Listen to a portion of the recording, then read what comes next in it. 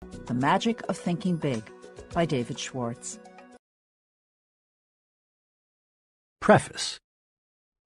Why this big book?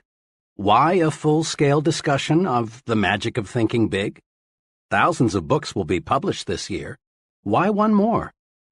Permit me to give you just a little background. Several years ago, I witnessed an exceptionally impressive sales meeting. The vice president in charge of marketing for this company was tremendously excited. He wanted to drive home a point. He had with him on the platform the leading representative in the organization, a very ordinary-looking fellow who earned in the year just ended just a little under $60,000. The earnings of other representatives averaged $12,000. The executive challenged the group. Here is what he said. I want you to take a good look at Harry. Look at him. Now what's Harry got that the rest of you haven't? Harry earned 5 times the average, but is Harry 5 times smarter? No, not according to our personnel tests. I checked. They show he's about average in that department. And did Harry work 5 times harder than you fellows? No, not according to the reports. In fact, he took more time off than most of you. Did Harry have a better territory? Again, I've got to say no. The accounts averaged about the same. Did Harry have more education, better health? Again, no. Harry is about as average as an average guy could be, except for one thing. The difference between Harry and the rest of you, said the vice president, the difference is that Harry thought 5 times bigger. Then the executive proceeded to show that success is determined not so much by the size of one's brain as it is by the size of one's thinking. This was an intriguing thought, and it stayed with me. The more I observed, the more people I talked with, the deeper I dug into what's really behind success, the clearer was the answer. Case history after case history proved that the size of bank accounts, the size of happiness accounts, and the size of one's general satisfaction account is dependent on the size of one's thinking. There is magic in thinking big. If thinking big accomplishes so much, why doesn't everyone think that way? I've been asked that question many times. Here, I believe, is the answer. All of us, more than we recognize, are products of the thinking around us. And much of this thinking is little, not big. All around you is an environment that is trying to tug you, trying to pull you down second-class street. You are told almost daily that there are too many chiefs and not enough Indians. In other words, that opportunities to lead no longer exist, that there is a surplus of chiefs. So be content to be a little guy. But this too many chiefs idea simply doesn't square with the truth. Leading people in all occupations will tell you, as they've told me, that the trouble is, there are too many Indians and not nearly enough chiefs. This petty environment says other things, too. It tells you, whatever will be, that your destiny is outside your control, that fate is in complete control. So forget those dreams, forget that finer home, forget that special college for the children, forget the better life. Be resigned, lie down and wait to die. And who hasn't heard the statement that success isn't worth the price? As if you have to sell your soul, your family life, your conscience, your set of values to reach the top. But in truth, success doesn't demand a price. Every step forward pays a dividend. This environment also tells us there's too much competition for the top spots in life. But is there? A personnel selection executive told me that he receives 50 to 250 times as many applicants for jobs that pay $10,000 per year as for jobs that pay $50,000 a year. This is to say that there is at least 50 times as much competition for jobs on Second-Class Street as for jobs on First-Class Avenue. First-Class Avenue, USA, is a short, uncrowded street.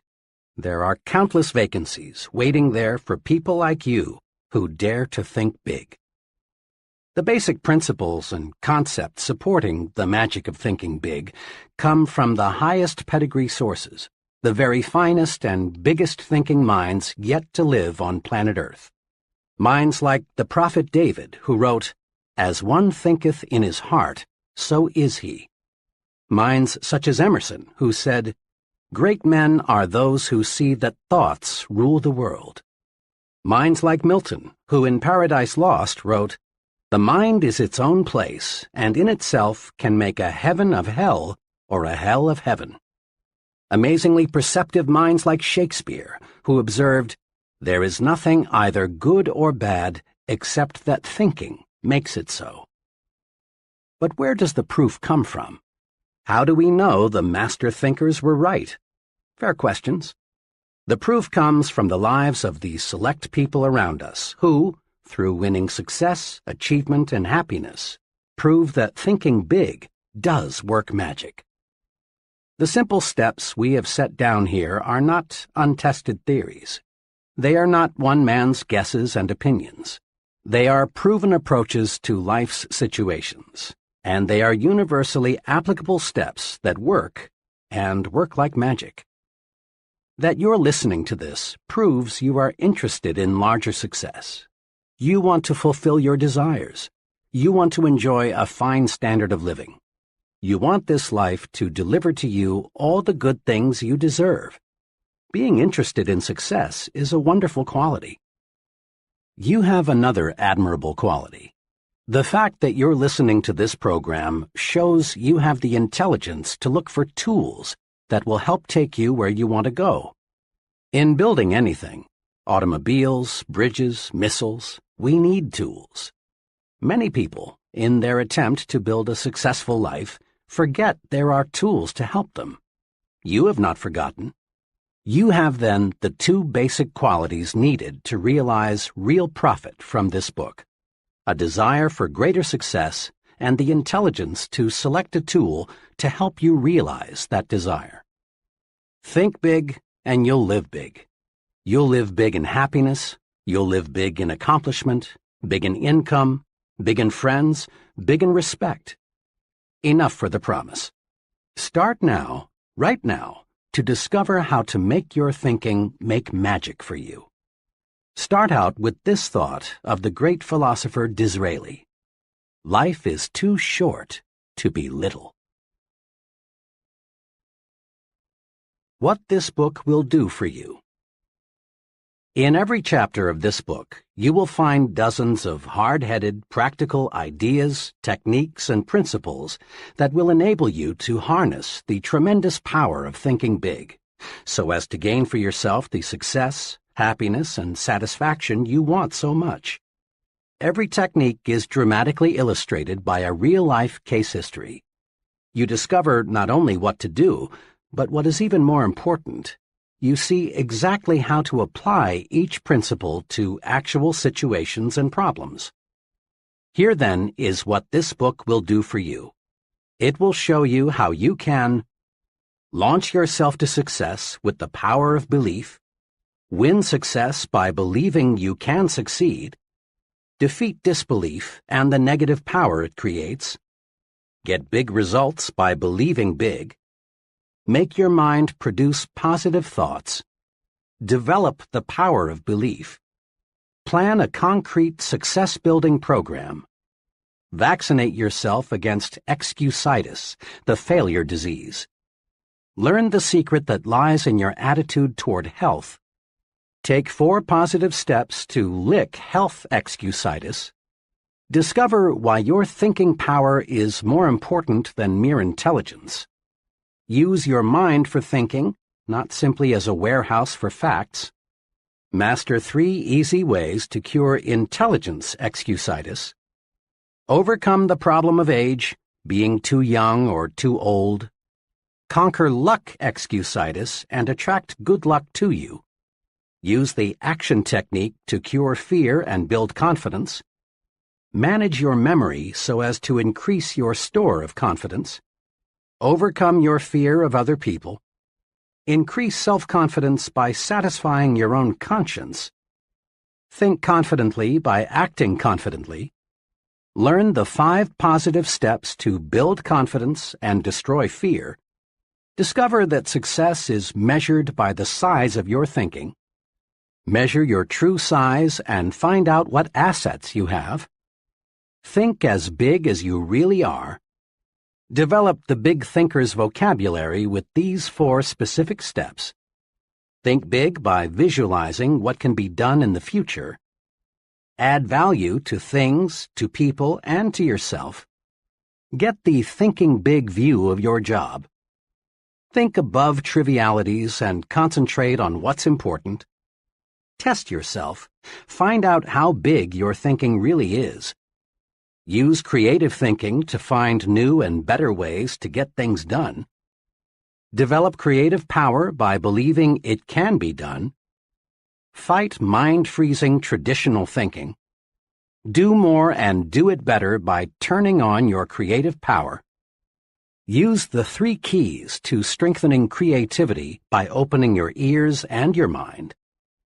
Stretch your thinking and stimulate your mind. Harness and develop your ideas, the fruit of your thinking. Look important because it helps you think important. Become important by thinking your work is important. Build your own sell yourself to yourself commercial. Upgrade your thinking. Think like important people think. Make your environment work for you. Prevent small people from holding you back. Manage your work environment. Get plenty of psychological sunshine during leisure hours. Throw thought poison out of your environment. Go first class in everything you do. Grow the attitudes that will help you win what you want. Get activated, get enthusiastic. Develop the power of real enthusiasm. Grow the you are important attitude. Make more money by getting the put service first attitude. Win the support of other people by thinking right toward them. Become more likable by making yourself lighter to lift. Take the initiative in building friendships. Master the technique of thinking only good thoughts about people. Win friends by practicing conversation generosity. Think big, even when you lose or receive a setback. Get the action habit. You don't need to wait until conditions are perfect. Make up your mind to do something about your ideas. Use action to cure fear and gain confidence. Discover the secret of mind action. Capitalize on the magic of now. Strengthen yourself by getting the speak up habit. Develop initiative, a special kind of action. Discover that defeat is nothing more than a state of mind. Salvage something from every setback. Use the force of constructive self-criticism. Achieve positive results through persistence and experimentation. Whip discouragement by finding the good side to every situation. Multiply your energy by setting definite goals. Set goals that will help you get things done and live longer. Accomplish your goals with this 30-day improvement guide. Invest in yourself for future profit. Learn the 4 rules of leadership. Develop your power to trade minds with the people you want to influence. Put the be human approach to work for you. Think progress, believe in progress, push for progress. Test yourself to learn whether you are a progressive thinker. Tap your supreme thinking power. Use the magic of thinking big in life's most crucial situations. Chapter 1. Believe you can succeed and you will. Success means many wonderful, positive things. Success means personal prosperity, a fine home, vacations, travel, new things, financial security, giving your children maximum advantages.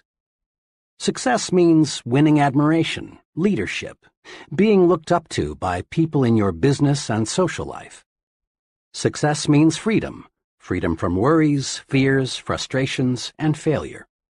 Success means self-respect, continually finding more real happiness and satisfaction from life, being able to do more for those who depend on you.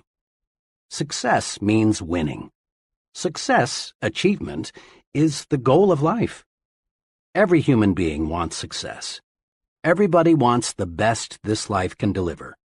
Nobody enjoys crawling, living in mediocrity. No one likes feeling second class and feeling forced to go that way. Some of the most practical success-building wisdom is found in that biblical quotation stating that faith can move mountains. Believe, really believe you can move a mountain, and you can. Not many people believe that they can move mountains, so, as a result, not many people do.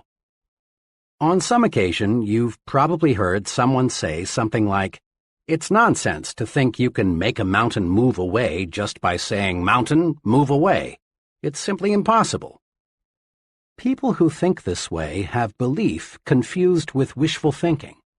And true enough, you can't wish away a mountain. You can't wish yourself into an executive suite. Nor can you wish yourself into a 5-bedroom, 3-bath house or the high-income brackets. You can't wish yourself into a position of leadership. But you can move a mountain with belief. You can win success by believing you can succeed. There is nothing magical or mystical about the power of belief. Belief works this way. Belief, the "I'm positive I can" attitude, generates the power, skill, and energy needed to do. When you believe I can do it, the how to do it develops. Every day, all over the nation, young people start working in new jobs. Each of them wishes that someday he could enjoy the success that goes with reaching the top. But the majority of these young people simply don't have the belief that it takes to reach the top rungs, and they don't reach the top. Believing it's impossible to climb high, they do not discover the steps that lead to great heights. Their behavior remains that of the average person. But a small number of these young people really believe they will succeed. They approach their work with the "I'm going to the top" attitude, and with substantial belief they reach the top. Believing they will succeed, and that it's not impossible, these folks study and observe the behavior of senior executives. They learn how successful people approach problems and make decisions. They observe the attitudes of successful people. The how to do it always comes to the person who believes he can do it. A young woman I'm acquainted with decided 2 years ago that she was going to establish a sales agency to sell mobile homes. She was advised by many that she shouldn't and couldn't do it. She had less than $3,000 in savings and was advised that the minimum capital investment required was many times that. "Look how competitive it is," she was advised. "And besides, what practical experience have you had in selling mobile homes, let alone managing a business?" her advisors asked. But this young lady had belief in herself and her ability to succeed. She quickly admitted that she lacked capital, that the business was very competitive, and that she lacked experience. "But," she said, "all the evidence I can gather shows that the mobile home industry is going to expand. On top of that, I've studied my competition. I know I can do a better job of merchandising trailers than anybody else in this town. I expect to make some mistakes, but I'm going to be on top in a hurry." And she was. She had little trouble getting capital. Her absolutely unquestioned belief that she could succeed with this business won her the confidence of 2 investors. And armed with complete belief, she did the impossible. She got a trailer manufacturer to advance her a limited inventory with no money down. Last year, she sold over $1 million worth of trailers. Next year, she says, I expect to gross over $2 million. Belief, strong belief, triggers the mind to figure ways and means and how to. And believing you can succeed makes others place confidence in you. Most people do not put much stock in belief, but some, the residents of Successfulville, USA, do.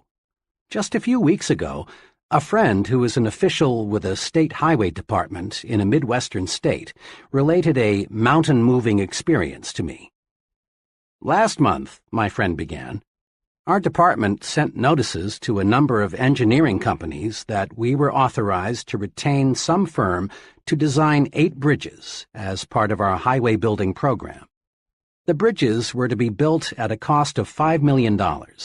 The engineering firm selected would get a 4% commission, or $200,000 for its design work. I talked with 21 engineering firms about this. The 4 largest decided right away to submit proposals. The other 17 companies were small, having only 3 to 7 engineers each. The size of the project scared off 16 of these 17. They went over the project, shook their heads, and said, in effect, 'It's too big for us. I wish I thought we could handle it, but it's no use even trying.' But one of these small firms, a company with only 3 engineers, studied the plans and said, 'We can do it. We'll submit a proposal.' They did, and they got the job. Those who believe they can move mountains do. Those who believe they can't, cannot. Belief triggers the power to do. Actually, in these modern times, belief is doing much bigger things than moving mountains. The most essential element, in fact, the essential element, in our space explorations today, is belief that space can be mastered. Without firm, unwavering belief that man can travel in space, our scientists would not have the courage, interest, and enthusiasm to proceed. Belief that cancer can be cured will ultimately produce cures for cancer. Currently, there is some talk of building a tunnel under the English Channel to connect England with the continent. Whether this tunnel is ever built depends on whether responsible people believe it can be built.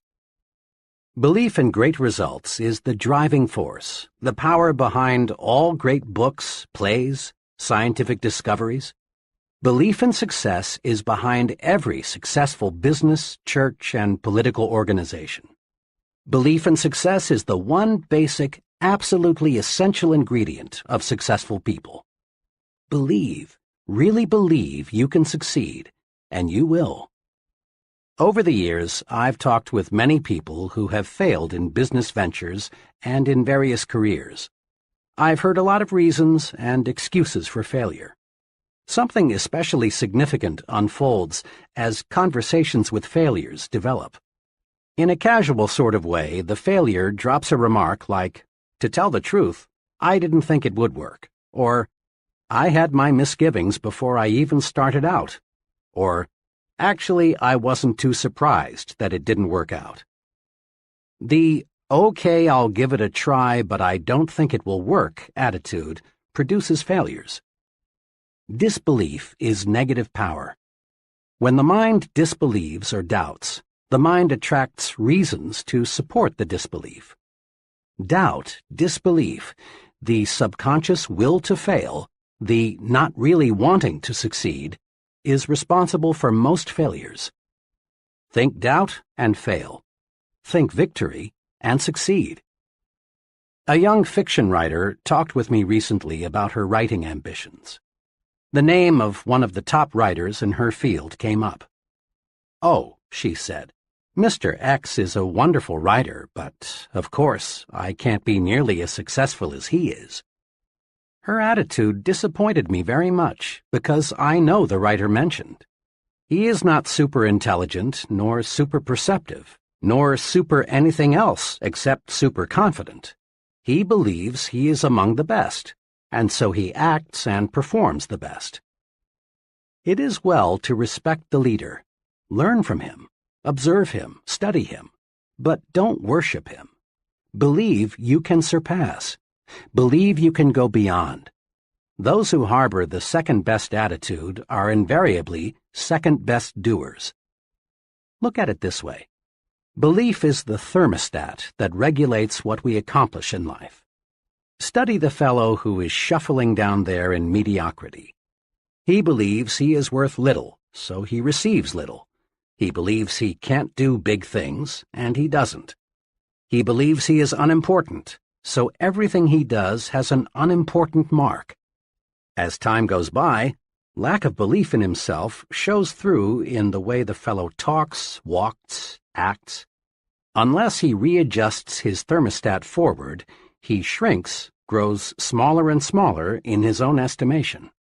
And since others see in us what we see in ourselves, he grows smaller in the estimation of the people around him. Now, look across the way at the person who is advancing forward. He believes he is worth much, and he receives much. He believes he can handle big, difficult assignments, and he does. Everything he does, the way he handles himself with people, his character, his thoughts, his viewpoints, all say, here is a professional. He is an important person. A person is a product of his own thoughts. Believe big. Adjust your thermostat forward. Launch your success offensive with honest, sincere belief that you can succeed. Believe big and grow big. Several years ago, after addressing a group of businessmen in Detroit, I talked with one of the gentlemen who approached me, introduced himself, and said, "I really enjoyed your talk. Can you spare a few minutes? I'd like very much to discuss a personal experience with you." In a few minutes, we were comfortably seated in a coffee shop, waiting for some refreshments. "I have a personal experience," he began, "that ties in perfectly with what you said this evening about making your mind work for you instead of letting it work against you. I've never explained to anyone how I lifted myself out of the world of mediocrity, but I'd like to tell you about it." "And I'd like to hear it," I said. "Well, just 5 years ago, I was plodding along, just another guy working in the tool and die trade.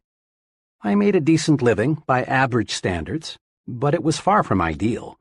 Our home was much too small, and there was no money for those many things we wanted. My wife, bless her, didn't complain much, but it was written all over her that she was more resigned to her fate than she was happy. Inside, I grew more and more dissatisfied. When I let myself see how I was failing my good wife and 2 children, I really hurt inside. But today things are really different," my friend continued. "Today we have a beautiful new home on a 2-acre lot and a year-round cabin a couple 100 miles north of here. There's no more worry about whether we can send the kids to a good college, and my wife no longer has to feel guilty every time she spends money for some new clothes. Next summer, the whole family is flying to Europe to spend a month's holiday. We're really living." "How did all this happen?" I asked. "It all happened," he continued, "when, to use the phrase you used tonight, I harnessed the power of belief. 5 years ago, I learned about a job with a tool and die company here in Detroit. We were living in Cleveland at the time. I decided to look into it, hoping I could make a little more money. I got here early on Sunday evening, but the interview was not until Monday. After dinner, I sat down in my hotel room, and for some reason, I got really disgusted with myself. Why, I asked myself, am I just a middle-class failure? Why am I trying to get a job that represents such a small step forward? I don't know to this day what prompted me to do it, but I took a sheet of hotel stationery and wrote down the names of 5 people I've known well for several years who had far surpassed me in earning power and job responsibility. 2 were former neighbors who had moved away to fine subdivisions. 2 others were fellows I had worked for, and the 3rd was a brother-in-law. Next, again, I don't know what made me do this. I asked myself, what do my 5 friends have that I don't have, besides better jobs? I compared myself with them on intelligence, but I honestly couldn't see that they excelled in the brains department, nor could I truthfully say they had me beat on education, integrity, or personal habits. Finally, I got down to another success quality one hears a lot about: initiative. Here I hated to admit it, but I had to. On this point, my record showed I was far below that of my successful friends. It was now about 3 a.m., but my mind was astonishingly clear. I was seeing my weak point for the first time. I discovered that I had held back. I had always carried a little stick. I dug into myself deeper and deeper, and found the reason I lacked initiative was because I didn't believe inside that I was worth very much. I sat there the rest of the night, just reviewing how lack of faith in myself had dominated me ever since I could remember, how I had used my mind to work against myself. I found I had been preaching to myself why I couldn't get ahead instead of why I could. I had been selling myself short. I found this streak of self-depreciation showed through in everything I did.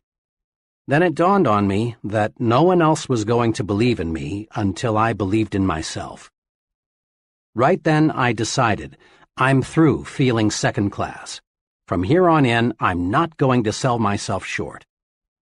Next morning, I still had that confidence. During the job interview, I gave my newfound confidence its first test. Before coming for the interview, I'd hoped I would have the courage to ask for $750 or maybe even $1,000 more than my present job was paying. But now, after realizing I was a valuable man, I upped it to $3,500. And I got it. I sold myself because, after that one long night of self-analysis, I found things in myself that made me a lot more saleable. Within 2 years after I took that job, I had established a reputation as the fellow who can get business. Then we went into a recession. This made me still more valuable because I was one of the best business getters in the industry.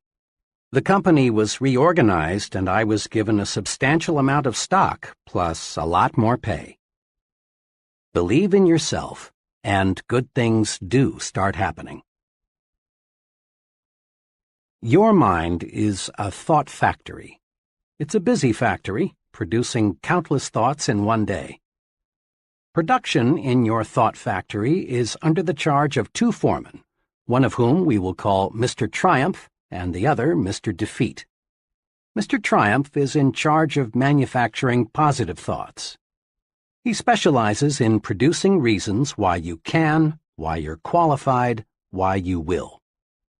The other foreman, Mr. Defeat, produces negative, deprecating thoughts. He is your expert in developing reasons why you can't, why you're weak, why you're inadequate. His specialty is the why you will fail chain of thoughts. Both Mr. Triumph and Mr. Defeat are intensely obedient. They snap to attention immediately. All you need do to signal either foreman is to give the slightest mental beck and call. If the signal is positive, Mr. Triumph will step forward and go to work. Likewise, a negative signal brings Mr. Defeat forward. To see how these 2 foremen work for you, try this example. Tell yourself, today is a lousy day. This signals Mr. Defeat into action, and he manufactures some facts to prove you are right. He suggests to you that it's too hot or it's too cold. Business will be bad today. Sales will drop. Other people will be on edge. You may get sick. Your wife will be in a fussy mood. Mr. Defeat is tremendously efficient. In just a few moments, he's got you sold. It is a bad day. Before you know it, it is a heck of a bad day. But tell yourself, today is a fine day, and Mr. Triumph is signaled forward to act. He tells you, this is a wonderful day. The weather is refreshing. It's good to be alive. Today you can catch up on some of your work. And then it is a good day. In like fashion, Mr. Defeat can show you why you can't sell Mr. Smith. Mr. Triumph will show you that you can. Mr. Defeat will convince you that you will fail, while Mr. Triumph will demonstrate why you will succeed. Mr. Defeat will prepare a brilliant case against Tom, while Mr. Triumph will show you more reasons why you like Tom. Now, the more work you give either of these 2 foremen, the stronger he becomes. If Mr. Defeat is given more work to do, he adds personnel and takes up more space in your mind. Eventually, he will take over the entire thought manufacturing division, and virtually all thought will be of a negative nature. The only wise thing to do is fire Mr. Defeat. You don't need him. You don't want him around telling you that you can't, you're not up to it, you'll fail, and so on. Mr. Defeat won't help you get where you want to go, so boot him out. Use Mr. Triumph 100% of the time. When any thought enters your mind, ask Mr. Triumph to go to work for you. He'll show you how you can succeed. Between now and tomorrow at this time, another 11,500 new consumers will have made their grand entry into the USA. Population is growing at a record rate. In the next 10 years, the increase is conservatively estimated at 35 million. That's equal to the present combined metropolitan population of our 5 biggest cities: New York, Chicago, Los Angeles, Detroit, and Philadelphia. Imagine. New industries, new scientific breakthroughs, expanding markets, all spell opportunity. This is good news. This is a most wonderful time to be alive. All signs point to a record demand for top-level people in every field. People who have superior ability to influence others, to direct their work, to serve them in a leadership capacity. And the people who will fill these leadership positions are all adults or near adults right now. One of them is you. The guarantee of a boom is not, of course, a guarantee of personal success. Over the long pull, the United States has always been booming. But just a fast glance shows that millions and millions of people, in fact, a majority of them, struggle but don't really succeed. The majority of folks still plug along in mediocrity despite the record opportunity of the last 2 decades. And in the boom period ahead, most people will continue to worry, to be afraid, to crawl through life feeling unimportant, unappreciated, not able to do what they want to do. As a result, their performance will earn them petty rewards, petty happiness. Those who convert opportunity into reward, and let me say, I sincerely believe you are one of those, else you'd rely on luck and not bother with this book, will be those wise people who learn how to think themselves to success. Walk in. The door to success is open wider than ever before. Put yourself on record now that you are going to join that select group that is getting what it wants from life. Here is the first step toward success. It's a basic step. It can't be avoided. Step 1. Believe in yourself. Believe you can succeed. How to develop the power of belief. Here are the 3 guides to acquiring and strengthening the power of belief. 1. Think success. Don't think failure. At work, in your home, substitute success thinking for failure thinking. When you face a difficult situation, think, I'll win, not I'll probably lose. When you compete with someone else, think, I'm equal to the best, not I'm outclassed. When opportunity appears, think, I can do it, never I can't. Let the master thought, I will succeed, dominate your thinking process. Thinking success conditions your mind to create plans that produce success. Thinking failure does the exact opposite. Failure thinking conditions the mind to think other thoughts that produce failure. 2.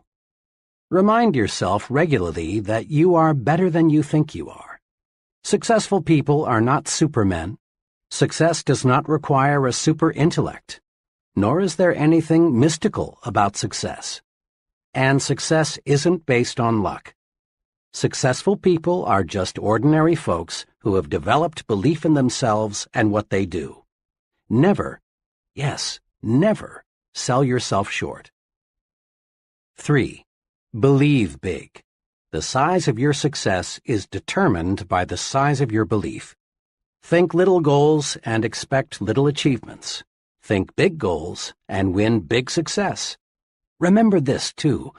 Big ideas and big plans are often easier, certainly no more difficult, then small ideas and small plans.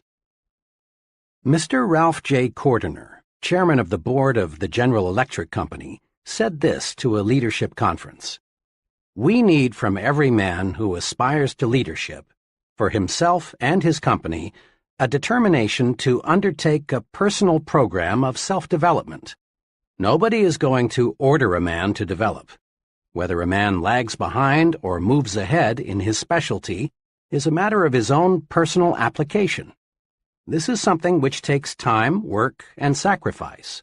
Nobody can do it for you." Mr. Cordiner's advice is sound and practical. Live it.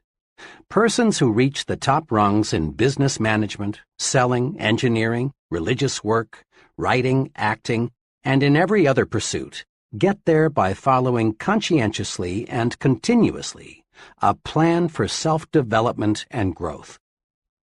Any training program, and that's exactly what this book is, must do three things. It must provide content, the what to do. Second, it must supply a method, the how to do it. And third, it must meet the acid test, that is, get results. The what of your personal training program for success is built on the attitudes and techniques of successful people. How do they manage themselves? How do they overcome obstacles? How do they earn the respect of others? What sets them apart from the ordinary? How do they think? The how of your plan for development and growth is a series of concrete guides for action. These are found in each chapter. These guides work. Apply them and see for yourself. What about the most important part of training? Results? Wrapped up briefly, conscientious application of the program presented here will bring you success, and on a scale that may now look impossible. Broken down into its components, your personal training program for success will bring you a series of rewards. The reward of deeper respect from your family, the reward of admiration from your friends and associates, the reward of feeling useful, of being someone, of having status, the reward of increased income and a higher standard of living. Your training is self-administered. There will be no one standing over your shoulder telling you what to do and how to do it. This book will be your guide, but only you can understand yourself. Only you can command yourself to apply this training. Only you can evaluate your progress. Only you can bring about corrective action should you slip a little. In short, you are going to train yourself to achieve bigger and bigger success. You already have a fully equipped laboratory in which you can work and study. Your laboratory is all around you. Your laboratory consists of human beings. This laboratory supplies you with every possible example of human action. And there is no limit to what you can learn once you see yourself as a scientist in your own lab. What's more, there is nothing to buy. There is no rent to pay. There are no fees of any kind. You can use this laboratory as much as you like for free. As director of your own laboratory, you will want to do what every scientist does: observe and experiment. Isn't it surprising to you that most people understand so little about why people act as they do, even though they are surrounded by people all their lives? Most people are not trained observers. One important purpose of this book is to help you train yourself to observe, to develop deep insight into human action. You'll want to ask yourself questions like, why is John so successful and Tom just getting by? Why do some people have many friends and other people have only few friends? Why will people gladly accept what one person tells them but ignore another person who tells them the same thing? Once trained, you will learn valuable lessons just through the very simple process of observing. Here are 2 special suggestions to help you make yourself a trained observer. Select for special study the most successful and the most unsuccessful person you know. Then, as the book unfolds, observe how closely your successful friend adheres to the success principles. Notice also how studying the 2 extremes will help you see the unmistakable wisdom of following the truths outlined in this book. Each contact you make with another person gives you a chance to see success development principles at work. Your objective is to make successful action habitual. The more we practice, the sooner it becomes second nature to act in the desired way. Most of us have friends who grow things for a hobby, and we've all heard them say something like, "It's exciting to watch those plants grow. Just look how they respond to plant food and water. See how much bigger they are today than they were last week." To be sure, it is thrilling to watch what can happen when men cooperate carefully with nature. But it is not 1/10 as fascinating as watching yourself respond to your own carefully administered thought management program. It's fun to feel yourself growing more confident, more effective, more successful, day by day, month by month. Nothing, absolutely nothing, in this life gives you more satisfaction than knowing you're on the road to success and achievement.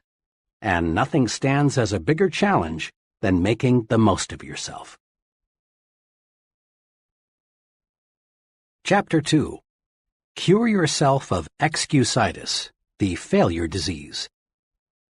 People.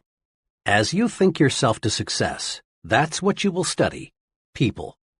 You will study people very carefully to discover, then apply, success-rewarding principles to your life. And you want to begin right away. Go deep into your study of people, and you'll discover unsuccessful people suffer a mind-deadening thought disease. We call this disease excusitis.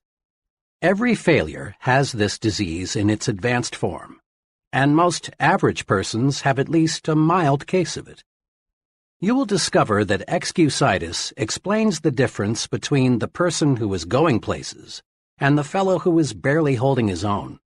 You will find that the more successful the individual, the less inclined he is to make excuses. But the fellow who has gone nowhere and has no plans for getting anywhere always has a book full of reasons to explain why. Persons with mediocre accomplishments are quick to explain why they haven't, why they don't, why they can't, and why they aren't. Study the lives of successful people and you'll discover this. All the excuses made by the mediocre fellow could be, but aren't, made by the successful person. I have never met nor heard of a highly successful business executive, military officer, salesman, professional person, or leader in any field who could not have found one or more major excuses to hide behind. Roosevelt could have hidden behind his lifeless legs. Truman could have used no college education. Kennedy could have said, "I'm too young to be president." Johnson and Eisenhower could have ducked behind heart attacks. Like any disease, excusitis gets worse if it isn't treated properly. A victim of this thought disease goes through this mental process. I'm not doing as well as I should. What can I use as an alibi that will help me save face? Let's see. Poor health? Lack of education? Too old? Too young? Bad luck? Personal misfortune? Wife? The way my family brought me up? Once the victim of this failure disease has selected a good excuse, he sticks with it. Then he relies on the excuse to explain to himself and others why he is not going forward. And each time the victim makes the excuse becomes embedded deeper within his subconsciousness. Thoughts, positive or negative, grow stronger when fertilized with constant repetition. At first, the victim of excusitis knows his alibi is more or less a lie. But the more frequently he repeats it, the more convinced he becomes that it is completely true, that the alibi is the real reason for his not being the success he should be. Procedure 1, then, in your individual program of thinking yourself to success, must be to vaccinate yourself against excusitis, the disease of the failures. The 4 most common forms of excusitis. Excusitis appears in a wide variety of forms, but the worst types of this disease are health excusitis, intelligence excusitis, age excusitis, and luck excusitis. Now let's see just how we can protect ourselves from these 4 common ailments. 1. But my health isn't good. Health excusitis ranges all the way from the chronic I don't feel good to the more specific I've got such and such wrong with me. Bad health, in 1,000 different forms, is used as an excuse for failing to do what a person wants to do, failing to accept greater responsibilities, failing to make more money, failing to achieve success. Millions and millions of people suffer from health excusitis. But is it in most cases a legitimate excuse? Think for a moment of all the highly successful people you know who could, but who don't, use health as an excuse. My physician and surgeon friends tell me the perfect specimen of adult life is non-existent. There is something physically wrong with everybody. Many surrender in whole or in part to health excusitis, but success-thinking people do not. 2 experiences happened to me in one afternoon that illustrate the correct and incorrect attitudes toward health. I had just finished a talk in Cleveland. Afterward, one fellow, about 30, asked to speak to me privately for a few minutes. He complimented me on the meeting, but then said, "I'm afraid your ideas can't do me much good." "You see," he continued, "I've got a bad heart, and I've got to hold myself in check." He went on to explain that he'd seen 4 doctors, but they couldn't find his trouble. He asked me what I would suggest he do. "Well," I said, "I know nothing about the heart, but as one layman to another, here are 3 things I'd do. First, I'd visit the finest heart specialist I could find and accept his diagnosis as final. You've already checked with 4 doctors, and none of them has found anything peculiar with your heart. Let the 5th doctor be your final check. It may very well be you've got a perfectly sound heart. But if you keep on worrying about it, eventually you may have a very serious heart ailment. Looking and looking and looking for an illness often actually produces illness." The second thing I'd recommend is that you read Dr. Schindler's great book, How to Live 365 Days a Year. Dr. Schindler shows in this book that 3 out of every 4 hospital beds are occupied by people who have EII, emotionally induced illness. Imagine, 3 out of 4 people who are sick right now would be well if they learned how to handle their emotions. Read Dr. Schindler's book and develop your program for emotions management. Third, I'd resolve to live until I die. I went on to explain to this troubled fellow some sound advice I received many years ago from a lawyer friend who had an arrested case of tuberculosis. This friend knew he would have to live a regulated life, but this hasn't stopped him from practicing law, rearing a fine family, and really enjoying life. My friend, who now is 78 years old, expresses his philosophy in these words: "I'm going to live until I die, and I'm not going to get life and death confused. While I'm on this earth, I'm going to live. Why be only half alive? Every minute a person spends worrying about dying is just 1 minute that fellow might as well have been dead." I had to leave at that point because I had to be on a certain plane for Detroit. On the plane, the second but much more pleasant experience occurred. After the noise of the takeoff, I heard a ticking sound. Rather startled, I glanced at the fellow sitting beside me, for the sound seemed to be coming from him. He smiled a big smile and said, "Oh, it's not a bomb. It's just my heart."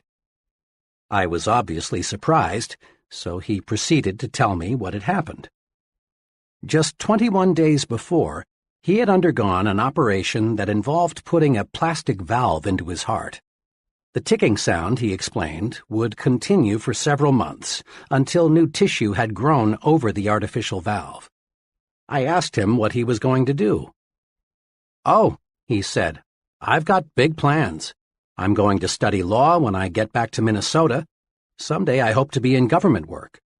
The doctors tell me I must take it easy for a few months, but after that I'll be like new.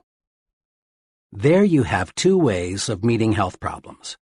The first fellow, not even sure he had anything organically wrong with him, was worried, depressed, on the road to defeat, wanting somebody to second his motion that he couldn't go forward. The second individual, after undergoing one of the most difficult of operations, was optimistic, eager to do something. The difference lay in how they thought toward health. I've had some very direct experience with health excusitis. I'm a diabetic. Right after I discovered I had this ailment, about 5,000 hypodermics ago, I was warned, diabetes is a physical condition, but the biggest damage results from having a negative attitude about it. Worry about it, and you may have real trouble. Naturally, since the discovery of my own diabetes, I've gotten to know a great many other diabetics. Let me tell you about two extremes.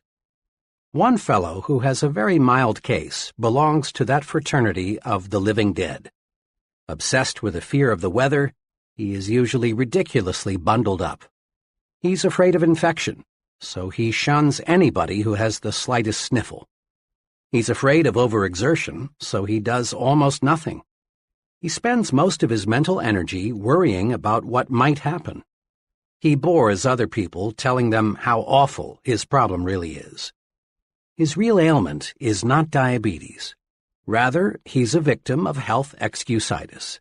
He has pitied himself into being an invalid. The other extreme is a division manager for a large publishing company. He has a severe case. He takes about 30 times as much insulin as the fellow just mentioned.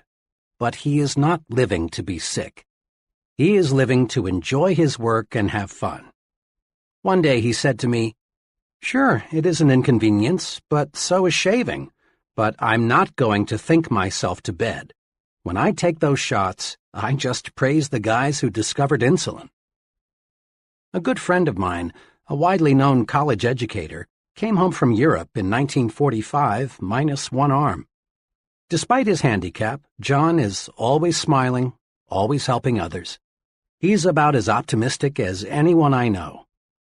One day, he and I had a long talk about his handicap. "It's just an arm," he said. "Sure, two are better than one, but they just cut off my arm. My spirit is 100% intact. I'm really grateful for that." Another amputee friend is an excellent golfer. One day, I asked him how he had been able to develop such a near-perfect style with just one arm. I mentioned that most golfers with two arms can't do nearly as well. His reply says a lot. "Well, it's my experience," he said, "that the right attitude and one arm will beat the wrong attitude and two arms every time." The right attitude and one arm will beat the wrong attitude and two arms every time. Think about that for a while. It holds true not only on the golf course, but in every facet of life. 4 things you can do to lick health excusitis. The best vaccine against health excusitis consists of these 4 doses. 1. Refuse to talk about your health. The more you talk about an ailment, even the common cold, the worse it seems to get. Talking about bad health is like putting fertilizer on weeds. Besides, talking about your health is a bad habit. It bores people. It makes one appear self-centered and old-maidish. Success-minded people defeat the natural tendency to talk about their bad health. One may, and let me emphasize the word may, get a little sympathy, but one doesn't get respect and loyalty by being a chronic complainer. 2. Refuse to worry about your health. Dr. Walter Alvarez, emeritus consultant to the world-famous Mayo Clinic, wrote recently, "I always beg worriers to exercise some self-control. For instance, when I saw this man, a fellow who was convinced he had a diseased gallbladder, although 8 separate X-ray examinations showed that the organ was perfectly normal, I begged him to quit getting his gallbladder X-rayed. I have begged hundreds of heart-conscious men to quit getting electrocardiograms made." 3. Be genuinely grateful that your health is as good as it is. There's an old saying worth repeating often. I felt sorry for myself because I had ragged shoes until I met a man who had no feet. Instead of complaining about not feeling good, it's far better to be glad you are as healthy as you are. Just being grateful for the health you have is powerful vaccination against developing new aches and pains and real illness. 4. Remind yourself often, it's better to wear out than rust out. Life is yours to enjoy. Don't waste it. Don't pass up living by thinking yourself into a hospital bed. 2. But you've got to have brains to succeed. Intelligence excusitis, or I lack brains, is common. In fact, it's so common that perhaps as many as 95% of the people around us have it in varying degrees. Unlike most other types of excusitis, people suffering from this particular type of the malady suffer in silence. Not many people will admit openly that they think they lack adequate intelligence. Rather, they feel it deep down inside. Most of us make two basic errors with respect to intelligence. 1. We underestimate our own brain power. 2. We overestimate the other fellow's brain power. Because of these errors, many people sell themselves short. They fail to tackle challenging situations because it takes a brain. But along comes the fellow who isn't concerned about intelligence, and he gets the job. What really matters is not how much intelligence you have, but how you use what you do have. The thinking that guides your intelligence is much more important than the quantity of your brain power. Let me repeat, for this is vitally important. The thinking that guides your intelligence is much more important than how much intelligence you may have. In answering the question, should your child be a scientist, Dr. Edward Teller, one of the nation's foremost physicists, said, "A child does not need a lightning-fast mind to be a scientist, nor does he need a miraculous memory, nor is it necessary that he get very high grades in school. The only point that counts is that the child have a high degree of interest in science." Interest, enthusiasm, is the critical factor even in science. With a positive, optimistic, and cooperative attitude, a person with an IQ of 100 will earn more money, win more respect, and achieve more success than a negative, pessimistic, uncooperative individual with an IQ of 120. Just enough sense to stick with something, a chore, task, project, until it's completed, pays off much better than idle intelligence, even if idle intelligence be of genius caliber. For stickability is 95% of ability. At a homecoming celebration last year, I met a college friend whom I had not seen for 10 years. Chuck was a very bright student and was graduated with honors. His goal when I last saw him was to own his own business in western Nebraska. I asked Chuck what kind of business he finally established. "Well," he confessed, "I didn't go into business for myself. I wouldn't have said this to anyone 5 years ago or even 1 year ago, but now I'm ready to talk about it. As I look back at my college education now, I see that I became an expert in why a business idea won't work out. I learned every conceivable pitfall, every reason why a small business will fail. You've got to have ample capital. Be sure the business cycle is right. Is there a big demand for what you will offer? Is local industry stabilized? 1,001 things to check out. The thing that hurts most is that several of my old high school friends, who never seemed to have much on the ball and didn't even go to college, now are very well established in their own businesses. But me, I'm just plodding along, auditing freight shipments. Had I been drilled a little more in why a small business can succeed, I'd be better off in every way today. The thinking that guided Chuck's intelligence was a lot more important than the amount of Chuck's intelligence. Why some brilliant people are failures.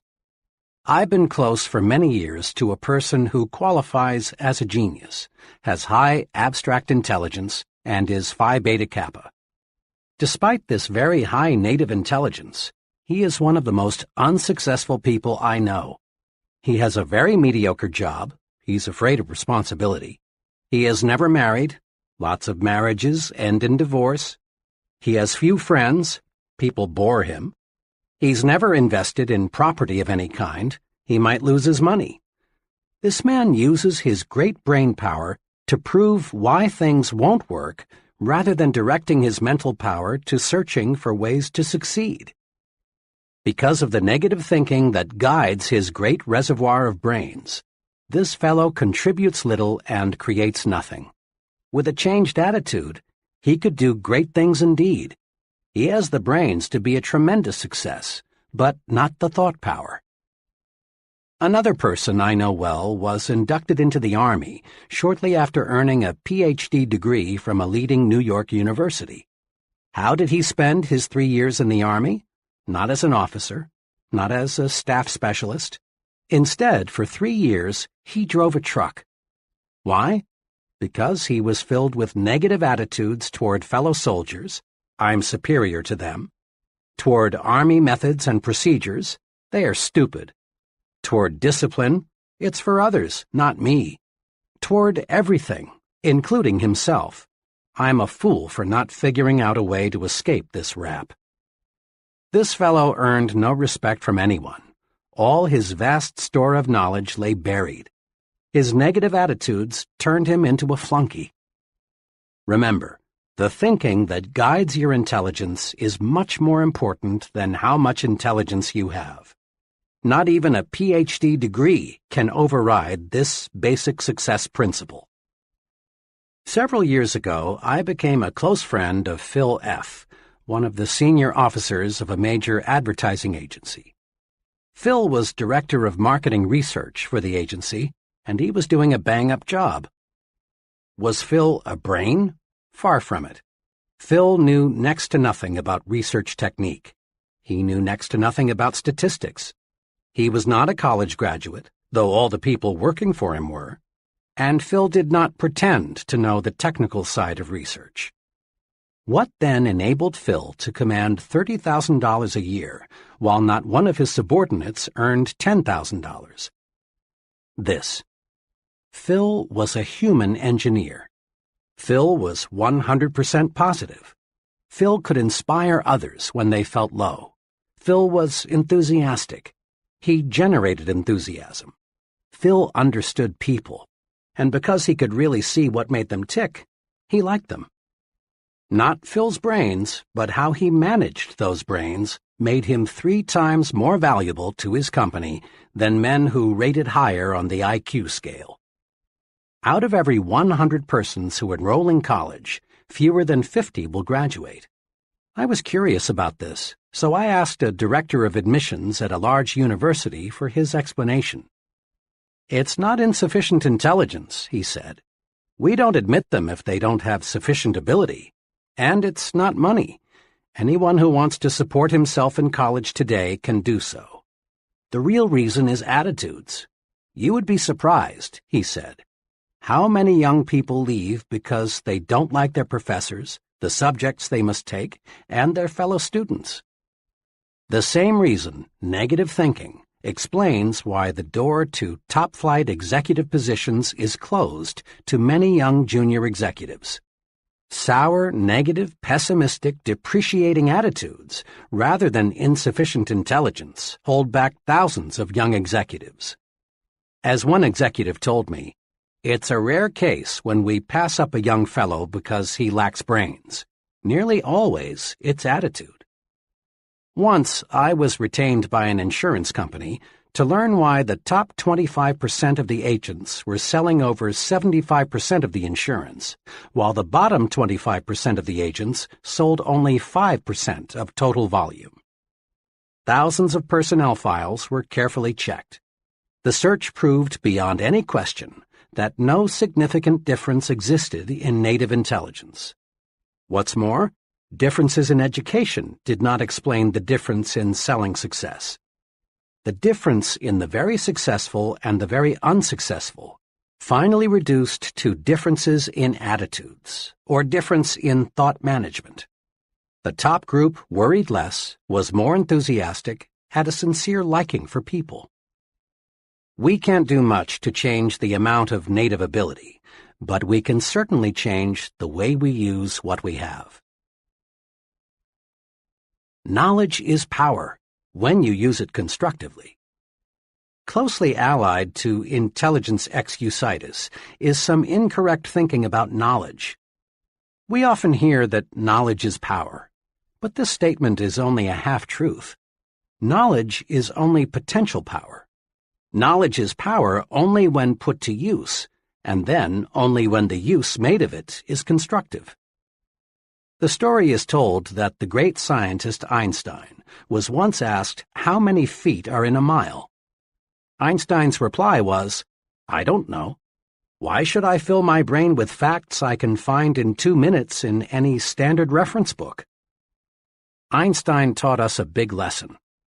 He felt it was more important to use your mind to think than to use it as a warehouse for facts. One time, Henry Ford was involved in a libel suit with the Chicago Tribune. The Tribune had called Ford an ignoramus, and Ford said, in effect, "Prove it." The Tribune asked him scores of simple questions, such as, who was Benedict Arnold? When was the Revolutionary War fought? And others, most of which Ford, who had little formal education, could not answer. Finally, he became quite exasperated and said, "I don't know the answers to those questions, but I could find a man in 5 minutes who does." Henry Ford was never interested in miscellaneous information. He knew what every major executive knows, that the ability to know how to get information is more important than using the mind as a garage for facts. How much is a fact man worth? I spent a very interesting evening recently with a friend who is the president of a young but rapidly growing manufacturing concern. The TV set happened to be turned to one of the most popular quiz programs. The fellow being quizzed had been on the show for several weeks. He could answer questions on all sorts of subjects, many of which seemed nonsensical. After the fellow answered a particularly odd question, something about a mountain in Argentina, my host looked at me and said, "How much do you think I'd pay that guy to work for me?" "How much?" I asked. "Not a cent over $300, not per week, not per month, but for life. I've sized him up. That expert can't think. He can only memorize. He's just a human encyclopedia, and I figure for $300 I can buy a pretty good set of encyclopedias. In fact, maybe that's too much. 90% of what that guy knows I can find in a $2 almanac. What I want around me," he continued, "are people who can solve problems, who can think up ideas, people who can dream and then develop the dream into a practical application.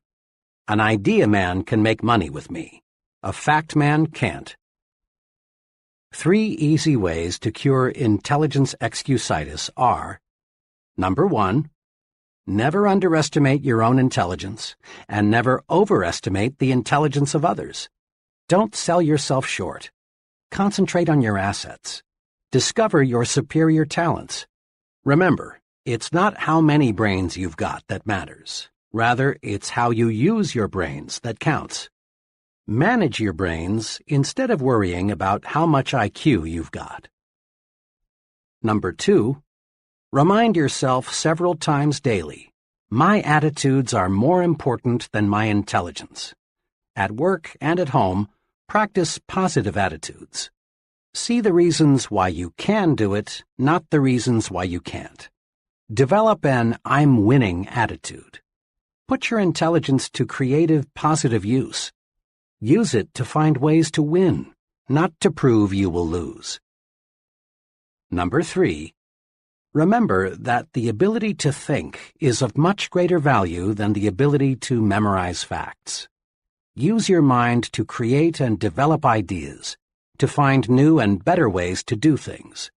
Ask yourself, Am I using my mental ability to make history, or am I using it merely to record history made by others? 3. It's no use. I'm too old or too young. Age excusitis, the failure disease of never being the right age, comes in two easily identifiable forms, the I'm too old variety and the I'm too young brand.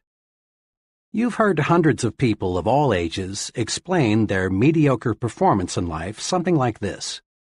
I'm too old, or too young, to break in now. I can't do what I want to do or am capable of doing because of my age handicap. Really, it's surprising how few people feel they are just right, age-wise, and it's unfortunate. This excuse has closed the door of real opportunity to thousands of individuals. They think their age is wrong, so they don't even bother to try. The I'm too old variety is the most common form of age excusitis. This disease is spread in subtle ways. TV fiction is produced about the big executive who lost his job because of a merger and can't find another because he's too old. Mr. Executive looks for months to find another job, but he can't, and in the end, after contemplating suicide for a while, he decides to rationalize that it's nice to be on the shelf.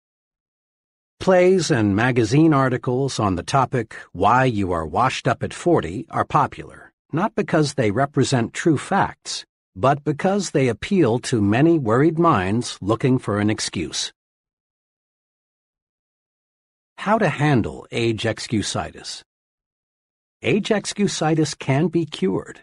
A few years ago, while I was conducting a sales training program, I discovered a good serum that both cures this disease and vaccinates you so you won't get it in the first place. In that training program, there was a trainee named Cecil. Cecil, who was 40, wanted to shift over to set himself up as a manufacturer's representative, but he thought he was too old. After all, he explained, I'd have to start from scratch, and I'm too old for that now. I'm 40. I talked with Cecil several times about his old age problem. I used the old medicine, you're only as old as you feel, but I found I was getting nowhere. Too often, people retort with, but I do feel old. Finally, I discovered a method that worked. One day, after a training session, I tried it on Cecil. I said, Cecil, when does a man's productive life begin? He thought a couple of seconds and answered, Oh, when he's about 20, I guess. Okay, I said. Now, when does a man's productive life end?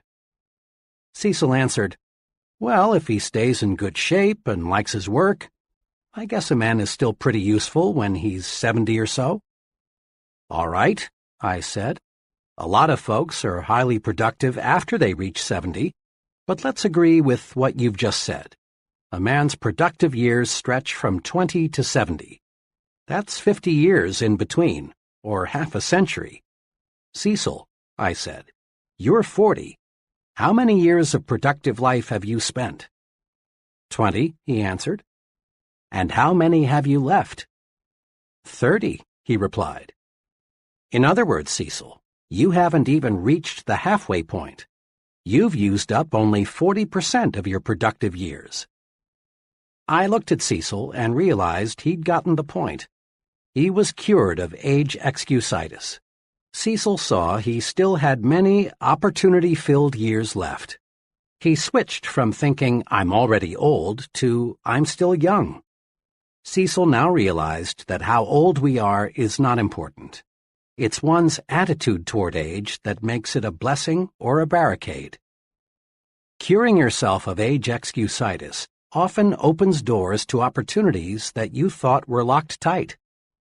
A relative of mine spent years doing many different things, selling, operating his own business, working in a bank, but he never quite found what he really wanted to do most. Finally, he concluded that the one thing he wanted more than anything else was to be a minister. But when he thought about it, he found he was too old. After all, he was 45, had 3 young children and little money. But fortunately, he mustered all of his strength and told himself, 45 or not, I'm going to be a minister. With tons of faith but little else, he enrolled in a 5-year ministerial training program in Wisconsin. 5 years later, he was ordained as a minister and settled down with a fine congregation in Illinois. Old? Of course not. He still has 20 years of productive life ahead of him. I talked with this man not long ago, and he said to me, "You know, if I had not made that great decision when I was 45, I would have spent the rest of my life growing old and bitter. Now I feel every bit as young as I did 25 years ago." And he almost looked it, too. When you lick age excusitis, the natural result is to gain the optimism of youth and feel of youth. When you beat down your fears of age limitations, you add years to your life as well as success. A former university colleague of mine provides an interesting angle on how age excusitis was defeated. Bill was graduated from Harvard in the 1920s. After 24 years in the stock brokerage business, during which time he made a modest fortune, Bill decided he wanted to become a college professor. Bill's friends warned him that he would overtax himself in the rugged learning program ahead.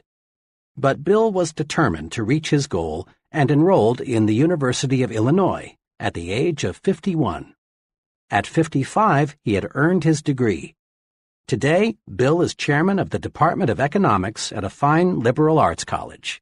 He's happy, too. He smiles when he says, "I've got almost a third of my good years left." Old age is a failure disease. Defeat it by refusing to let it hold you back. When is a person too young? The "I'm too young" variety of age excusitis does much damage, too.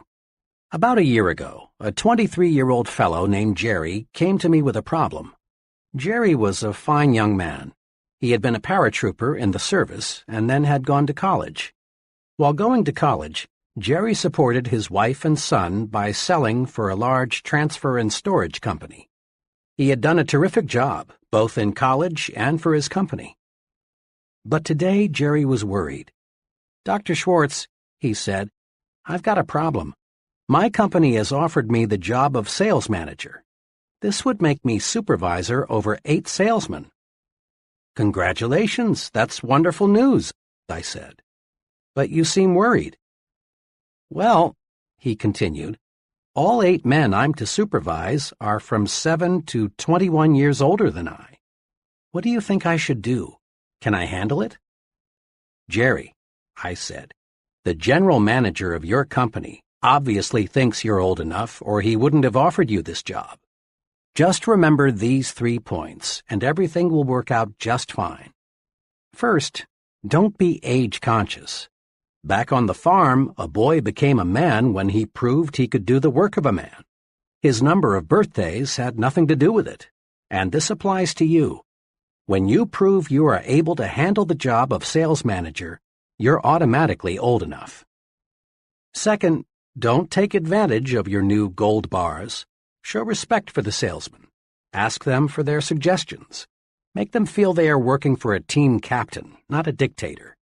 Do this, and the men will work with you, not against you. Third, get used to having older persons working for you.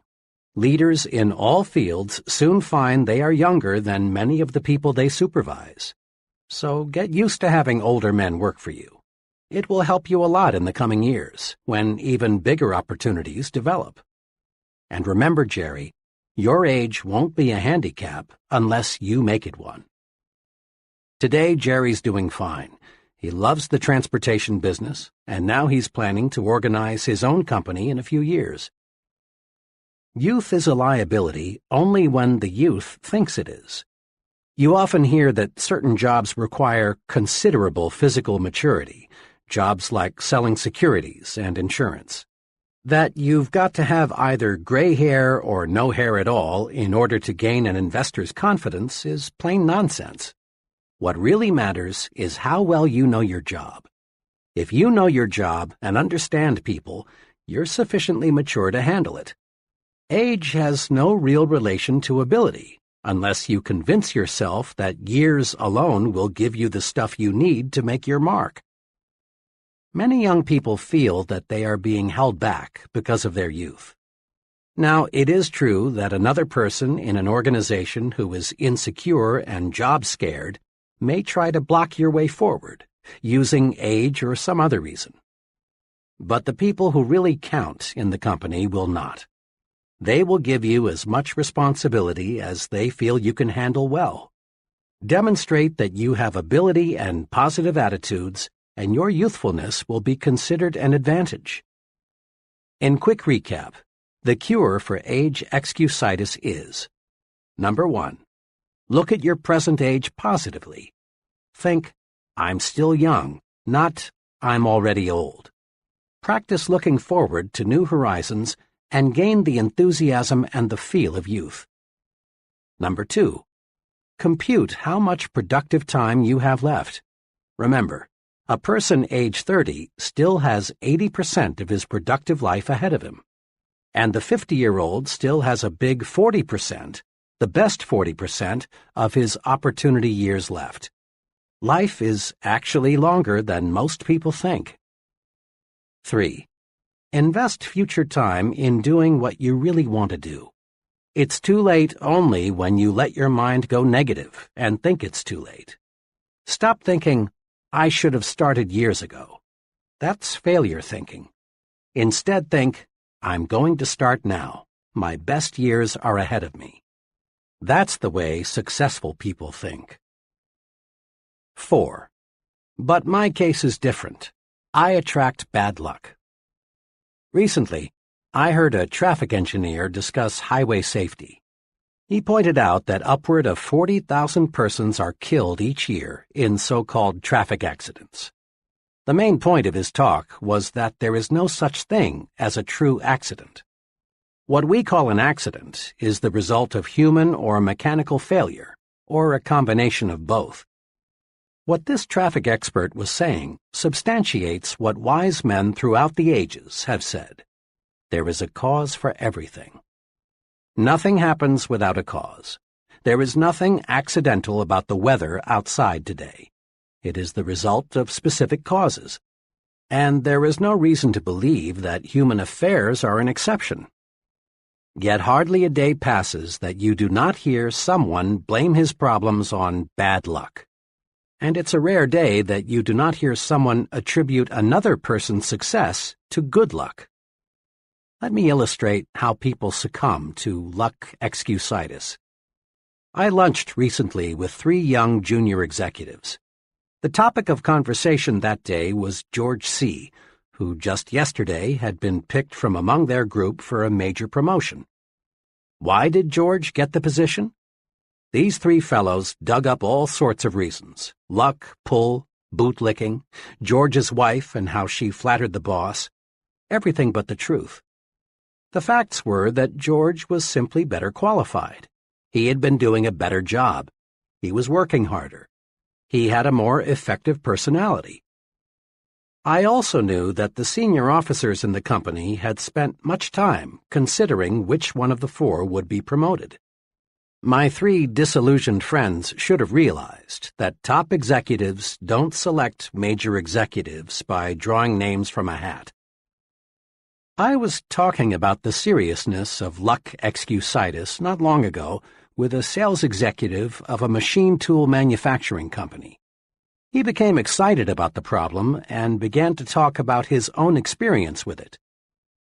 I've never heard it called that before, he said, but it is one of the most difficult problems every sales executive has to wrestle with. Just yesterday, a perfect example of what you're talking about happened in my company. One of the salesmen walked in about 4 o'clock with a $112,000 order for machine tools. Another salesman, whose volume is so low he's a problem, was in the office at the time. Hearing John tell the good news, he rather enviously congratulated him and then said, "Well, John, you're lucky again." Now, what the weak salesman won't accept is that luck had nothing to do with John's big order. John had been working on that customer for months. He had talked repeatedly to a half-dozen people out there. John had stayed up nights figuring out exactly what was best for them. Then he got our engineers to make preliminary designs of the equipment. John wasn't lucky, unless you can call carefully planned work and patiently executed plans luck. Suppose luck were used to reorganize General Motors.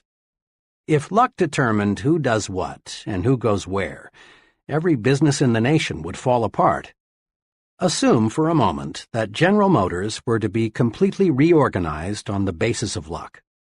To carry out the reorganization, the names of all employees would be placed in a barrel. The first name drawn would be the president, the second name the executive vice president, and so on down the line. Sounds stupid, doesn't it? Well, that's how luck would work. People who rise to the top in any occupation, business management, selling, law, engineering, acting, or what have you, get there because they have superior attitudes and use their good sense in applied hard work. Conquer luck excusitis in 2 ways. Number 1. Accept the law of cause and effect. Take a second look at what appears to be someone's good luck. You'll find that not luck, but preparation, planning, and success-producing thinking preceded his good fortune. Take a second look at what appears to be someone's bad luck. Look, and you'll discover certain specific reasons. Mr. Success receives a setback. He learns and profits. But when Mr. Mediocre loses, he fails to learn. Number 2. Don't be a wishful thinker. Don't waste your mental muscles dreaming of an effortless way to win success. We don't become successful simply through luck. Success comes from doing those things and mastering those principles that produce success. Don't count on luck for promotions, victories, the good things in life. Luck simply isn't designed to deliver these good things. Instead, just concentrate on developing those qualities in yourself that will make you a winner. Chapter 3. Build confidence and destroy fear. Friends mean well when they say, "It's only your imagination. Don't worry. There's nothing to be afraid of." But you and I know this kind of fear medicine never really works. Such soothing remarks may give us fear relief for a few minutes or maybe even a few hours. But the "it's only in your imagination" treatment doesn't really build confidence and cure fear. Yes, fear is real, and we must recognize it exists before we can conquer it. Most fear today is psychological. Worry, tension, embarrassment, panic all stem from mismanaged negative imagination. But simply knowing the breeding ground of fear doesn't cure fear. If a physician discovers you have an infection in some part of your body, he doesn't stop there. He proceeds with treatment to cure the infection. The old "it's only in your mind" treatment presumes fear doesn't really exist, but it does. Fear is real. Fear is success enemy number 1. Fear stops people from capitalizing on opportunity. Fear wears down physical vitality. Fear actually makes people sick, causes organic difficulties, shortens life. Fear closes your mouth when you want to speak. Fear, uncertainty, lack of confidence, explains why we still have economic recessions. Fear explains why millions of people accomplish little and enjoy little. Truly, fear is a powerful force. In one way or another, fear prevents people from getting what they want from life. Fear of all kinds and sizes is a form of psychological infection. We can cure a mental infection the same way we cure a body infection, with specific proved treatments. First, though, as part of your pre-treatment preparation, condition yourself with this fact. All confidence is acquired, developed. No one is born with confidence. Those people you know who radiate confidence, who have conquered worry, who are at ease everywhere and all the time, acquired their confidence, every bit of it. You can too. This chapter shows how. During World War II, the Navy made sure that all of its new recruits either knew how to swim or learned how, the idea being, of course, that the ability to swim might someday save the sailor's life at sea. Non-swimming recruits were put into swimming classes. I watched a number of these training experiences. In a superficial sort of way, it was amusing to see young, healthy men terrified by a few feet of water. One of the exercises I recall required the new sailor to jump, not dive, from a board 6 feet in the air into 8 or more feet of water, while a half-dozen expert swimmers stood by. In a deeper sense, it was a sad sight. The fear those young men displayed was real. Yet all that stood between them and the defeat of that fear was one drop into the water below. On more than one occasion, I saw young men accidentally pushed off the board. The result, fear defeated. This incident, familiar to thousands of former Navy men, illustrates just one point. Action cures fear. Indecision, postponement, on the other hand, fertilize fear. Jot that down in your success rulebook right now. Action cures fear. Action does cure fear. Several months ago, a very troubled executive in his early 40s came to see me. He had a responsible job as a buyer for a large retailing organization. Worriedly, he explained, "I'm afraid of losing my job. I've got that feeling that my days are numbered." "Why?" I asked. "Well, the pattern is against me. Sales figures in my department are off 7% from a year ago. This is pretty bad, especially since the store's total sales are up 6%. I've made a couple of unwise decisions recently, and I've been singled out several times by the merchandise manager for not keeping pace with the company's progress." "I've never felt quite like this before," he continued. "I've lost my grip, and it shows. My assistant buyer senses it. The salespeople see it too. Other executives, of course, are aware that I'm slipping.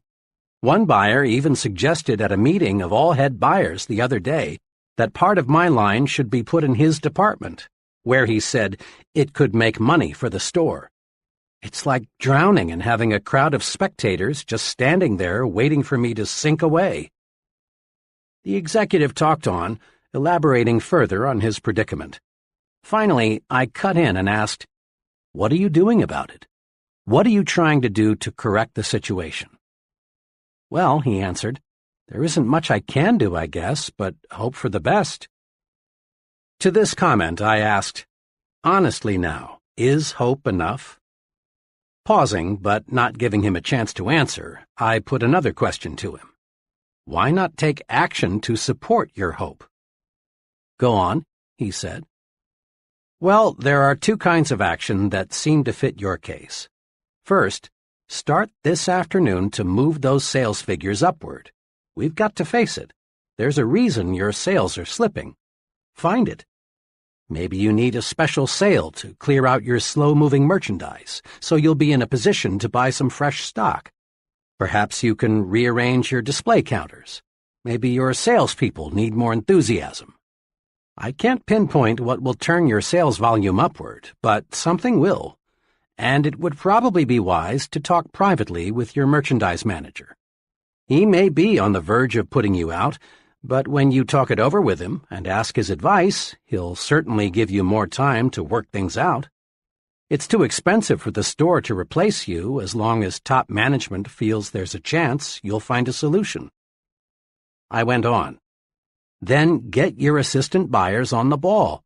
Quit acting like a drowning man. Let people around you know that you're still alive." Courage was again in his eyes.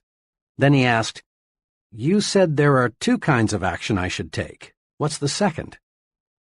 "The second type of action, which you might say is an insurance policy, is to let 2 or 3 of your closest business friends in the trade know you might consider an offer from another store, assuming, of course, it is substantially better than your present job. I don't believe your job will be insecure after you take some affirmative action to get those sales figures on the rise. But just in case, it's good to have an offer or two. Remember, it's 10 times easier for a man with a job to get another job than it is for someone unemployed to connect. 2 days ago, this once troubled executive called me. After our talk, I buckled down. I made a number of changes, but the most basic one was with my salespeople. I used to hold sales meetings once a week, but now I'm holding one every morning. I've got those people really enthusiastic. I guess once they saw some life in me, they were ready to push harder too. They were just waiting for me to start things moving again. Things sure are working out okay. Last week, my sales were well ahead of a year ago, and much better than the store's average. Oh, by the way, he continued, I want to tell you some other good news. I got 2 job offers since we talked. Naturally, I'm glad, but I've turned them both down since everything is looking good here again. When we face tough problems, we stay mired in the mud until we take action. Hope is a start, but hope needs action to win victories. Put the action principle to work. Next time you experience big fear or little fear, steady yourself. Then search for an answer to this question. What kind of action can I take to conquer my fear? Isolate your fear. Then take appropriate action. Here are some examples of fear and some possible action cures. Type of fear. 1.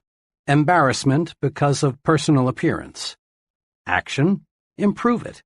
Go to a barber shop or beauty salon. Shine your shoes. Get your clothes cleaned and pressed. In general, practice better grooming. It doesn't always take new clothes. 2. Fear of losing an important customer. Work doubly hard to give better service. Correct anything that may have caused customers to lose confidence in you. 3. Fear of failing an examination. Convert worry time into study time. 4. Fear of things totally beyond your control. Turn your attention to helping to relieve the fear of others. Pray. 5.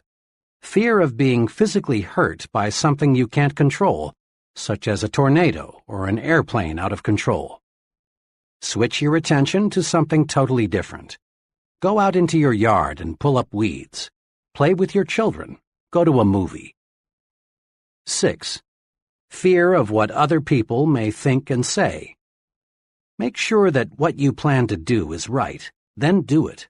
No one ever does anything worthwhile for which he is not criticized. 7. Fear of making an investment or purchasing a home. Analyze all factors, then be decisive. Make a decision and stick with it. Trust your own judgment. 8. Fear of people.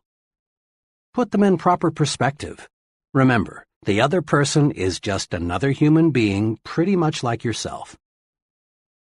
Use this 2-step procedure to cure fear and win confidence. 1. Isolate your fear. Pin it down. Determine exactly what you are afraid of. 2. Then take action. There is some kind of action for any kind of fear. And remember, hesitation only enlarges, magnifies the fear. Take action promptly. Be decisive. Much lack of self-confidence can be traced directly to a mismanaged memory. Your brain is very much like a bank. Every day you make thought deposits in your mind bank. These thought deposits grow and become your memory. When you settle down to think, or when you face a problem, in effect, you say to your memory bank, "What do I already know about this?" Your memory bank automatically answers and supplies you with bits of information relating to this situation that you deposited on previous occasions. Your memory, then, is the basic supplier of raw material for your new thought. The teller in your memory bank is tremendously reliable. He never crosses you up. If you approach him and say, "Mr. Teller, Let me withdraw some thoughts I deposited in the past, proving I'm inferior to just about everybody else. He'll say, "Certainly, sir. Recall how you failed 2 times previously when you tried this? Recall what your 6th grade teacher told you about your inability to accomplish things? Recall what you overheard some fellow workers saying about you. Recall—" And on Mr. Teller goes, digging out of your brain thought after thought that proves you are inadequate. But suppose you visit your memory teller with this request. "Mr. Teller, I face a difficult decision. Can you supply me with any thoughts which will give me reassurance?" And again, Mr. Teller says, "Certainly, sir." But this time, he delivers thoughts you deposited earlier that say you can succeed. Recall the excellent job you did in a similar situation before? Recall how much confidence Mr. Smith placed in you. Recall what your good friends said about you. Recall— Mr. Teller, perfectly responsive, lets you withdraw the thought deposits you want to withdraw. After all, it is your bank. Here are 2 specific things to do to build confidence through efficient management of your memory bank. 1. Deposit only positive thoughts in your memory bank. Let's face it squarely. Everyone encounters plenty of unpleasant, embarrassing, and discouraging situations. But unsuccessful and successful people deal with these situations in directly opposite ways. Unsuccessful people take them to heart, so to speak. They dwell on the unpleasant situations, thereby giving them a good start in their memory. They don't take their minds away from them. At night, the unpleasant situation is the last thing they think about. Confident, successful people, on the other hand, don't give it another thought. Successful people specialize in putting positive thoughts into their memory bank. What kind of performance would your car deliver if every morning before you left for work, you scooped up a double handful of dirt and put it into your crankcase? That fine engine would soon be a mess, unable to do what you want it to do. Negative, unpleasant thoughts deposited in your mind affect your mind the same way. Negative thoughts produce needless wear and tear on your mental motor. They create worry, frustration, and feelings of inferiority. They put you beside the road while others drive ahead. Do this. In these moments when you're alone with your thoughts, when you're driving your car or eating alone, recall pleasant, positive experiences. Put good thoughts in your memory bank. This boosts confidence. It gives you that "I sure feel good" feeling. It helps keep your body functioning right, too. Here is an excellent plan. Just before you go to sleep, deposit good thoughts in your memory bank. Count your blessings. Recall the many good things you have to be thankful for. Your wife or husband, your children, your friends, your health. Recall the good things you saw people do today.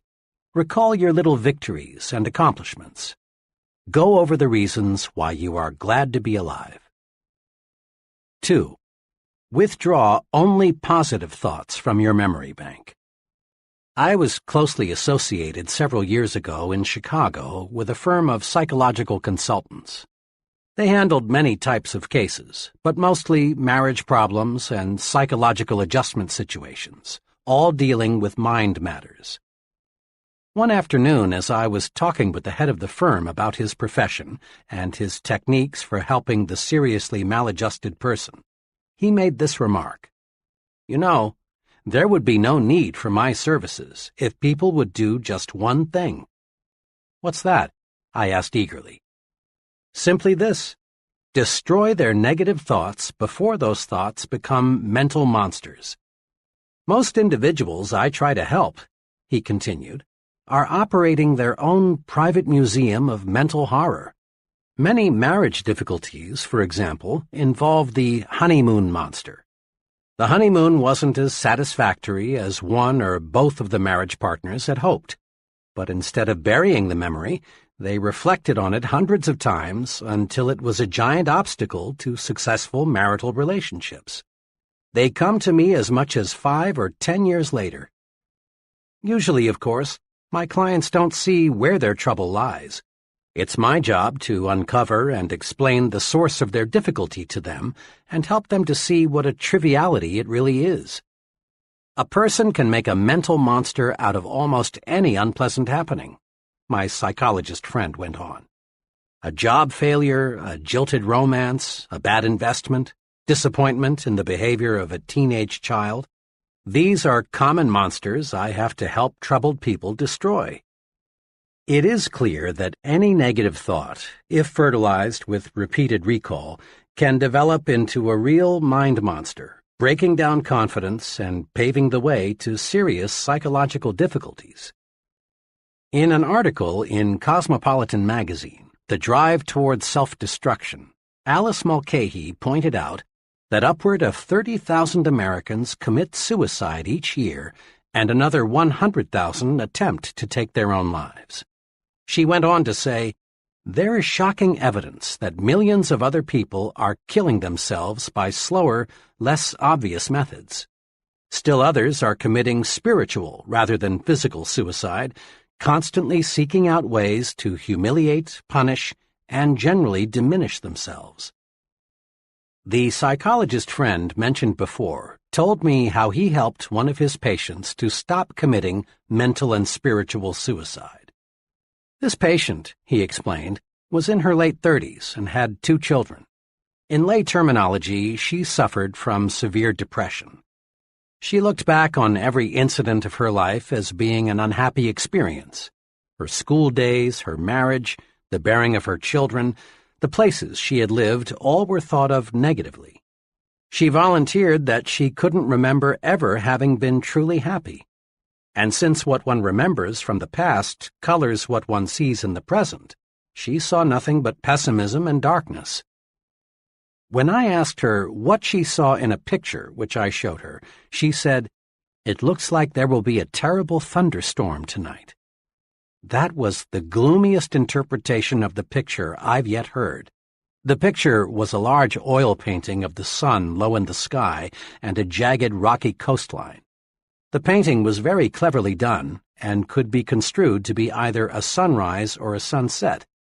The psychologist commented to me that what a person sees in the picture is a clue to his personality. Most people say it is a sunrise, but the depressed, mentally disturbed person nearly always says it's a sunset. As a psychologist, I can't change what already is in a person's memory, but I can, with the patient's cooperation, help the individual to see his past in a different light. That's the general treatment I used on this woman. I worked with her to help her see joy and pleasure in her past instead of total disappointment. After 6 months, she began to show improvement. At that point, I gave her a special assignment. Each day, I asked her to think of and write down 3 specific reasons she has to be happy. Then, at her next appointment with me on Thursdays, I'd go over her list with her. I continued this sort of treatment for 3 months. Her improvement was very satisfactory. Today, that woman is very well adjusted to her situation. She's positive and certainly as happy as most people. When this woman quit drawing negatives from her memory bank, she was headed toward recovery. Whether the psychological problem is big or little, the cure comes when one learns to quit drawing negatives from one's memory bank and withdraws positives instead. Don't build mental monsters. Refuse to withdraw the unpleasant thoughts from your memory bank. When you remember situations of any kind, concentrate on the good part of the experience. Forget the bad. Bury it. If you find yourself thinking about the negative side, turn your mind off completely. And here is something very significant and very encouraging. Your mind wants you to forget the unpleasant. If you will just cooperate, unpleasant memories will gradually shrivel and the teller in your memory bank will cancel them out. Dr. Melvin S. Hatwick, noted advertising psychologist, in commenting on our ability to remember, says, "When the feeling aroused is pleasant, the advertisement has a better chance to be remembered. When the feeling aroused is unpleasant, The reader or listener tends to forget the advertisement message. The unpleasant runs counter to what we want. We don't want to remember it. In brief, it really is easy to forget the unpleasant if we simply refuse to recall it. Withdraw only positive thoughts from your memory bank. Let the others fade away, and your confidence, that feeling of being on top of the world, will zoom upward. You take a big step forward toward conquering fear when you refuse to remember negative, self-deprecating thoughts. Why do people fear other people? Why do many folks feel self-conscious around others? What's behind shyness? What can we do about it? Fear of other people is a big fear, but there is a way to conquer it. You can conquer fear of people if you will learn to put them into proper perspective. A business friend, who was doing exceptionally well operating his own wood novelty plant, explained to me how he got the proper perspective of people. His example is interesting. Before I went into the Army in World War II, I was scared of just about everybody. You just wouldn't believe how shy and timid I was. I felt everyone else was a lot smarter. I worried about my physical and mental inadequacies. I thought I was born to fail. Then, by some fortunate quirk of fate, I lost my fear of people in the Army. During part of 1942 and 1943, when the Army was inducting men at a terrific clip, I was stationed as a medic at one of the big induction centers. Day after day, I assisted in examining those men. The more I looked at these recruits, the less afraid of people I became. All those men lined up by the hundreds, naked as jaybirds, looked so much alike. Oh, sure, there were fat ones and skinny ones, tall ones and short ones, but they all were confused, all were lonesome. Just a few days before, some of these were rising young executives. Some were farmers, some were salesmen, drifters, blue-collar workers. A few days before, they had been many things, but at the induction center, they were all alike. I figured out something pretty basic back then. I discovered people are alike in many, many more ways than they are different. I discovered the other fellow is pretty much like me. He likes good food, he misses his family and friends, he wants to get ahead, he has problems, he likes to relax. So if the other fellow is basically like me, there's no point in being afraid of him. Now, doesn't that make sense? If the other fellow is basically like me, there's no reason to be afraid of him. Here are 2 ways to put people in proper perspective. 1. Get a balanced view of the other fellow. Keep these 2 points in mind when dealing with people. First, the other fellow is important. Emphatically, he is important. Every human being is. But remember this also. You are important too. So when you meet another person, make it a policy to think, we're just 2 important people sitting down to discuss something of mutual interest and benefit. A couple of months ago, a business executive phoned to tell me he had just employed a young man whom I had recommended to him shortly before. "Do you know what really sold me on that fellow?" asked my friend. "What?" I asked. "Well, it was the way he handled himself. Most job applicants, when they walk in here, are half scared. They give me all the answers they think I want to hear. In a way, most job applicants are a little like beggars. They'll accept anything, and they aren't particular. But G handled himself differently. He respected me, but what's just as important, he respects himself. What's more, he asked me as many questions as I asked him. He's no mouse.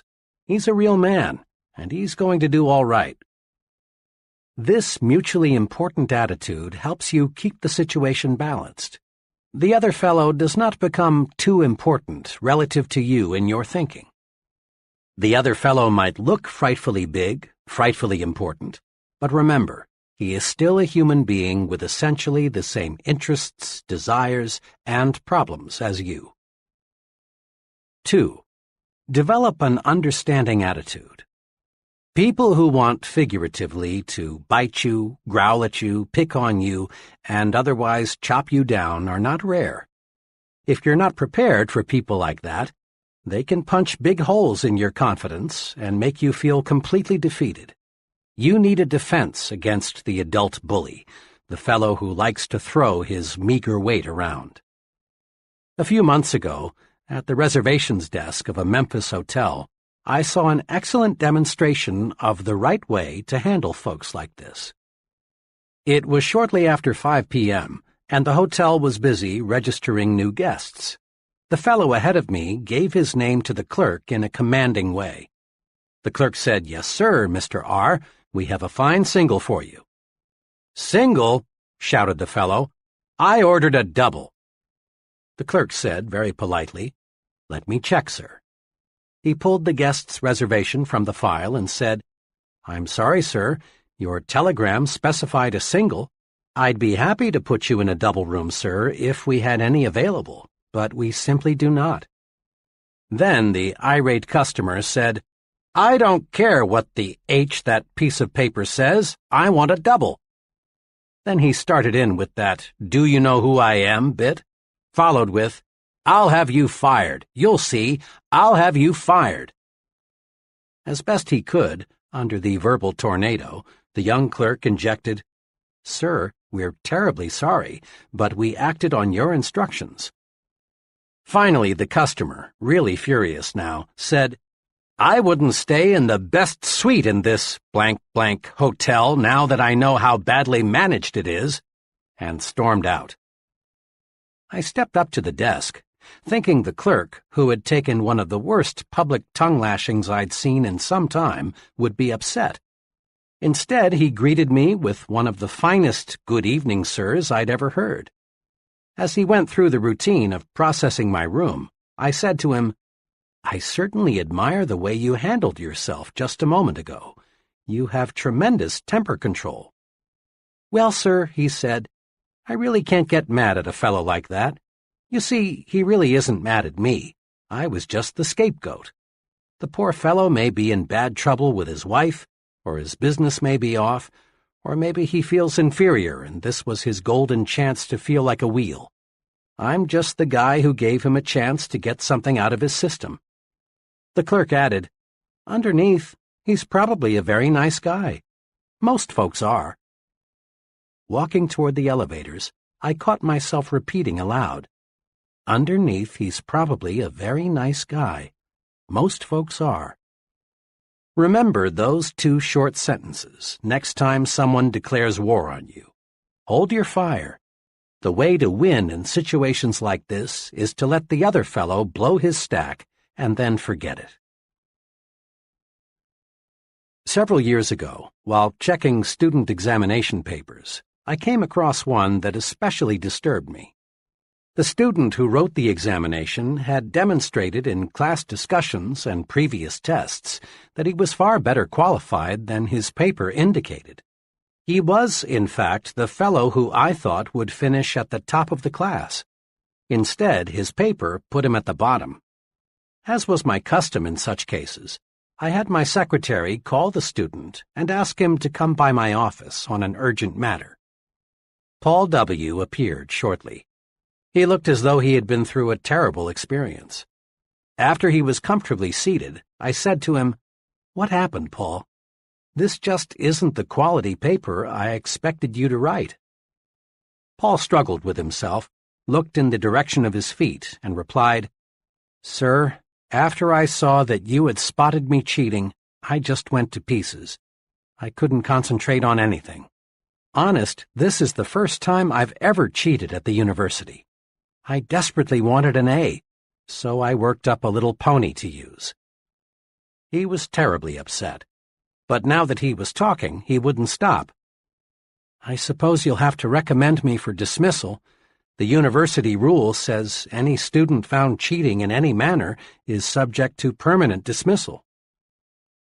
Here Paul started bringing up the shame this incident would bring to his family, how it would wreck his life, and all sorts of repercussions. Finally, I said, "Hold it now. Slow down.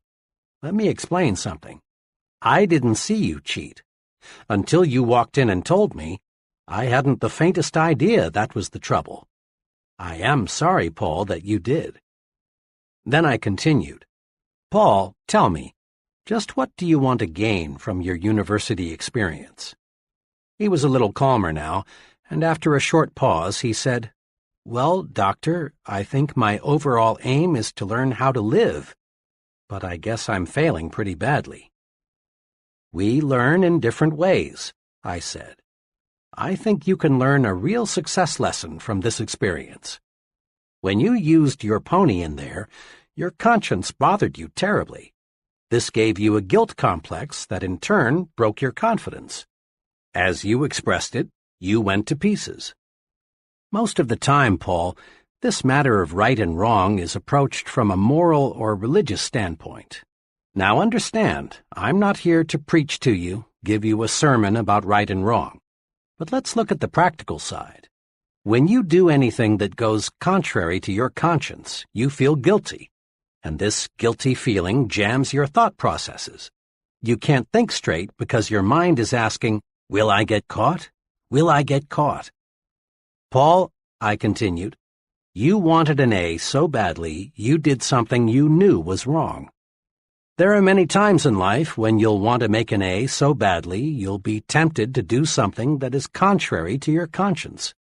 For example, someday you may want to make a sale so badly you'll think of deliberately misleading the customer to buy, and you may succeed. But here's what will happen. Your guilty feeling will grab hold of you, and the next time you see your customer, you'll be self-conscious, ill at ease. You'll be wondering, has he discovered that I put something over? Your presentation will be ineffective because you can't concentrate. Chances are you'll never make the second, third, fourth, and the many repeat sales. In the long run, making that sale using tactics that hurt your conscience will cost you a lot of income." I went on and pointed out to Paul how an occasional business or professional man loses his grip because of an intense fear that his wife will learn about a secret love affair he is having with another woman. Will she find out? Will she find out? Eats away the man's confidence until he can't do a good job at work or in the home.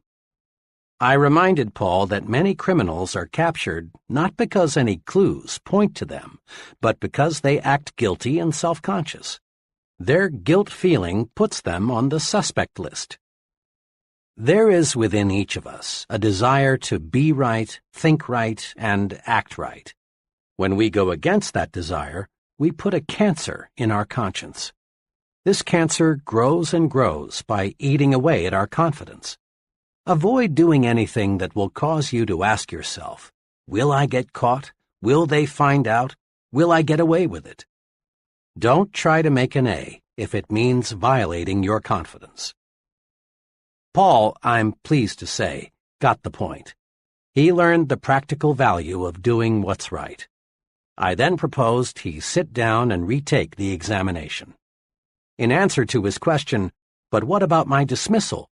I said, "I know what the regulations say about cheating, but you know, if we dismissed all students who have cheated in any way, half the professors would have to leave. And if we dismissed all students who thought about cheating, the university would have to shut down. So I'm forgetting this whole incident if you'll do me a favor." "Gladly," he said. I walked over to my bookshelf, took down my personal copy of 50 Years with the Golden Rule, and said, "Paul, read this book and return it. See how, in J.C. Penney's own words, just doing what's right made him one of America's richest men." Doing what's right keeps your conscience satisfied, and this builds self-confidence. When we do what is known to be wrong, two negative things happen. First, we feel guilt, and this guilt eats away confidence. Second, other people sooner or later find out and lose confidence in us. Do what's right and keep your confidence. That's thinking yourself to success. Here is a psychological principle that is worth listening to repeatedly until it absolutely saturates you. To think confidently, act confidently. The great psychologist, Dr. George W. Crane, said in his famous book, Applied Psychology, "Remember, motions are the precursors of emotions. You can't control the latter directly, but only through your choice of motions or actions. To avoid this all-too-common tragedy, marital difficulties and misunderstandings, become aware of the true psychological facts. Go through the proper motions each day, and you'll soon begin to feel the corresponding emotions. Just be sure you and your mate go through those motions of dates and kisses, the phrasing of sincere daily compliments, plus the many other little courtesies, and you need not worry about the emotion of love. You can't act devoted for very long without feeling devoted." Psychologists tell us we can change our attitudes by changing our physical actions. For example, you actually feel more like smiling if you make yourself smile. You feel more superior when you make yourself stand tall than when you slouch. On the negative side, frown a really bitter frown and see if you don't feel more like frowning. It is easy to prove that managed motions can change emotions. People who are shy in introducing themselves can replace this timidity with confidence just by taking 3 simple actions simultaneously. First, reach for the other person's hand and clasp it warmly. Second, look directly at the other person. And third, say, "I'm very glad to know you." These 3 simple actions automatically and instantaneously banish shyness. Confident action produces confident thinking. So, to think confidently, act confidently. Act the way you want to feel. Here are 5 confidence-building exercises. Listen to these guides carefully, then make a conscious effort to practice them and build your confidence. 1. Be a front-seater. Ever notice in meetings, in church, classrooms, and other kinds of assemblies, how the back seats fill up first? Most folks scramble to sit in the back rows so they won't be too conspicuous. And the reason they are afraid to be conspicuous is that they lack confidence. Sitting up front builds confidence. Practice it. From now on, make it a rule to sit as close to the front as you can. Sure, you may be a little more conspicuous in the front, but remember, there is nothing inconspicuous about success. 2. Practice making eye contact. How a person uses his eyes tells us a lot about him. Instinctively, you ask yourself questions about the fellow who doesn't look you in the eye. What's he trying to hide? What's he afraid of? Is he trying to put something over on me? Is he holding something back? Usually, failure to make eye contact says one of 2 things. It may say, "I feel weak beside you. I feel inferior to you. I'm afraid of you." Or avoiding another person's eyes may say, "I feel guilty. I've done something or I've thought something that I don't want you to know. I'm afraid if I let my eyes connect with yours, you'll see through me." You say nothing good about yourself when you avoid making eye contact. You say, "I'm afraid. I lack confidence." Conquer this fear by making yourself look the other person in the eyes. Looking the other person in the eye tells him, "I'm honest and above board. I believe in what I'm telling you. I'm not afraid. I'm confident." Make your eyes work for you. Aim them right at the other person's eyes. It not only gives you confidence, it wins you confidence too. 3. Walk 25% faster. When I was a youngster, just going to the county seat was a big treat. After all the errands were accomplished and we were back in the car, my mother would often say, "Davy, let's just sit here a while and watch the people walk by." Mother was an excellent game player. She'd say, "See that fellow? What do you suppose is troubling him?" Or, "What do you think that lady there is going to do?" Or, "Look at that person. He just seems to be in a fog." Watching people walk and move about became real fun.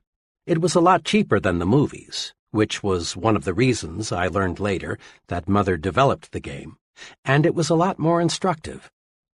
I still am a walk watcher.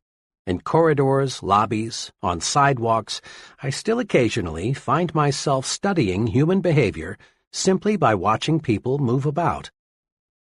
Psychologists link slovenly posture and sluggish walking to unpleasant attitudes toward oneself, work, and the people around us. But psychologists also tell us you can actually change your attitudes by changing your posture and speed of movement. Watch, and you discover that body action is the result of mind action. The extremely beaten people, the real down-and-outers, just shuffle and stumble along. They have zero self-confidence. Average people have the average walk. Their pace is average. They have the look of, I really don't have very much pride in myself. Then there's a third group. Persons in this group show superconfidence. They walk faster than the average. There seems to be a slight sprint in the way they walk. Their walk tells the world, I've got someplace important to go, something important to do. What's more, I will succeed at what I will do 15 minutes from now. Use the walk 25% faster technique to help build self-confidence. Throw your shoulders back, lift up your head, move ahead just a little faster, and feel self-confidence grow. Just try and see. 4. Practice speaking up. In working with many kinds of groups of all sizes, I've watched many persons with keen perception and much native ability freeze and fail to participate in discussions. It isn't that these folks don't want to get in and wade with the rest. Rather, it's a simple lack of confidence. The conference clam thinks to himself, my opinion is probably worthless. If I say something, I'll probably look foolish. I'll just say nothing. Besides, the others in the group probably know more than I don't want the others to know how ignorant I am. Each time the conference clam fails to speak, he feels even more inadequate, more inferior. Often he makes a faint promise to himself that deep down he knows he won't keep, to speak next time. This is very important. Each time our clam fails to speak, he takes one more dose of confidence poison. He becomes less and less confident of himself. But on the positive side, the more you speak up, the more you add to your confidence, and the easier it is to speak up the next time. Speak up. It's a confidence-building vitamin. Put this confidence builder to use.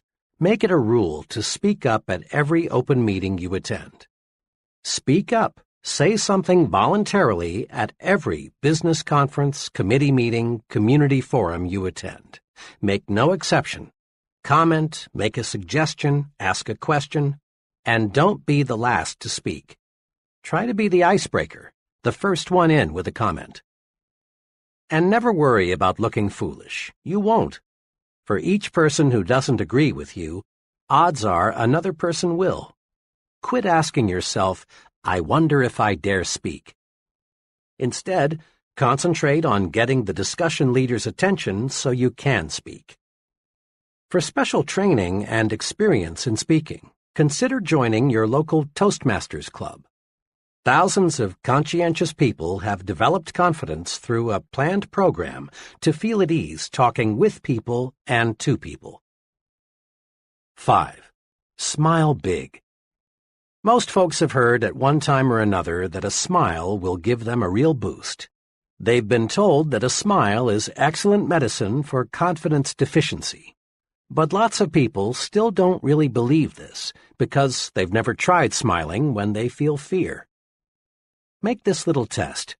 Try to feel defeated and smile big at the same time. You can't. A big smile gives you confidence. A big smile beats fear, rolls away worry, defeats despondency. And a real smile does more than cure just your ill feeling. A real smile melts away the opposition of others, and instantly, too.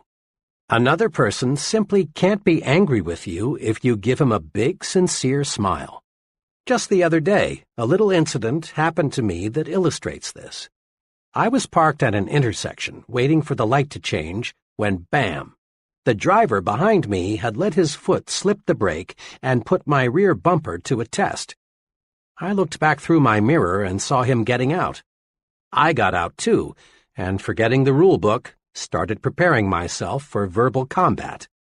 I confess I was ready verbally to bite him to pieces. But fortunately, before I got the chance, he walked up to me, smiled, and said in the most earnest voice, "Friend, I really didn't mean to do that." That smile, matched with his sincere comment, melted me. I mumbled something about, "That's okay. Happens all the time." Almost in less time than it takes to wink an eye, my opposition turned into friendship. Smile big and you feel like happy days are here again. But smile big. A half-developed smile is not fully guaranteed. Smile until your teeth show. That large-size smile is fully guaranteed. I've heard many times, "Yes, but when I fear something or when I'm angry, I don't feel like smiling." Of course you don't. No one does. The trick is to tell yourself forcefully, "I'm going to smile." Then smile. Harness the power of smiling. Put these 5 procedures to work for you. 1. Action cures fear. Isolate your fear and then take constructive action. Inaction, doing nothing about a situation, strengthens fear and destroys confidence. 2. Make a supreme effort to put only positive thoughts in your memory bank. Don't let negative, self-deprecatory thoughts grow into mental monsters. Simply refuse to recall unpleasant events or situations. 3. Put people in proper perspective. Remember, people are more alike, much more alike, than they are different. Get a balanced view of the other fellow. He is just another human being. And develop an understanding attitude. Many people will bark, but it's a rare one who bites. 4. Practice doing what your conscience tells you is right. This prevents a poisonous guilt complex from developing. Doing what's right is a very practical rule for success. 5. Make everything about you say, "I'm confident, really confident." Practice these little techniques in your day-to-day activities. Be a front-seater, make eye contact, walk 25% faster, speak up, smile big. Chapter 4. How to Think Big. Recently, I chatted with a recruitment specialist for one of the nation's largest industrial organizations. 4 months each year, she visits college campuses to recruit graduating seniors for her company's junior executive training program. The tenor of her remarks indicated that she was discouraged about the attitudes of many people she talked with. Most days, I interview between 8 and 12 college seniors, all in the upper third of their class, all at least mildly interested in coming with us. One of the main things we want to determine in the screening interview is the individual's motivation. We want to find out if he or she is the kind of person who can, in a few years, direct major projects, manage a branch office or plant, or in some other way make a really substantial contribution to the company. I must say I'm not too pleased with the personal objectives of most of those I talk with. "You'd be surprised," she went on, "how many 22-year-olds are more interested in our retirement plan than in anything else we have to offer. A second favorite question is, will I move around a lot? Most of them seem to define the word success as synonymous with security. Can we risk turning our company over to people like that? The thing I can't understand is why should young people these days be so ultra-conservative, so narrow in their view of the future? Every day there are more signs of expanding opportunity. This country is making record progress in scientific and industrial development. Our population is gaining rapidly. If there ever was a time to be bullish about America, it's now. The tendency for so many people to think small means there is less competition than you think for a very rewarding career. Where success is concerned, people are not measured in inches or pounds or college degrees or family background. They are measured by the size of their thinking. How big we think determines the size of our accomplishments. Now, let's see how we can enlarge our thinking. Ever ask yourself, what is my greatest weakness? Probably the greatest human weakness is self-deprecation, that is, selling oneself short. Self-deprecation shows through in countless ways. John sees a job advertisement in the paper. It's exactly what he would like. But he does nothing about it because he thinks, I'm not good enough for that job, so why bother? Or Jim wants a date with Joan, but he doesn't call her because he thinks he wouldn't rate with her. Tom feels Mr. Richards would be a very good prospect for his product, but Tom doesn't call. He feels Mr. Richards is too big to see him. Pete is filling out a job application form. One question asks, what beginning salary do you expect? Pete puts down a modest figure because he feels he really isn't worth the bigger sum he would like to earn. Philosophers for thousands of years have issued good advice. Know thyself. But most people, it seems, interpret this suggestion to mean know only thy negative self. Most self-evaluation consists of making long mental lists of one's faults, shortcomings, inadequacies. It's well to know our inabilities, for this shows us areas in which we can improve. But if we know only our negative characteristics, we're in a mess. Our value is small. Here is an exercise to help you measure your true size. I've used it in training programs for executives and sales personnel. It works. 1. Determine your 5 chief assets. Invite some objective friend to help, possibly your wife, your superior, a professor, some intelligent person who will give you an honest opinion. Examples of assets frequently listed are education, experience, technical skills, appearance, well-adjusted home life, attitudes, personality, initiative. 2.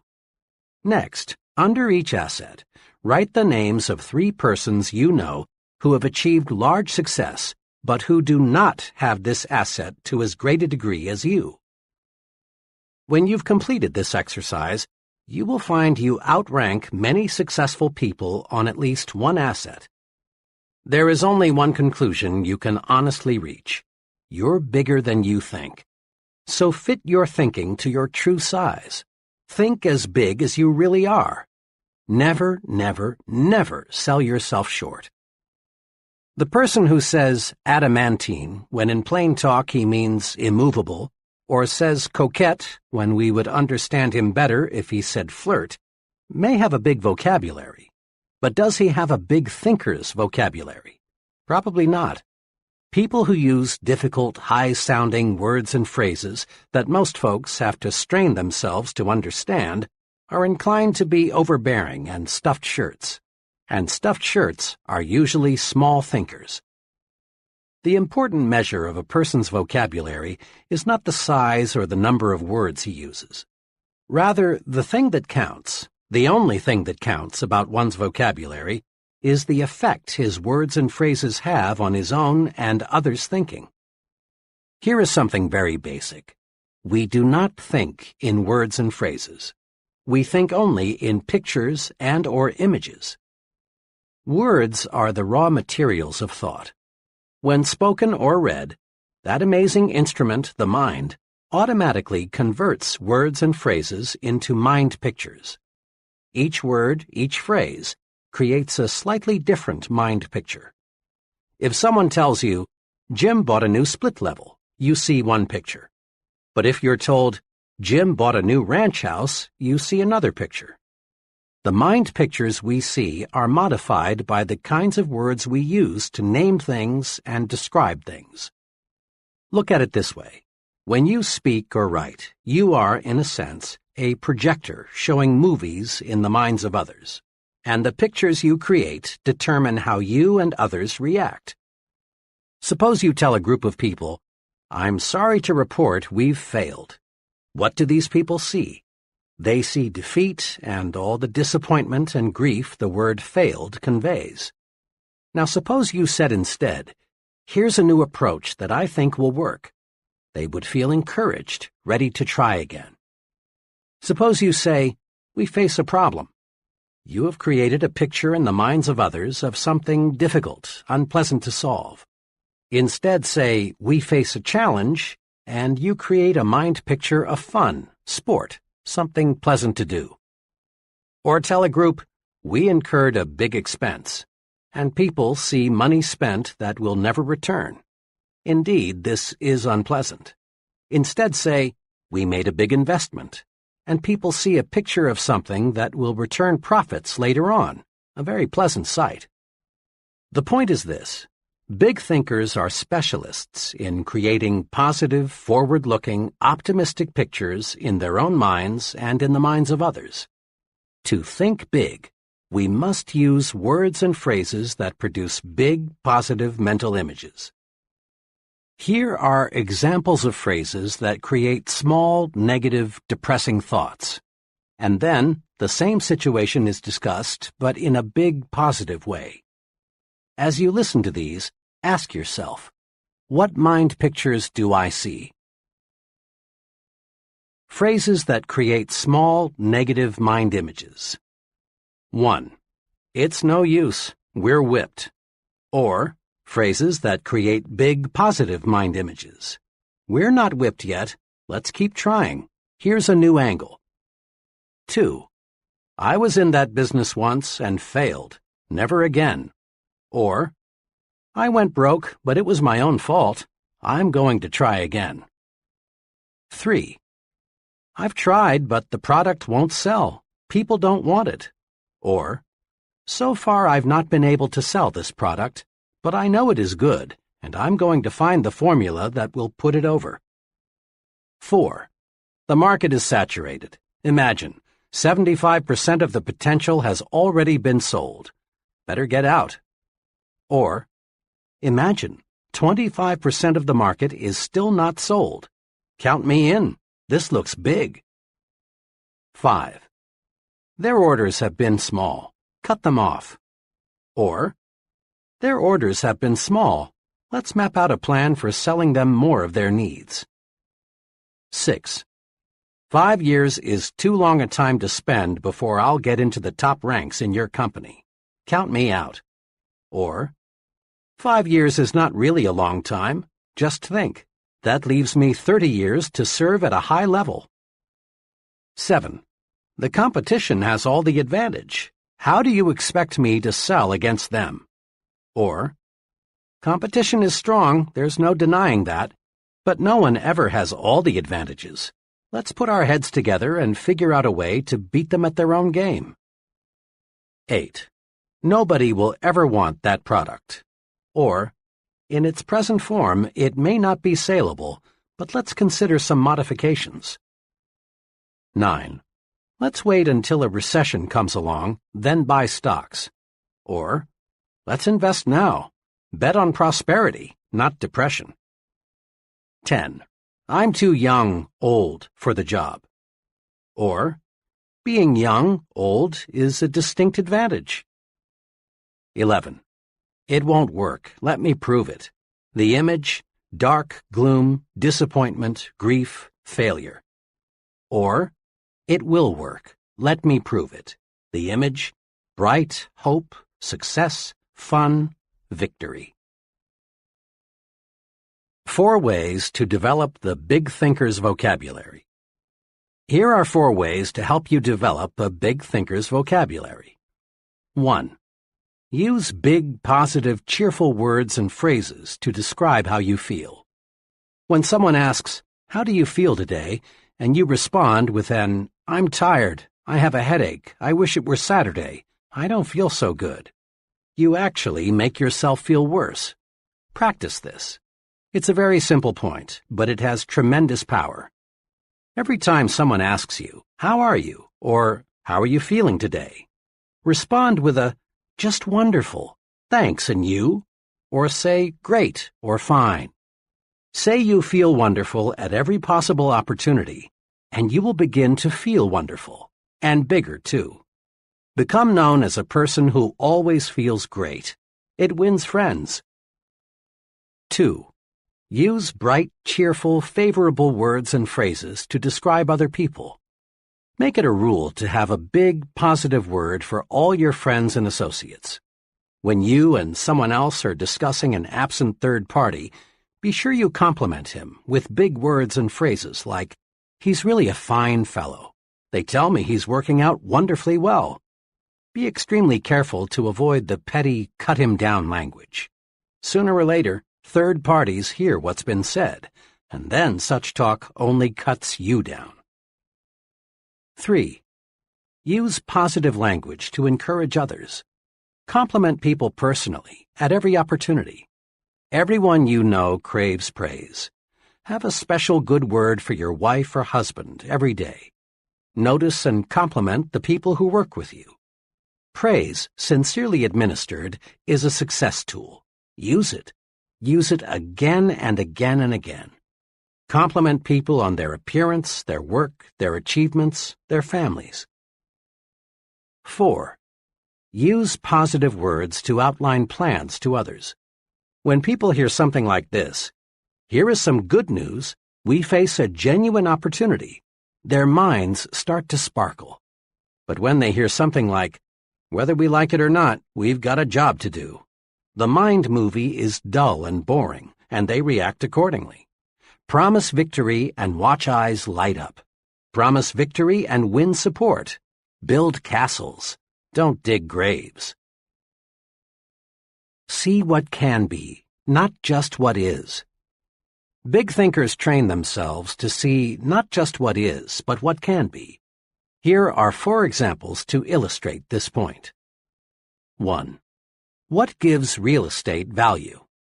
A highly successful realtor who specializes in rural property shows what can be done if we train ourselves to see something where little or nothing presently exists.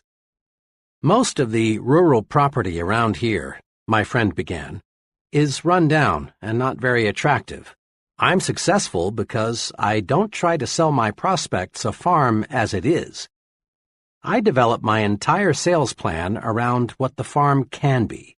Simply telling the prospect, 'The farm has XX acres of bottom land and XX acres of woods and is XX miles from town,' doesn't stir him up and make him want to buy it.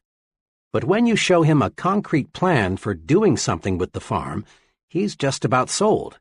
Here, let me show you what I mean." He opened his briefcase and pulled out a file. "This farm," he said, "is a new listing with us. It's like a lot of them.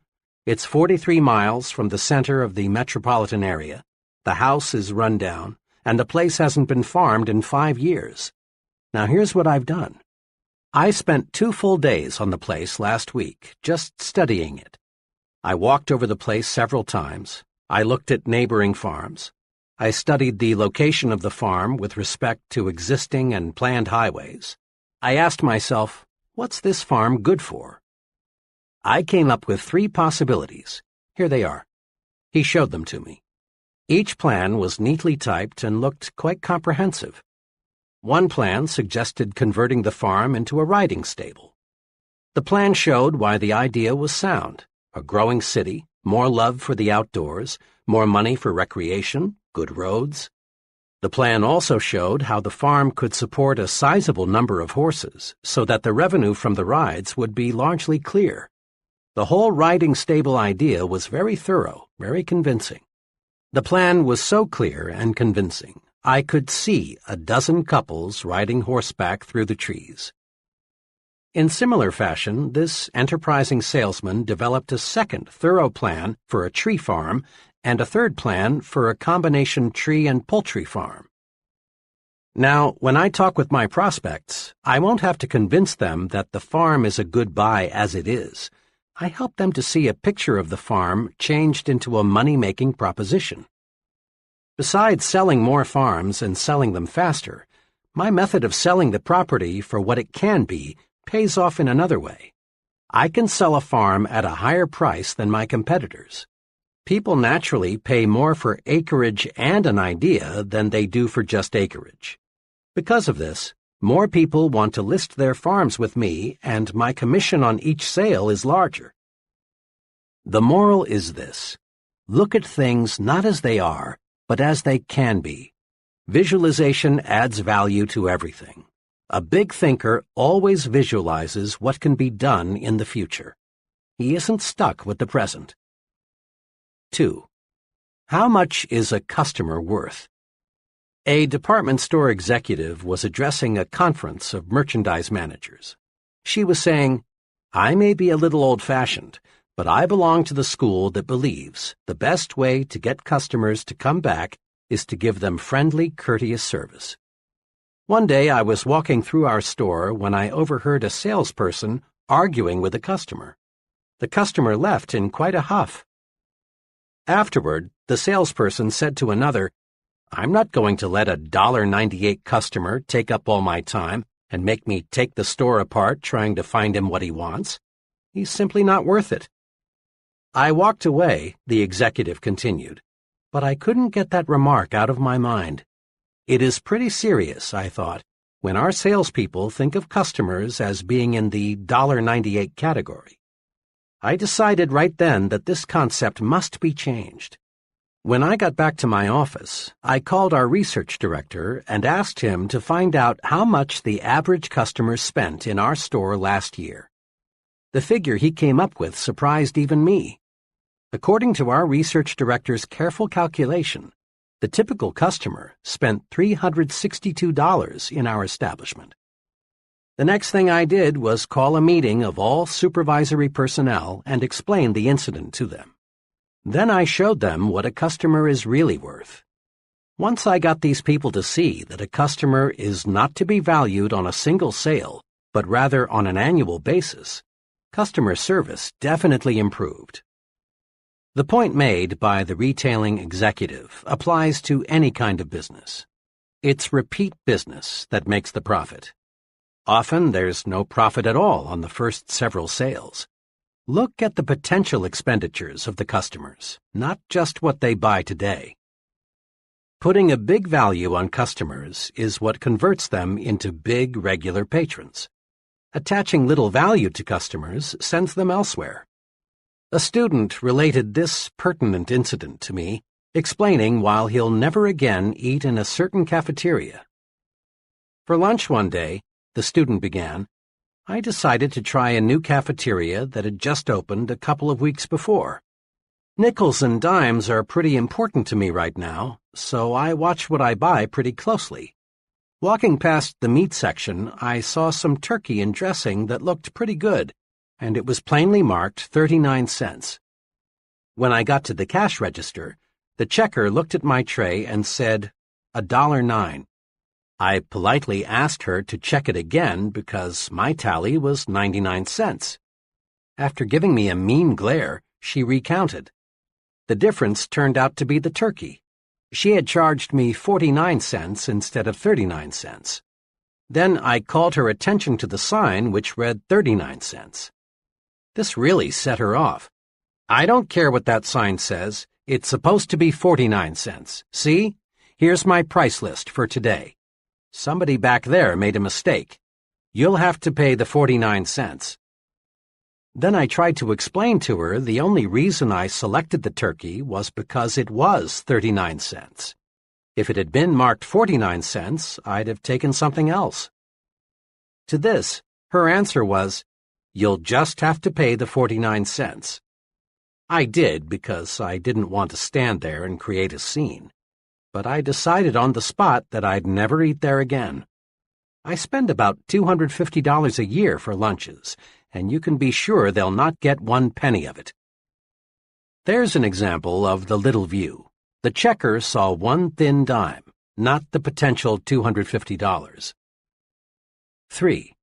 The case of the blind milkman. It's surprising how people sometimes are blind to potential. A few years ago, a young milkman came to our door to solicit our dairy business. I explained to him that we already had milk delivery service, and we were quite satisfied. Then I suggested that he stop next door and talk to the lady there. To this he replied, "I've already talked to the lady next door, but they use only 1 quart of milk every 2 days, and that's not enough to make it worthwhile for me to stop." "That may be," I said, "but when you talked to our neighbor, did you not observe that the demand for milk in that household will increase considerably in a month or so? There will be a new addition over there that will consume lots of milk." The young man looked for a moment like he had been struck, and then he said, "How blind can a guy be?" Today, that same 1 quart every 2 days family buys 7 quarts every 2 days from a milkman who had some foresight. That first youngster, a boy, now has 2 brothers and 1 sister, and I'm told there'll be another young one soon. How blind can we be? See what can be, not just what is. The schoolteacher who thinks of Jimmy only as he is, an ill-mannered, backward, uncouth brat, certainly will not aid Jimmy's development. But the teacher who sees Jimmy not as he is now, but as he can be, she'll get results.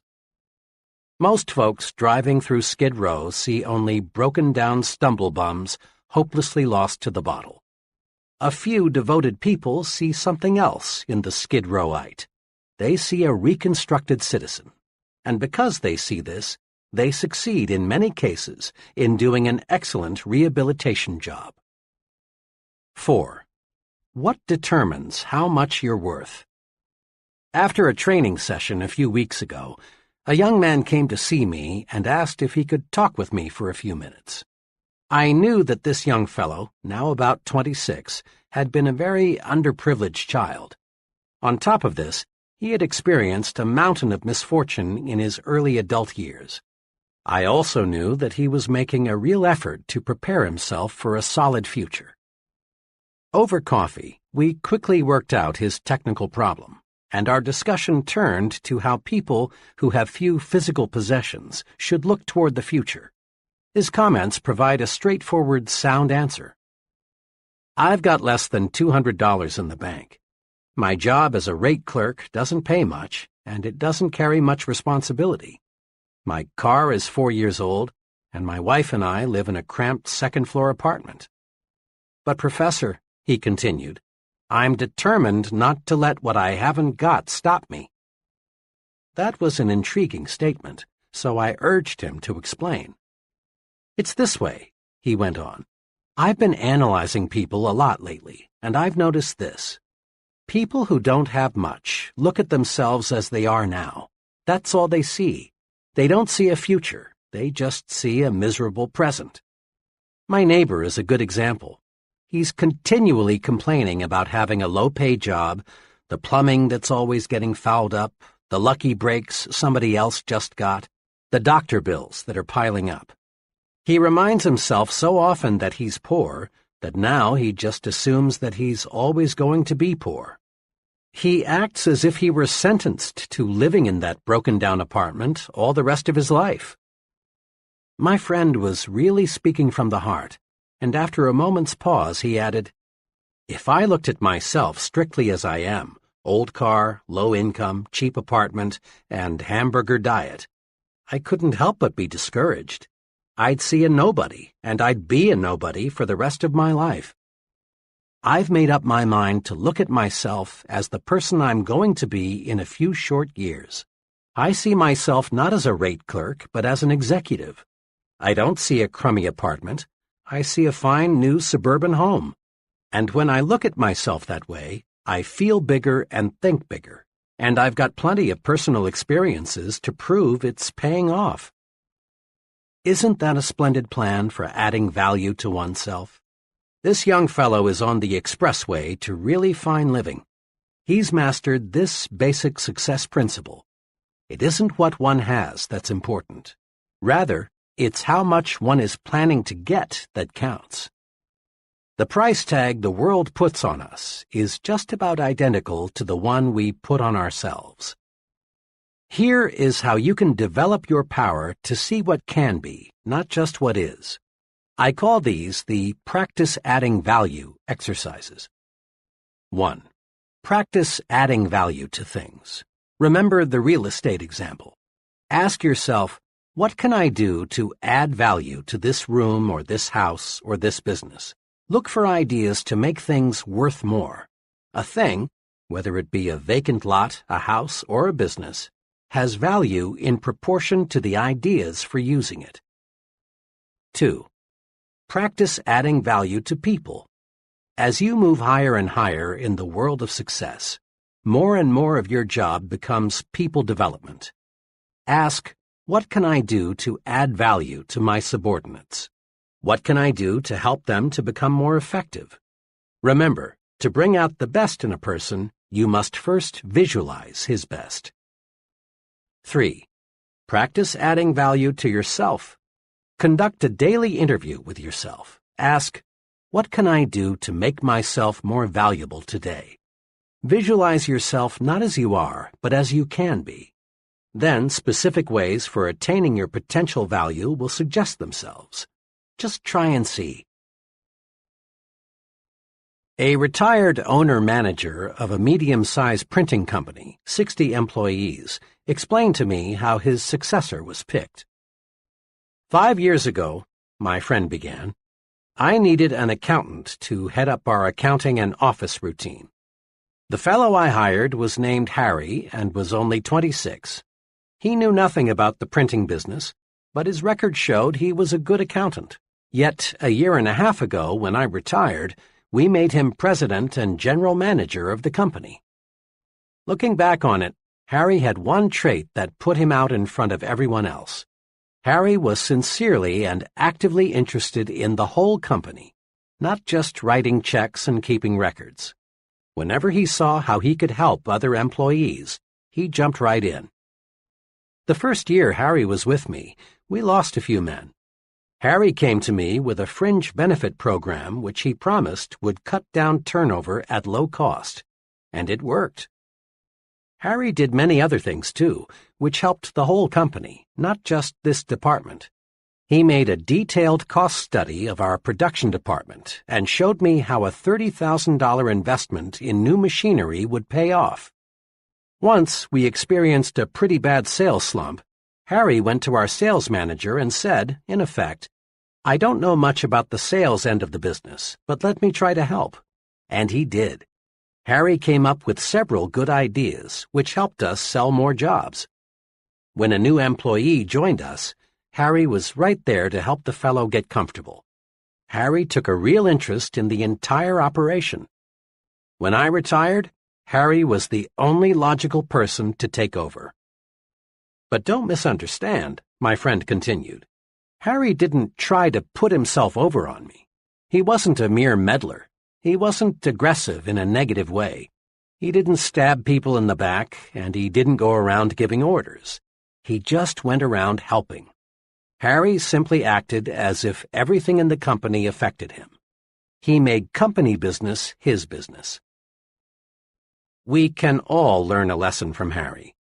The I'm doing my job and that's enough attitude is small, negative thinking.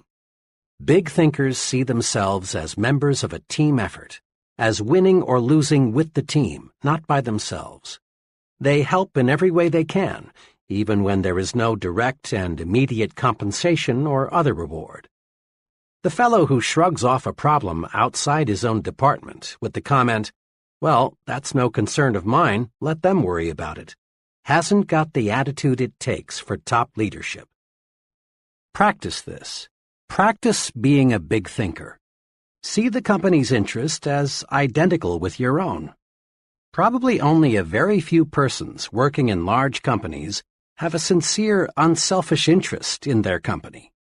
But after all, only a relatively few persons qualify as big thinkers. And these few are the ones eventually rewarded with the most responsible, best-paying jobs.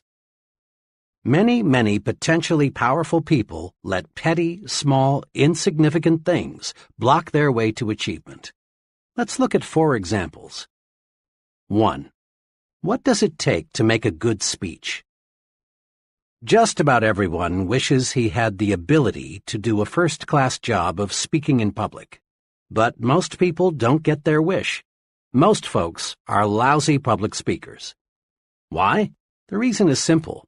Most people concentrate on the small, trivial things of speaking at the expense of the big, important things. In preparing to give a talk, most people give themselves a host of mental instructions, like, I've got to remember to stand straight. Don't move around and don't use your hands. Don't let the audience see you use your notes. Remember, don't make mistakes in grammar, especially don't say, for he and I, say, for him and me. Be sure your tie is straight. Speak loud, but not too loud, and so on and so on. Now, what happens when the speaker gets up to speak? He's scared because he's given himself a terrific list of things not to do. He gets confused in his talk and finds himself silently asking, have I made a mistake? He is, in brief, a flop. He's a flop because he concentrated on the petty, trivial, relatively unimportant qualities of a good speaker and failed to concentrate on the big things that make a good speaker. Knowledge of what he's going to talk about and an intense desire to tell it to other people. The real test of a speaker is not did he stand straight or did he make any mistakes in grammar, but rather did the audience get the points he wanted to put across. Most of our top speakers have petty defects. Some of them even have unpleasant voices. Some of the most sought-after speakers in America would flunk a speech course taught by the old negative, don't do this and don't do that method. Yet all these successful public speakers have one thing in common. They have something to say, and they feel a burning desire for other people to hear it. Don't let concern with trivia keep you from speaking successfully in public. 2. What causes quarrels? Ever stop to ask yourself just what causes quarrels?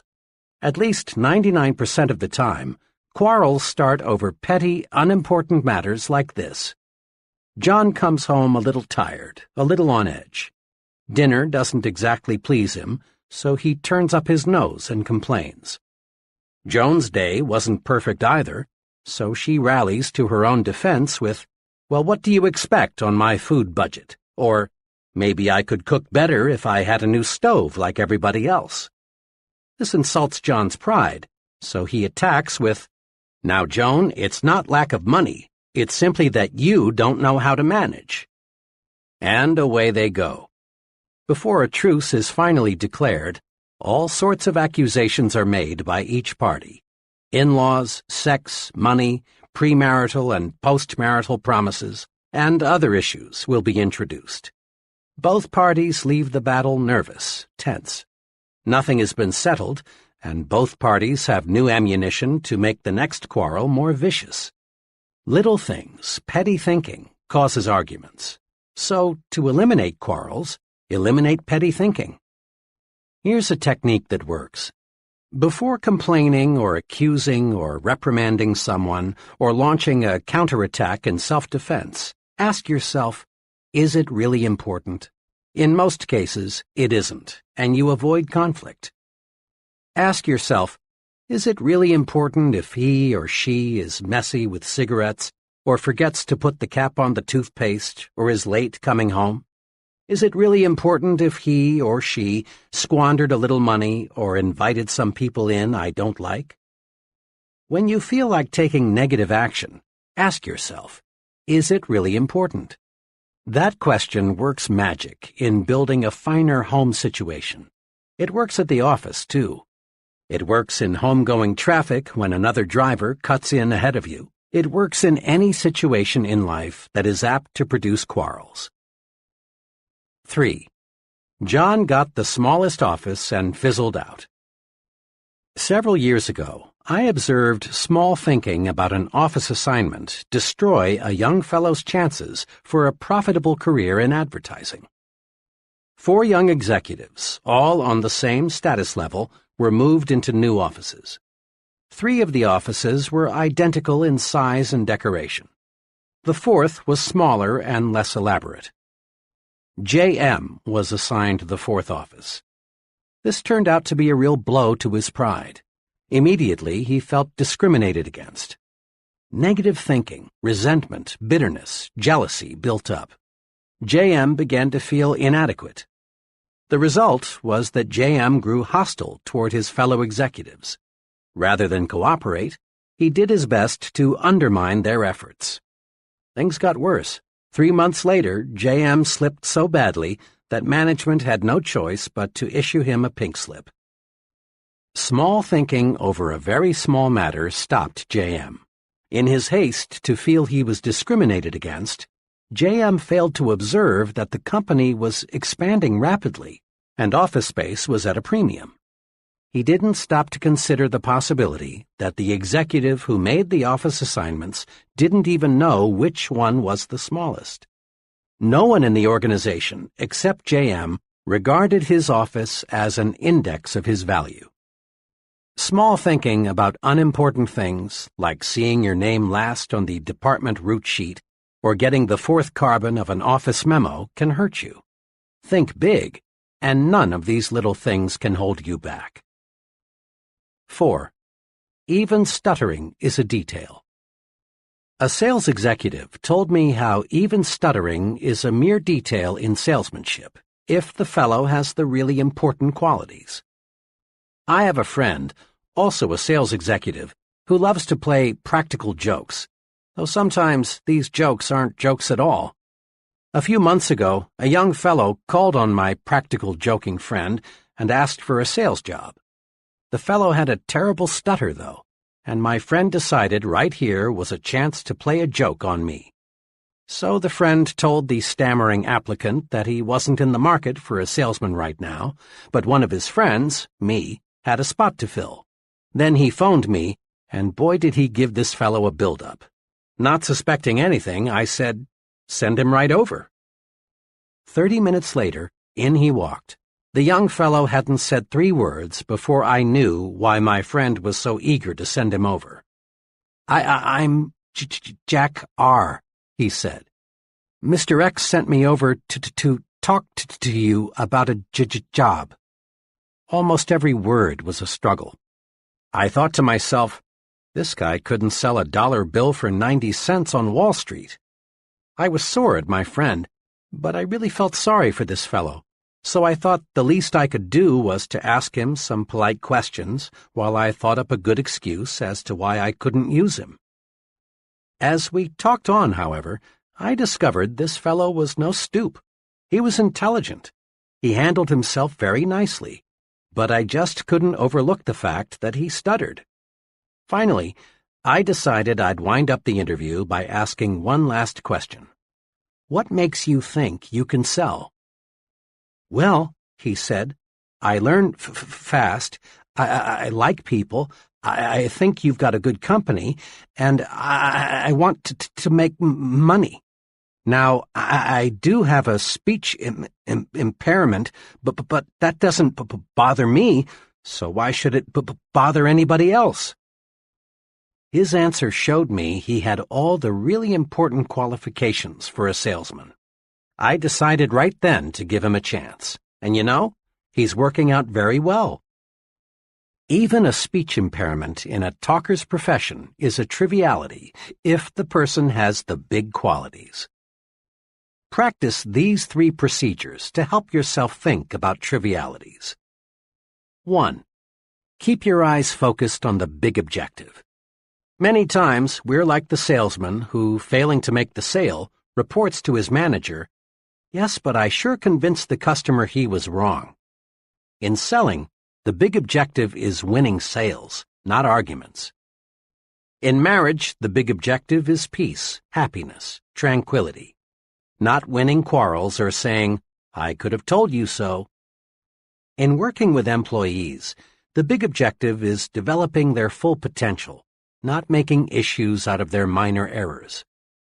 In living with neighbors, the big objective is mutual respect and friendship, not seeing if you can have their dog impounded because once in a while it barks at night.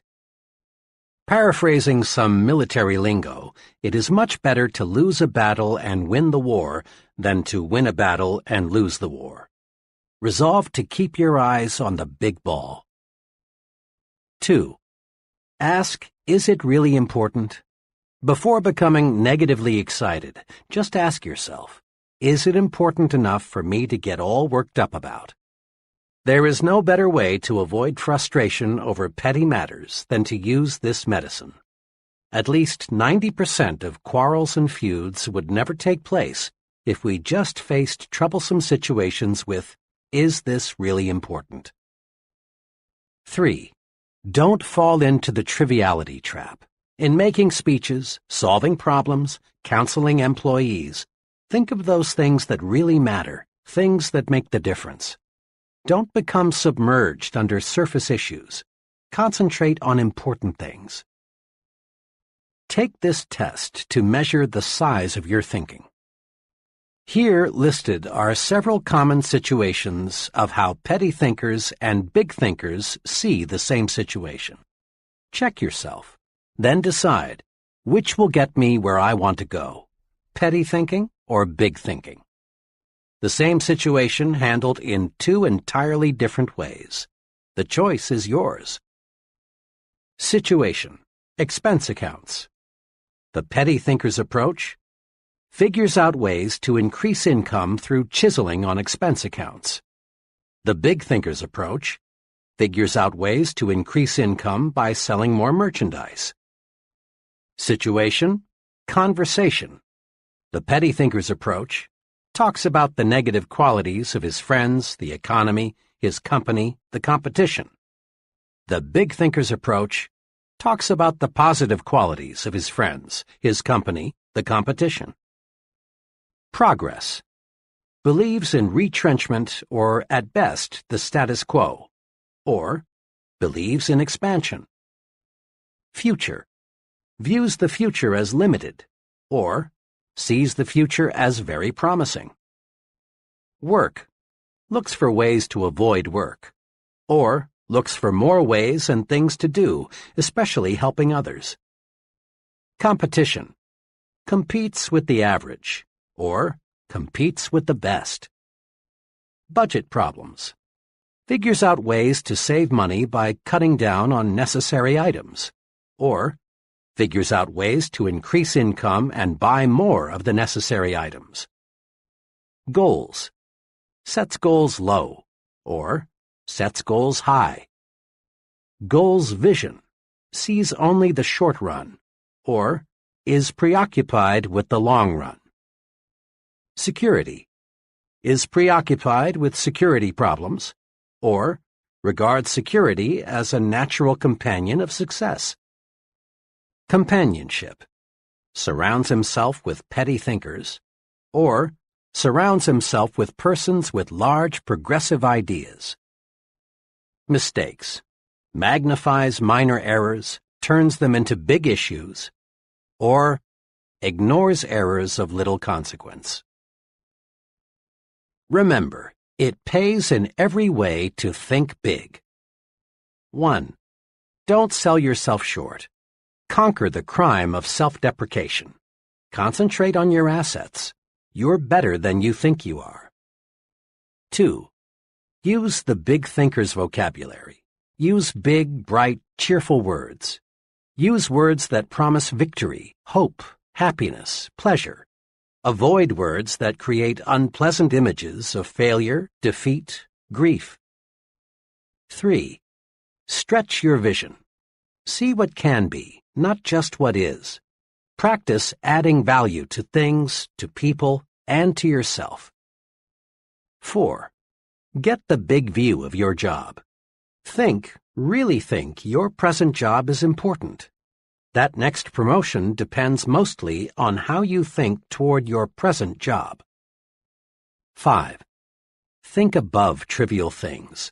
Focus your attention on big objectives. Before getting involved in a petty matter, ask yourself, is it really important? Grow big by thinking big. Chapter 5. How to Think and Dream Creatively. First, let's clear up a common fallacy about the meaning of creative thinking. For some illogical reason, science, engineering, art, and writing got tabbed as about the only truly creative pursuits. Most people associate creative thinking with things like the discovery of electricity or a polio vaccine, or the writing of a novel, or the development of color television. Certainly, accomplishments like these are evidence of creative thinking. Each forward step made in the conquest of space is the result of creative thinking, lots of it. But creative thinking is not reserved for certain occupations, nor is it restricted to superintelligent people. Well then, what is creative thinking? A low-income family devises a plan to send their son to a leading university. That's creative thinking. A family turns the street's most undesirable lot into the neighborhood beauty spot. That's creative thinking. A minister develops a plan that doubles his Sunday evening attendance. That's creative thinking. Figuring out ways to simplify record-keeping, selling the impossible customer, keeping the children occupied constructively, making employees really like their work, or preventing a certain quarrel. All of these are examples of practical, everyday creative thinking. Creative thinking is simply finding new, improved ways to do anything. The rewards of all types of success in the home, at work, in the community, hinge on finding ways to do things better. Now, let's see what we can do to develop and strengthen our creative thinking ability. Step 1. Believe it can be done. Here is a basic truth. To do anything, we must first believe it can be done. Believing something can be done sets the mind in motion to find a way to do it. To illustrate this point of creative thinking in training sessions, I often use this example. I ask the group, how many of you feel it is possible to eliminate jails within the next 30 years? Invariably, the group looks bewildered, not quite sure they heard right, and thinking they are listening to a real fuzzbrain. So, after a pause, I repeat, how many of you feel it is possible to eliminate jails within the next 30 years? Once they're sure I'm not joking, someone always blasts me with something like, you mean to say you want to turn all those murderers, thieves, and rapists loose? Don't you realize what this would mean? Why, none of us would be safe. We have to have jails. Then the others cut loose. All order would break down if we didn't have jails. Some people are born criminals. If anything, we need more jails. Did you read in this morning's paper about that murder? And the group goes on, telling me all sorts of good reasons why we must have jails. One fellow even suggested we've got to have jails so the police and prison guards can have jobs. After about 10 minutes of letting the group prove why we can't eliminate the need for jails, I say to them, now, let me mention here that this question of eliminating jails is used to make a point. Each of you has come up with reasons why we can't eliminate the need for jails. Will you do me a favor? Will you try extra hard for a few minutes to believe we can eliminate jails? Joining in the spirit of the experiment, the group says, in effect, oh well, but just for kicks. Then I ask, now, assuming we can eliminate jails, how could we begin? Suggestions come slowly at first. Someone hesitantly says something like, well, you might cut down crime if you established more youth centers. Before long, the group, which 10 minutes ago was solidly against the idea, now begins to work up real enthusiasm. Work to eliminate poverty. Most crime stems from the low income levels. Conduct research to spot potential criminals before they commit a crime. Develop surgical procedures to cure some kinds of criminals. Educate law enforcement personnel in positive methods of reform. These are just samples of the 78 specific ideas I've tabulated that could help accomplish the goal of eliminating jails. When you believe, your mind finds ways to do. This experiment has just one point. When you believe something is impossible, your mind goes to work for you to prove why. But when you believe, really believe, something can be done, your mind goes to work for you and helps you find the ways to do it. Believing something can be done paves the way for creative solutions. Believing something can't be done is destructive thinking. This point applies to all situations, little and big. The political leaders who do not genuinely believe permanent world peace can be established will fail because their minds are closed to creative ways to bring about peace. The economists who believe business depressions are inevitable will not develop creative ways to beat the business cycle. In a similar fashion, you can find ways to like a person if you believe you can. You can discover solutions to personal problems if you believe you can. You can find a way to purchase that new, larger home if you believe you can. Belief releases creative powers. Disbelief puts the brakes on. Believe, and you'll start thinking constructively. Your mind will create a way if you let it. A little over 2 years ago, a young man asked me to help him find a job with more future. He was employed as a clerk in the credit department of a mail-order company and felt that he was getting nowhere. We talked about his past record and what he wanted to do. After knowing something about him, I said, "I admire you very much for wanting to move up the ladder to a better job and more responsibility.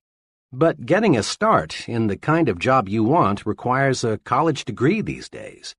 I notice you finished 3 semesters. May I suggest you finish college? Going summers, you can do it in 2 years. Then I'm sure you can land the job you want, with the company you want to work for." "I realize," he answered, "that a college education would help, but it's impossible for me to go back to school." "Impossible? Why?" I asked. "Well, for one thing," he began, "I'm 24. On top of that, my wife and I are expecting our second child in a couple of months. We barely get by now on what I make. I wouldn't have time to study since I'd have to keep my job. It's just impossible, that's all." This young man really had himself convinced that finishing college was impossible. Then I said to him, "If you believe it is impossible to finish school, then it is. But by the same token, if you'll just believe it is possible to return to the university, a solution will come. Now here's what I would like you to do. Make up your mind you are going to go back to school. Let that one thought dominate your thinking. Then think, really think about how you can do it and still support your family. Come back in a couple of weeks and let me know what ideas you've come up with." My young friend returned 2 weeks later. "I thought a lot about what you said," he began. "I've decided I must go back to school. I haven't figured out all the angles yet, but I'll find a solution." And he did. He managed to get a scholarship provided by a trade association, which paid his tuition, books, and incidentals. He rearranged his work schedule so he could attend classes. His enthusiasm and the promise of a better life won him his wife's full support. Together, they creatively found ways to budget money and time more effectively. Last month, he received his degree one day and went to work the next as a management trainee for a large corporation. Where there's a will, there is a way. Believe it can be done. That's basic to creative thinking. Here are suggestions to help you develop creative power through belief. 1. Eliminate the word impossible from your thinking and speaking vocabularies. Impossible is a failure word. The thought, "it's impossible," sets off a chain reaction of other thoughts to prove you're right. 2. Think of something you've been wanting to do but felt you couldn't. Now, make a list of reasons why you can do it. Many of us whip and defeat our desires simply because we concentrate on why we can't, when the only thing worthy of our mental concentration is why we can. Recently, I read a newspaper item that said there are too many counties in most states. The article pointed out that most county boundaries were established decades before the first automobile was built, and while the horse and buggy was the chief mode of travel. But today, with fast automobiles and good roads, There is no reason why 3 or 4 counties could not be combined. This would cut down greatly on duplicated services so that taxpayers would actually get better service for less money. The writer of this article said he thought he had stumbled across a really live idea, so he interviewed 30 people at random to get their reactions. The result? Not one person thought the idea had merit, even though it would provide them with better local government at less cost. That's an example of traditional thinking. The traditional thinker's mind is paralyzed. He reasons, it's been this way for 100 years, therefore it must be good and must stay this way. Why risk a change? Average people have always resented progress. Many voiced a protest toward the automobile on the grounds that nature meant for us to walk or use horses. The airplane seemed drastic to many. Man had no right to enter the province reserved for birds. A lot of status quoers still insist that man has no business in space. One top missile expert recently gave an answer to this kind of thinking. Man belongs, says Dr. von Braun, where man wants to go. Around 1900, a sales executive discovered a scientific principle of sales management. It received a lot of publicity and even found its way into textbooks. The principle was this: there is one best way to sell a product. Find the best way, then never deviate from it. Fortunately for this man's company, new leadership came in time to save the organization from financial ruin. Contrast that experience with the philosophy of Crawford H. Greenwald, president of one of the nation's largest business organizations, E.I. DuPont de Nemours.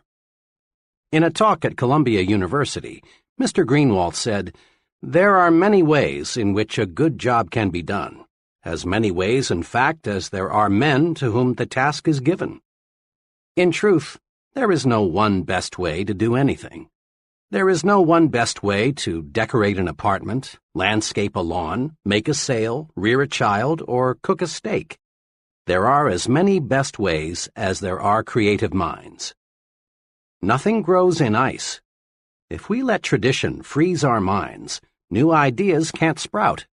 Make this test sometime soon. Propose one of these ideas to someone and then watch his behavior. 1. The postal system, long a government monopoly, should be turned over to private enterprise. 2. Presidential elections should be held every 2 or 6 years instead of 4. 3. Regular hours for retail stores should be 1 p.m. to 8 p.m. instead of 9 a.m. to 5:30 p.m.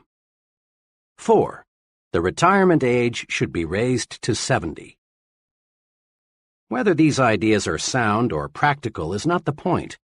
What is significant is how a person handles propositions like these. If he laughs at the idea and doesn't give it a second thought, and probably 95% will laugh at it, chances are he suffers from tradition paralysis. But the 1 in 20 who says, "That's an interesting idea, tell me more about it," has a mind that's turned to creativity.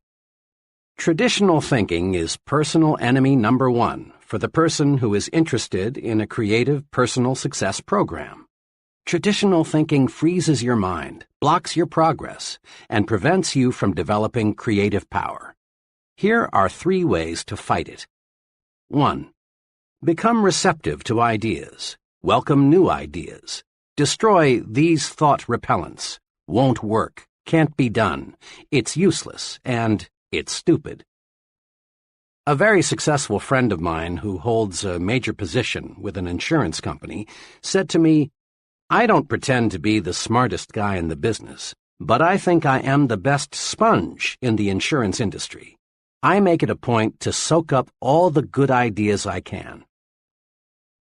2. Be an experimental person. Break up fixed routines. Expose yourself to new restaurants, new books, new theaters, new friends. Take a different route to work someday. Take a different vacation this year. Do something new and different this weekend. If your work is in distribution, Develop an interest in production, accounting, finance, and the other elements of business. This gives you breadth and prepares you for larger responsibilities. 3. Be progressive, not regressive. Not, that's the way we did it where I used to work, so we ought to do it that way here, but how can we do it better than we did it where I used to work? Not backward, regressive thinking, but forward, progressive thinking. Because you got up at 5:30 a.m. to deliver papers or milk the cows when you were a youngster doesn't necessarily mean it's a good idea for you to require your children to do the same. Imagine what would happen to the Ford Motor Company if its management allowed itself to think, "This year we've built the ultimate in automobiles. Further improvement is impossible. Therefore, all experimental engineering and designing activities are hereby permanently terminated." Even the mammoth Ford Motor Company would shrivel fast with this attitude. Successful people, like successful businesses, live with these questions. How can I improve the quality of my performance? How can I do better? Absolute perfection in all human undertakings, from building missiles to rearing children, is unattainable. This means there is endless room for improvement. Successful people know this, and they are always searching for a better way. Note, the successful person doesn't ask, "Can I do it better?" He knows he can. So he phrases the question, "How can I do it better?" A few months ago, a former student of mine, in business for just 4 years, opened her 4th hardware store. This was quite a feat, considering the young lady's small initial capital investment of only $3,500, strong competition from other stores, and the relatively short time she had been in business. I visited her new store shortly after it opened to congratulate her on the fine progress she had made. In an indirect way, I asked her how she was able to make a success of 3 stores and open a 4th one, when most merchants had to struggle to make a success of just 1 store. "Naturally," she answered, "I worked hard, but just getting up early and working late isn't responsible for the 4 stores. Most people in my business work hard. The main thing I attribute my success to is my self-styled weekly improvement program." "A weekly improvement program? Sounds impressive. How does it work?" I asked. "Well, it really isn't anything elaborate," she continued. "It's just a plan to help me do a better job as each week rolls around. To keep my forward thinking on the track, I've divided my job into 4 elements: customers, employees, merchandise, and promotion. All during the week, I make notes and jot down ideas as to how I can improve my business. Then, every Monday evening, I set aside 4 hours to review the ideas I've jotted down and figure out how to put the solid ones to use in the business. In this 4-hour period, I force myself to take a hard look at my operation. I don't simply wish more customers would shop in my store. Instead, I ask myself, what can I do to attract more customers? How can I develop regular, loyal customers? She went on describing numerous little innovations that made her first 3 stores so successful. Things like the way she arranged the merchandise within her stores, her suggestion selling technique that sold 2 out of 3 customers merchandise they had not planned to buy when they entered her stores, the credit plan she devised when many of her customers were out of work because of a strike, the contest she developed that boosted sales during a slack season. I ask myself, what can I do to improve my merchandise offerings? And I get ideas. Let me cite just one case. 4 weeks ago, it occurred to me that I should do something to get more youngsters into the store. I reasoned if I had something here to draw the kids to the store, I'd also draw more of the parents. I kept thinking about it, and then this idea came. Put in a line of small carded toys for children in the 4 to 8 age bracket. It's working. The toys take little space, and I make a nice profit on them. But most important, the toys have increased store traffic. Believe me, she went on, my weekly improvement plan works. Just by conscientiously asking myself, how can I do a better job, I find the answers. It's a rare Monday night that I don't come up with some plan or technique that makes that profit and loss statement look better. And I've learned something else, too, about successful merchandising. Something that I think every person going into business for himself should know. What's that? I asked. Just this. It isn't so much what you know when you start that matters. It's what you learn and put to use after you open your doors that counts most. Big success calls for persons who continually set higher standards for themselves and others. Persons who are searching for ways to increase efficiency, to get more output at lower cost, do more with less effort. Top success is reserved for the I can do it better kind of person. General Electric uses the slogan, "Progress is our most important product." Why not make progress your most important product? The I can do better philosophy works magic. When you ask yourself, how can I do better? Your creative power is switched on, and ways for doing things better suggest themselves. Here is a daily exercise that will help you discover and develop the power of the I can do better attitude. Each day before you begin work, devote 10 minutes to thinking, how can I do a better job today? Ask, what can I do today to encourage my employees? What special favor can I do for my customers? How can I increase my personal efficiency? This exercise is simple, but it works. Try it, and you'll find unlimited creative ways to win greater success.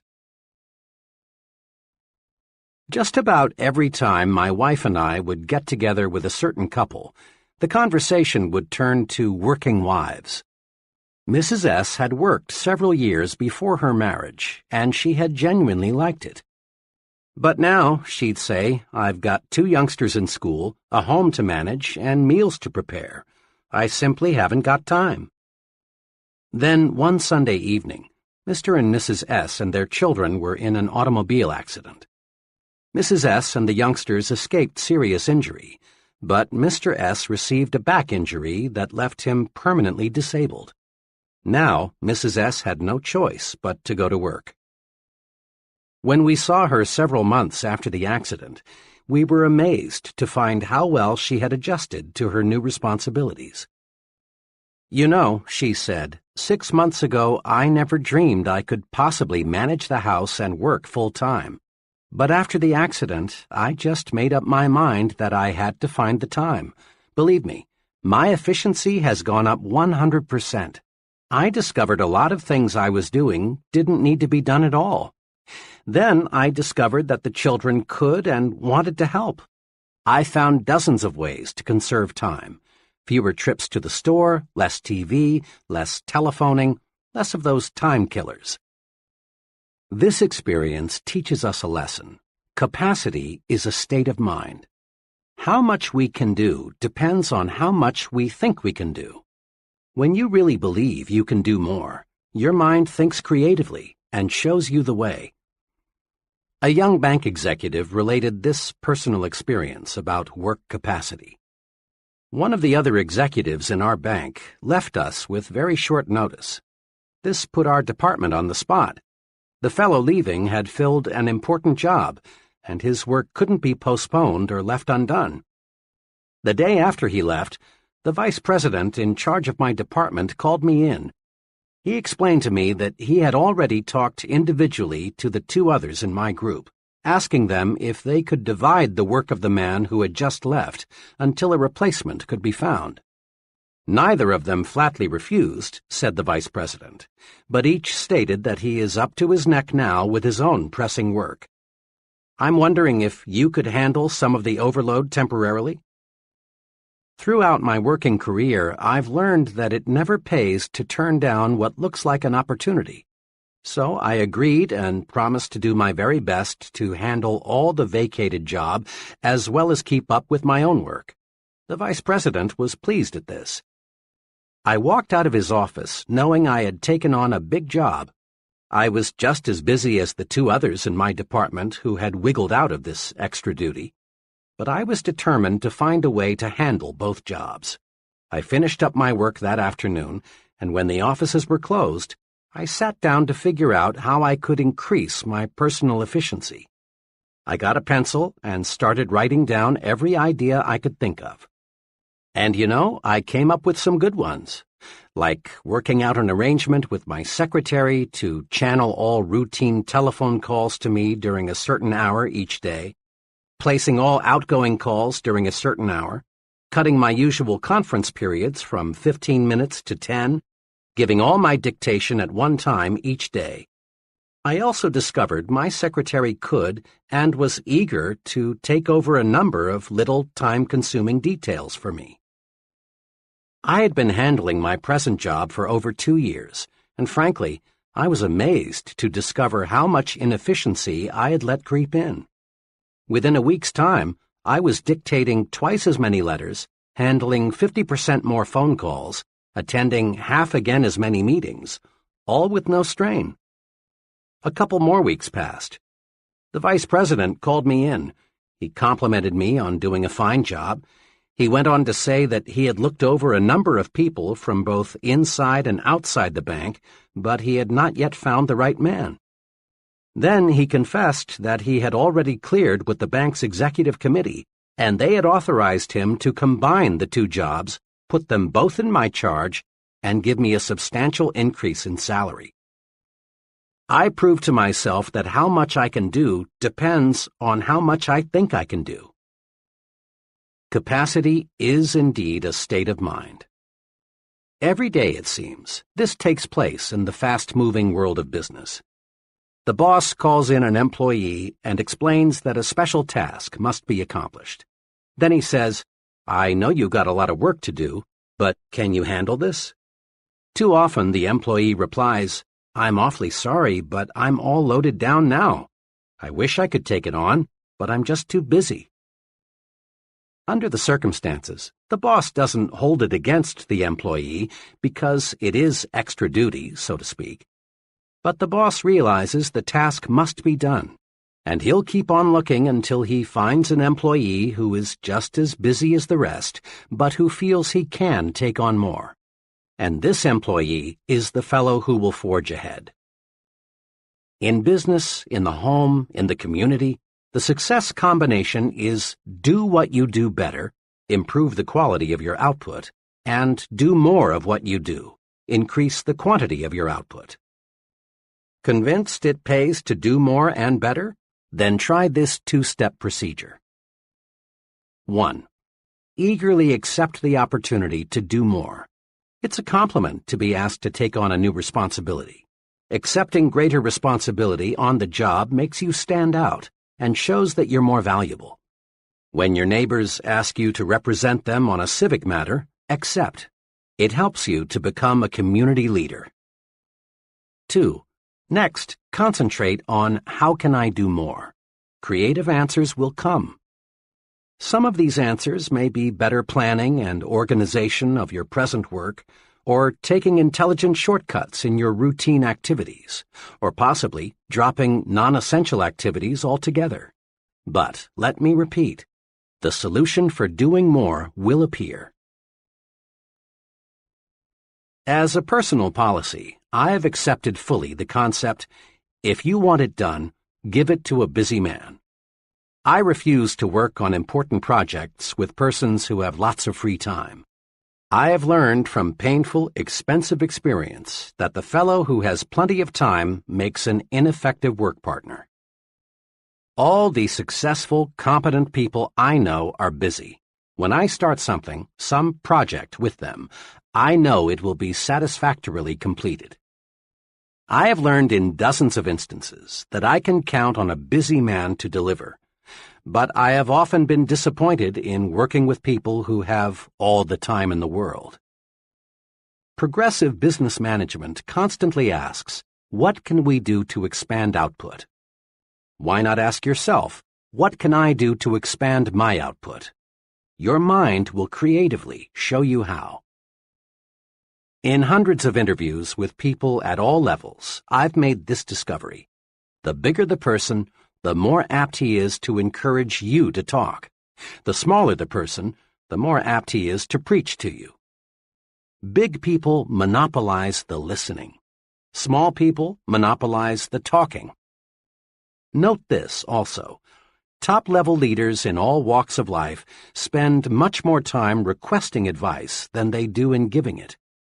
Before a top man makes a decision, he asks, "How do you feel about it? What do you recommend? What would you do under these circumstances? How does this sound to you?" Look at it this way. A leader is a decision-making human machine. Now, to manufacture anything, you've got to have raw material. In reaching creative decisions, the raw materials are the ideas and suggestions of others. Don't, of course, expect other people to give you ready-made solutions. That's not the primary reason for asking and listening. Ideas of others help to spark your own ideas, so your mind is more creative. Recently, I participated as a staff instructor in an executive management seminar. The seminar consisted of 12 sessions. One of the highlights of each meeting was a 15-minute discussion by one of the executives on the topic, "How I Solved My Most Pressing Management Problem." At the 9th session, the executive whose turn it was, a vice president of a large milk processing company, did something different. Instead of telling how he had solved his problem, he announced his topic as "Needed. Help on solving my most pressing management problem." He quickly outlined his problem and then asked the group for ideas on solving it. To be sure, he got a record of each idea suggested. He had a stenographer in the room taking down everything that was said. Later, I talked with this man and complimented him on his unique approach. His comment was, "There are some very sharp men in this group. I just figured I'd harvest some ideas. There's a good possibility something someone said during that session may give me the clue I need to solve the problem." Note, this executive presented his problem, then listened. In so doing, he got some decision-making raw material, and as a side benefit, the other executives in the audience enjoyed the discussion because it gave them the opportunity to take part. Successful businesses invest large sums in consumer research. They ask people about the taste, quality, size, and appearance of a product. Listening to people provides definite ideas for making the product more saleable. It also suggests to the manufacturer what he should tell consumers about the product in his advertising. The procedure for developing successful products is to get as much opinion as you can, listen to the people who will buy the product, and then design the product and its promotion to please these people. In an office recently, I noticed a sign that said, "To sell John Brown what John Brown buys, you've got to see things through John Brown's eyes." And the way to get John Brown's vision is to listen to what John Brown has to say. Your ears are your intake valves. They feed your mind raw materials that can be converted into creative power. We learn nothing from telling, but there is no limit to what we can learn by asking and listening. Try this 3-stage program to strengthen your creativity through asking and listening. 1. Encourage others to talk. In personal conversation or in group meetings, draw out people with little urges, such as, "Tell me about your experience," or "What do you think should be done about," or "What do you think is the key point?" Encourage others to talk, and you win a double-barreled victory. Your mind soaks up raw material that you can use to produce creative thought, and you win friends. There is no surer way to get people to like you than to encourage them to talk to you. 2. Test your own views in the form of questions. Let other people help you smooth and polish your ideas. Use the "What do you think of this suggestion" approach. Don't be dogmatic. Don't announce a fresh idea as if it were handed down on a gold tablet. Do a little informal research first. See how your associates react to it. If you do, chances are you'll end up with a better idea. 3. Concentrate on what the other person says. Listening is more than just keeping your own mouth shut. Listening means letting what's said penetrate your mind. So often, people pretend to listen when they aren't listening at all. They're just waiting for the other person to pause so they can take over with the talking. Concentrate on what the other person says. Evaluate it. That's how you collect mind food. More and more leading universities are offering advanced management training programs for senior business executives.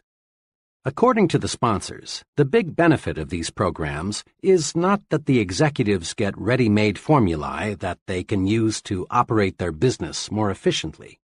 Rather, they benefit most from the opportunity to exchange and discuss new ideas. Many of these programs require the executives to live together in college dormitories, thus encouraging bull sessions. Boiled down to one word, the executives benefit most from the stimulation received. A year ago, I directed 2 sessions in a 1-week sales management school in Atlanta, sponsored by the National Sales Executives Incorporated. A few weeks later, I met a salesman friend who worked for one of the sales executives who'd attended the school. "You people at the school sure gave my sales manager a lot of things to do to run our company better," my young friend said. Curious, I asked him specifically what changes he'd noticed. He reeled off a number of things: a revision in the compensation plan, sales meetings twice a month instead of once a month, new business cards and stationery, a revision in sales territories, not one of which was specifically recommended in the training program. The sales manager didn't get a bunch of canned techniques.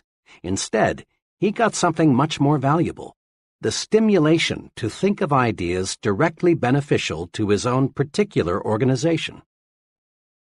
A young accountant for a paint manufacturer told me about a very successful venture of his that was sparked by the ideas of others.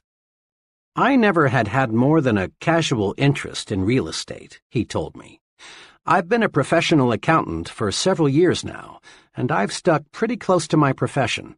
One day, a realtor friend invited me to be his guest at a luncheon of one of the city's real estate groups. The speaker that day was an older man who had seen the city grow.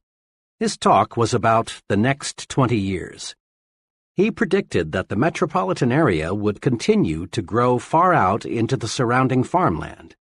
He also predicted that there would be a record demand for what he called gentleman-size farms, 2 to 5 acres, big enough so the businessman or professional person could have a pool, horses, a garden, and other hobbies that require space.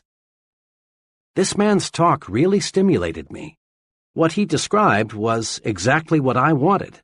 The next few days, I asked several friends what they thought about the idea of someday owning a 5-acre estate. Everyone I talked to said, in effect, "I'd love that."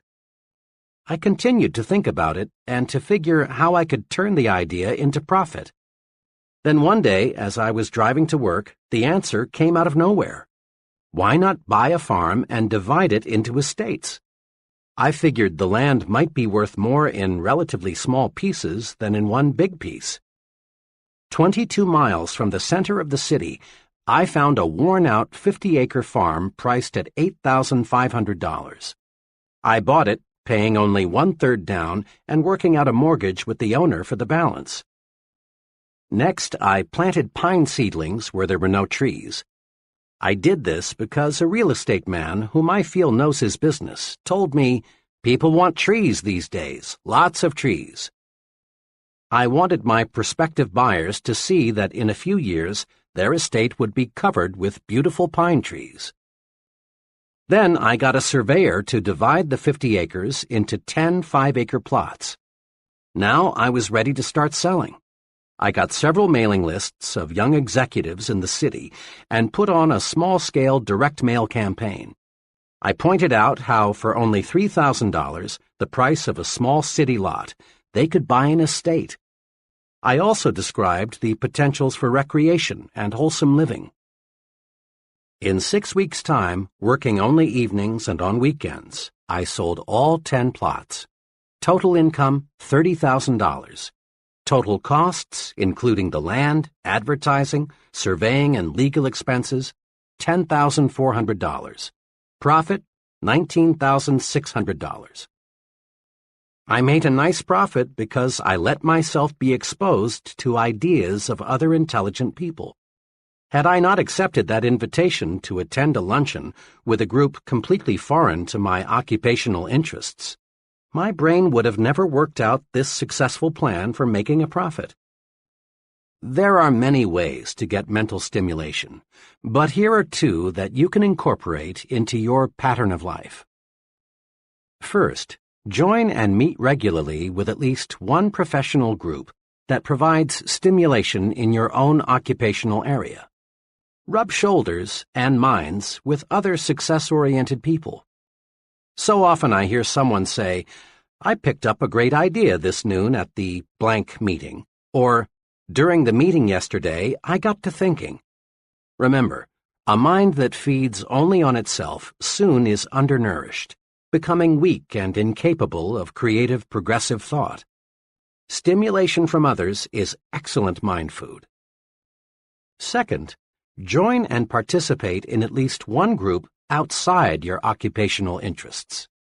Association with people who have different job interests broadens your thinking and helps you to see the big picture. You'll be surprised how mixing regularly with people outside your occupational area will stimulate your on-the-job thinking. Ideas are fruits of your thinking, but they've got to be harnessed and put to work to have value. Each year, an oak tree produces enough acorns to populate a good-sized forest. Yet from these bushels of seeds, perhaps only 1 or 2 acorns will become a tree. The squirrels destroy most of them, and the hard ground beneath the tree doesn't give the few remaining seeds much chance for a start. So it is with ideas. Very few bear fruit. Ideas are highly perishable. If we're not on guard, the squirrels, negative-thinking people, will destroy most of them. Ideas require special handling from the time they are born until they're transformed into practical ways for doing things better. Use these 3 ways to harness and develop your ideas. 1. Don't let ideas escape. Write them down. Every day, lots of good ideas are born only to die quickly because they aren't nailed to paper. Memory is a weak slave when it comes to preserving and nurturing brand new ideas. Carry a notebook or some small cards with you. When you get an idea, write it down. A friend who travels a lot keeps a clipboard beside him so that he can write down an idea the instant it occurs to him. People with fertile creative minds know a good idea may sprout any time, any place.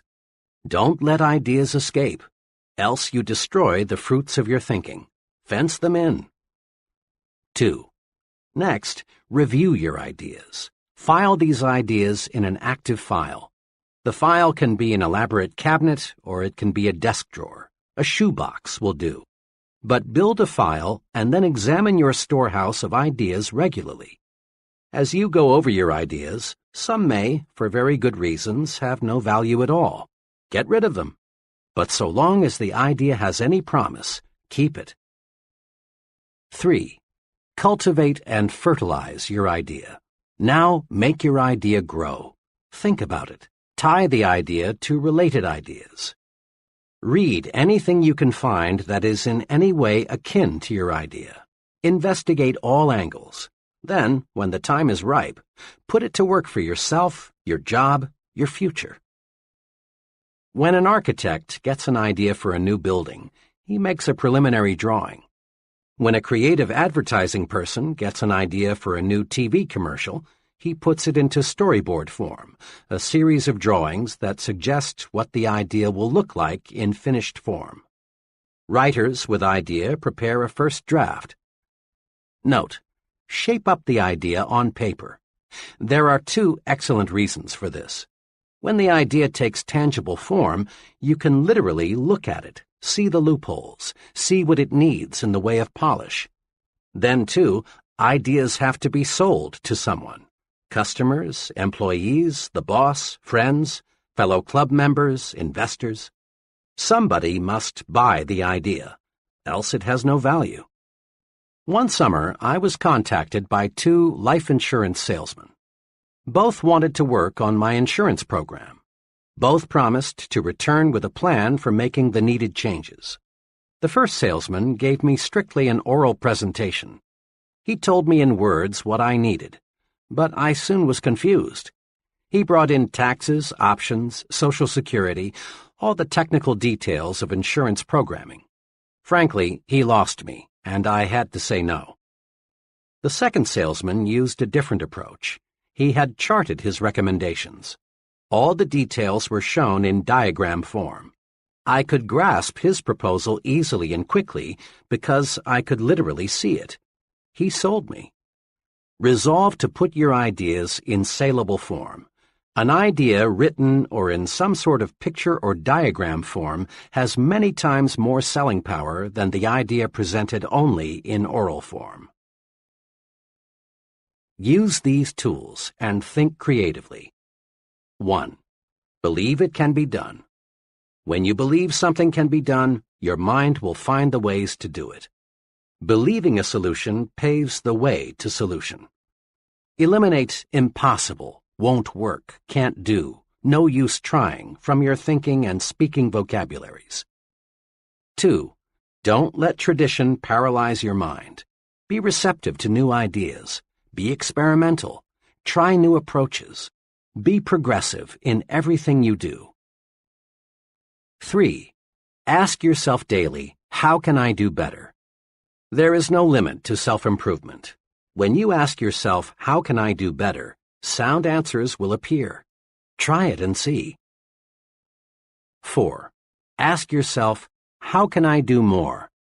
Capacity is a state of mind. Asking yourself this question puts your mind to work to find intelligent shortcuts. The success combination in business is do what you do better, improve the quality of your output, and do more of what you do, increase the quantity of your output. 5. Practice asking and listening. Ask and listen, and you'll obtain raw material for reaching sound decisions. Remember, big people monopolize the listening. Small people monopolize the talking. 6. Stretch your mind. Get stimulated. Associate with people who can help you think of new ideas, new ways of doing things. Mix with people of different occupational and social interests. Chapter 6. You are what you think you are. It's obvious. Much human behavior is puzzling.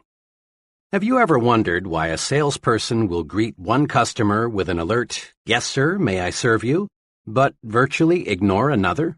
Or why a man will open a door for one woman but not for another? Or why an employee will consistently carry out the instructions of one superior but only grudgingly do what another superior requests? Or why we will pay close attention to what one person says but not to another? Look around you. You'll observe some people receiving the "Hey, Mac" or "Hey, buddy" treatment, while others receive the sincere and important "Yes, sir" treatment. Watch. You'll observe that some people command confidence, loyalty, and admiration, while others do not. Look closer still, and you'll also observe that those persons who command the most respect are also the most successful. What is the explanation? It can be distilled into one word: thinking. Thinking does make it so. Others see in us what we see in ourselves. We receive the kind of treatment we think we deserve. Thinking does make it so. The fellow who thinks he is inferior, regardless of what his real qualifications may be, is inferior. For thinking regulates actions. If a man feels inferior, he acts that way, and no veneer of cover-up or bluff will hide this basic feeling for long. The person who feels he isn't important isn't. On the other side, a fellow who really thinks he is equal to the task is.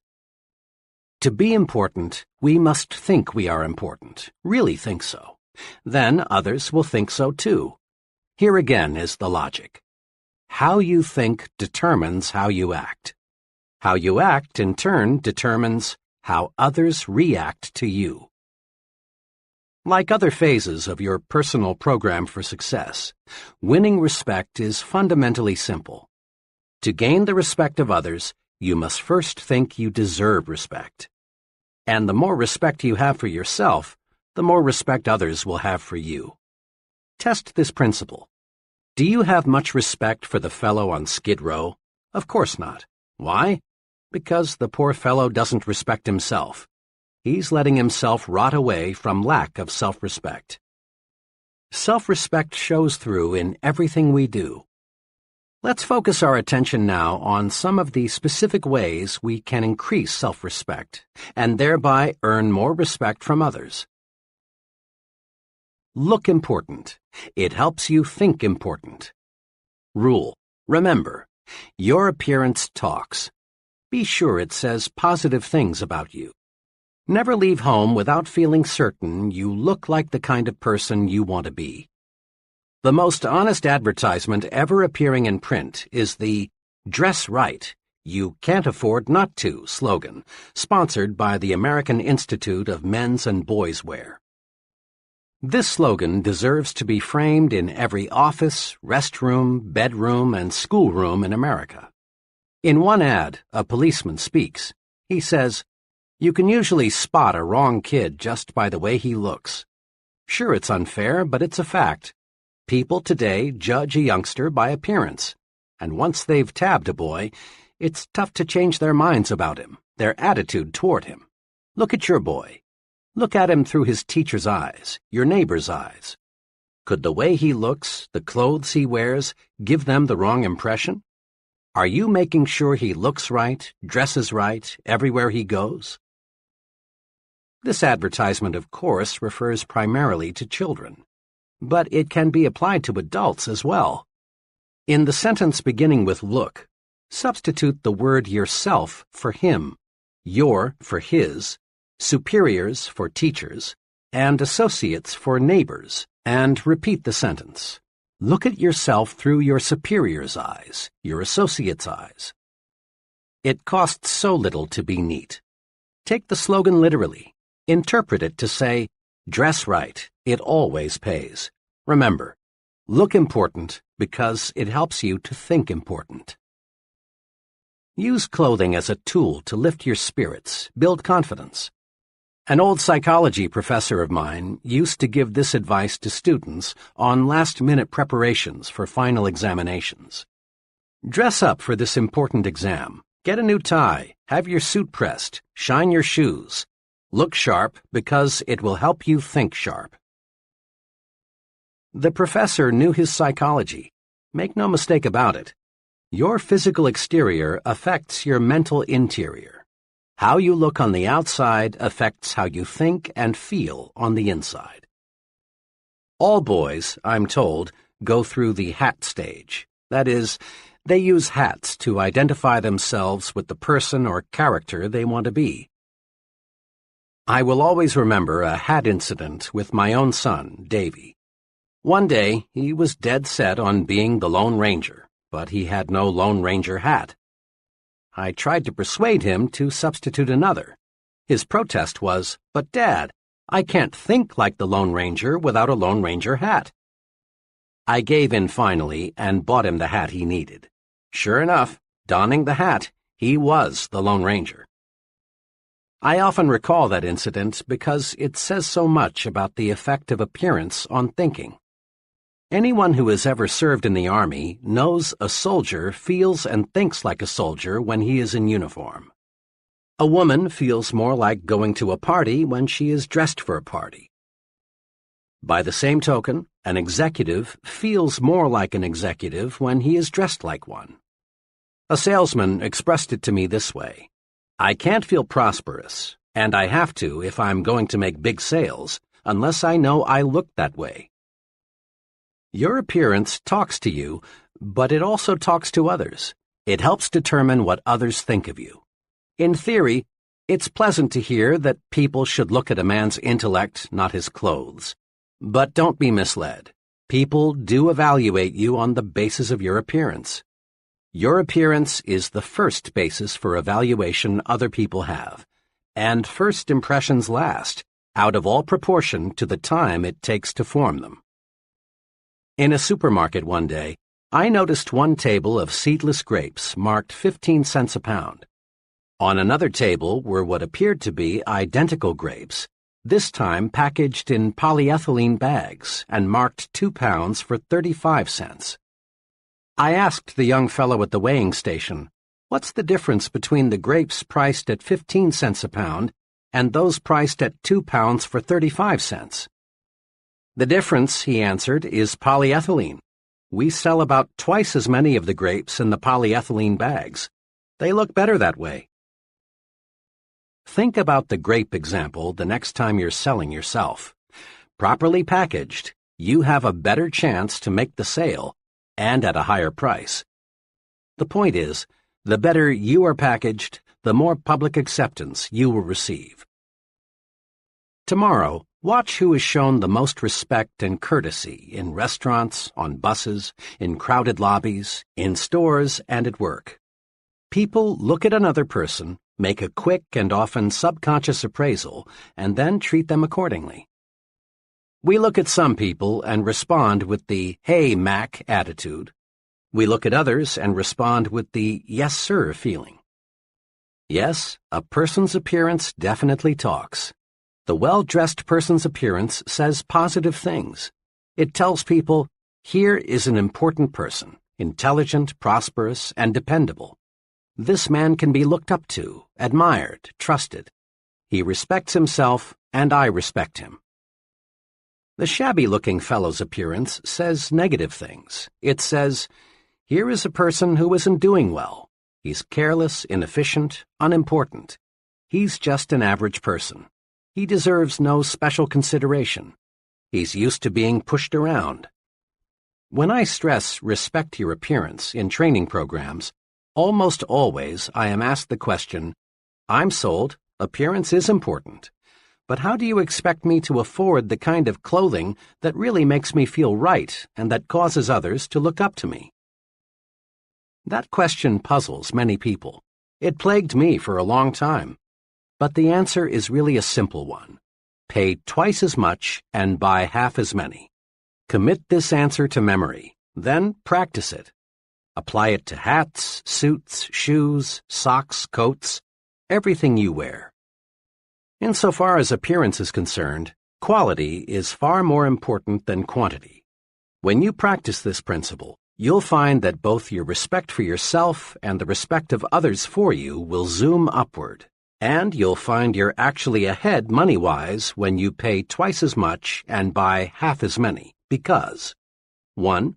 Your garments will last more than twice as long because they are more than twice as good, and as a rule they will show quality as long as they last. 2. What you buy will stay in style longer.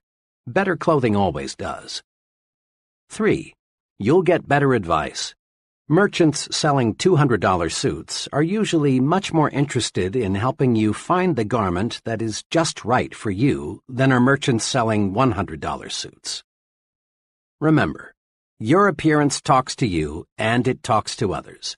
Make certain it says, here is a person who has self-respect. He's important. Treat him that way. You owe it to others, but more important, you owe it to yourself to look your best. You are what you think you are. If your appearance makes you think you're inferior, you are inferior. If it makes you think small, you are small. Look your best, and you will think and act your best. Think your work is important. There's a story often told about the job attitudes of 3 bricklayers. It's a classic, so let's go over it again. When asked, what are you doing? The first bricklayer replied, laying brick. The second answered, making $9.30 an hour. And the third said, me? Why, I'm building the world's greatest cathedral. Now, the story doesn't tell us what happened to these bricklayers in later years, but what do you think happened? chances are that the first two bricklayers remained just that, bricklayers. They lacked vision. They lacked job respect. There was nothing behind them to propel them forward to greater success. But you can wager every cent you have the bricklayer who visualized himself as building a great cathedral did not remain a bricklayer. Perhaps he became a foreman, or perhaps a contractor, or possibly an architect. He moved forward and upward. Why? Because thinking does make it so. Bricklayer number 3 was tuned to thought channels that pointed the way to self-development in his work. Job thinking tells a lot about a person and his potential for larger responsibility. A friend who operates a personnel selection firm said this to me recently. One thing we always look for in appraising a job applicant for a client is how the applicant thinks about his present job. We are always favorably impressed when we find that an applicant thinks his present job is important, even though there may be something about it he doesn't like. Why? Simply this. If the applicant feels his present job is important, odds are that he will take pride in his next job too. We've found an amazingly close correlation between a person's job respect and his job performance. Like your appearance, the way you think toward your work says things about you to your superiors, associates, and subordinates. In fact, to everyone with whom you come in contact.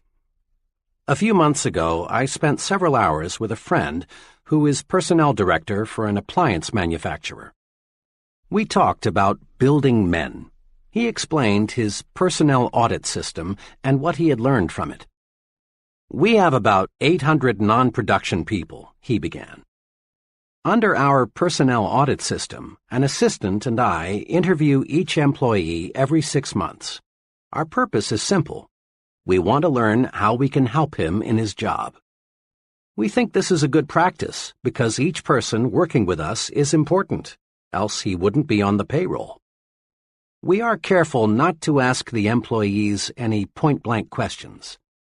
Instead, we encourage him to talk about whatever he wants to. We aim to get his honest impressions. After each interview, we fill out a rating form on the employee's attitudes toward specific aspects of his job.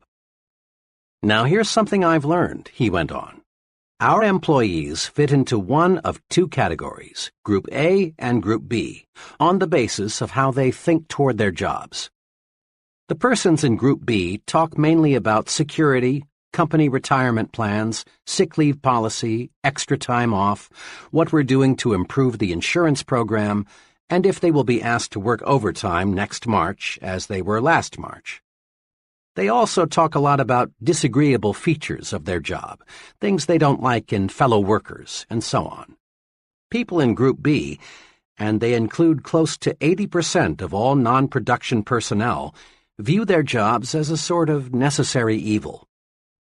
The Group A fellow sees his job through different glasses.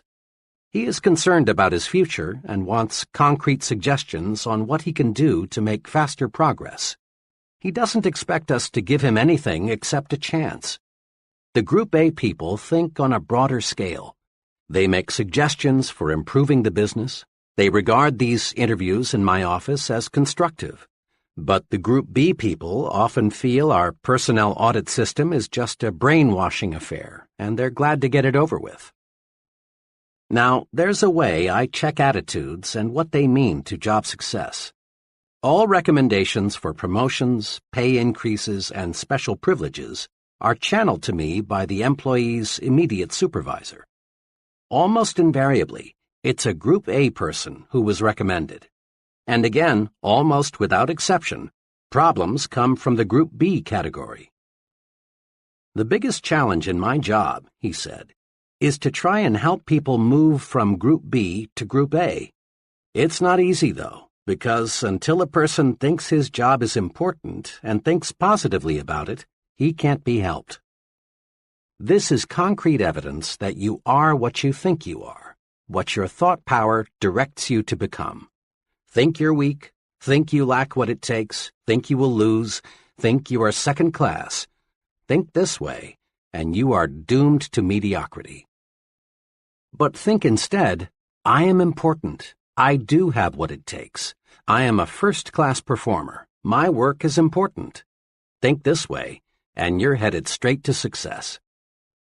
The key to winning what you want lies in thinking positively toward yourself. The only real basis other people have for judging your abilities is your actions, and your actions are controlled by your thoughts. You are what you think you are. Wear the shoes of a supervisor for a few moments and ask yourself which person you would recommend for a raise or a promotion. 1. The secretary who, when the executive is out of the office, spends her time reading magazines, or the secretary who uses such time to do the many little things that help the executive to accomplish more when he returns. 2. The employee who says, "Oh well, I can always get another job. If they don't like the way I do my work, I'll just quit." Or the employee who views criticism constructively and sincerely tries to do higher quality work. 3. The salesman who tells a customer, "Oh, I just do what they tell me to do. They said come out and see if you need anything." Or the salesman who says, "Mr. Brown, I'm here to help you." 4. The foreman who says to an employee, "To tell you the truth, I don't like my job much. Those guys up top give me a pain in the neck. I don't know what they're talking about half the time." Or the supervisor who says, "You've got to expect some unpleasantness on any job, but let me assure you, the men in the front office are on the ball. They'll do right by us." Isn't it obvious why many people stay at one level all their lives? Their thinking alone keeps them there. An advertising executive once told me about his agency's informal training to break in new, inexperienced men. "As company policy," he said, "we feel the best initial training is to start the young fellow, who incidentally is usually a college graduate, as a mailboy. We don't do this, of course, because we feel a fellow needs 4 years of college to take mail from one office to another. Our purpose is to give the new fellow maximum exposure to the many varied things which must be done in agency work. After he knows his way around, we give him an assignment. Now occasionally, even after we've carefully explained why we're starting him out in the mailroom, a young fellow feels that carrying the mail is belittling and unimportant. When this is the case, we know we've picked the wrong man. If he doesn't have the vision to see that being a mailboy is a necessary, practical step to important assignments, then he has no future in the agency business. Remember, executives answer the question, "What would he do on that specific level?"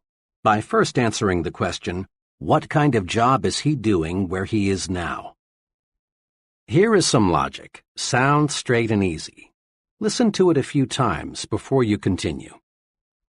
A person who thinks his job is important receives mental signals on how to do his job better. And a better job means more promotions, more money, more prestige, more happiness. We've all noticed how children quickly pick up the attitudes, habits, fears, and preferences of their parents. Whether it be food preferences, mannerisms, religious and political views, or any other type of behavior, the child is a living reflection of how his parents or guardians think, for he learns through imitation. And so do adults. People continue to imitate others throughout life, and they imitate their leaders and supervisors. Their thoughts and actions are influenced by these people. You can check this easily. Study one of your friends and the person he works for, and note the similarities in thinking and action. Here are some of the ways your friend may imitate his boss or other associate: slang and word choice, the way he smokes cigarettes, some facial expressions and mannerisms, choice of clothing, and automobile preferences. There are many, many more, of course. Another way to note the power of imitation is to observe the attitudes of employees and compare them with those of the chief. When the chief is nervous, tense, worried, His close associates reflect similar attitudes. But when Mr. Chief is on top, feeling good, so are his employees. The point is this: the way we think toward our jobs determines how our subordinates think toward their jobs.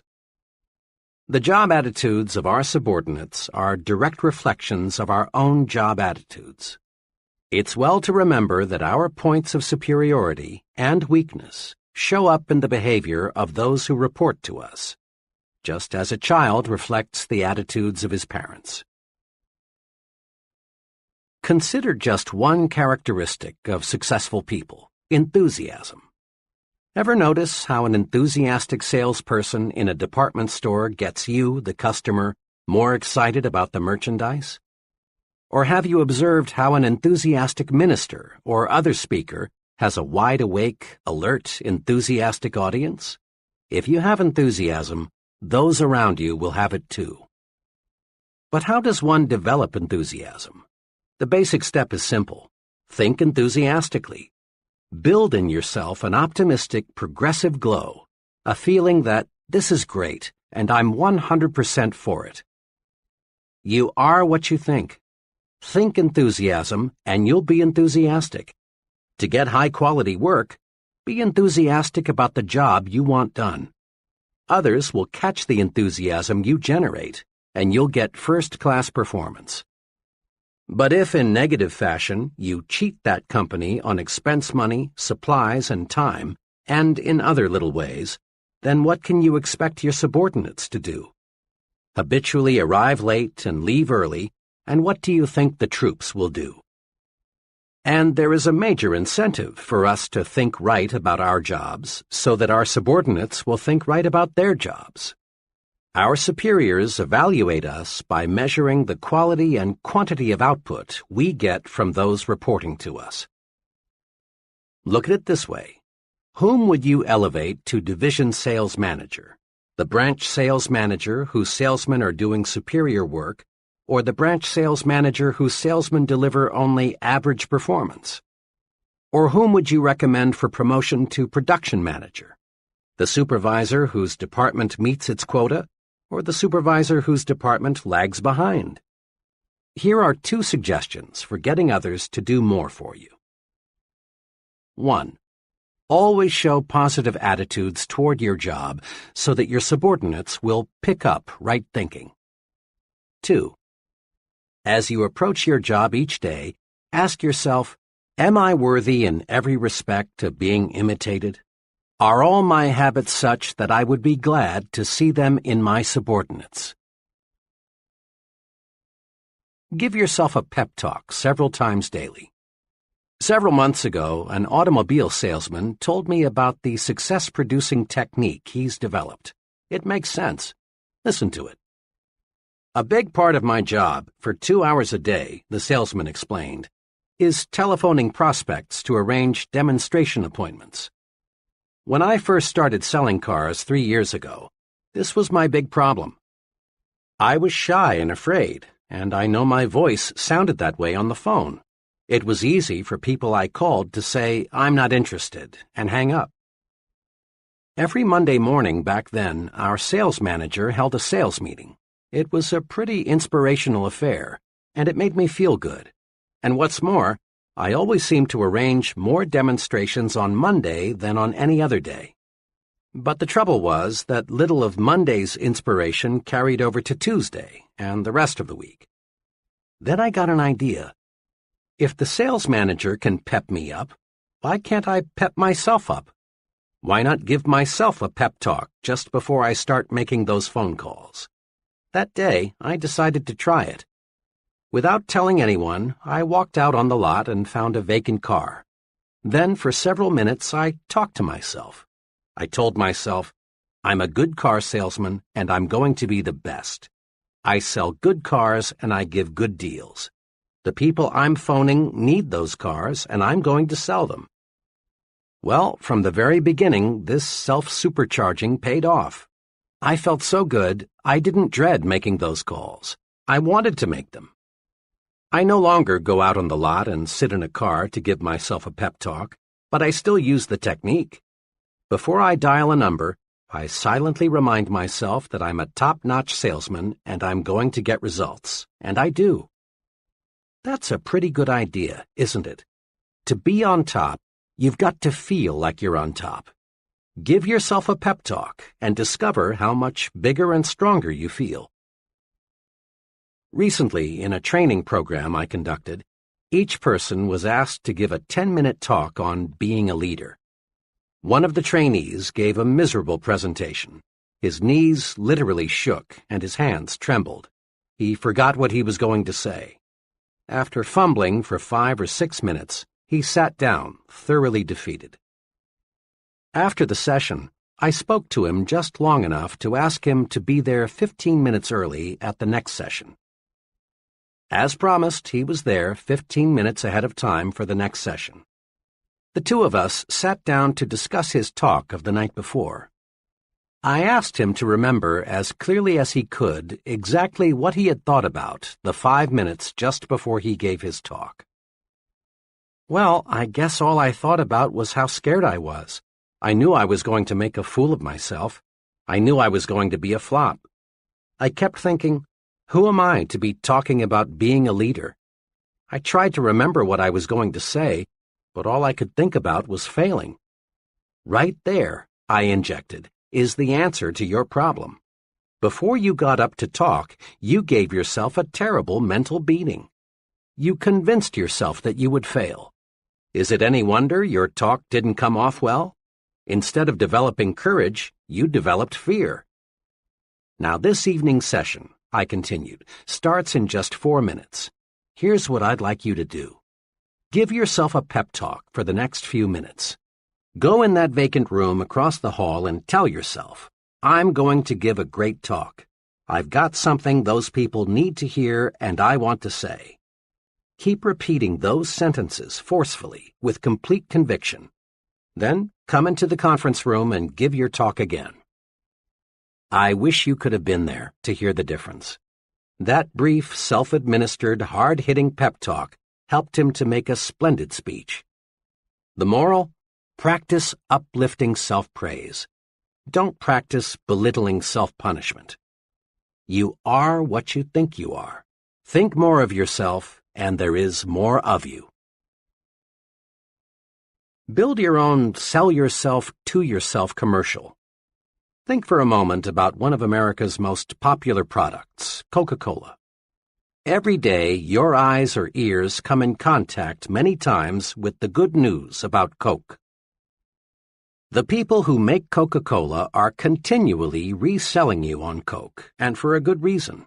If they stopped reselling you, chances are you'd grow lukewarm and eventually cold to Coke. Then sales would drop.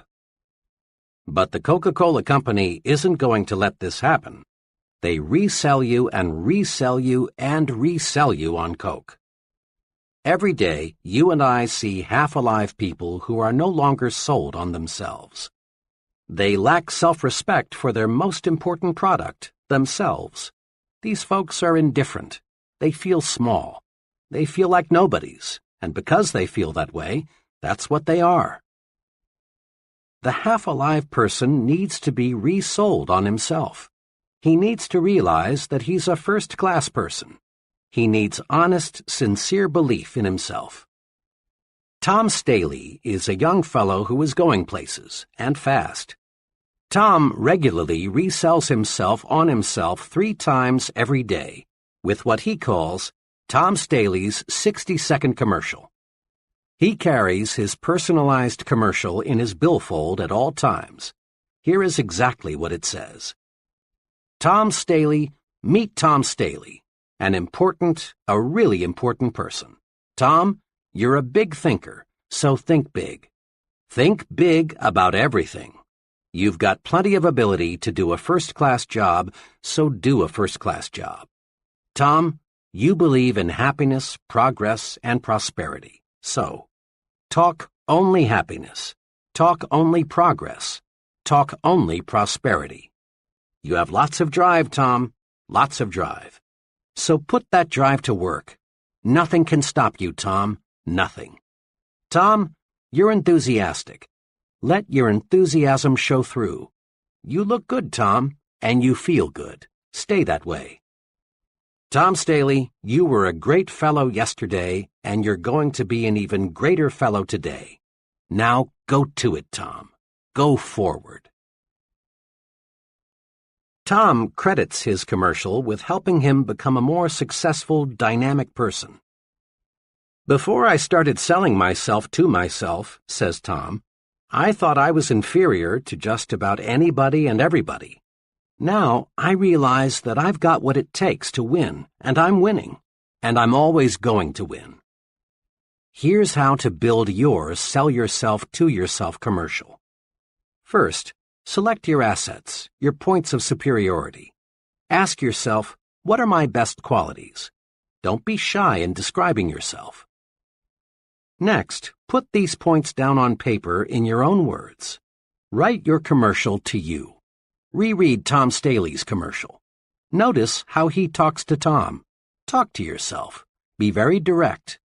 Don't think of anyone but you as you say your commercial.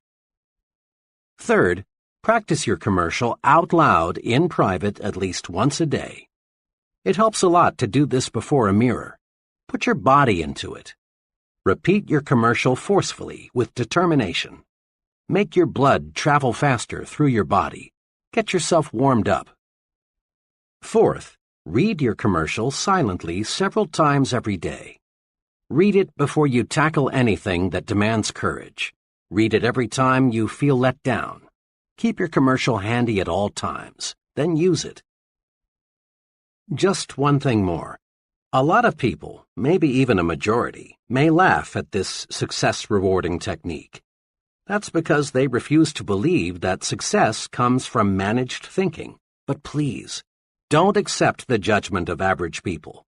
You are not average. If you have any doubts as to the basic soundness of the sell yourself to yourself principle, ask the most successful person you know what he thinks about it. Ask him, and then start selling yourself to yourself. Upgrade your thinking. Think like important people think. Upgrading your thinking upgrades your actions, and this produces success. Here is an easy way to help you make more of yourself by thinking like important people think. Use the following form as a guide. How am I thinking checklist. Situation, when I worry. Ask yourself, would an important person worry about this? Would the most successful person I know be disturbed about this? Situation, an idea. Ask yourself, what would an important person do if he had this idea? Situation, my appearance. Ask yourself, do I look like someone who has maximum self-respect? Situation, my language. Ask yourself, am I using the language of successful people? Situation, what I read. Ask yourself, would an important person read this? Situation, conversation. Ask yourself, is this something successful people would discuss? Situation, when I lose my temper. Ask yourself, would an important person get mad at what I'm mad at? Situation, my jokes. Ask yourself, is this the kind of joke an important person would tell? Situation, my job. Ask yourself, how does an important person describe his job to others? Cement in your mind the question, is this the way an important person does it? Use this question to make you a bigger, more successful person. In a nutshell, remember. 1. Look important. It helps you think important. Your appearance talks to you. Be sure it lifts your spirits and builds your confidence. Your appearance talks to others. Make certain it says, here is an important person, intelligent, prosperous, and dependable. 2. Think your work is important. Think this way, and you will receive mental signals on how to do your job better. Think your work is important, and your subordinates will think their work is important too. 3. Give yourself a pep talk several times daily. Build a sell yourself to yourself commercial. Remind yourself at every opportunity that you're a first-class person. 4. In all of life's situations, ask yourself, is this the way an important person thinks? Then, obey the answer. Chapter 7. Manage your environment. Go first class. Your mind is an amazing mechanism. When your mind works one way, it can carry you forward to outstanding success. But the same mind operating in a different manner can produce a total failure. The mind is the most delicate, most sensitive instrument in all creation. Let's look now and see what makes the mind think the way it does. Millions of people are diet conscious. We're a calorie-counting nation. We spend millions of dollars on vitamins, minerals, and other dietary supplements. And we all know why. Through nutritional research, we've learned that the body reflects the diet fed the body. Physical stamina, resistance to disease, body size, even how long we live are all closely related to what we eat. The body is what the body is fed. By the same token, the mind is what the mind is fed. Mind food, of course, doesn't come in packages, and you can't buy it at the store. Mind food is your environment, all the countless things that influence your conscious and subconscious thought. The kind of mind food we consume determines our habits, attitudes, personality. Each of us inherited a certain capacity to develop. But how much of that capacity we have developed and the way we have developed that capacity depends on the kind of mind food we feed it. The mind reflects what its environment feeds it, just as surely as the body reflects the food you feed it. Have you ever thought what kind of person you would be had you been reared in some foreign country instead of the United States? What kinds of foods would you prefer? Would your preferences for clothing be the same? What sort of entertainment would you like the most? What kind of work would you be doing? What would your religion be? You can't, of course, be sure of the answers to these questions, but chances are you would be a materially different person had you grown up in a different country. Why? Because you would have been influenced by a different environment. As the saying goes, you are a product of your environment. Mark it well. Environment shapes us, makes us think the way we do. Try to name just one habit or one mannerism you have that you did not pick up from other people. Relatively minor things, like the way we walk, cough, hold a cup. Our preferences for music, literature, entertainment, clothing, all stem in very large part from environment. More important, the size of your thinking, your goals, your attitudes, your very personality is formed by your environment. Prolonged association with negative people makes us think negatively. Close contact with petty individuals develops petty habits in us. On the bright side, companionship with people with big ideas raises the level of our thinking. Close contact with ambitious people gives us ambition. Experts agree that the person you are today, your personality, ambitions, present status in life, are largely the result of your psychological environment. And experts agree also that the person you will be 1, 5, 10, 20 years from now depends almost entirely on your future environment. You will change over the months and years, this we know. But how you will change depends on your future environment, the mind food you feed yourself. Let's look now at what we can do to make our future environment pay off in satisfaction and prosperity. Recondition yourself for success. The number one obstacle on the road to high-level success is the feeling that major accomplishment is beyond reach. This attitude stems from many, many suppressive forces that direct our thinking toward mediocre levels. To understand these suppressive forces, let's go back to the time we were children. As children, all of us set high goals. At a surprisingly young age, we made plans to conquer the unknown, to be leaders, to attain positions of high importance, to do exciting and stimulating things, to become wealthy and famous. In short, to be first, biggest, and best. And in our blessed ignorance, we saw our way clear to accomplish these goals. But what happened? Long before we reached the age when we could begin to work toward our great objectives, a multitude of suppressive influences went to work.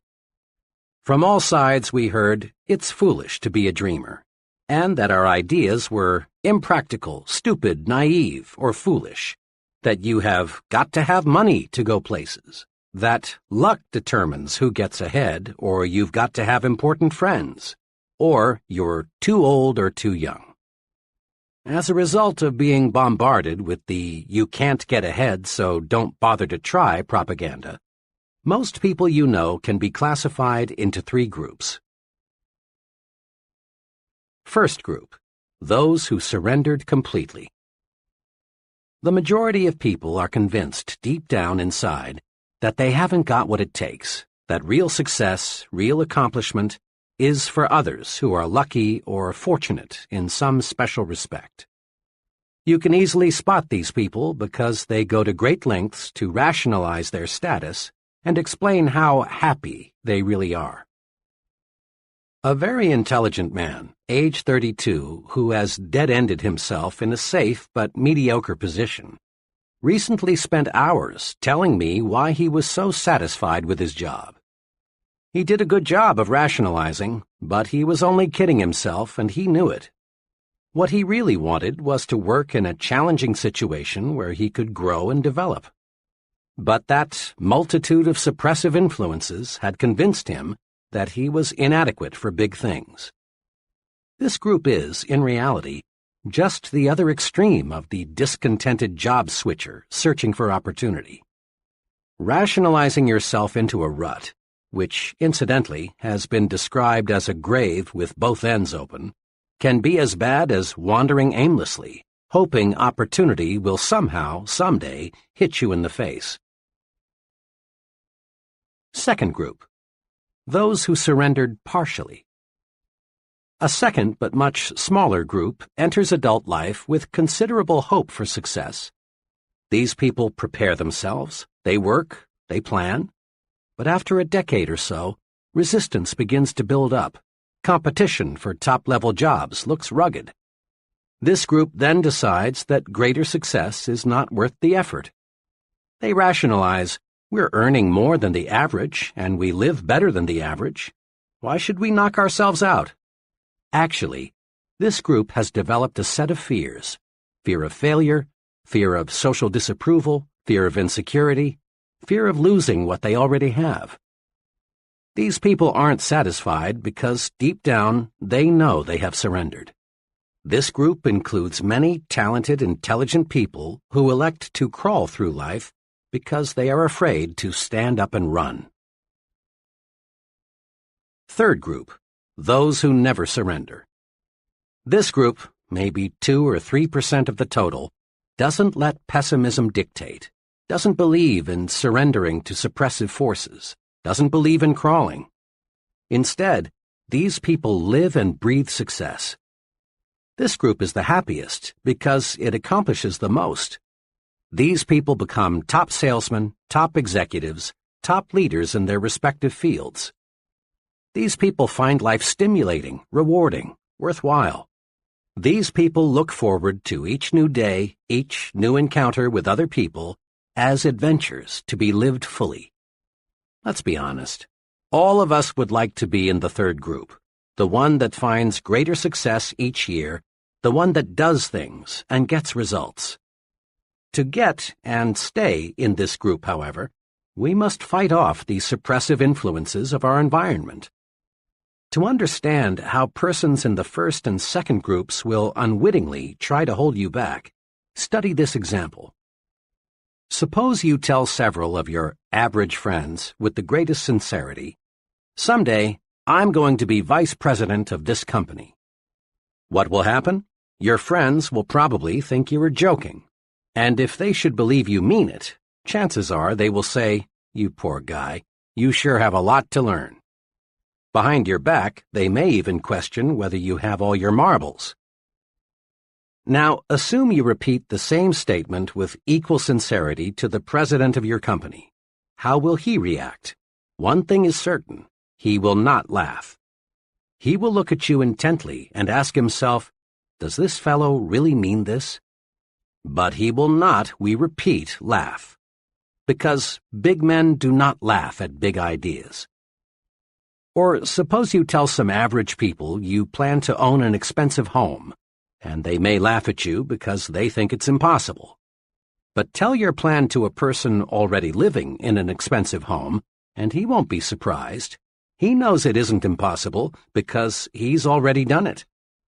Remember, people who tell you it cannot be done almost always are unsuccessful people, are strictly average or mediocre at best in terms of accomplishment. The opinions of these people can be poison. Develop a defense against people who want to convince you that you can't do it. Accept negative advice only as a challenge to prove that you can do it. Be extra cautious about this. Don't let negative thinking people, negators, destroy your plan to think yourself to success. Negators are everywhere, and they seem to delight in sabotaging the positive progress of others. During college, I buddied for a couple of semesters with W.W. He was a fine friend, the kind of fellow who would loan you a little money when you were short, or help you in many little ways. Despite this fine loyalty, W.W. was just about 100% sour and bitter toward life, the future, opportunity. He was a real negator. During that period, I was an enthusiastic reader of a certain newspaper columnist who stressed hope, the positive approach, opportunity. When W.W. would find me reading this columnist, or when her column was mentioned, he'd swing verbally and say, "Oh, for Pete's sake, Dave, read the front page. That's where you learn about life. You ought to know that columnist is just making a quick buck, dishing out sweet sauce for the weak." When our discussions turned to getting ahead in life, W.W. was right there with his money-making formula. In his own words, it went like this. "Dave, there are just 3 ways to make money these days. 1, marry a rich woman. 2, steal in a nice, clean, legal way. Or 3, get to know the right people, somebody with plenty of pull." W.W. was always prepared to defend his formula with examples. Sticking to the front page, he was quick to cite that one labor leader in 1,000 who had siphoned off a pile of money from the union till and got away with it. He kept his eyes open for that rare marriage of the fruit picker to Miss Millionaire. And he knew a fellow who knew a fellow who knew a big man and got cut in on a big deal that made him rich. W.W. was several years older than I, and he made excellent grades in his engineering classes. I looked up to him in a younger brother sort of way. I came dangerously close to ditching my basic convictions about what it takes to be a success and accepting the negator's philosophy.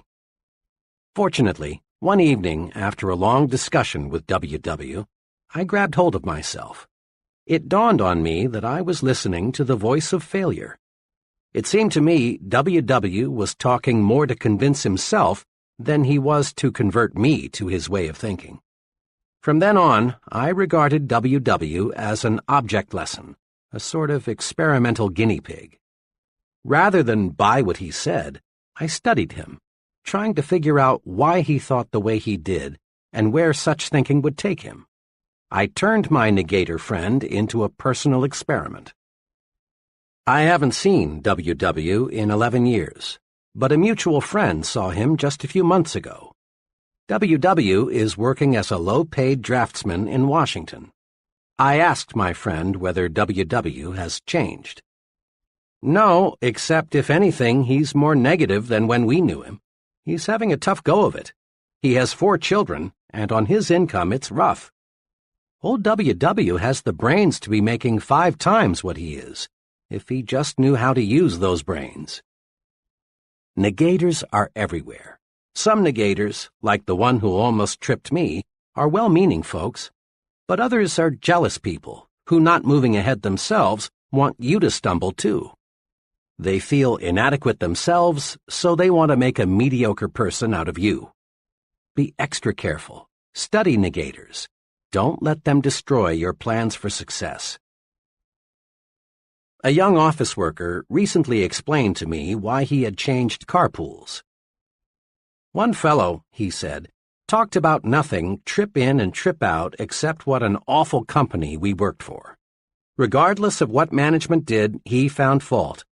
He was negative about everyone from his supervisor on up. The products we sold were no good. Every policy had something wrong with it. As he saw it, absolutely everything had something wrong with it. Each morning I arrived at work tense and wound up tight. And each night, after hearing him preach and rant for 45 minutes about all the things that went wrong that day, I got home discouraged and depressed. Finally, I got sense enough to get in another carpool. It's made a world of difference, for now I'm with a group of fellows who can see two sides to a question. That young fellow changed his environment. Smart, wasn't he? Make no mistake about it. You are judged by the company you keep. Birds of a feather do flock together. Fellow workers are not all alike. Some are negative, others positive. Some work because they have to. Others are ambitious and work for advancement. Some associates belittle everything the boss says or does. Others are much more objective and realize they must be good followers before they can be good leaders. How we think is directly affected by the group we're in. Be sure you're in the flock that thinks right. There are pitfalls to watch in your work environment. In every group, there are persons who, secretly aware of their own inadequacies, want to stand in your way and prevent you from making progress. Many ambitious fellows have been laughed at, even threatened, because they tried to be more efficient and produce more. Let's face it. Some folks, being jealous, want to make you feel embarrassed because you want to move upward. This often happens in factories, where fellow workers sometimes resent the fellow who wants to speed up production. It happens in the military service when a clique of negative-minded individuals poke fun at and try to humiliate the young soldier who wants to go to officer's school. It happens in business, too, when a few individuals not qualified to advance try to block the way for someone else. You've seen it happen time and again in high schools when a group of lunkheads deride a classmate who has the good sense to make the most of his educational opportunities and come out with high grades. Sometimes, and all too sadly often, the bright student is jeered at until he reaches the conclusion that it isn't smart to be intelligent. Ignore such negative thinkers in your midst. For often, the remarks made in your direction aren't so personal as you might at first think. They are merely a projection of the speaker's own feeling of failure and discouragement. Don't let negative thinkers pull you down to their level. Let them slide by, like the water from the proverbial duck's back. Cling to people who think progressively. Move upward with them. You can do it simply by thinking right. A special word of caution. Be careful about your source of advice. In most organizations, you will encounter freelance advisors who know the ropes and are tremendously eager to clue you in. One time, I overheard a freelance advisor explaining the facts of office life to a bright young man just starting in. Said the advisor, "The best way to get along here is just stay out of everybody's way. If they ever get to know you, all they'll do is pile more work on you. Be especially careful to stay away from Mr. Z, the department manager. If he thinks you haven't got enough to do, he'll really load you down." This freelance advisor had been with the company for almost 30 years and was still bottom man on the totem pole. What a consultant for a young man who wants to move upward in the business. Make it a rule to seek advice from people who know.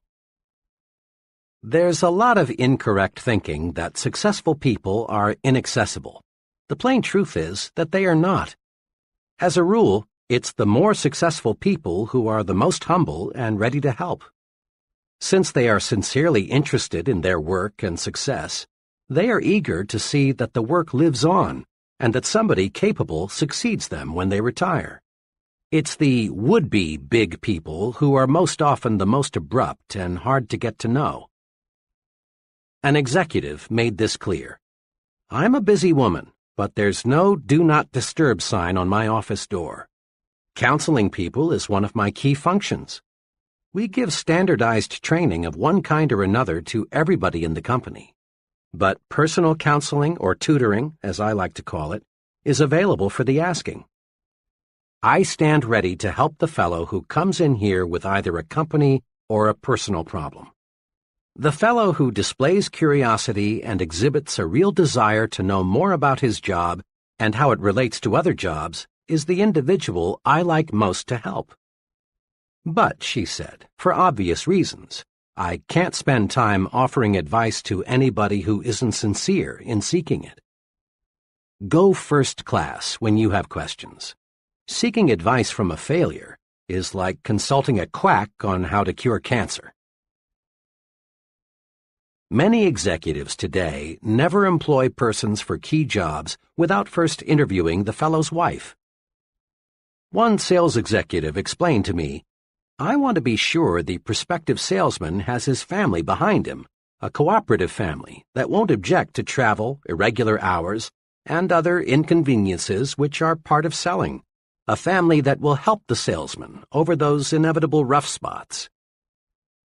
Executives today realize that what happens on weekends and between 6 p.m. and 9 a.m.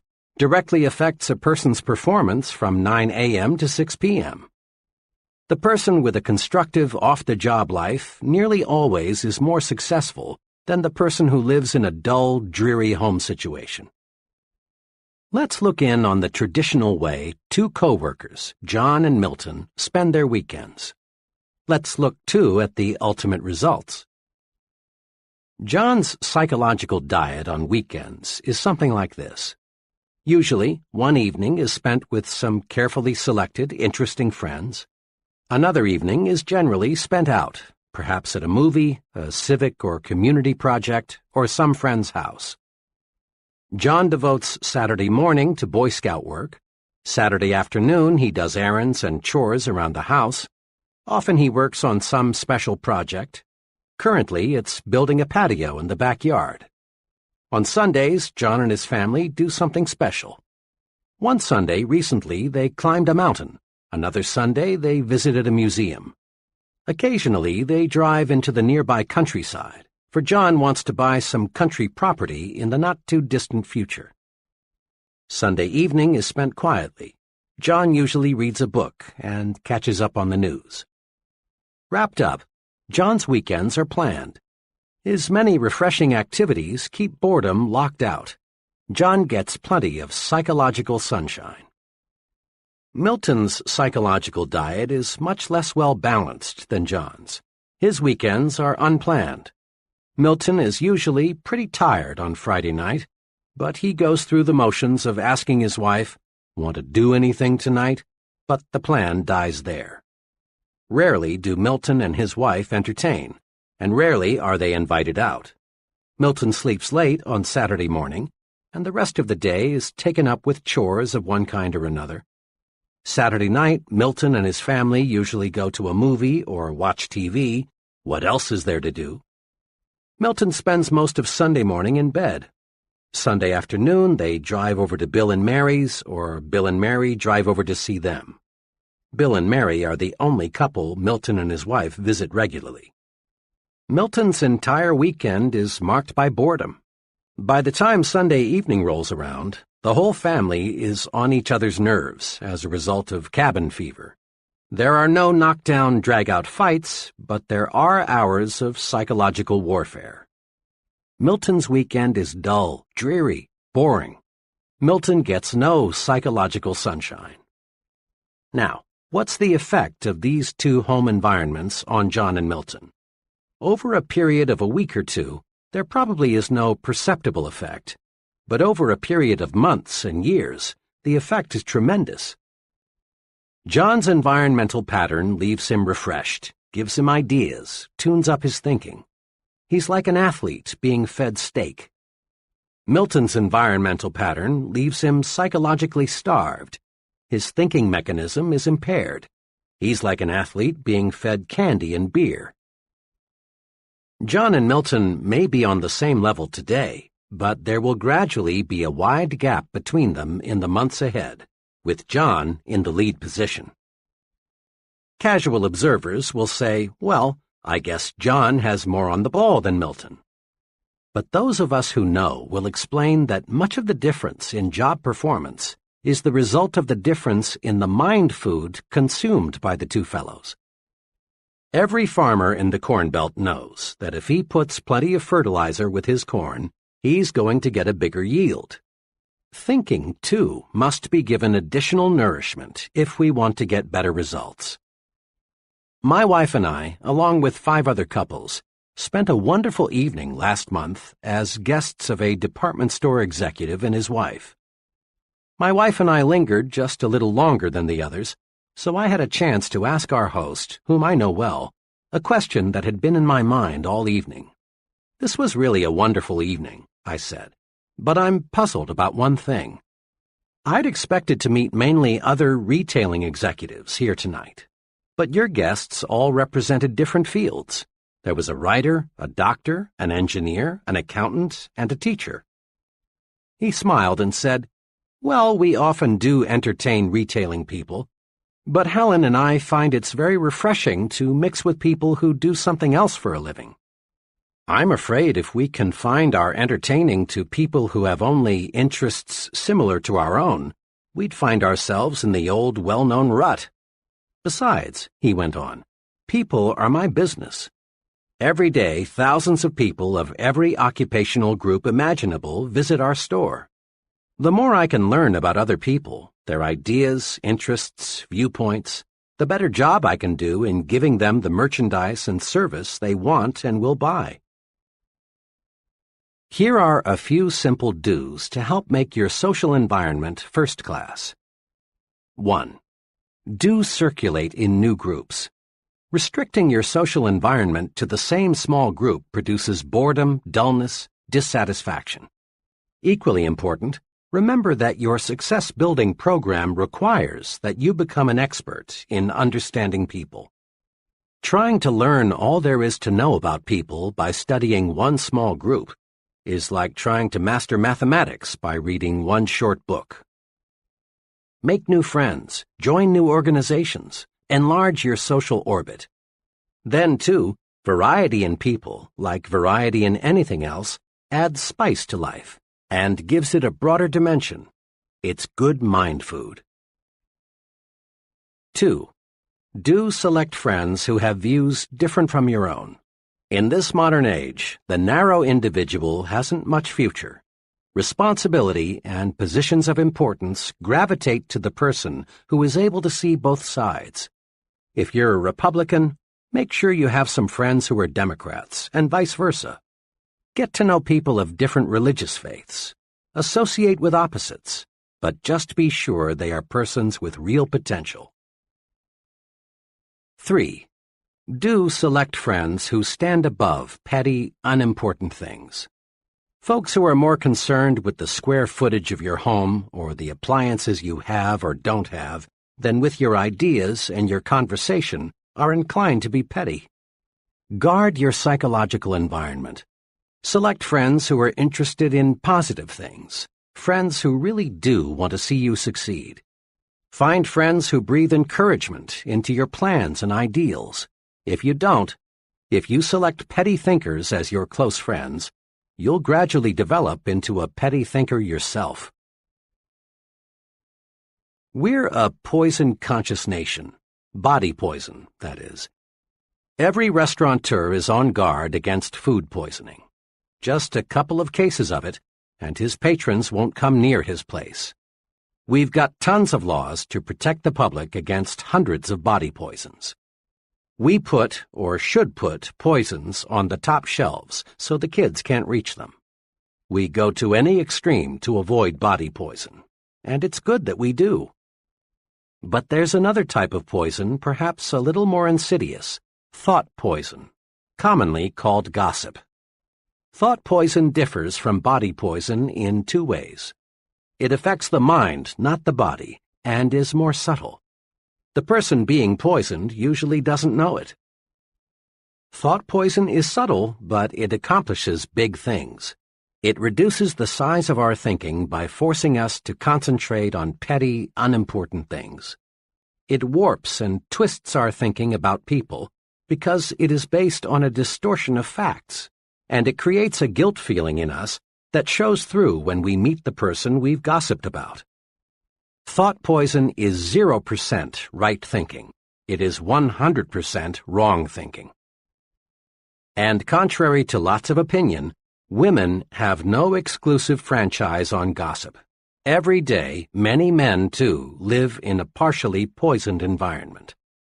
Every day, thousands of gossip fests staged by men take place on such topics as the boss's marital or financial problems, Bill's politicking to get ahead in business, the probability of John being transferred, the reasons for special favors being awarded Tom, and why they brought in that new man.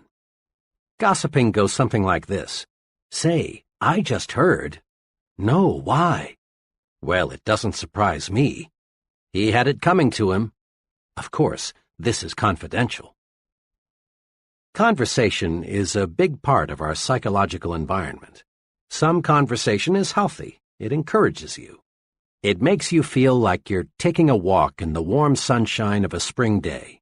Some conversation makes you feel like a winner.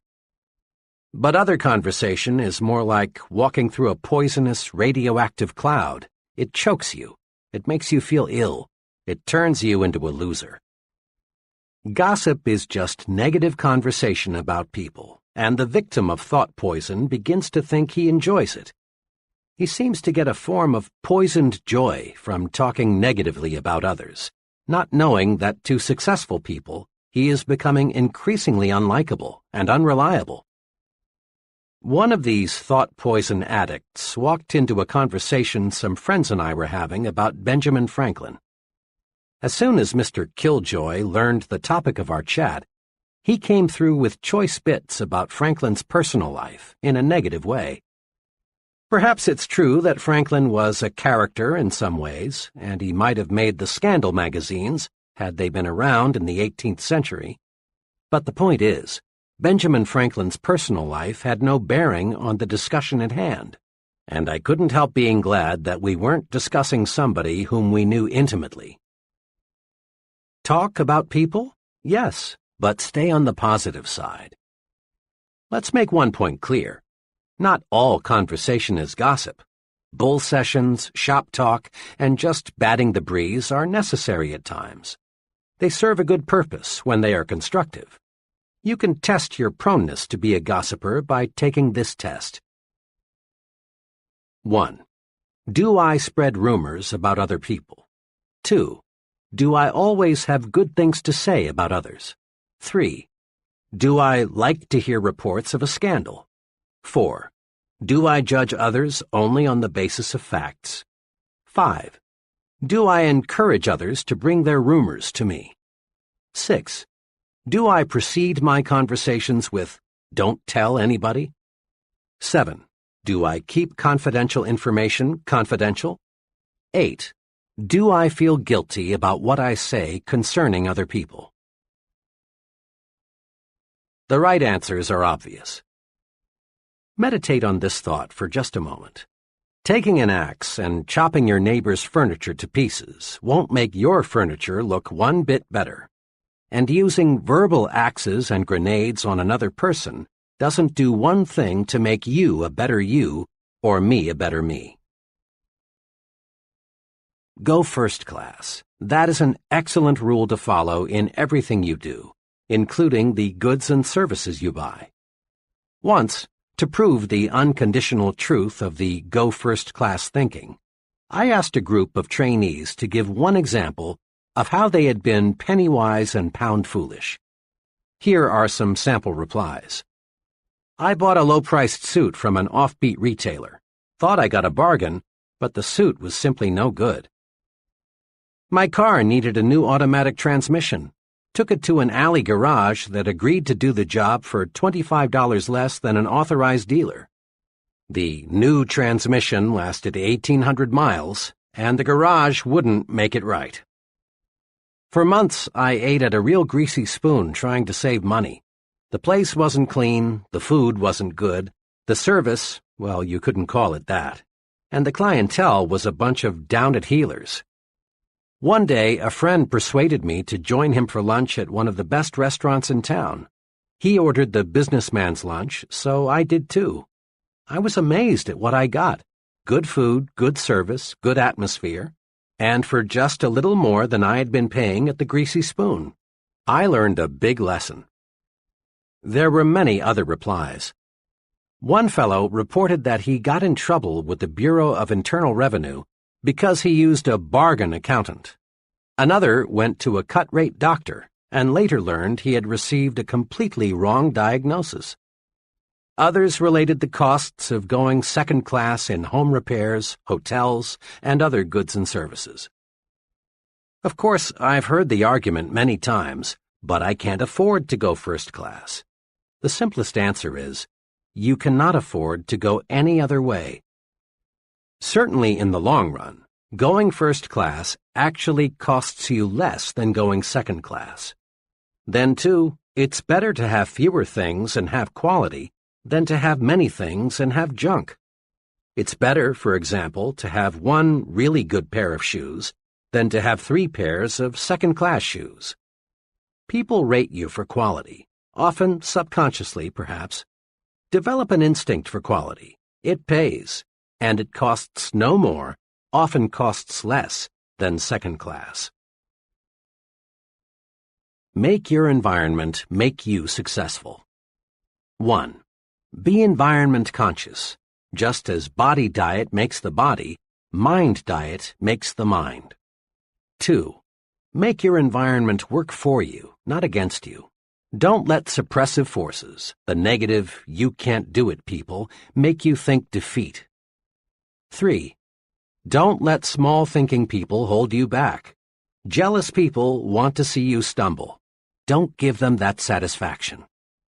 4. Get your advice from successful people. Your future is important. Never risk it with freelance advisors who are living failures. 5. Get plenty of psychological sunshine. Circulate in new groups. Discover new and stimulating things to do. 6. Throw thought poison out of your environment. Avoid gossip. Talk about people, but stay on the positive side. 7.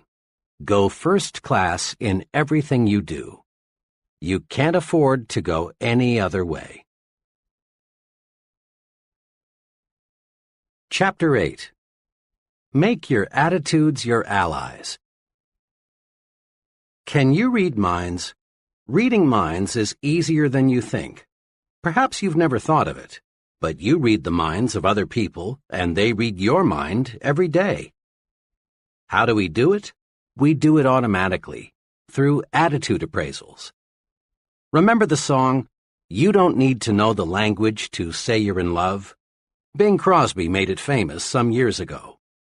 There's a whole book full of applied psychology packed into those simple lyrics. You don't need to know the language to say you're in love.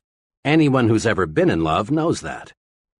And you don't need to know any language to say, I like you, or I despise you, or I think you're important, or unimportant, or I envy you. You don't need to know words or to use words to say, I like my job, or I'm bored, or I'm hungry. People speak without a sound. How we think shows through in how we act. Attitudes are mirrors of the mind. They reflect thinking. You can read the mind of the fellow sitting at a desk. You sense, by observing his expressions and mannerisms, how he feels toward his job. You can read the minds of salesmen, students, husbands, and wives. You not only can, you do. The expert actors, those in demand in movies and television year after year, in a sense, are not actors at all. They don't play their roles. Instead, they lose their own identity and actually think and feel like the character they are playing. They've got to. Else they'd look like phonies, and their ratings would plunge. Attitudes do more than show through. They sound through, too. A secretary does more than identify an office when she says, "Good morning, Mr. Shoemaker's office." In just 5 words, one secretary says, "I like you. I'm glad you're calling. I think you are important. I like my job."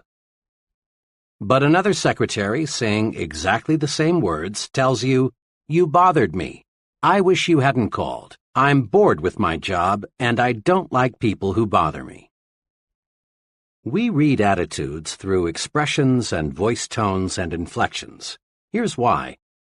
In the long, long history of humankind, a speaking language, even remotely resembling what we use today, is a very recent invention. So recent, you might say, in terms of the great clock of time, that we developed a language only this morning. For millions and millions of years, people got by with little more than moans and groans and grunts and growls. So for millions of years, people communicated with other people by body and facial expressions and sounds, not words. And we still communicate our attitudes, our feelings toward people and things, the same way. Aside from direct body contact, body movements, facial expressions, and sound are the only ways we have to communicate with infants. And those young ones show an uncanny ability to spot the phony. Professor Irwin H. Shell, one of America's most respected authorities on leadership, says, "Obviously, there is something more than facilities and competence that makes for accomplishment. I have come to believe that this linkage factor, this catalyst, if you will, can be defined in a single word, attitude. When our attitude is right, our abilities reach a maximum of effectiveness, and good results inevitably follow." Attitudes do make the difference. Salesmen with the right attitude beat their quotas. Students with the right attitude make A's. Right attitudes pave the way to really happy married life. Right attitudes make you effective in dealing with people, enable you to develop as a leader. Right attitudes win for you in every situation. Grow these 3 attitudes. Make them your allies in everything you do. 1. Grow the attitude of, "I'm activated." 2. Grow the attitude of, "You are important." 3. Grow the attitude of, "Service first." Now, let's see how. Years ago, when I was a college sophomore, I enrolled in an American history class. I remember the class vividly, not because I learned much about American history, but because, in an unusual way, I learned this basic principle of successful living. To activate others, you must first activate yourself. The history class was very large, and it was held in a fan-shaped auditorium. The professor, who was a middle-aged fellow and apparently well-educated, was nevertheless pathetically dull. Rather than interpret history as an alive, fascinating subject, the professor merely cited one dead fact after another. It was a frightful wonder how he could possibly make such an interesting subject so terribly dull, but he did. You can imagine the effect the professor's boredom had on the students. Talking and sleeping got so out of hand that the professor had 2 assistants patrol the aisles to break up student conversations and wake up those who had dozed off.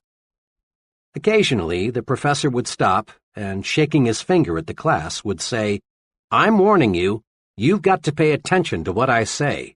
You've got to stop this talking, and that's all there is to it." This, of course, made little impression on his students, many of whom, as veterans, had gambled their lives only months before, had made history on islands and in bombers. As I sat there watching this potentially great, wonderful experience turn into a disgusting farce, I found myself wrestling with the question, why are the students ignoring what the professor has to say? the answer came. The students had no interest in what the professor was saying because the professor himself had no interest. He was bored with history, and it showed through. To activate others, to get them to be enthusiastic, you must first be enthusiastic yourself. Over the years, I've tested this principle in hundreds of different situations. It always holds true. A man who lacks enthusiasm never develops it in another. But a person who is enthusiastic soon has enthusiastic followers. The enthusiastic salesman need never worry about unenthusiastic buyers. The enthusiastic teacher need never worry about disinterested students. The activated minister need never be distressed by a sleepy congregation. Enthusiasm can make things 1,100% better. 2 years ago, employees in a business I'm acquainted with donated $94.35 to the Red Cross. This year, the same employees, with just about the same payroll, donated almost $1,100, an increase of 1,100%. The drive captain, who collected only $94.35, was totally lacking in enthusiasm. He made remarks like, "I suppose it's a worthwhile organization. I've never had any direct contact with it. It's a big organization and they collect a lot from the wealthy, so I suppose it's not too important if you contribute. If you can make a donation, see me." This fellow did nothing to inspire anyone to want to join the Red Cross and do it in a big way. This year's drive captain was a different sort. He had enthusiasm.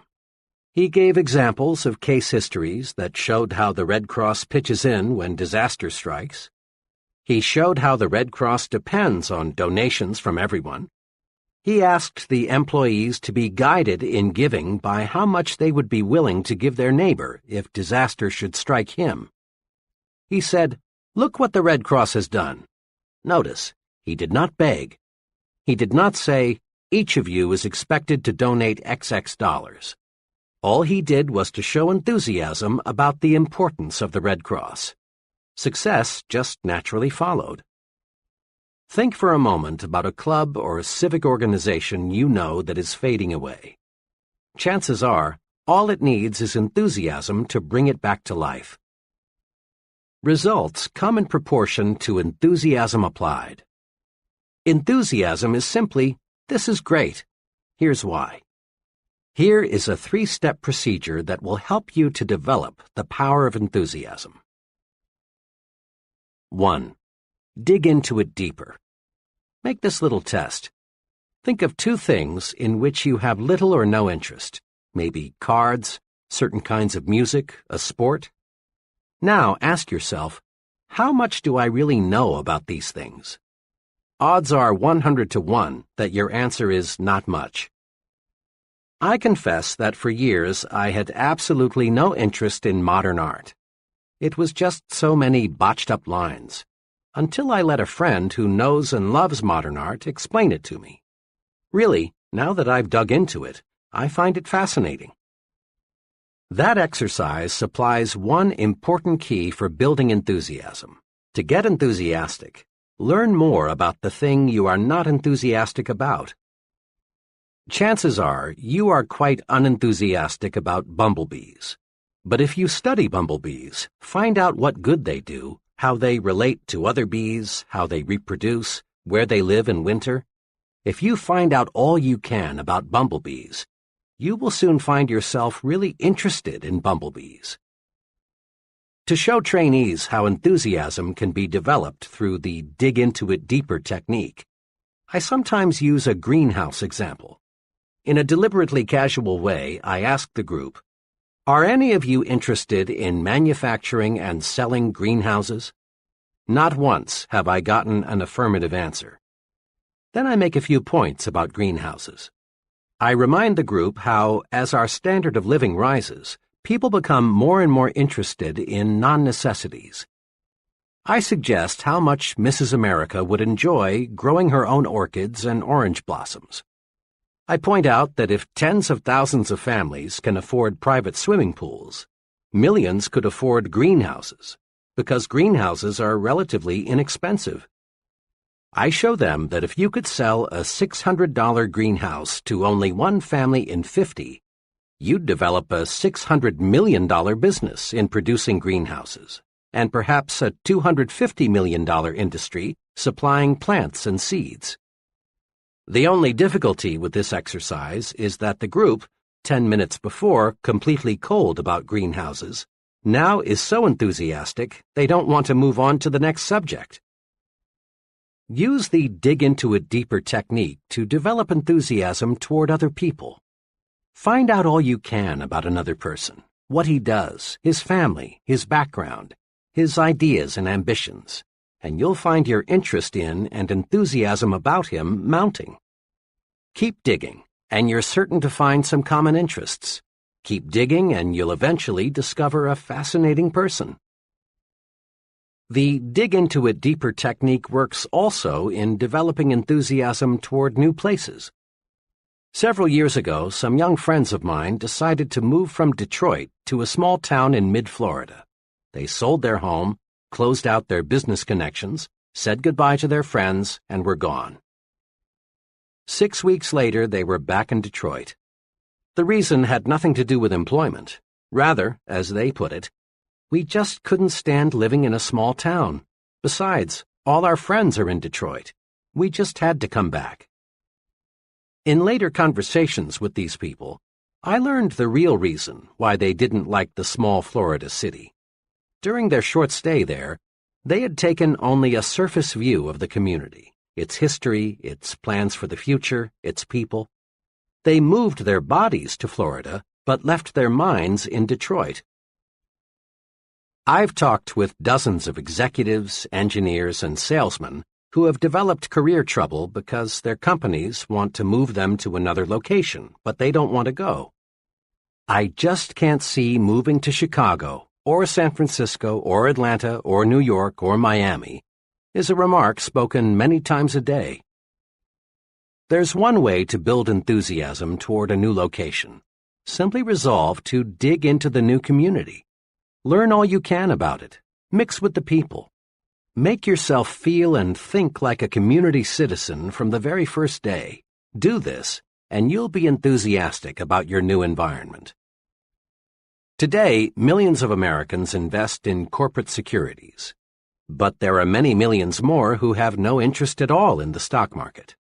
That's because they are people who have not familiarized themselves with what the securities market is, how it operates, the day-to-day romance of American business. To get enthusiasm about anything, people, places, things, dig into it deeper. Dig into it deeper, and you'll develop enthusiasm. Put this principle to work next time you must do something you don't want to do. Put this principle to work next time you find yourself becoming bored. Just dig in deeper, and you dig up interest. 2. In everything you do, life it up. Enthusiasm, or lack of it, shows through in everything you do and say. Life up your handshaking. When you shake hands, shake. Make your hand clasp say, "I'm glad to know you. I am glad to see you again." A conservative mouse-like handshake is worse than no handshake at all. It makes people think, this guy is more dead than alive. Try to find a highly successful person with a conservative handshake. You'll have to look a long, long time. Life up your smiles. Smile with your eyes. Nobody likes an artificial, pasted-on, rubbery smile. When you smile, smile. Show a few teeth. Maybe your teeth aren't attractive, but that's really unimportant. For when you smile, people don't see your teeth. They see a warm, enthusiastic personality, someone they like. Life up your thank yous. A routine, automatic thank you is almost like saying gleep gleep. It's just an expression. It says nothing. It doesn't accomplish results. Make your thank you mean thank you very much. Life up your talk. Dr. James F. Bender, the noted speech authority, in his excellent book, How to Talk Well, says, Is your good morning really good? Are your congratulations enthusiastic? Does your how are you sound interested? When you make a habit of coloring your words with sincere feelings, you'll notice a great uptake in your ability to hold attention. People go along with the fellow who believes what he says. Say it with life. Put vitality into your speaking. Whether you are talking to a garden club, a prospect, or your children, put enthusiasm behind what you say. A sermon delivered enthusiastically may be remembered for months, even years. But a sermon delivered without enthusiasm will be mostly forgotten 167 hours before next Sunday rolls around. And when you put life in your talk, you automatically put more life in you. Just try this right now. Say out loud with force and vigor, "I feel great today." Now, don't you actually feel better than you did before you said it? Make yourself alive all over. Life it up. Be sure everything you do and say tells people, "That fellow is alive. He means it. He's going places." 3. Broadcast good news. You and I have been in many situations when someone burst in and said, "I've got good news." Immediately, this person gets 100% attention from everyone present. Good news does more than get attention. Good news pleases people. Good news develops enthusiasm. Good news even promotes good digestion. Just because there are more broadcasters of bad news than there are broadcasters of good news, don't be misled. No one ever won a friend. No one ever made money, no one ever accomplished anything by broadcasting bad news. Transmit good news to your family. Tell them the good that happened today. Recall the amusing, pleasant things you experienced, and let the unpleasant things stay buried. Spread good news. It's pointless to pass on the bad. It only makes your family worry, makes them nervous. Bring home some sunlight every day. Ever notice how seldom children complain about the weather? They take hot weather in stride until the negative news corps educate them to be conscious of unpleasant temperatures. Make it a habit always to speak favorably about the weather, regardless of what the weather actually is. Complaining about the weather makes you more miserable, and it spreads misery to others. Broadcast good news about how you feel. Be an "I feel great" person. Just say, "I feel great" at every possible opportunity, and you will feel better.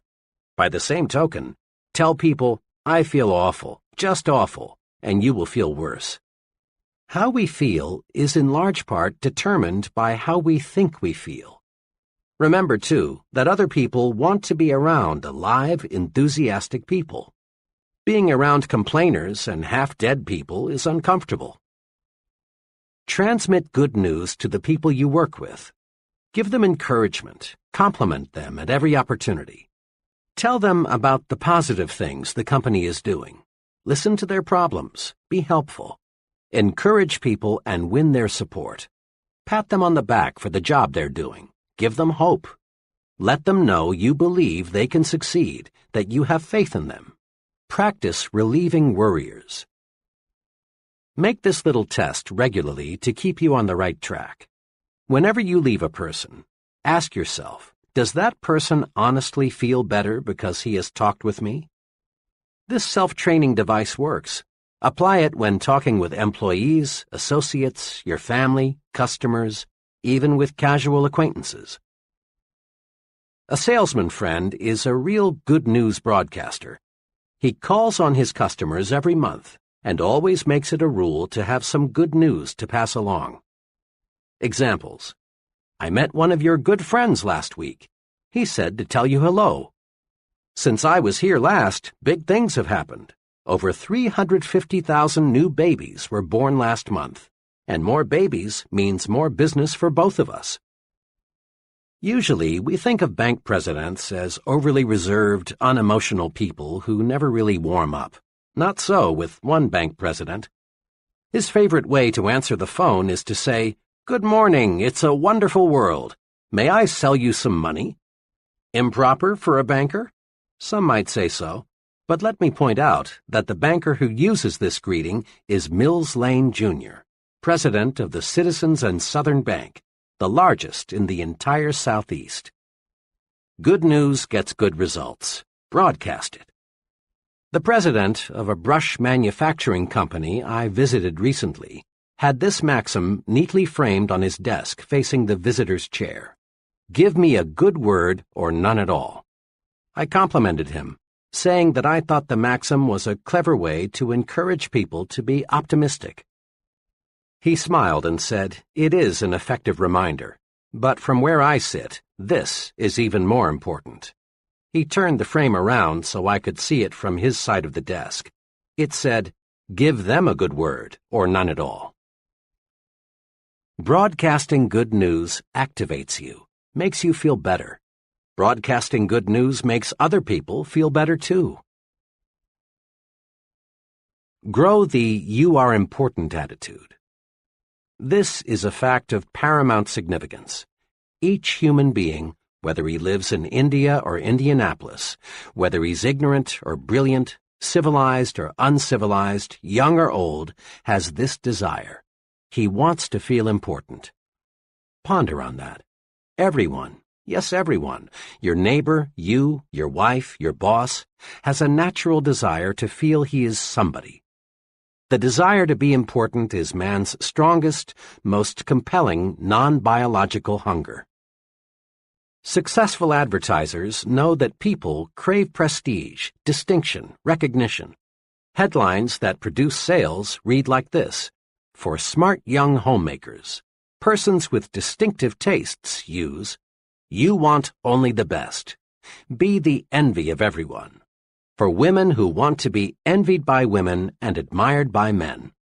These headlines, in effect, tell people, buy this product, and you put yourself in the important class. Satisfying the craving, the hunger, to be important, carries you forward to success. It is basic equipment in your success tool chest. Yet, even though displaying the attitude "you are important" gets results, and even though it costs nothing, few persons use it. A little fill-in is needed here to show why. On the philosophical side, our religions, our laws, our entire culture are based on the belief of the importance of the individual. Suppose, for example, you were flying your own plane and were forced down in an isolated mountain region. As soon as your accident was known, a large-scale search for you would begin.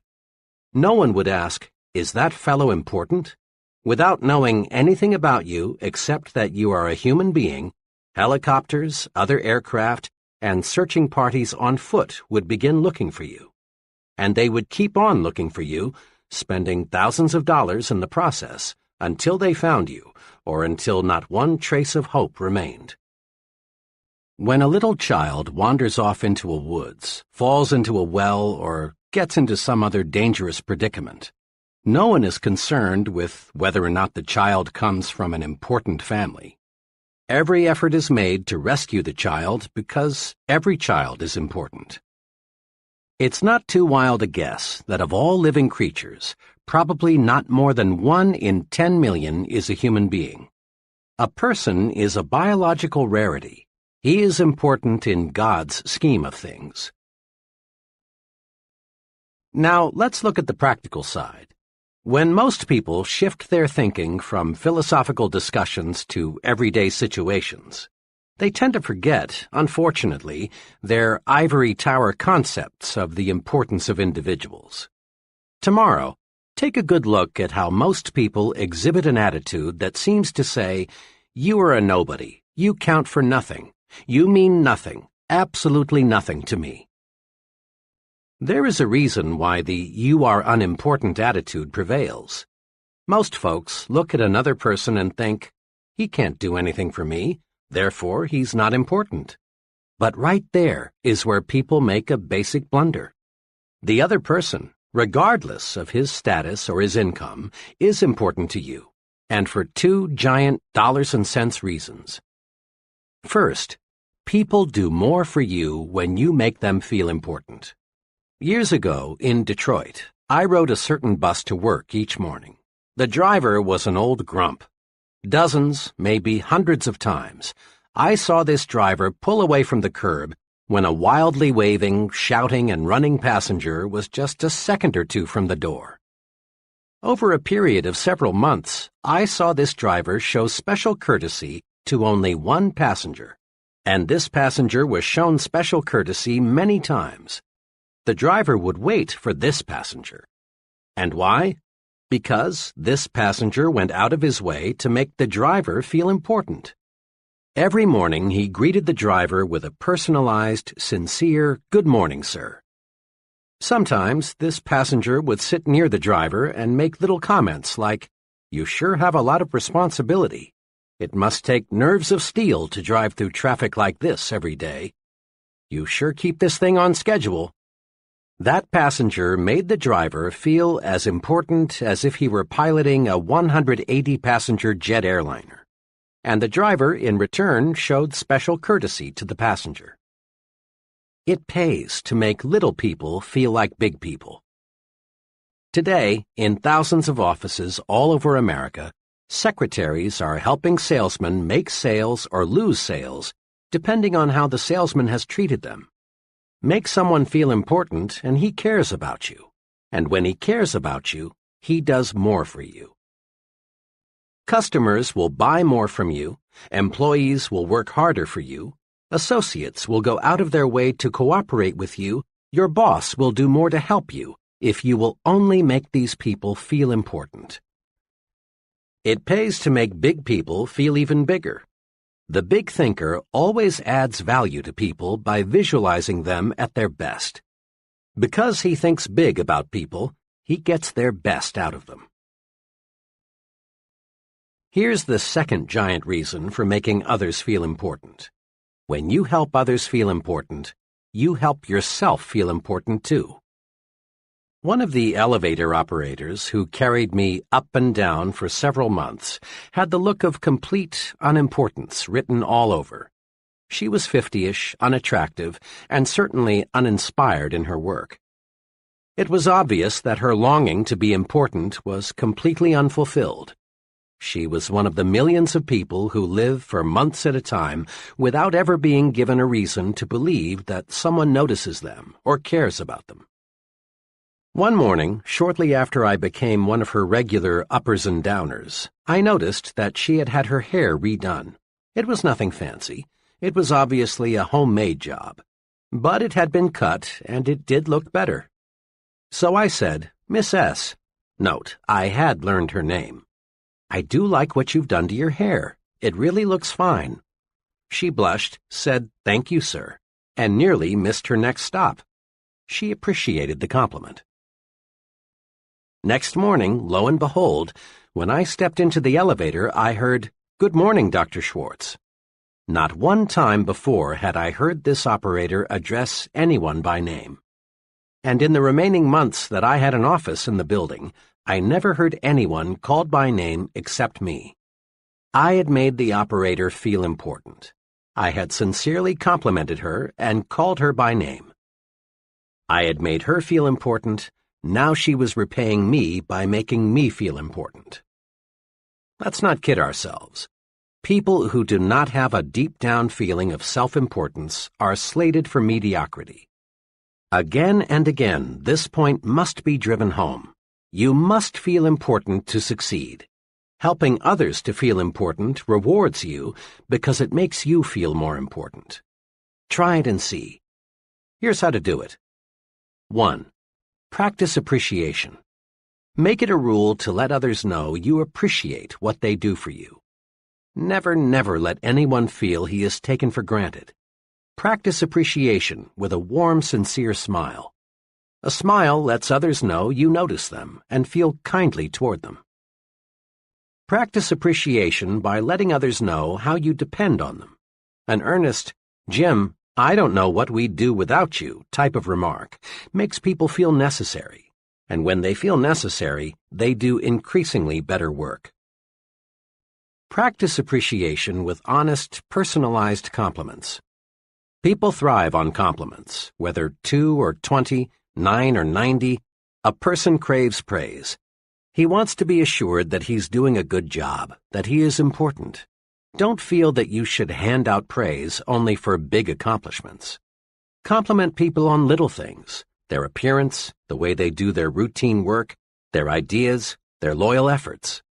Praise by writing personal notes, complimenting people you know on their achievements. Make a special phone call or a special trip to see them.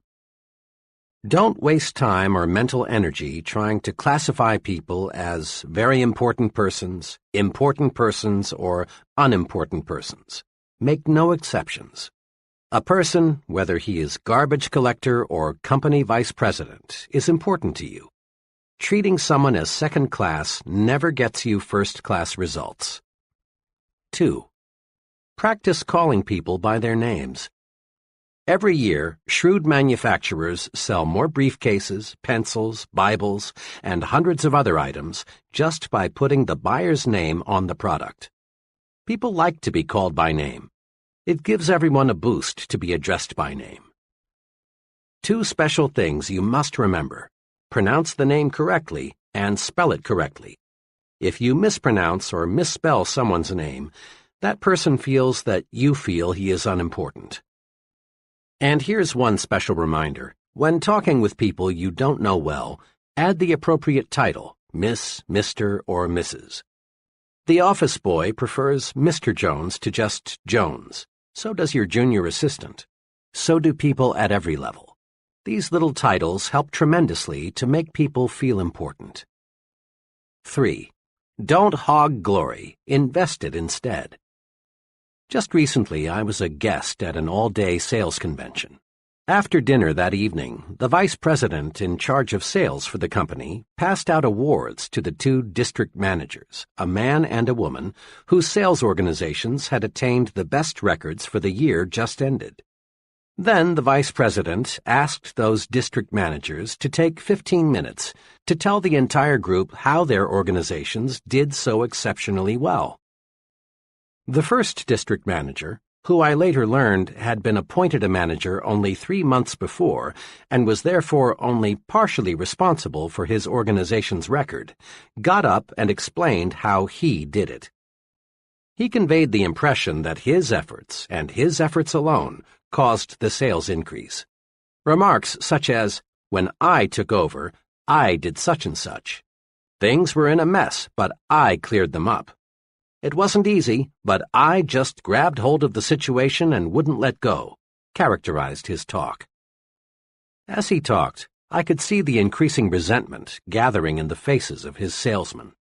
They were being ignored for the sake of the district manager's personal glory. Their hard work, which was responsible for the sales increase, was completely unrecognized. Then the second district manager got up to make her short talk. But this lady used an entirely different approach. First, she explained that the reason for her organization's success was the wholehearted effort of her sales force. Then she asked each one to stand and paid a sincere personal compliment to each for his or her efforts. Note this difference. The first manager squandered the vice president's praise entirely on himself. In doing so, he offended his own people. His sales force was demoralized. The second passed the praise on to her sales force, where it could do more good. This manager knew that praise, like money, can be invested to pay dividends. She knew that passing the credit on to her salespeople would make them work even harder next year. Remember, praise is power. Invest the praise you receive from your superior. Pass praise on down to your subordinates, where it will encourage still greater performance. When you share praise, your subordinates know you sincerely appreciate their value. Here's a daily exercise that pays off surprisingly well. Ask yourself every day, what can I do today to make my wife and family happy? This may seem almost too simple, but it is amazingly effective. One evening, as part of a sales training program, I was discussing building the home environment for selling success. To illustrate a point, I asked the salesmen, who were all married, When was the last time, aside from Christmas, your wedding anniversary, or her birthday, that you surprised your wife with a special gift? Even I was shocked at the answers. Of the 35 salesmen, only one had surprised his wife in the past month. Many of the group answered between 3 and 6 months, and over a third said, "I can't remember." Imagine. And some men wonder why their wives no longer treat them like Mr. King with a crown. I wanted to impress these salesmen with the power of the thoughtful gift. The next evening, I arranged to have a florist appear just before the close of the session. I introduced him and leveled with them. I want each of you to discover what a little unexpected remembrance will do to build a better home environment. I've arranged with the florist for each of you to get a fine, long-stemmed red rose for just 50 cents.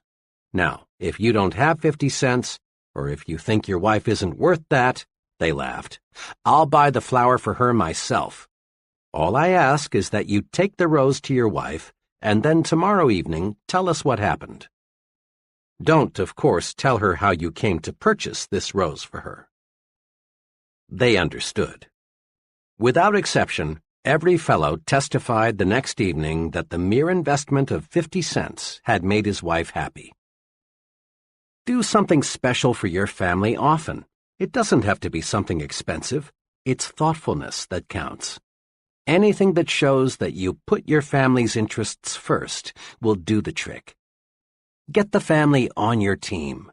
Give them planned attention. In this busy age, a lot of people never seem able to find time for their families. But if we plan, we can find it. One company vice president told me of this method, which he says works well for him. My job carries a lot of responsibility, and I have no choice but to bring quite a lot of work home every night. But I will not neglect my family, because it's the most important thing in my life. It's the main reason I work as hard as I do. I've worked out a schedule that enables me to give attention to my family as well as to my work. From 7:30 to 8:30 every evening, I devote my time to my 2 young children. I play games with them, read them stories, draw, answer questions, anything they want me to do. After an hour with those kids of mine, they're not only satisfied, but I'm 100% fresher. At 8:30, they trot off to bed, and I settle down to work for 2 hours. At 10:30, I quit working and spend the next hour with my wife. We talk about the kids, her various activities, our plans for the future. This hour, undisturbed by anything, is a wonderful way to cap off the day. I also reserve Sundays for my family. The whole day is theirs. I find my organized program for giving my family the attention it deserves is good not only for them, but also good for me. It gives me new energy. Want to make money? Then get the put service first attitude. It's perfectly natural, in fact, it's highly desirable, to want to make money and accumulate wealth. Money is power to give your family and yourself the standard of living they deserve. Money is power to help the unfortunate. Money is one of the means to living life fully. Once criticized for urging people to make money, the great minister Russell H. Conwell, author of Acres of Diamonds, said, "Money printed your Bible, money builds your churches, money sends your missionaries, and money pays your preachers, and you would not have many of them either if you did not pay them." The person who says he wants to be poor usually suffers from a guilt complex or a feeling of inadequacy. He's like the youngster who feels he can't make A's in school or make the football team, so he pretends he doesn't want to make A's or play football. Money, then, is a desirable objective. What's puzzling about money is the backward approach so many people use in trying to make it. Everywhere you see people with a money-first attitude. Yet these same people always have little money. Why? Simply this. People with a money-first attitude become so money-conscious that they forget money can't be harvested unless they plant the seeds that grow the money. and the seed of money is service. That's why put service first is an attitude that creates wealth. Put service first, and money takes care of itself. One summer evening, I was traveling by car through Cincinnati. It was time for a gas-up. I stopped at an ordinary-looking but surprisingly busy service station. 4 minutes later, I knew why this particular service station was so popular. After filling my car with gasoline, checking under the hood, and cleaning the outside of my windshield, the attendant walked around to my side of the car and said, "Pardon me, sir, it's been a dusty day. Let me clean the inside of your windshield." Quickly and efficiently, he did a thorough job of cleaning the inside of my windshield, something not one service station attendant in 100 ever does. This little special service did more than improve my night visibility, and it improved a lot. It made me remember this station. It so happened that I made 8 trips through Cincinnati during the next 3 months. Each time, of course, I stopped at this station, and each time I got more service than I expected to get. Interesting, too, was the fact that each time I stopped, once it was 4 a.m., there were other automobiles filling up also. In all, I probably purchased about 100 gallons of gasoline from this station. The first time I stopped, the attendant could have thought to himself, "This guy is from out of state. Odds are 20 to 1 that he'll never be back. Why do more than give him the routine treatment? He's only a one-time customer." But the attendants in that station didn't think that way. They put service first, and that's why they were busy pumping gasoline while other stations looked almost deserted. If the gasoline was any better than a dozen other brands, I didn't notice it, and the price was competitive. The difference was service, and it was obvious that service was paying off in profits. When the attendant on my first visit cleaned the inside of my windshield, he planted a money seed. Put service first, and money takes care of itself, always. The put service first attitude pays off in all situations. In one of my first jobs, I worked closely with another young fellow, whom I'll call F.H. F.H. was like many persons you know. He was preoccupied with why he needed more money instead of being preoccupied with ways to make money. Each week, F.H. spent hours of company time working on his personal budget problems. His favorite topic of conversation was, "I'm the most underpaid man here. Let me tell you why." F.H. had the not uncommon attitude of, "This is a big company. It's netting millions. It's paying a lot of people big salaries, so it ought to pay me more, too." F.H. had been passed over several times for pay increases. Finally, one day he decided that it was high time he went in there and demanded more money. About 30 minutes later, F.H. was back, all heated up. His expression made it obvious that next month's check would look exactly like this month's check. Immediately, F.H. began to let go. Boy, am I mad. What do you suppose the old man said when I told him I wanted more money? He had the gall to ask me, "Why do you believe you are justified in asking for an increase?" I gave him plenty of reasons, F.H. went on. I told him I'd been passed over when others around here were getting pay raises. I told him my bills are getting larger and my paycheck isn't. And I told him that I do everything around here they ask me to do. Can you beat that? I need a raise, but instead of paying me more, they give out raises to other guys around here who don't need it half as much as I do. Why, the way he acted, F.H. continued, you'd think I was asking for charity. All he would say is, "When your record shows that you deserve more money, you'll get more money." Sure, I could do a better job if they paid me for it, but only a fool does something he isn't paid for. F.H. is an example of the breed that is blind to the how of making money. His last remark sums up his mistake. In effect, F.H. wanted the company to pay him more and then he would produce more. But this is not how the system works. You don't get a raise on the promise of better performance. You get a raise only by demonstrating better performance. You can't harvest money unless you plant the seeds that grow money. And the seed of money is service. Put service first, and money takes care of itself. Consider which producers make the money from movies. The get-rich-quick producer proceeds to make a picture. Putting money ahead of entertainment, service, he cuts corners everywhere. He buys a poorly written script and employs second-rate writers to adapt it. In employing actors, arranging sets, even recording sound, he puts money first. This producer thinks the moviegoer is a sucker, someone who can't tell good from bad. But the get-rich-quick producer seldom does get rich quick. There never is a bandwagon movement to buy anything second class, especially when it is given a first-class price. The producer who enjoys the largest profits from pictures puts entertainment ahead of money.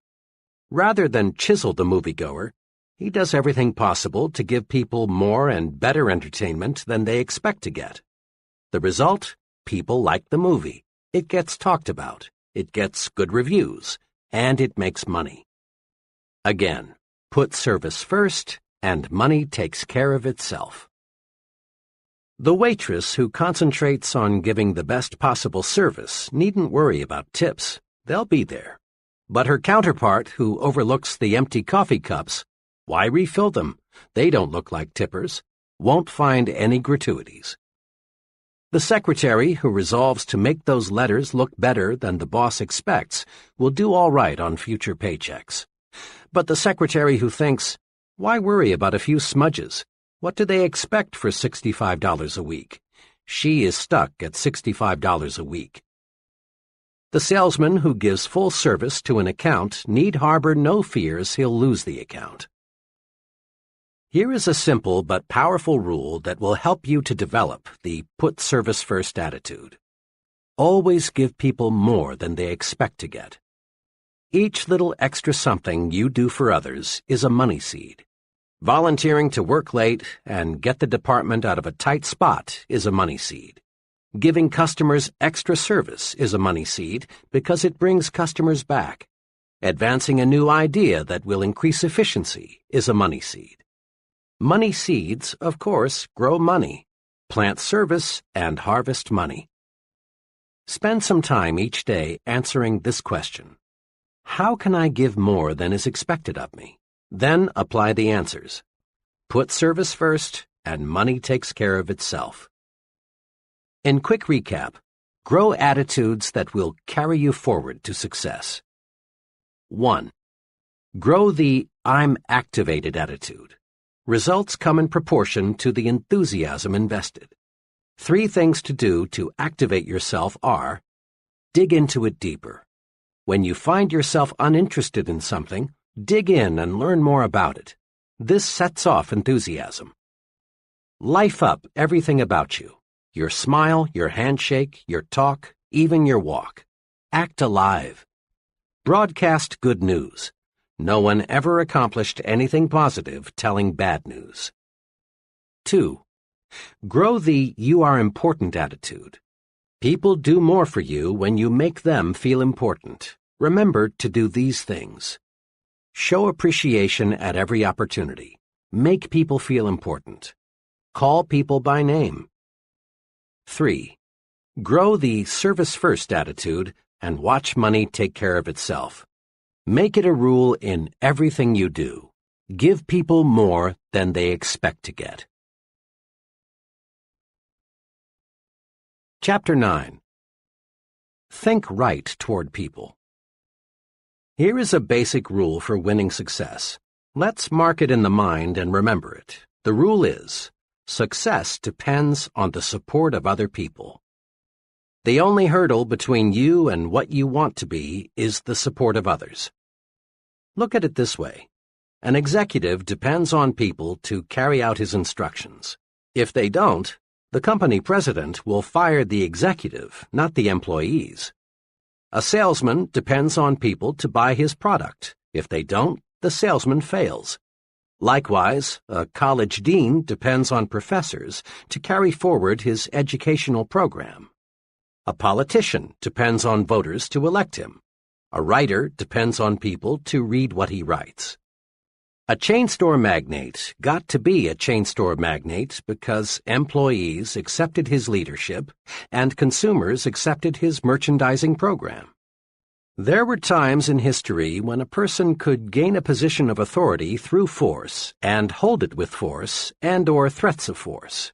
In those days, a man either cooperated with the leader or risked literally losing his head. But today, remember, a person either supports you willingly or he doesn't support you at all. Now it's time to ask, granted, I depend on others in order to achieve the success I want, but what must I do to get these people to support me and accept my leadership? The answer, wrapped up in one phrase, is think right toward people. Think right toward people, and they will like and support you. This chapter shows how.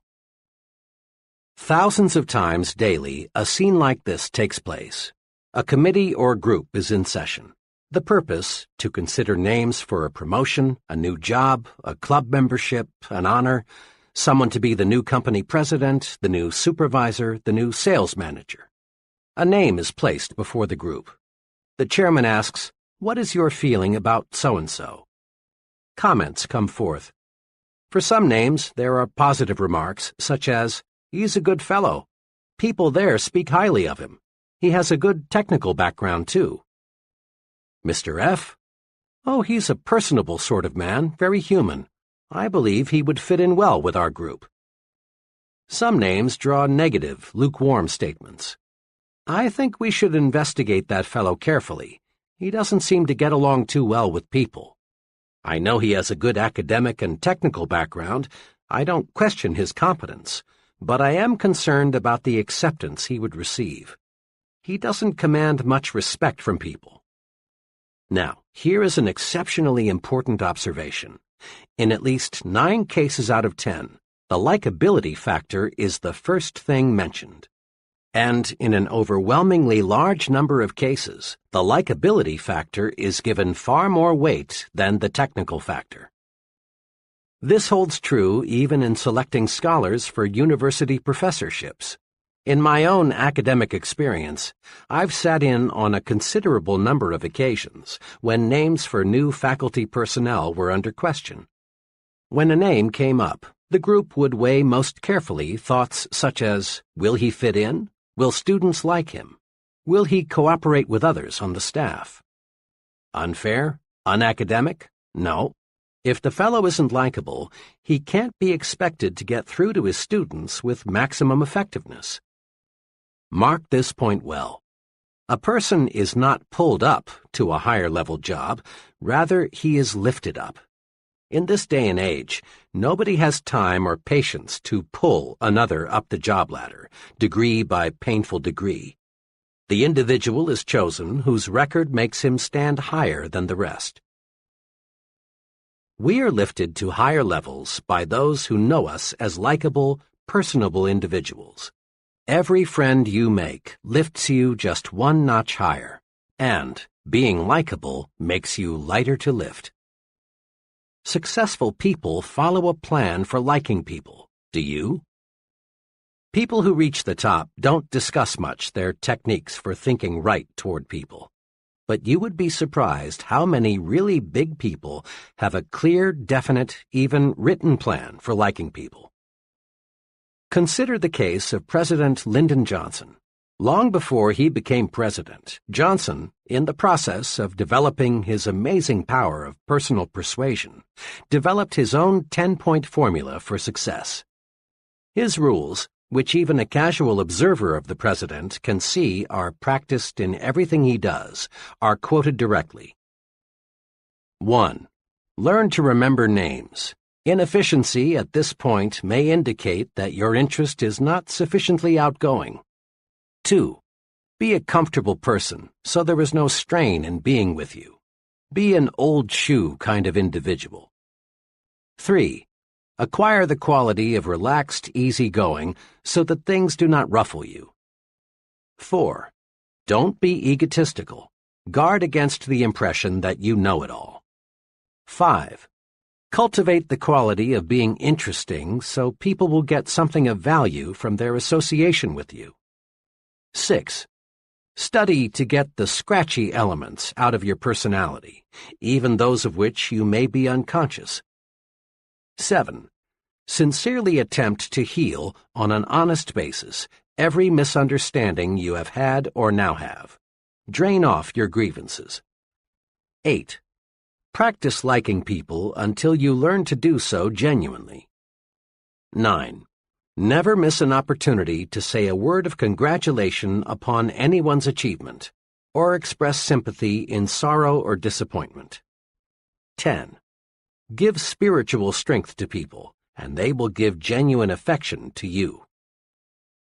Living these 10 simple but tremendously powerful like people rules makes President Johnson easier to vote for, easier to support in Congress.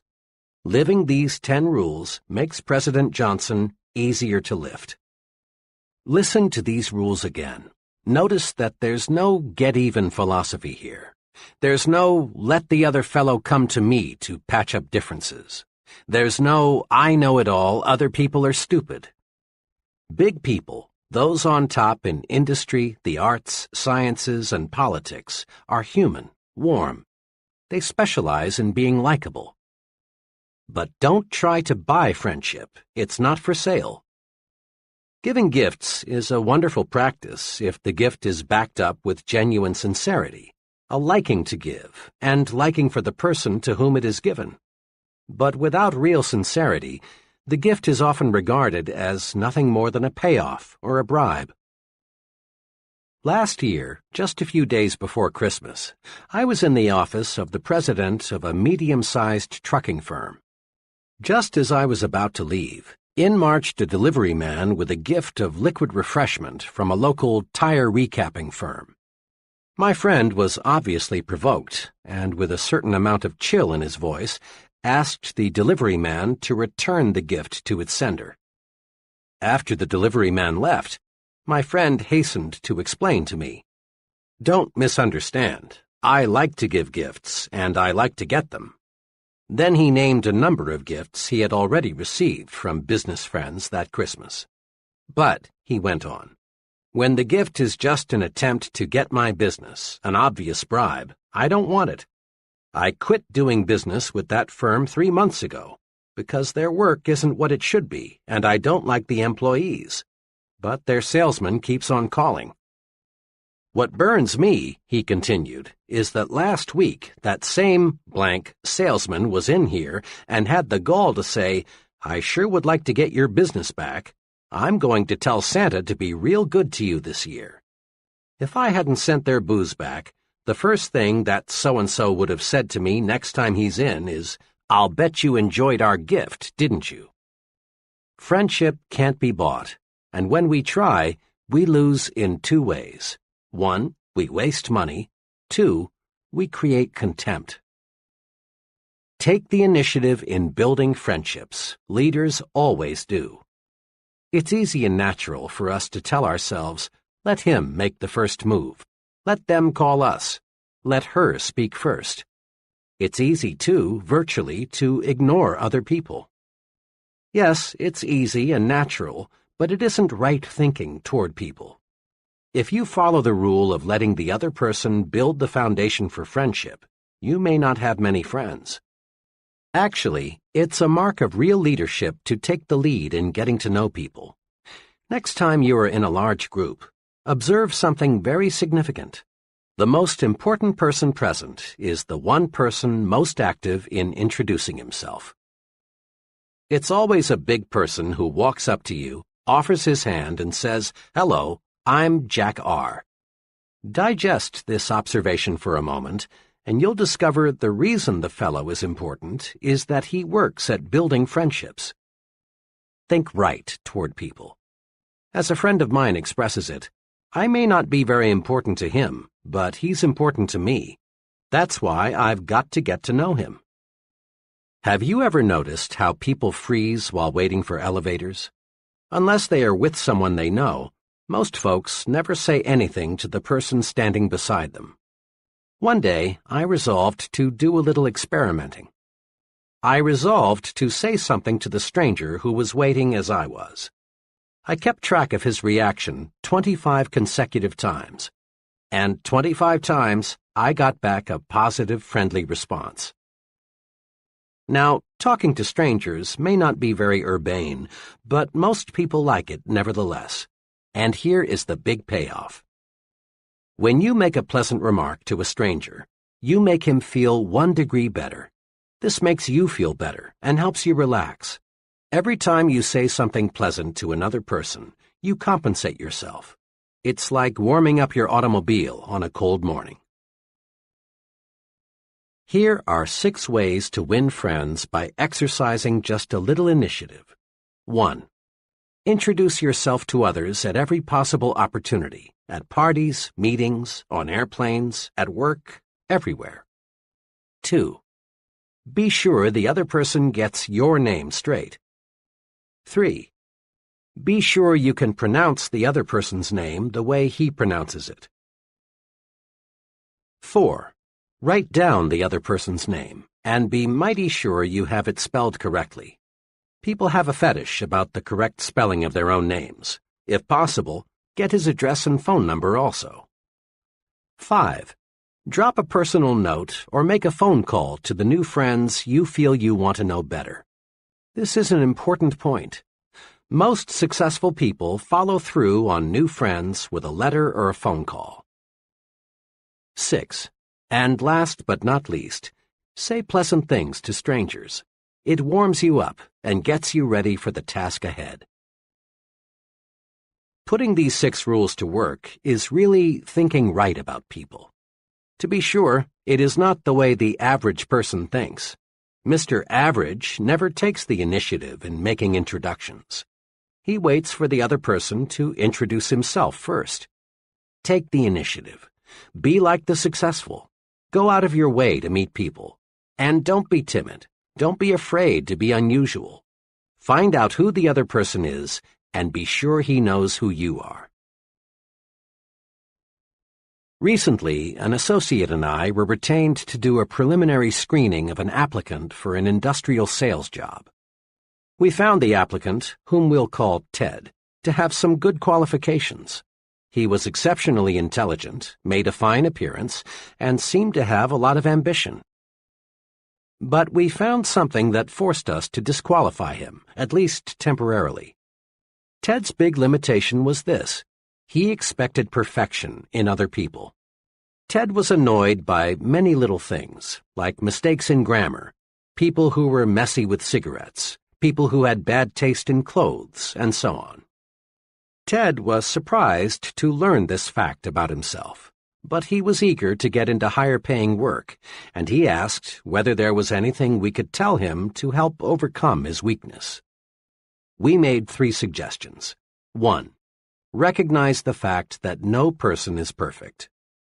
Some people are more nearly perfect than others, but no man is absolutely perfect. The most human quality about human beings is that they make mistakes. All kinds of them. 2. Recognize the fact that the other fellow has a right to be different. Never play God about anything. Never dislike people because their habits are different from your own, or because they prefer different clothes, religion, parties, or automobiles. You don't have to approve of what another fellow does, but you must not dislike him for doing it. 3. Don't be a reformer. Put a little more live and let live into your philosophy. Most people intensely dislike being told you're wrong. You have a right to your own opinion, but sometimes it's better to keep it to yourself. Ted conscientiously applied these suggestions. A few months later, he had a fresh outlook. He now accepts people for what they are, neither 100% good nor 100% bad. Besides, he says, the things that used to annoy the heck out of me I now find amusing. It finally dawned on me what a dull world this would be if people were all alike and everybody was perfect.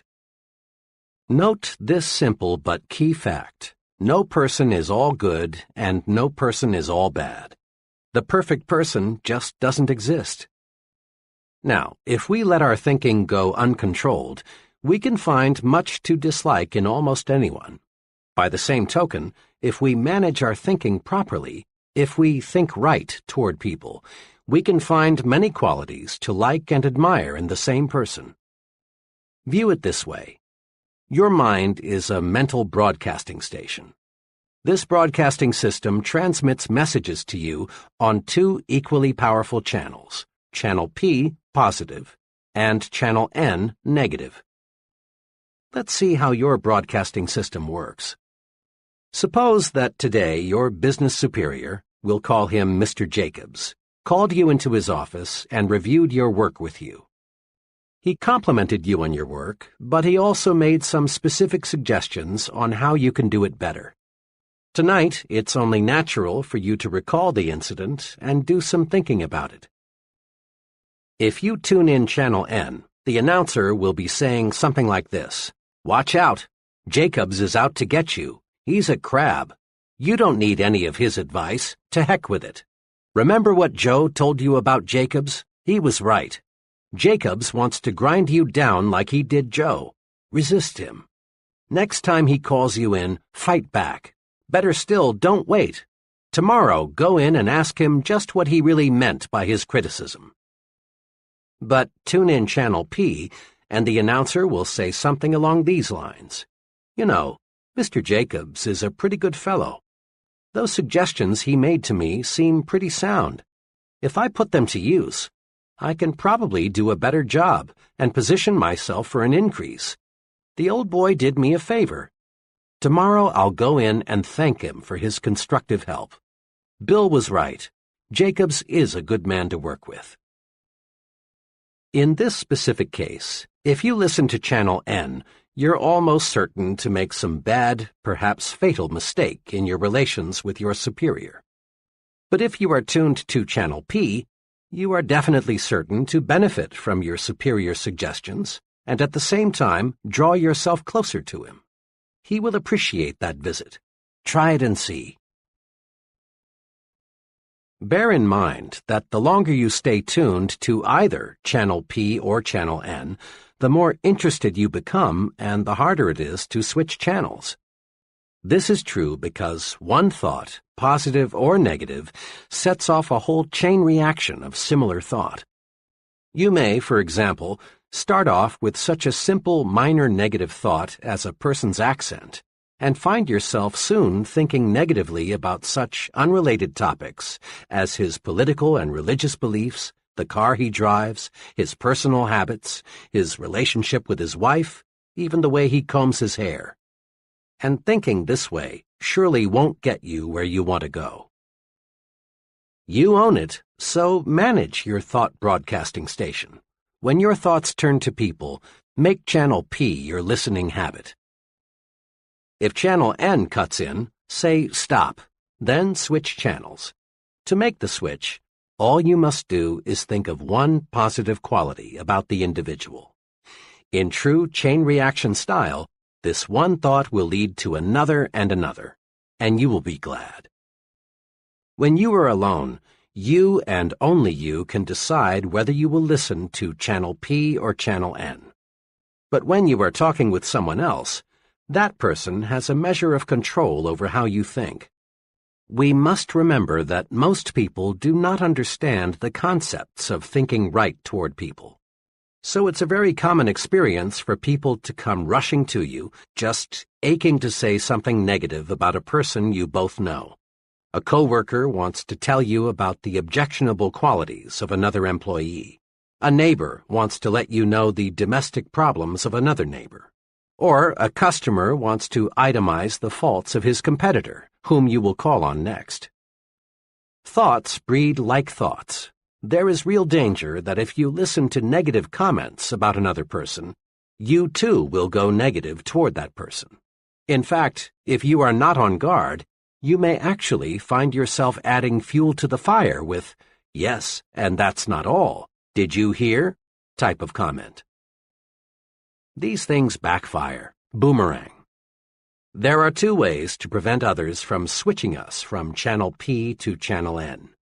One way is to switch topics as quickly and quietly as possible with some remark like, "Pardon me, John, but while I think of it, I've been meaning to ask you." A second way is to excuse yourself with a, "Sorry, John, I'm late now," or, "I've a deadline to meet. Will you excuse me?" Make a forceful promise to yourself. Refuse to let others prejudice your thinking. Stay tuned to Channel P. Once you've mastered the technique of thinking only good thoughts about people, greater success is guaranteed. Let me tell you what an unusually successful insurance salesman told me about how thinking good thoughts about people pays off for him.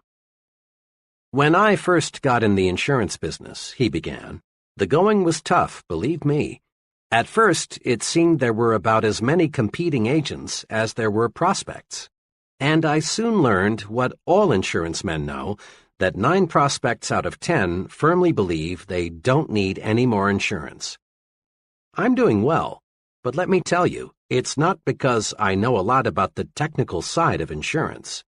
That's important, don't misunderstand me. But there are men trying to sell insurance who know policies and contracts better than I. In fact, I know one man who wrote a book about insurance, but he couldn't sell a policy to a man who knew he had only 5 days to live. My success," he continued, "is based on one thing. I really like the guy I'm selling.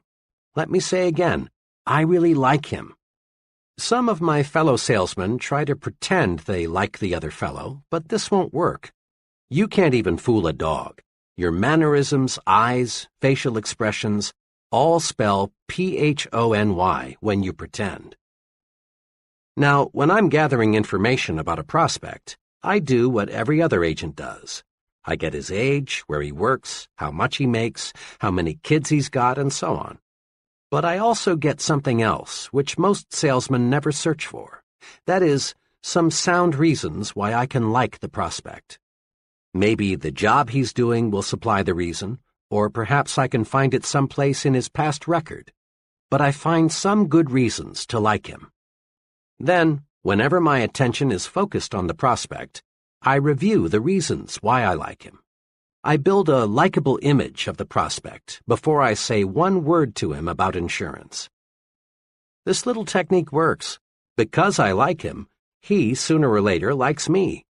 Pretty soon, instead of sitting across the table from him, I'm on the same side with him, and we're working out his insurance plan together. He trusts and believes in my judgment because I am a friend. Now, people don't always accept me right off the bat, but I've found that so long as I continue to like a fellow, he'll come around and we can get down to business. Just last week, my friend went on, I was making the 3rd call on a difficult prospect. He met me at the door, and before I could even say good evening, he proceeded to give me hell. He went on, not even stopping for a breath until he had run down and finished with, "And don't ever come back here again." After he had said that, I just stood there looking into his eyes for about 5 seconds, and then said softly and with genuine sincerity, because I meant it, "But Mr. S., I'm calling tonight as your friend." Yesterday, he bought a $250,000 endowment policy. Saul Polk is popularly called the appliance king of Chicago. Starting with nothing, Saul Polk now sells millions of dollars worth of appliances in a year in metropolitan Chicago. Saul Polk credits a lot of his success to his attitude toward shoppers. "Customers," says Mr. Polk, "should be treated like they are guests in my home." Isn't that thinking toward people? And isn't it about the simplest success formula one can put to work? Just treat customers like guests in your home. This technique works outside the store, too. Substitute the word employees for customers so that it reads, "Employees should be treated like guests in my home." Give first-class treatment to your employees, and you get first-class cooperation, first-class output. Think first-class about everyone around you, and you'll receive first-class results in return. One of the reviewers of an early version of this book is a close personal friend who owns his own business management consulting firm. When he read the above illustration, he commented, "That's the positive result of liking and respecting people." Let me give you a personal experience of a friend of mine which shows what happens if you don't like and admire people. His experience has a big point. Here it is. My firm obtained a contract to provide consulting services to a relatively small soft drink bottling concern. The contract was substantial. The client had little formal education. His business was in bad shape, and in recent years he had made some very costly mistakes. 3 days after we had got the contract, an associate and I were driving out to his plant, which was about 45 minutes from our offices. To this day, I don't know how it started, but somehow we began talking about the negative qualities of our client. Before we realized it, we were talking about how his own stupidity had brought about the mess he was in, instead of discussing how we could best approach solving his problems. I remember one remark I made which I thought particularly clever. "The only thing holding up Mr. F is fat." My associate laughed and came up with an equally choice observation. "And that son of his, Junior, must be all of 35, but the only qualification he has for the job he's holding is he speaks English." The whole drive out, we talked about nothing else but what a weak-minded numbskull we had as a client. Well, the conference that afternoon was cold. Looking back, I think our client sensed somehow the way we felt toward him. He must have thought, "These fellows think I'm stupid or something, and all they're going to do for my money is give me some smooth-sounding talk." 2 days later, I got a 2-sentence letter from this client. It said, "I've decided to cancel our contract for your consulting services. If there is a charge for your services to date, please bill me." Printing ourselves with negative thoughts for only 40 minutes cost us a contract. What made it even more painful was learning about a month later that this former client had contracted with an out-of-town firm for the professional assistance he needed.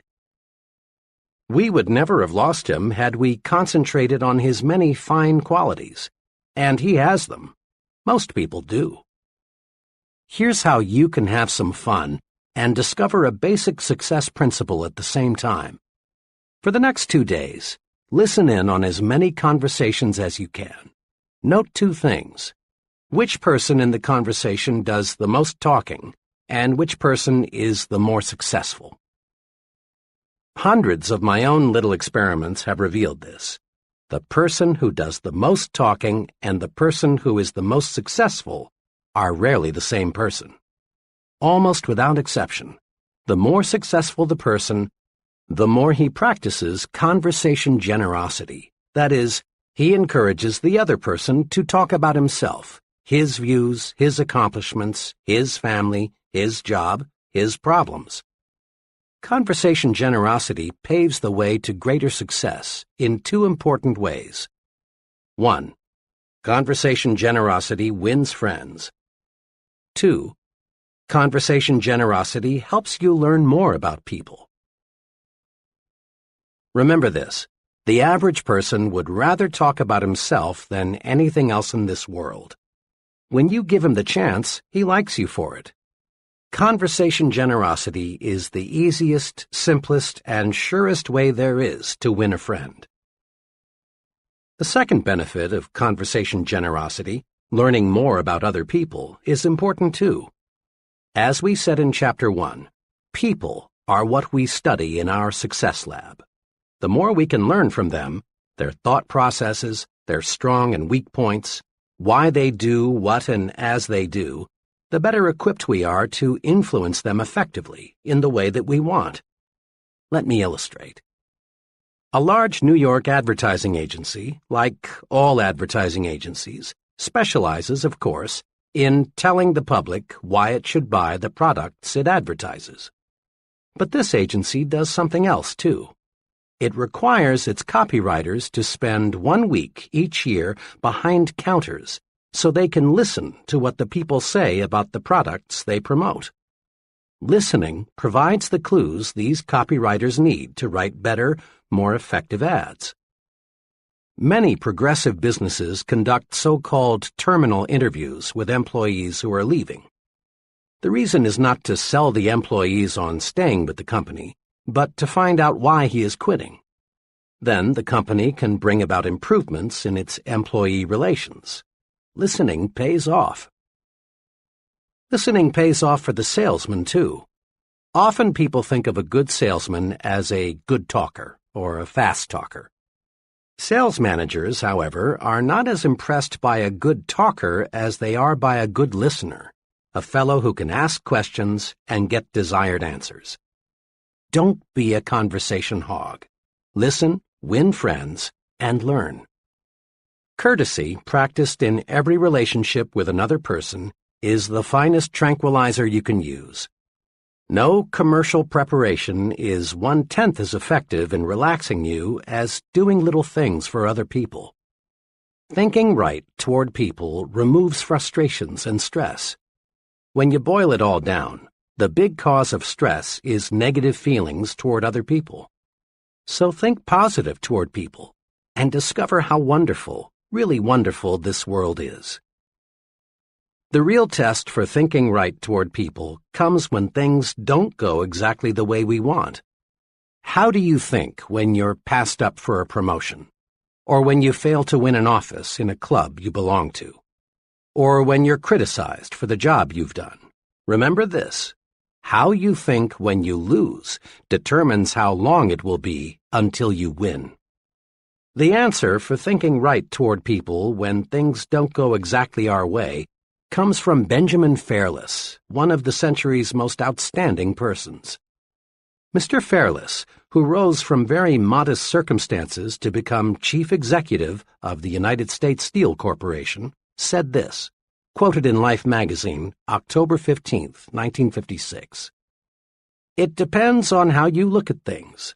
For example, I never had a teacher I hated. Naturally, I was disciplined just like every other pupil, but I always figured it was my fault that the discipline was necessary. I have also liked every boss I ever had. I always tried to please him and do more than he expected if I possibly could, never less. I have had some disappointments, times when I greatly wanted a promotion and somebody else got it. But I never figured that I was the victim of office politics or prejudice or bad judgment on the boss's part.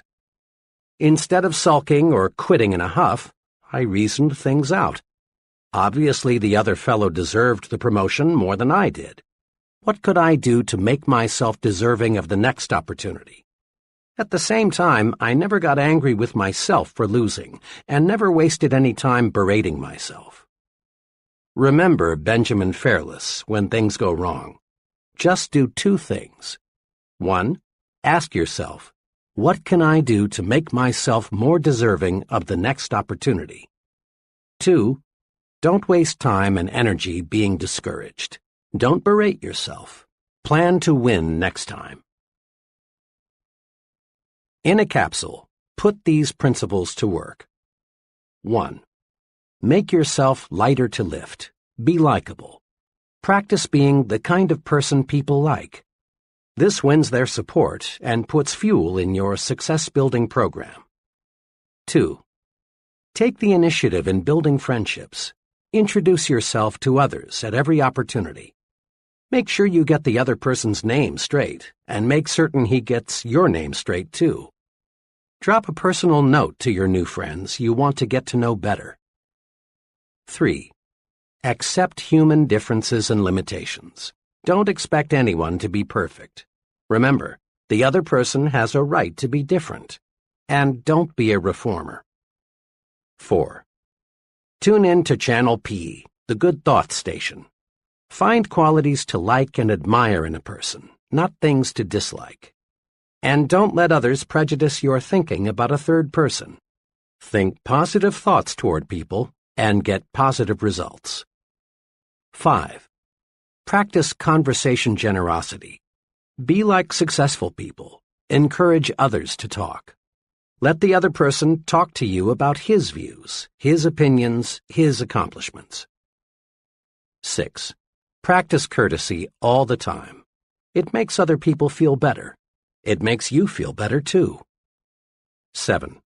Don't blame others when you receive a setback. Remember, how you think when you lose determines how long it will be until you win. Chapter 10. Get the action habit. Here's something leaders in every field agree on. There is a shortage of top-flight, expertly qualified persons to fill key positions. There really is, as the saying goes, plenty of room at the top.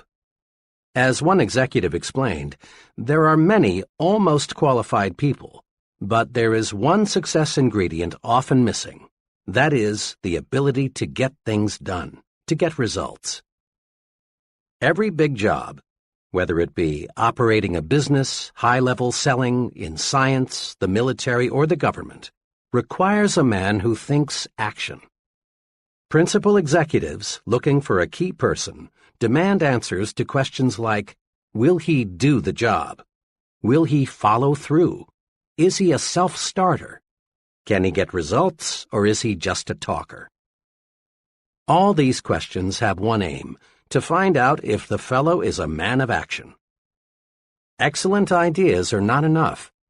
An only fair idea acted upon and developed is 100% better than a terrific idea that dies because it isn't followed up. The great self-made merchant John Wanamaker often said, "Nothing comes merely by thinking about it." Think of it. Everything we have in this world, from satellites to skyscrapers to baby food, is just an idea acted upon. As you study people, both the successful and the just average, you find they fall into two classes. The successful are active. We'll call them activationists. The just average, the mediocre, the unsuccessful, are passive. We'll call them passivationists. We can discover a success principle by studying both groups. Mr. Activationist is a doer. He takes action, gets things done, follows through on ideas and plans. Mr. Passivationist is a don'ter. He postpones doing things until he has proved he shouldn't or can't do them, or until it's too late. The difference between Mr. Activationist and Mr. Passivationist shows through in countless little ways. Mr. Activationist plans a vacation. He takes it. Mr. Passivationist plans a vacation, but he postpones it until next year. Mr. A decides he should attend church regularly. He does. Mr. P thinks it's a good idea to go to church regularly too, but he finds ways to postpone acquiring this new habit. Mr. A feels that he should drop a note to someone he knows to congratulate him on some achievement. He writes the note. Under the same circumstances, Mr. P finds a good reason to put off writing the note, and it never gets written. The difference shows up in big things, too. Mr. A wants to go into business for himself. He does. Mr. P also wants to go into business for himself, but he discovers just in the nick of time a good reason why he had better not. Mr. A, age 40, decides he wants to take up a new line of work. He does. The same idea occurs to Mr. P, but he debates himself out of doing anything about it. The difference between Messrs. Activationist and Passivationist shows through in all forms of behavior. Mr. A gets the things done he wants done, and as byproducts he gains confidence, a feeling of inner security, self-reliance, and more income. Mr. P doesn't get the things done he wants done because he won't act. As byproducts, he loses confidence in himself, destroys his self-reliance, lives in mediocrity. Mr. Activationist does. Mr. Passivationist is going to do, but doesn't. Everyone wants to be an activationist. So, let's get the action habit. A lot of passivationists got that way because they insisted on waiting until everything was 100% favorable before they took action. Perfection is highly desirable, but nothing man-made or man-designed is or can be absolutely perfect. So to wait for the perfect set of conditions is to wait forever. Here are 3 case histories that show how 3 persons reacted to conditions. Case number 1. Why G.N. hasn't married. Mr. G.N. is now in his late 30s, is well-educated, works as an accountant, and lives alone in Chicago. G.N.'s big desire is to get married. He wants love, companionship, a home, children, the works. G.N. has been close to marriage. Once he was only 1 day away. But each time he has been near marriage, he discovers something wrong with the girl he's about to marry. Just in time before I made an awful mistake. One instance stands out. 2 years ago, G.N. thought he finally had met just the right girl. She was attractive, pleasant, intelligent. But G.N. had to be absolutely sure that marriage was the right thing. As they were discussing marriage plans one evening, the future Mrs. G.N. made a few remarks that bothered G.N.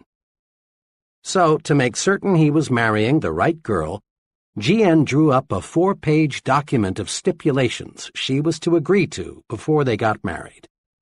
The document, neatly typed and looking very legal, covered every segment of living G.N. could think of. There was one section on religion, what church they would go to, how often they would attend, how much they would donate. Another section covered children, how many and when. In detail, G.N. outlined the kind of friends they would have, his future wife's employment status, where they would live, how their income would be spent. To finish the document, G.N. devoted half a page to listing specific habits the girl must break or must acquire. This covered such habits as smoking, drinking, makeup, entertainment, and so on. When G.N.'s prospective bride reviewed his ultimatum, she did what you would expect. She sent it back with a note saying, "The usual marriage clause, for better or for worse, is good enough for everyone else, and it's good enough for me. The whole thing is off." As G.N. was relating his experience to me, he said worriedly, "Now what was so wrong in writing out this agreement? After all, marriage is a big step. You can't be too careful." But G.N. was wrong. You can be too careful, too cautious, not only in planning a marriage, but in planning anything in the world where things get done. The standards can be too high. G.N.'s approach to marriage was very much like his approach to his work, his savings, his friendships, everything else. The test of a successful person is not an ability to eliminate all problems before they arise, but to meet and work out difficulties when they do arise.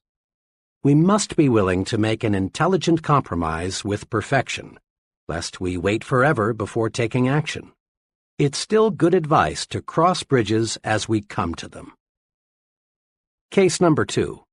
Why J.M. lives in a new home. In every big decision, the mind battles with itself, to act or not to act, to do or not to do. Here's how one young fellow elected to act and reaped big rewards. J.M.'s situation is similar to that of a million other young men. He is in his 20s, has a wife and child, and still has only a modest income. Mr. and Mrs. J.M. lived in a small apartment. Both wanted a new home. They wanted the advantage of more space, cleaner surroundings, a place for the youngster to play, and a chance to build up equity in their own property. But there was a hitch to buying a new home, the down payment. One day, as J.M. was writing next month's rent check, he became very disgusted with himself. He observed that the rent payment was as much as monthly payments on a new home. J.M. called his wife and said, "How would you like to buy a new home next week?" "What's got into you?" she asked. "Why make jokes? You know we can't. We haven't even got the money for the down payment." But JM was determined. There are hundreds of thousands of couples like us who are going to buy a new home someday, but only about half of them ever do. Something always comes up to stop them. We're going to buy a home. I don't know yet how we'll raise the down payment, but we will. Well, the next week they found a house they both liked, quite unpretentious but nice, for $1,200 down. Now, the obstacle was to find a way to raise $1,200. JM knew he couldn't borrow it through the usual channels, for this would encumber his credit so that he couldn't get a mortgage for the sale price. Where there's a will, there's always a way. Suddenly, JM got a brainstorm. Why not contact the builder and work out a private loan arrangement for $1,200? This JM did. At first, the builder was cold to the idea, but JM persisted. Finally, it was agreed. The builder would, in effect, advance JM the $1,200 to be repaid at $100 a month plus interest. Now, all JM had to do was to find $100 a month. Mr. and Mrs. JM sharpened their pencils and figured out a way to cut expenditures $25 a month. But that still left $75, which JM would have to raise each month. Then JM got another idea. The next morning he went in to see his boss. He explained to his employer what he was doing. His boss was glad to learn that JM was going to buy a new home. Then JM said, "Look, Mr. T, to work this deal out, I've got to earn at least $75 more each month. Now, I know," JM continued, "you'll give me a raise when you feel that I deserve it. What I want now is just a chance to earn more money. There are some things around here that could best be done on weekends. Will you make it possible for me to work then?" The employer was impressed with JM's sincerity and ambition.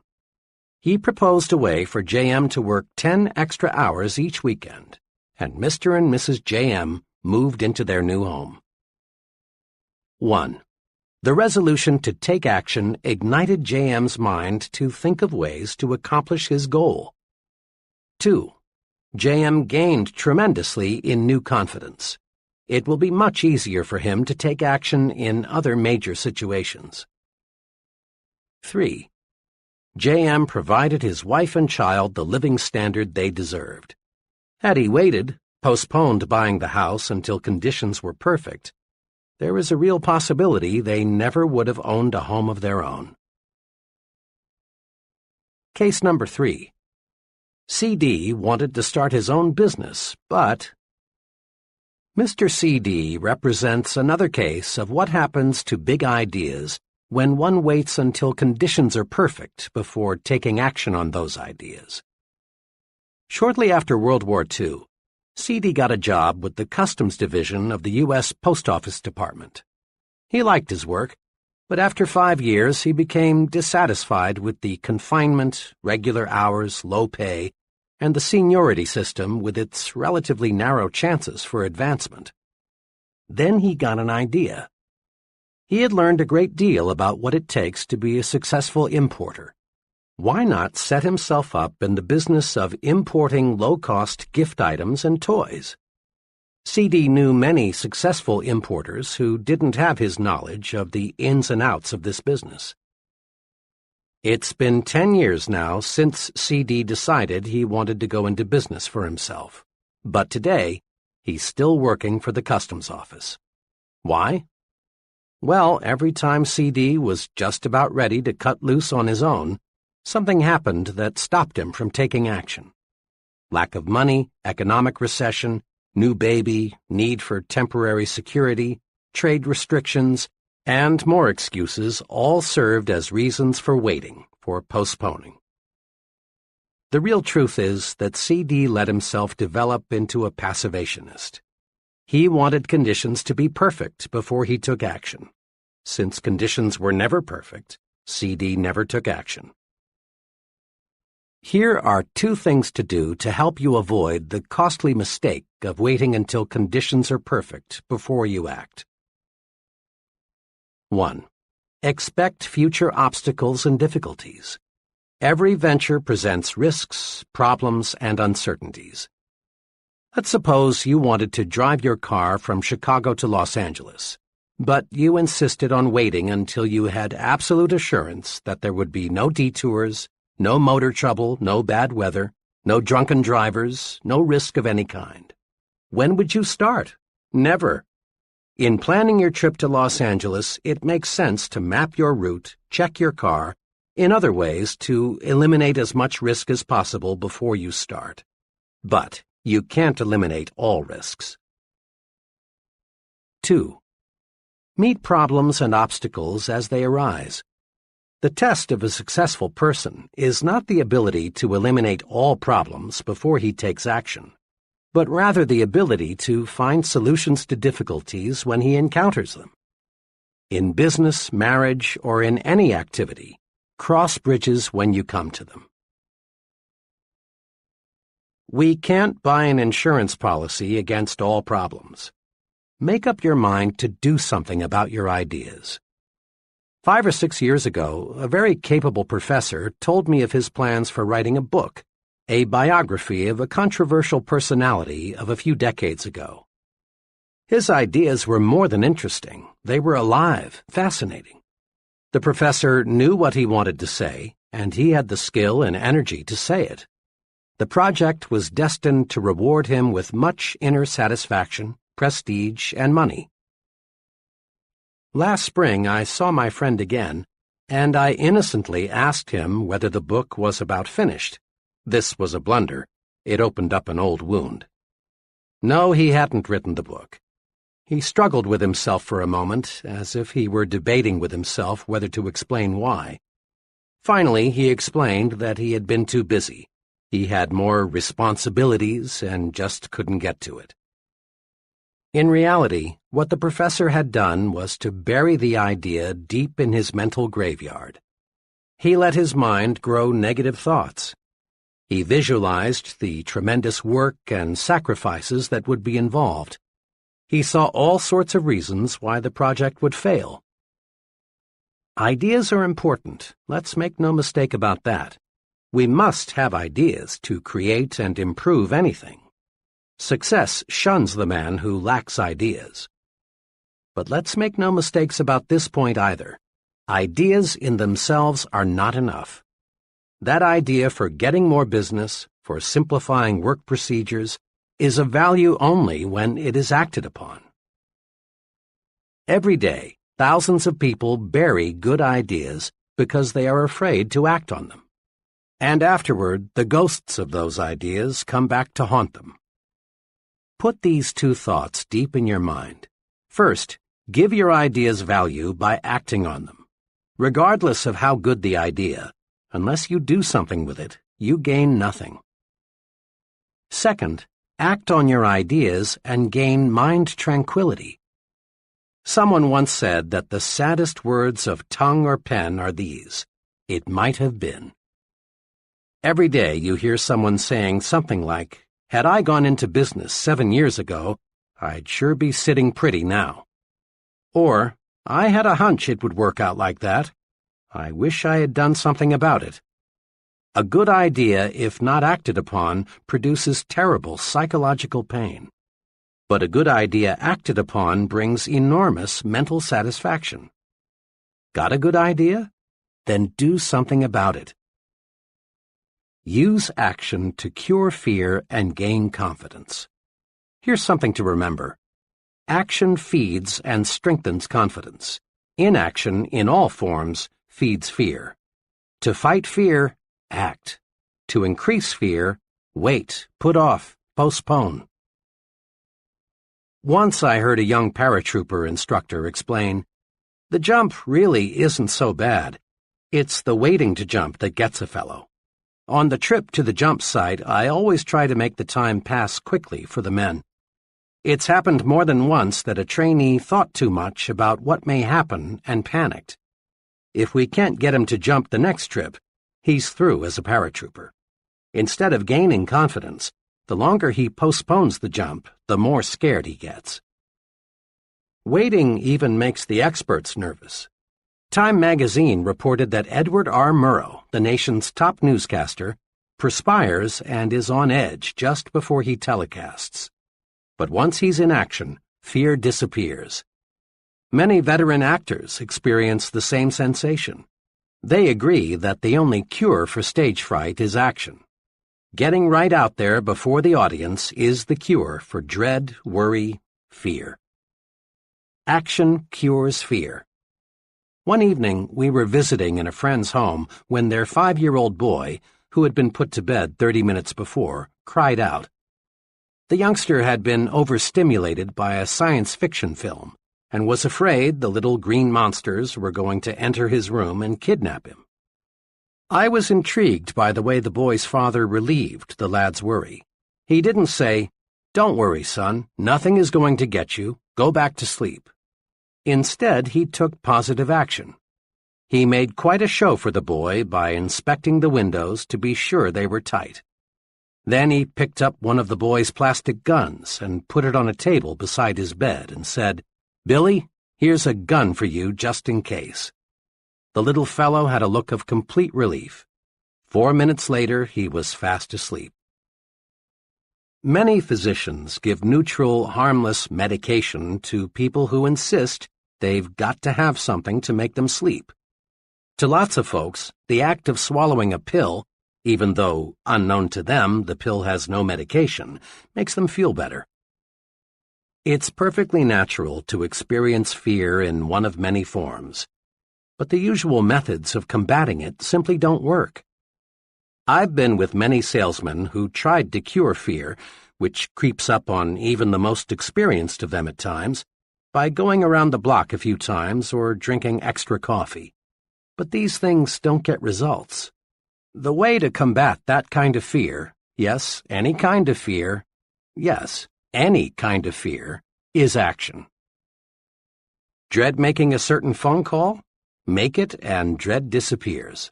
Put it off, and it will get harder and harder to make. Dread going to a doctor for a checkup? Go and your worry vanishes.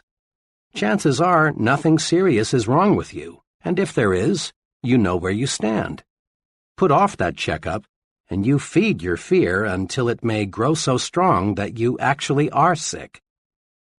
Dread discussing a problem with your superior? Discuss it and discover how those worries are conquered. Build confidence. Destroy fear through action. Start your mental engine mechanically. An aspiring young writer who wasn't experiencing success made this confession. "My trouble is, whole days and weeks pass that I can't get a thing written." "You see," he remarked, "writing is creative. You've got to be inspired. Your spirit must move you." True, writing is creative, but here's how another creative man, also a writer, explained his secret for producing quantities of successful material. "I use a mind force technique," he began. "I've got deadlines to meet, and I can't wait for my spirit to move me. I've got to move my spirit. Here's how my method works. I make myself sit down at my desk. Then I pick up a pencil and go through mechanical motions of writing. I put down anything. I doodle. I get my fingers and arm in motion, and sooner or later, without my being conscious of it, my mind gets on the right track. Sometimes, of course, I get ideas out of the blue when I'm not trying to write," he went on, "but these are just bonuses. Most of the good ideas come from just getting to work. Action must precede action. That's a law of nature. Nothing starts itself, not even the dozens of mechanical gadgets we use daily. Your home is heated automatically, but you must select, take action, the temperature you want. Your car shifts gears automatically only after you have set the right lever. The same principle applies to mind action. You get your mind in gear to make it produce for you. A young branch sales manager for a door-to-door sales organization explained how he trained his sales force the mechanical way to start each day earlier and more successfully. There's a tremendous resistance to the door-to-door salesman. as anyone who has ever sold house to house knows," he commented. "And it's hard, even for the veteran salesman, to make that first call in the morning. He knows the odds are pretty good that he'll get some pretty rough treatment before the day is over. So it's natural for him to put off getting started in the morning. He'll drink a couple of extra cups of coffee, maybe cruise around the neighborhood a while, or do a dozen little things to postpone that first call. I train each new man this way. I explain to him that the only way to start is to start. Don't deliberate. Don't postpone getting started. Do this. Just park your car, get your sample case, walk to the door, ring the bell, smile, say good morning, and make your presentation, all mechanically, without a lot of conscious thought. Start making calls this way and you break the ice. By the second or third call, your mind is sharp and your presentations become effective. A humorist once said the most difficult problem in life was getting out of a warm bed into a cold room, and he had a point. The longer you lie there and think how unpleasant it will be to get up, the more difficult it becomes. Even in such a simple operation as this, mechanical action, just throwing off the covers and putting your feet on the floor, defeats dread. The point is clear. People who get things done in this world don't wait for the spirit to move them. They move the spirit. Try these two exercises. 1. Use the mechanical way to accomplish simple but sometimes unpleasant business and household chores. Rather than think about the unpleasant features of the task, jump right in and get going without a lot of deliberation. Perhaps the most unpleasant household task to most women is washing dishes. My mother is no exception. But she has mastered a mechanical approach to dispensing with this task quickly, so she can return to things she likes to do. As she leaves the table, she always mechanically picks up several dishes, and without thinking about the task ahead, just gets started. In just a few minutes, she is through. Doesn't this beat stacking dishes and dreading the unpleasant inevitable? Do this today. Pick the one thing you like to do least. Then, without letting yourself deliberate on or dread the task, do it. That's the most efficient way to handle chores. 2. Next, use the mechanical way to create ideas, map out plans, solve problems, and do other work that requires top mental performance. Rather than wait for the spirit to move you, sit down and move your spirit. Here's a special technique guaranteed to help you. Use a pencil and paper. A simple pencil is the greatest concentration tool money can buy. If I had to choose between an ultra-fancy, deeply carpeted, beautifully decorated soundproof office and a pencil and paper, I'd choose the pencil and paper every time. With a pencil and paper, you can tie your mind to a problem. When you write a thought on paper, your full attention is automatically focused on that thought. That's because the mind is not designed to think one thought and write another at the same time. When you write on paper, you write on your mind, too. Tests prove conclusively that you remember something much longer and much more exactly if you write the thought on paper. And once you master the pencil and paper technique for concentration, you can think in noisy or other distracting situations. When you want to think, start writing or doodling or diagramming. It's an excellent way to move your spirit. Now is the magic word of success. Tomorrow, next week, later, sometime, someday, often as not are synonyms for the failure word, never. Lots of good dreams never come true because we say, I'll start someday, when we should say, I'll start now, right now. Take one example, saving money. Just about everybody agrees that saving money is a good idea. But just because it's a good idea doesn't mean many folks follow an organized savings and investment program. Many people have intentions to save, but only relatively few act on these intentions. Here's how one young couple got into gear with a regular wealth accumulation program. Bill's take-home income was $1,000 a month, but he and his wife Janet spent $1,000 each month too. Both wanted to save, but there were always reasons why they felt they couldn't begin. For years, they had promised themselves, "We'll start when we get a raise, when we've caught up with our installments, when we're over the hump, next month, next year." Finally, Janet got disgusted with their failure to save. She said to Bill, "Look, do we want to save or don't we?" He replied, "Of course we do, but you know as well as I we can't put aside anything now." But for once, Janet was in a do-or-die mood. "We've been telling ourselves for years we're going to start a savings program. We don't save because we think we can't. Now let's start thinking we can. I saw an ad today that shows if we'd save just $100 a month, in 15 years we'd have $18,000 plus $6,600 accumulated interest." The ad also said it's easier to spend what's left over after savings than it is to save what's left over after spending. If you're game, let's start with 10% of your pay and let's save off the top. We may eat crackers and milk before the month's up, but if we have to, we will. Bill and Janet were cramped for a few months, but soon they were adjusted to their new budget. Now they feel it's just as much fun to spend money on savings as it is to spend it on something else. Want to write a note to a friend? Do it now. Got an idea you think would help your business? Present it now. Live the advice of Benjamin Franklin. Don't put off until tomorrow what you can do today. Remember, thinking in terms of now gets things accomplished. But thinking in terms of someday or sometime usually means failure. One day, I stopped in to see an old business friend. She had just returned from a conference with several of her executives. The moment I looked at her, I could tell there was something she wanted to get off her chest.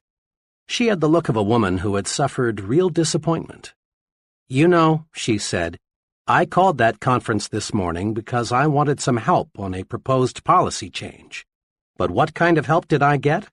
I had 6 men in there, and only one of them had anything to contribute. 2 others talked, but what they said was just an echo of what I had said. It was like talking with a bunch of vegetables. I confess it's hard for me to find out what those fellows think." "Really," she went on, "you'd think those fellows would speak up and let me know what they think. After all, it directly affects each of them." My friend didn't get help in the conference. But had you roamed the hall after the meeting broke up, you'd have heard her junior associates making remarks like, "I felt like saying, why didn't someone suggest, I don't think, we ought to go ahead." So, often the vegetables, those who have nothing to say in the conference room, are full of talk after the meeting, when what they've got to say won't make any difference. They're suddenly full of life when it's too late. Business executives want comment. The fellow who hides his light under a bushel hurts himself. Get the speak-up habit. Each time you speak up, you strengthen yourself. Come forward with your constructive ideas. We all know how many college students prepare their assignments. With fine intentions, Joe College sets aside a whole evening for some concentrated study. Here is a general pattern of how, too often, the evening is spent. Joe's ready to begin studying at 7 p.m., but his dinner seems just a bit heavy, so he decides to get in a little TV. A little turns out to be an hour's worth, since the program was pretty good. At 8 p.m., he sits down at his desk, but gets right back up because he just remembered he promised to call his girl. This shoots another 40 minutes. He hadn't talked to her all day. An incoming call takes another 20 minutes. On his way back to his desk, Joe is drawn into a ping-pong game. Another hour gone. The ping-pong makes him feel sweaty, so he takes a shower. Next, he needs a snack. The combined effect of the ping-pong and the shower have made him hungry. And so the evening planned with good intentions drifts away. Finally, at 1 a.m., he opens the book, but he's too sleepy to absorb the subject.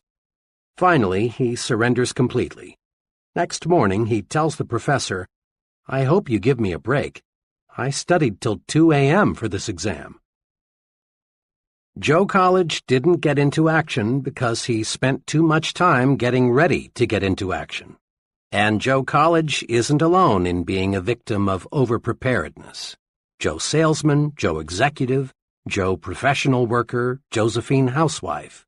They all often try to build strength and get ready with office chats, coffee breaks, sharpening pencils, reading, personal business, getting the desk cleared off, TV, and dozens of other little escape devices. But there's a way to break this habit. Tell yourself, "I'm in condition right now to begin. I can't gain a thing by putting it off. I'll use the get ready time and energy to get going instead." What we want more than anything else in our business, an executive in a machine tool company said in an address to a group of sales executives, is more people who get sound ideas and then push them through. There's not one job in our production and marketing setup that can't be done better, a lot better. I don't want to infer that we're not doing a good job now. We are. But like all progressive companies, we need new products, new markets, new and more efficient ways of doing things. We depend on people with initiative. They're the ball carriers on our team. Initiative is a special kind of action.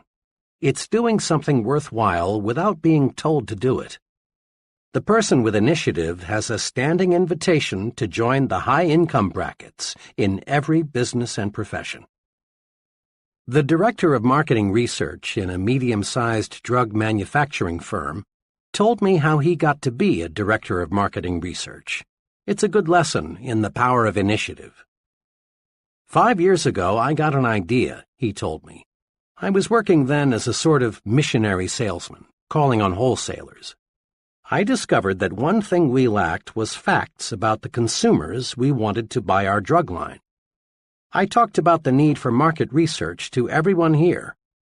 At first I got only deaf ears because management couldn't see the need for it.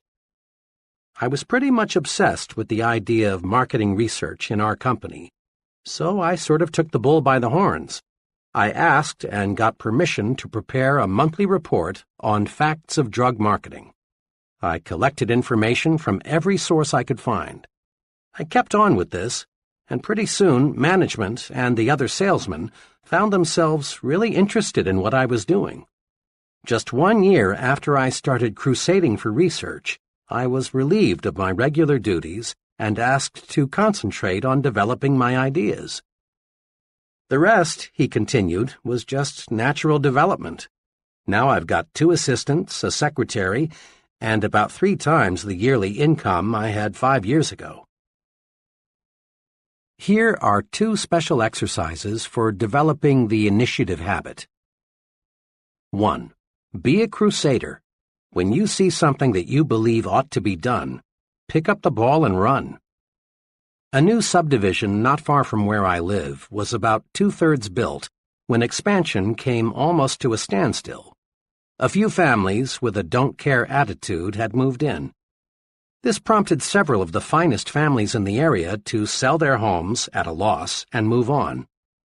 As so often happens, the do-care families caught the don't-care attitude from their don't-care neighbors.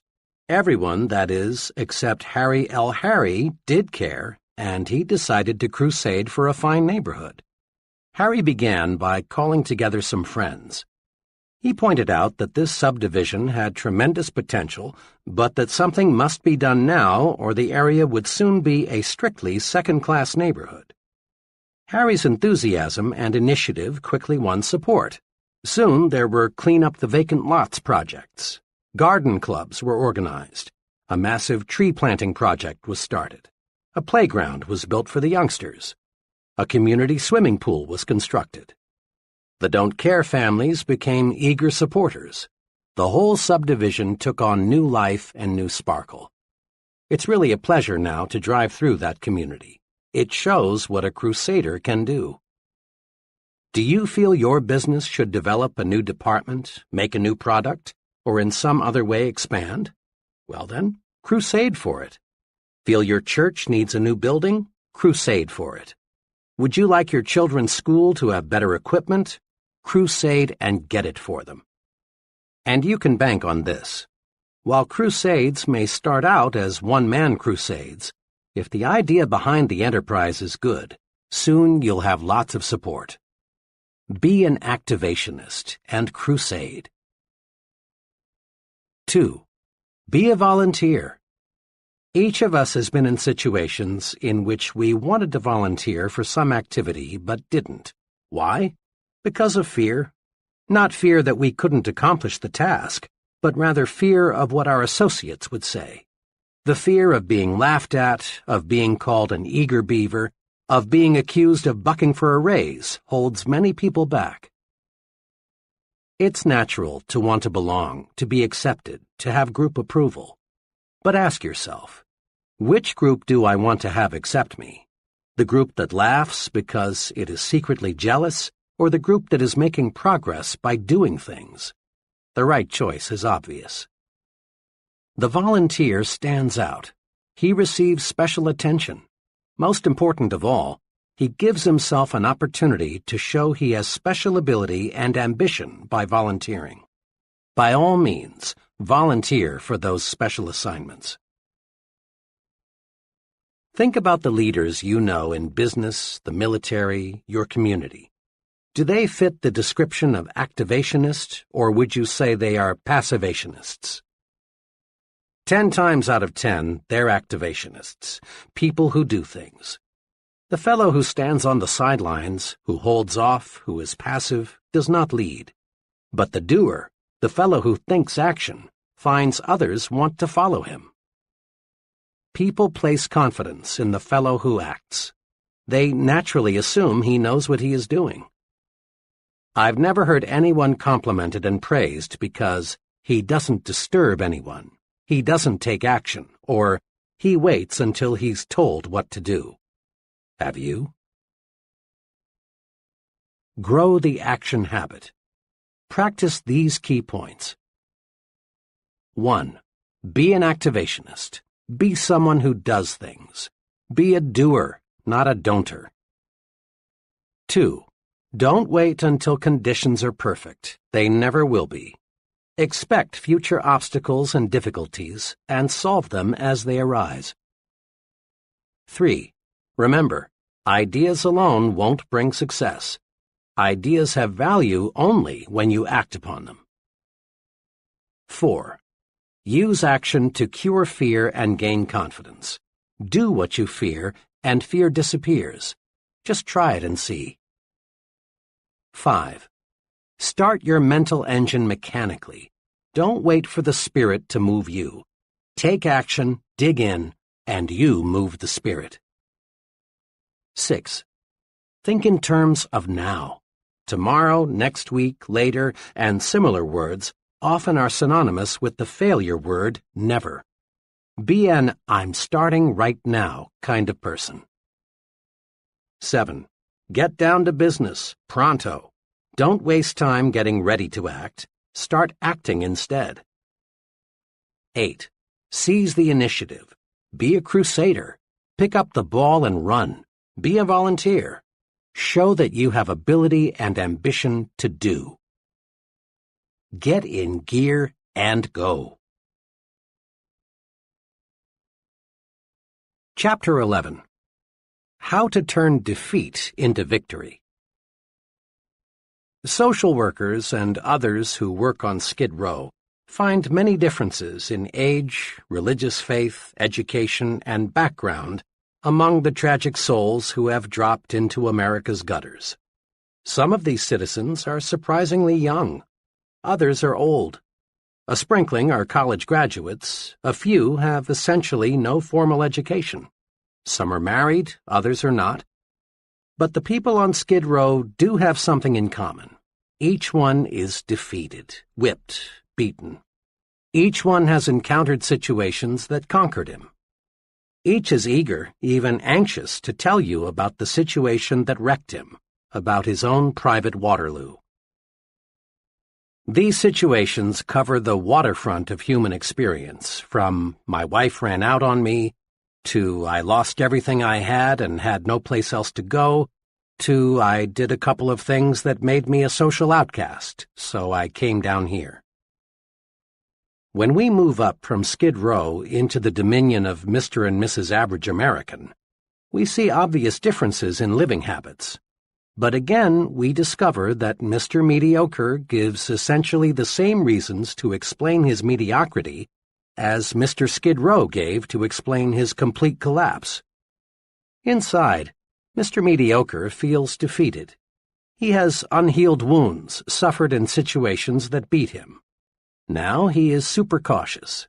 He plods along, ducking the thrill of living victoriously, discontented with himself.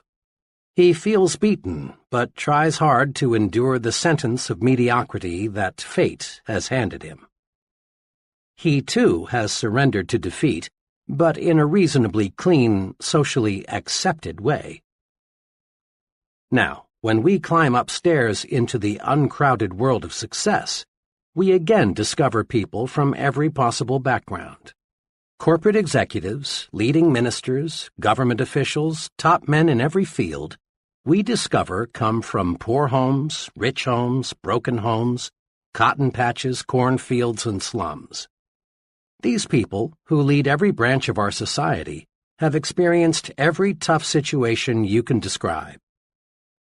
It is possible to match every Mr. Skid Row with a Mr. Mediocre and a Mr. Success on every score: age, intelligence, background, nationality, you name it, with one exception. The one thing you can't match them on is their response to defeat. When the fellow we call Mr. Skid Row got knocked down, he failed to get up again. He just lay there, splattered out. Mr. Mediocre got up to his knees, but he crawled away, and when out of sight, ran in the opposite direction, so he'd be sure never to take a beating again. But Mr. Success reacted differently when he got knocked down. He bounced up, learned a lesson, forgot the beating, and moved upward. One of my closest friends is an exceptionally successful management consultant. When you walk into his office, you feel that you are really uptown. The fine furniture, the carpeting, the busy people, the important clients, all tell you his company is prosperous. A cynic might say, "It must have taken a real con man to put across an operation like this." But the cynic would be wrong. It didn't take a con man. And it didn't take a brilliant man or a wealthy man or a lucky man. All, and I hesitate to use the word all because all means so much sometimes, all it took was a persistent man who never thought he was defeated. Behind this prosperous and respected company is the story of a man fighting, battling his way upward, losing 10 years' savings in his first 6 months in business, living in his office several months because he lacked money to pay rent on an apartment, turning down numerous good jobs because he wanted more to stay with his idea and make it work, hearing prospects for his service say no 100 times as often as they said yes. During the 7 unbelievably hard years it took him to succeed, I never heard my friend complain once. He'd explain, "Dave, I'm learning. This is competitive business, and because it's intangible, it's hard to sell, but I'm learning how." And he did. Once I told my friend that this experience must be taking a lot out of him, but he replied, "No, it's not taking something out of me. It's putting something into me instead." Check the lives of the people in Who's Who in America, and you'll find that those who have succeeded in a major way have been pounded by losing situations. Each person in this elite corps of successful men has encountered opposition, discouragement, setbacks, personal misfortune. Read the biographies and autobiographies of great people, and again you discover that each of these people could have surrendered to setbacks many times. Or do this. Learn the background of the president of your company or the mayor of your city, or select any person you consider a real success. When you probe, you'll discover the individual has overcome big, real obstacles. It is not possible to win high-level success without meeting opposition, hardship, and setback. But it is possible to use setbacks to propel you forward. Let's see how. I saw some commercial airline statistics recently showing that there is only one fatality per 10 billion miles flown. Air travel is a magnificently safe way to go these days. Unfortunately, air accidents still occur. But when they do, the Civil Aviation Administration is on the scene quickly to find out what caused the crash. Fragments of metal are picked up from miles around and pieced together. A variety of experts reconstruct what probably happened. Witnesses and survivors are interviewed. The investigation goes on for weeks, months, until the question, what caused this crash, is answered. Once the CAA has the answer, immediate steps are taken to prevent a similar accident from happening again. If the crash was caused by a structural defect, other planes of that type must have that defect corrected. Or if certain instruments are found faulty, corrections must be made. Literally hundreds of safety devices on modern aircraft have resulted from CAA investigations. The CAA studies setbacks to pave the way to safer air travel, and it's obvious that their efforts pay off. Doctors use setbacks to pave the way to better health and longer life. Often, when a patient dies for an uncertain reason, doctors perform a post-mortem to find out why. In this way, they learn more about the functioning of the human body, and lives of other people are saved. A sales executive friend of mine devotes one entire sales meeting a month to helping his salesmen discover why they lost important sales. The lost sale is reconstructed and carefully examined.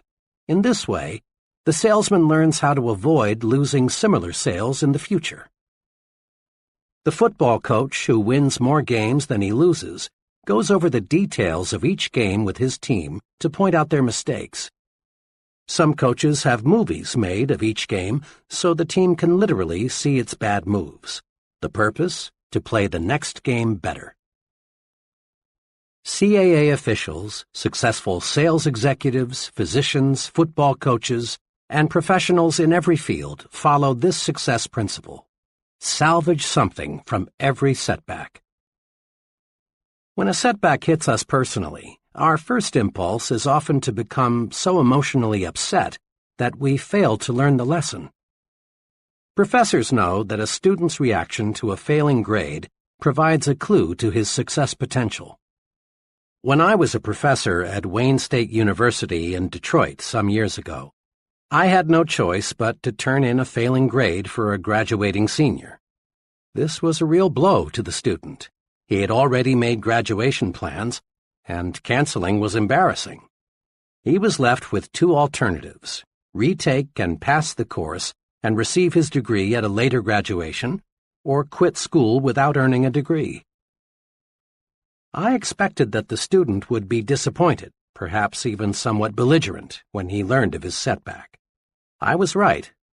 After I explained that his work was far below passing standards, the student admitted that he hadn't put forth a serious effort in the course. But, he continued, my past record is at least average. Can't you consider that? I pointed out that I could not, because we measure performance one course at a time. I added that rigid academic codes prohibited changing grades for any reason other than an honest mistake on the part of the professor. Then the student, realizing that all avenues toward a grade change were closed, became quite angry. "Professor," he said, "I could name 50 people in this city who've succeeded in a big way without taking this course or even knowing about it. What's so blasted important about this course? Why should a few bad marks in one course keep me from getting my degree? Thank God," he added, "they don't look at things on the outside like you professors do." After that remark, I paused for about 45 seconds. I've learned that when you've been sniped at, one fine way to prevent a war of words is to take a long pause before answering. Then I said to my student friend, "Much of what you say is true. There are many, many highly successful people who know absolutely nothing about the subject matter in this course. And it is possible for you to win success without this knowledge. In the total scheme of life, this course content won't make or break you. But your attitude toward this course may." "What do you mean by that?" he asked. "Just this," I answered. "Outside, they grade you just as we grade you. What counts there, just as what counts here, is doing the job. Outside, they won't promote you or pay you more for doing second-class work." I paused again to make certain the point got through. Then I said, "May I make a suggestion? You're highly disappointed now. I can appreciate how you feel. And I don't think any less of you if you're a little sore at me. But look at this experience positively. There's a tremendously important lesson here. If you don't produce, you don't get where you want to go. Learn this lesson, and 5 years from now you'll regard it as one of the most profitable lessons you learned in all the time you invested here." I was glad when I learned a few days later that this student had re-enrolled for the course. This time he passed with flying colors. Afterward, he made a special call to see me to let me know how much he had appreciated our earlier discussion. "I learned something from flunking your course the first time," he said. "It may sound odd, but you know, Professor, now I'm glad I did not pass the first time." We can turn setbacks into victories, find the lesson, apply it, and then look back on defeat and smile. Moviegoers will never forget the great Lionel Barrymore. In 1936, Mr. Barrymore broke his hip. The fracture never healed. Most people thought Mr. Barrymore was finished, but not Mr. Barrymore. He used the setback to pave the way to even greater acting success. For the next 18 years, despite pain that never abated, he played dozens of successful roles in a wheelchair. On March 15, 1945, W. Colvin Williams was walking behind a tank in France. The tank hit a mine, exploded, and permanently blinded Mr. Williams. But this didn't stop Mr. Williams from pursuing his goal to be a minister and counselor. When he was graduated from college, and with honors too, Mr. Williams said he thought his blindness will actually be an asset in my career. I can never judge by appearances. Therefore, I can always give a person a second chance. My blindness keeps me from cutting myself off from a person because of the way he looks. I want to be the kind of person to whom anyone can come and feel secure to express himself. Isn't that a magnificent living example of cruel, bitter defeat being turned into victory? Defeat is only a state of mind, and nothing more.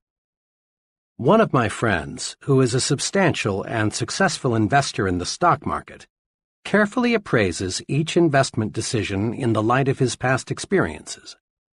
One time he told me, "When I first started investing 15 years ago, I really got singed a few times. Like most amateurs, I wanted to get rich quick. Instead, I got broke quick. But that didn't stop me. I knew the basic strengths of the economy, and that over the long pull, well-selected stocks are about the best investment anybody can make. So I just regarded those first bad investments as part of the cost of my education," he laughed. On the other hand, I know a number of people who, having made an unwise investment or two, are strictly anti-securities. Rather than analyze their mistakes and join in a good thing, they reach the completely false conclusion that investing in common stocks is just a form of gambling, and sooner or later everybody loses. Decide right now to salvage something from every setback. Next time things seem to go wrong on the job or at home, calm down and find out what caused the trouble. This is the way to avoid making the same error twice. Being licked is valuable. if we learn from it. We human beings are curious creatures. We're quick to accept full credit for our victories. When we win, we want the world to know about it. It's natural to want others to look at you and say, "There goes the fellow who did such and such." But human beings are equally quick to blame someone else for each setback. It's natural for salesmen to blame customers when sales are lost. It's natural for executives to blame employees or other executives when things get out of gear. It's natural for husbands to blame wives and wives to blame husbands for quarrels and family problems. It is true that in this complex world, others may trip us. But it is also true that more often than not, we trip ourselves. We lose because of personal inadequacy, some personal mistake. Condition yourself for success this way. Remind yourself that you want to be as nearly perfect as is humanly possible. Be objective. Put yourself in a glass tube and look at yourself as a disinterested third party would look at the situation. See if you have a weakness that you've never noticed before. If you have, take action to correct it. Many people become so accustomed to themselves that they fail to see ways for improvement. The great Metropolitan Opera star Risa Stevens said in Reader's Digest, July 1955, that at the unhappiest moment of her life, she received the best advice she's ever had. Early in her career, Miss Stevens lost the Metropolitan Opera Auditions of the Air. After losing, Miss Stevens was bitter. "I longed to hear," she said, "that my voice was really better than the other girls', that the verdict was grossly unfair, that I had just lacked the right connections to win." But Miss Stevens's teacher didn't coddle her. Instead, she said to Miss Stevens, "My dear, have the courage to face your faults."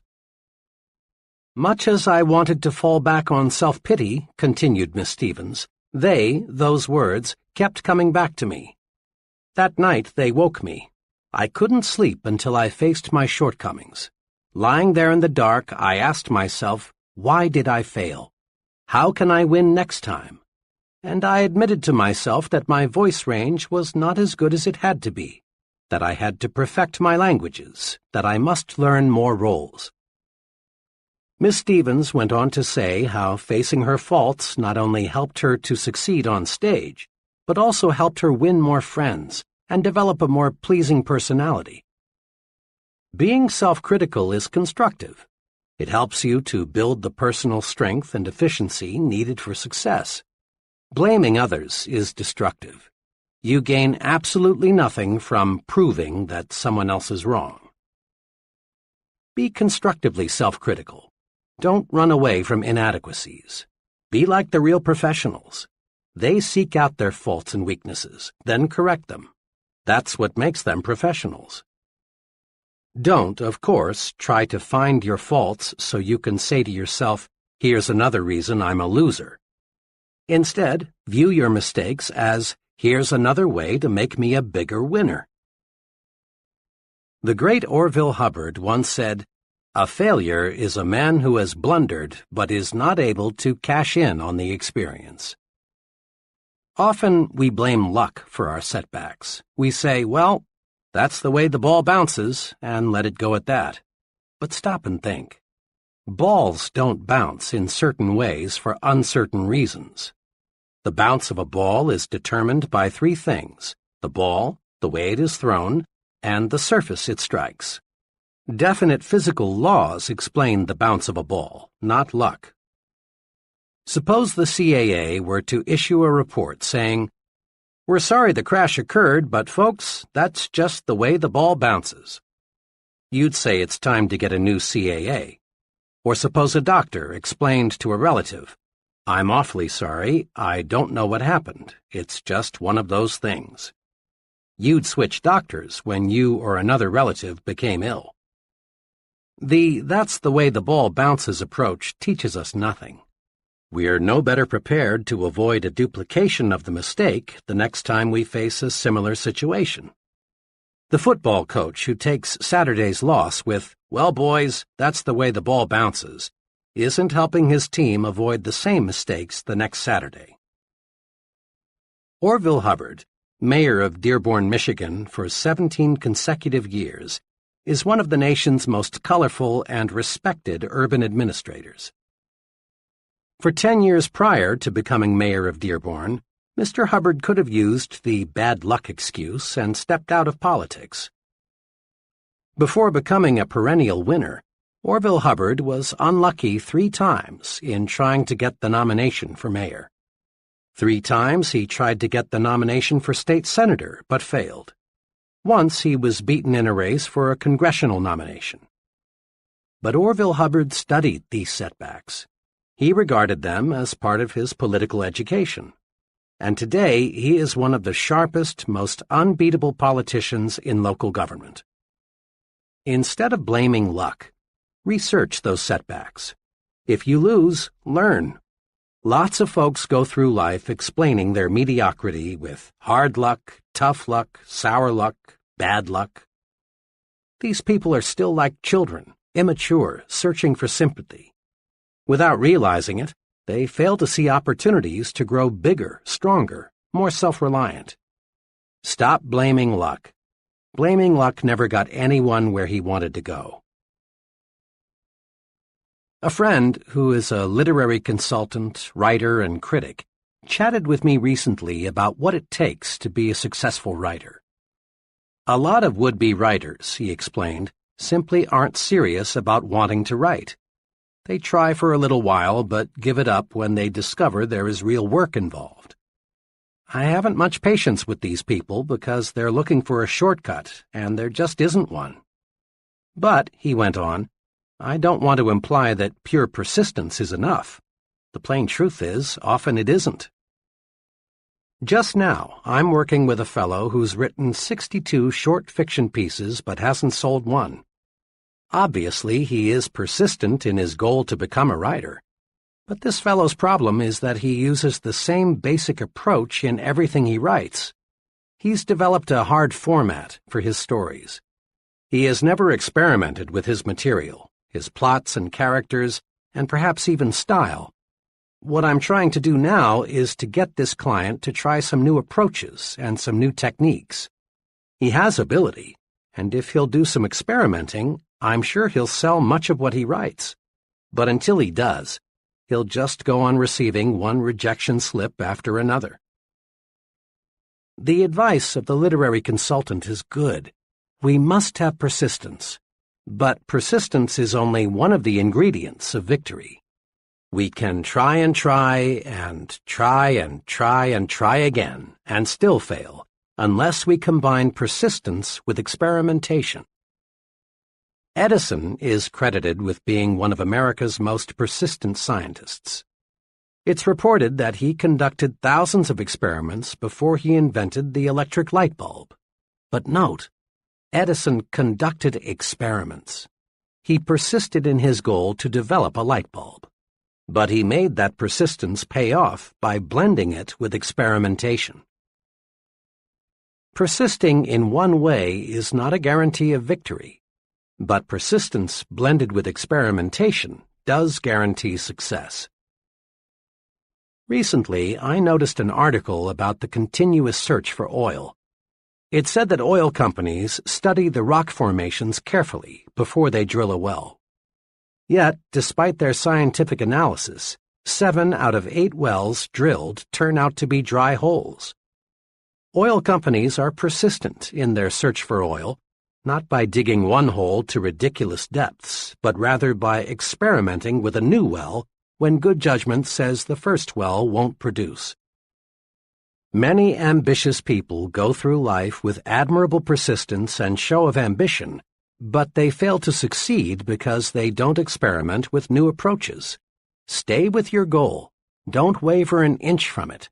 But don't beat your head against a wall. If you aren't getting results, try a new approach. People who have bulldog persistence, who can grab something and not let go, have an essential success quality. Here are 2 suggestions for developing greater power to experiment, the ingredient that, when blended with persistence, gets results. 1.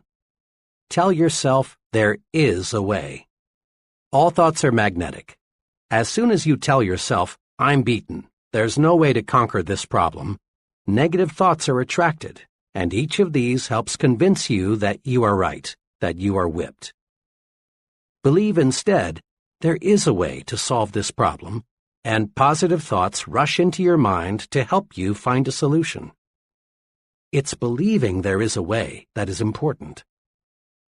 Marriage counselors report no success in saving marriages until one, and preferably both partners, see that it is possible to win back happiness. Psychologists and social workers say an alcoholic is doomed to alcoholism until he believes he can beat his thirst. This year, thousands of new businesses are being formed. 5 years from now, only a small portion will be still in operation. Most of those who fail will say, "Competition was just too much. We had no choice but to quit." The real problem is that when most people hit the tar, things are rough barrier, they think only defeat, and so they are defeated. When you believe there is a way, you automatically convert negative energy, let's quit, let's go back, into positive energy, let's keep going, let's move ahead. A problem, a difficulty, becomes unsolvable only when you think it is unsolvable. Attract solutions by believing solutions are possible. Simply refuse to even let yourself say or think that it's impossible. 2. Back off and start afresh. Often we stay so close to a problem for so long that we can't see new solutions or new approaches. An engineer friend was retained a few weeks ago to design a distinctly new aluminum structure.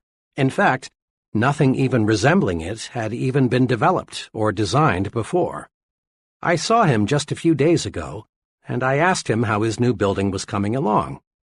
"Not too well," he replied. "I guess I haven't spent enough time with my garden this summer.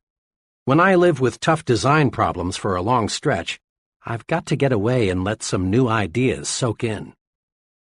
"You'd be surprised," he continued, "to know how many engineering ideas come to me when I'm just sitting beside a tree holding a water hose on the grass."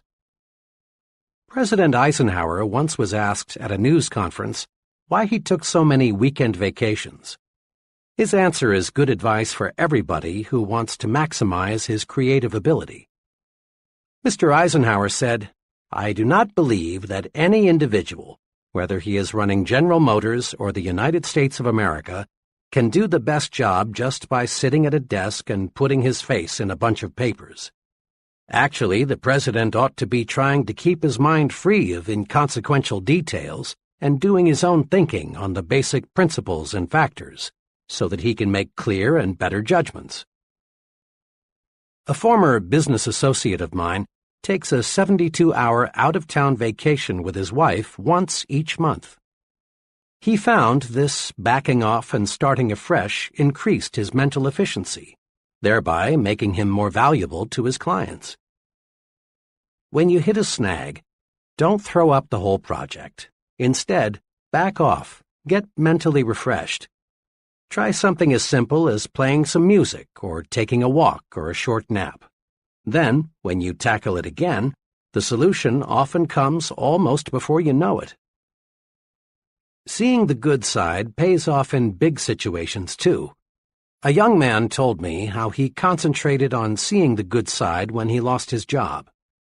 He explained it this way. "I was working for a large credit reporting company. One day I was given short notice to leave. There was an economy wave on, and they dismissed the employees who were least valuable to the company. The job didn't pay too well, but by the standards I grew up with, it was pretty good. I really felt terrible for a few hours, but then I decided to look at being bounced as a blessing in disguise. I really didn't like the job much, and had I stayed there, I'd never have gone far. Now I had a chance to find something I really liked to do. It wasn't long until I found a job that I liked a lot better that paid more money, too. Being fired from that credit company was the best thing that ever happened to me. Remember, you see in any situation what you expect to see. See the good side and conquer defeat. All things do work together for good if you'll just develop clear vision. In quick review, the difference between success and failure is found in one's attitudes toward setbacks, handicaps, discouragements, and other disappointing situations. 5 guideposts to help you turn defeat into victory are: 1. Study setbacks to pave your way to success. When you lose, learn, and then go on to win next time. 2. Have the courage to be your own constructive critic. Seek out your faults and weaknesses, and then correct them. This makes you a professional. 3. Stop blaming luck. Research every setback. Find out what went wrong. Remember, blaming luck never got anyone where he wanted to go. 4. Blend persistence with experimentation. Stay with your goal, but don't beat your head against a stone wall. Try new approaches. Experiment. 5. Remember, there is a good side in every situation. Find it. See the good side and whip discouragement. Chapter 12. Use goals to help you grow.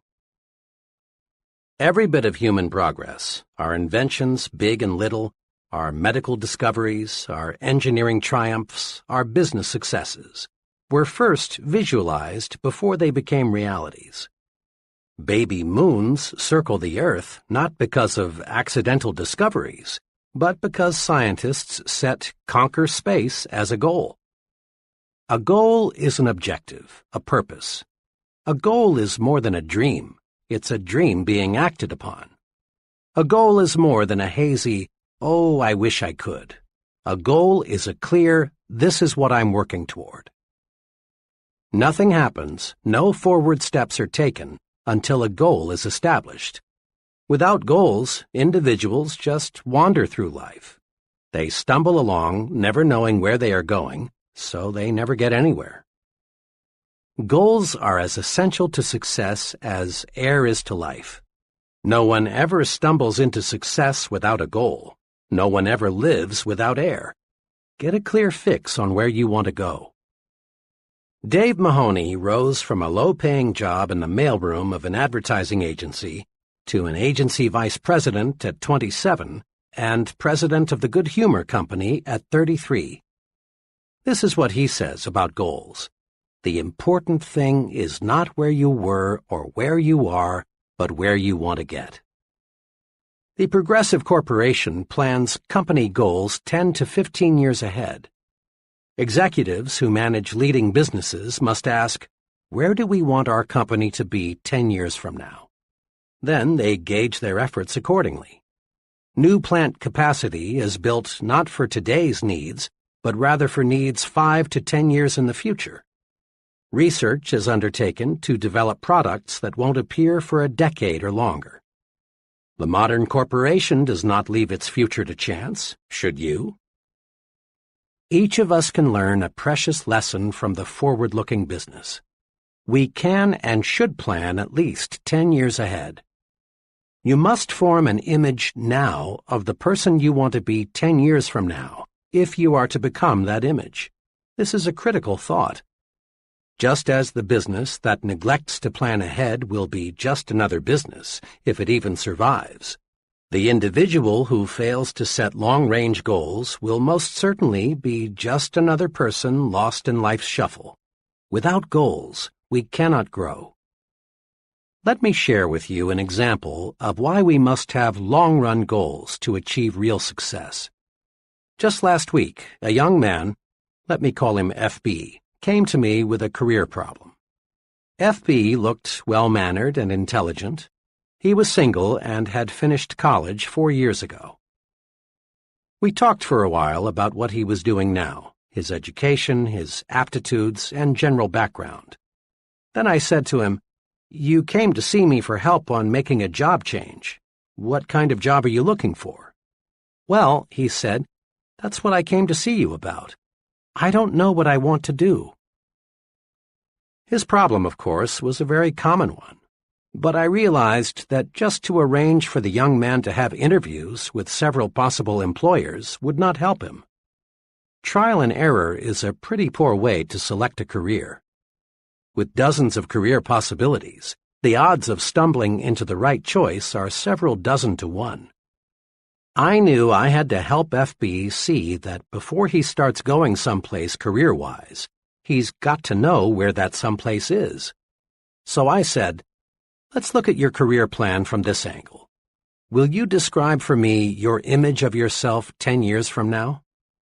FB, obviously studying the question, finally said, "Well, I guess I want what just about everyone else wants, a good job that pays well and a nice home. Really, though," he continued, "I haven't given it too much thought." This, I assured him, was quite natural. I went on to explain that his approach to selecting a career was like going to an airline ticket counter and saying, "Give me a ticket." The people selling the tickets just can't help you unless you give them a destination. So I said, "And I can't help you find a job until I know what your destination is, and only you can tell me that." This jarred FB into thinking. We spent the next 2 hours not talking about the merits of different kinds of jobs, but rather discussing how to set goals. FB learned, I believe, the most important lesson in career planning. Before you start out, know where you want to go. Like the Progressive Corporation, plan ahead. You are, in a sense, a business unit. Your talent, skills, and abilities are your products. You want to develop your products so they command the highest possible price. Forward planning will do it. Here are 2 steps that will help. First, visualize your future in terms of 3 departments: work, home, and social. Dividing your life this way keeps you from becoming confused, prevents conflicts, helps you look at the whole picture. Second, demand of yourself clear, precise answers to these questions. What do I want to accomplish with my life? What do I want to be? And what does it take to satisfy me? Using this planning guide will help. An image of me 10 years from now. 10 years planning guide. A. Work department. 10 years from now. 1. What income level do I want to attain? 2. What level of responsibility do I seek? 3. How much authority do I want to command? 4. What prestige do I expect to gain from my work? B. Home department, 10 years from now. 1. What kind of standard of living do I want to provide for my family and myself? 2. What kind of house do I want to live in? 3. What kind of vacations do I want to take? 4. What financial support do I want to give my children in their early adult years? C. Social department, 10 years from now. 1. What kinds of friends do I want to have? 2. What social groups do I want to join? 3. What community leadership positions would I like to hold? 4. What worthwhile causes do I want to champion? A few years ago, my young son insisted the 2 of us build a doghouse for Peanut, an intelligent pup of dubious pedigree and my son's pride and joy. His persistence and enthusiasm won, so we proceeded to build a home Peanut could call her own. Our combined carpentry talent equaled 0, and the end product clearly reflected that fact. Shortly afterward, a good friend stopped by, and upon seeing what we had done, asked, "What's that you've stuck up there among the trees? That's not a doghouse, is it?"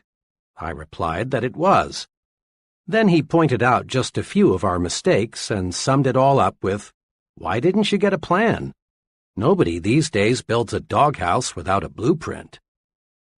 And please, as you visualize your future, don't be afraid to be blue sky. People these days are measured by the size of their dreams. No one accomplishes more than he sets out to accomplish. So visualize a big future. Here is a word-for-word excerpt from the life plan of one of my former trainees. Listen to it. Note how well this fellow visualized his home future. As he wrote this, it is obvious he really saw himself in the future. My home goal is to own a country estate. The house will be of the typical Southern manor type, 2 stories, white columns and all. We will have the grounds fenced in, and probably we'll have a fish pond or 2 on the place, as my wife and I both enjoy fishing. We will keep our Doberman kennels back of the house somewhere. The thing I have always wanted is a long winding driveway with trees lining each side. But a house is not necessarily a home. I am going to do everything I can to make our house more than just a place to eat and sleep. Of course, we do not intend to leave God out of our plans, and throughout the years we will spend a certain amount of time in church activities. 10 years from now, I want to be in a position to take a family cruise around the world. I would like very much to do this before the family gets scattered all over the world by marriages, etc. If we can't find the time to make the cruise all at once, we will put it into 4 or 5 separate vacations and visit a different part of the world each year. Naturally, all these plans in home department depend on how well things go in my work department. So I'll have to keep on the ball if I'm to accomplish all this. This plan was written 5 years ago. The trainee then owned 2 small dime stores. Now he owns 5, and he has purchased 17 acres for his country estate. He's thinking and progressing right along toward his goal. The 3 departments of your life are closely interrelated. Each depends on the others to some extent. But the one department that has the most influence over the other departments is your work. Thousands of years ago, the caveman who had the happiest home life and was most respected by his cave mates was the fellow who was most successful as a hunter. As a generalization, the same point holds true today. The standard of living we provide our families and the social and community respect we attain depends largely on our success in the work department. Not long ago, the McKinsey Foundation for Management Research conducted a large-scale study to determine what it takes to become an executive. Leaders in business, government, science, and religion were questioned. Over and over again, in different ways, these researchers kept getting one answer. The most important qualification for an executive is the sheer desire to get ahead. Remember this advice of John Wanamaker. A man is not doing much until the cause he works for possesses all there is of him. Desire, when harnessed, is power.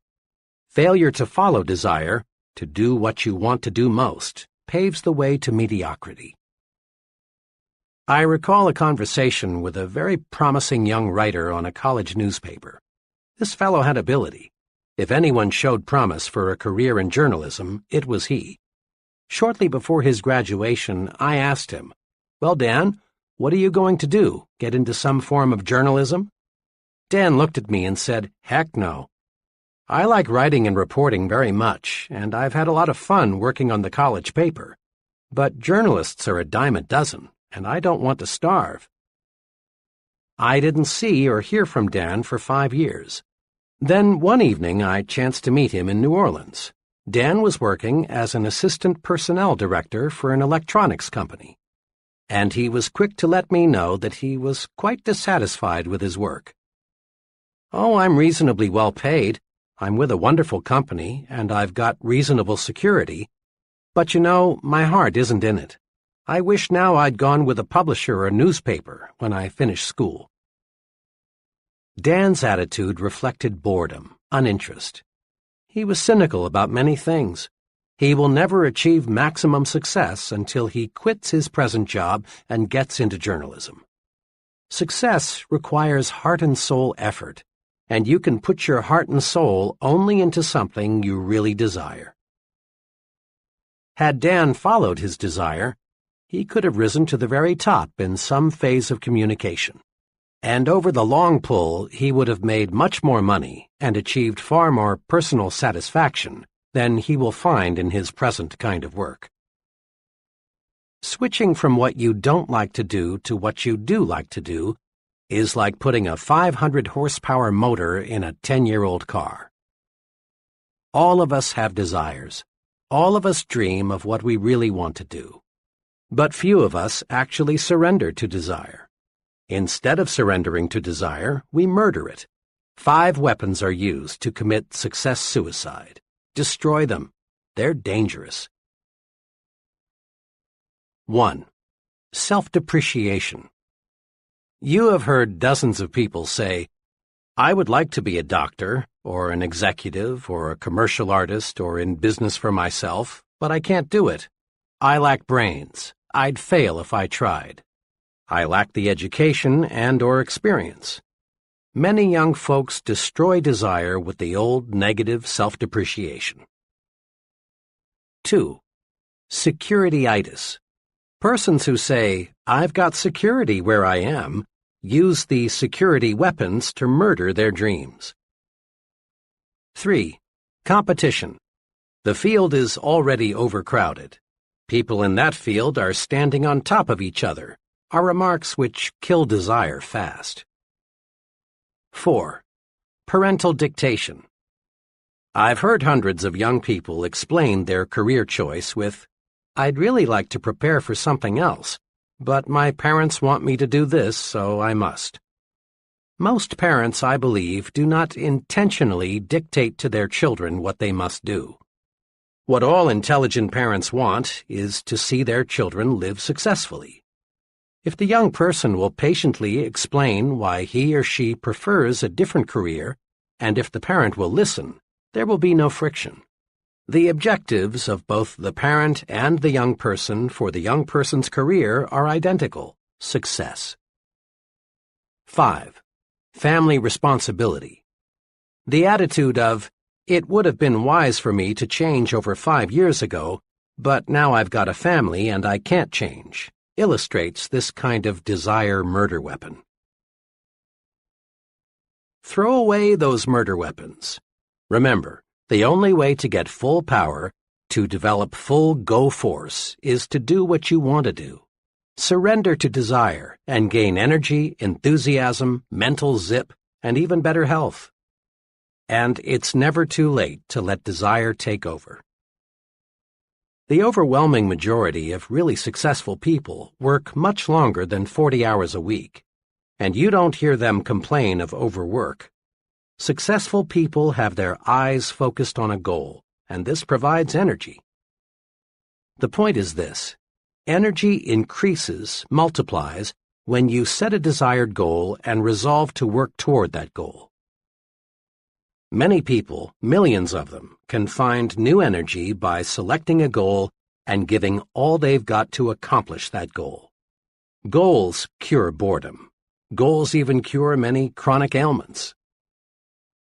Let's probe a little deeper into the power of goals. When you surrender yourself to your desires, when you let yourself become obsessed with a goal, you receive the physical power, energy, and enthusiasm needed to accomplish your goal. But you receive something else, something equally valuable. You receive the automatic instrumentation needed to keep you going straight to your objective. The most amazing thing about a deeply entrenched goal is that it keeps you on course to reach your target. This isn't double talk. What happens is this: when you surrender to your goal, the goal works itself into your subconscious mind. Your subconscious mind is always in balance. Your conscious mind is not, unless it is in tune with what your subconscious mind is thinking. Without full cooperation from the subconscious mind, a person is hesitant, confused, indecisive. Now, with your goal absorbed into your subconscious mind, you react the right way automatically. The conscious mind is free for clear, straight thinking. Let's illustrate this with 2 hypothetical persons. As you listen, you'll recognize these characters among the real people you know. We'll call them Tom and Jack. These fellows are comparable in all respects except one. Tom has a firmly entrenched goal. Jack does not. Tom has a crystal-clear image of what he wants to be. He pictures himself as a corporation vice president 10 years hence. Because Tom has surrendered to his goal through his subconscious mind signals to him saying, "Do this," or "Don't do that. It won't help get you where you want to go." The goal constantly speaks, "I am the image you want to make real. Here is what you must do to make me real." Tom's goal does not pilot him in vague generalities. It gives him specific directions in all his activities. When Tom buys a suit, the goal speaks and shows Tom the wise choice. The goal helps to show Tom what steps to take to move up to the next job, what to say in the business conference, what to do when conflict develops, what to read, what stand to take. Should Tom drift a little off course, his automatic instrumentation, housed securely in his subconscious mind, alerts him and tells him what to do to get back on course. Tom's goal has made him supersensitive to all the many forces at work that affect him. Jack, on the other hand, lacking a goal, also lacks the automatic instrumentation to guide him. He is easily confused. His actions reflect no personal policy. Jack wavers, shifts, guesses at what to do. Lacking consistency of purpose, Jack flounders on the ruddy road to mediocrity. May I suggest you listen to this section again, right now. Let this concept soak in. Then look around you. Study the very top echelon of successful persons. Note how they, without exception, are totally devoted to their objective. Observe how the life of a highly successful person is integrated around a purpose. Surrender to that goal. Really surrender. Let it obsess you and give you the automatic instrumentation you need to reach that goal. On occasion, all of us have waked up on Saturday morning with no plans, no agenda, either mental or written, that spells out what we're going to do. On days like that, we accomplish next to nothing. We aimlessly drift through the day, glad when it's finally over. But when we face the day with a plan, we get things done. This common experience provides an important lesson. To accomplish something, we must plan to accomplish something. Before World War II, our scientists saw the potential power locked in the atom. But relatively little was known about how to split the atom and unleash that tremendous power. When the United States entered the war, forward-thinking scientists saw the potential power of an atomic bomb. A crash program was developed to accomplish just one goal: build an atomic bomb. The result is history. In just a few years, the concentrated effort paid off. The bombs were dropped, and the war was ended. But without that crash program to accomplish a goal, splitting the atom would have been delayed perhaps a decade, maybe longer. Set goals to get things done. Our great production system would be hopelessly bogged down if production executives did not establish and adhere to target dates and production schedules. Sales executives know salesmen sell more when they are given a carefully defined quota to sell. Professors know students get term papers written on time when a deadline is set. Now, as you press forward to success, set goals, deadlines, target dates, self-imposed quotas. You will accomplish only what you plan to accomplish. According to Dr. George E. Birch of the Tulane University School of Medicine, an expert in the study of human longevity, many things determine how long you will live: weight, heredity, diet, psychic tension, personal habits. But Dr. Birch says, the quickest way to the end is to retire and do nothing. Every human being must keep an interest in life just to keep living. Each of us has a choice. Retirement can be the beginning or the end. The do nothing but eat, sleep, and rock attitude is the poison-yourself-fast form of retirement. Most folks who regard retirement as the end of purposeful living soon find retirement is the end of life itself. With nothing to live for, no goals, people waste away fast. The other extreme, the sensible way to retire, is the I'm going to pitch right in and start fast method. One of my finest friends, Lou Gordon, has chosen this way to retire. Lou's retirement several years ago as a vice president of Atlanta's biggest bank was really commencement day for him. He established himself as a business consultant, and his pace is amazing. Now in his 60s, he serves numerous clients and is in national demand as a speaker. One of his special projects is helping to build Pi Sigma Epsilon, a young but fast-growing fraternity for professional salesmen and sales executives. Every time I see Lou, he seems younger. He's a young 30 in spirit. Few people I know of any age are reaping more from life than this senior citizen who resolved not to go out to pasture. And the Lou Gordons aren't the boring old grumps feeling sorry for themselves because they're old. Goals, intense goals, can keep a person alive when nothing else will. Mrs. D, the mother of a college friend of mine, contracted cancer when her son was only 2. To darken matters, her husband had died only 3 months before her illness was diagnosed. Her physicians offered little hope. But Mrs. D would not give up. She was determined that she would see her 2-year-old son through college by operating a small retail store left her by her husband. There were numerous surgical operations. Each time the doctors would say, just a few more months. The cancer was never cured, but those few more months stretched into 20 years. She saw her son graduated from college. 6 weeks later, she was gone. A goal, a burning desire, was powerful enough to stave off sure death for 2 decades. Use goals to live longer. No medicine in the world, and your physician will bear this out, is as powerful in bringing about long life as is the desire to do something. The person determined to achieve maximum success learns the principle that progress is made one step at a time. A house is built a brick at a time. Football games are won a play at a time. A department store grows bigger one new customer at a time. Every big accomplishment is a series of little accomplishments. Eric Sevareid, the well-known author and correspondent, reported in Reader's Digest, April 1957, that the best advice he ever received was the principle of the next mile.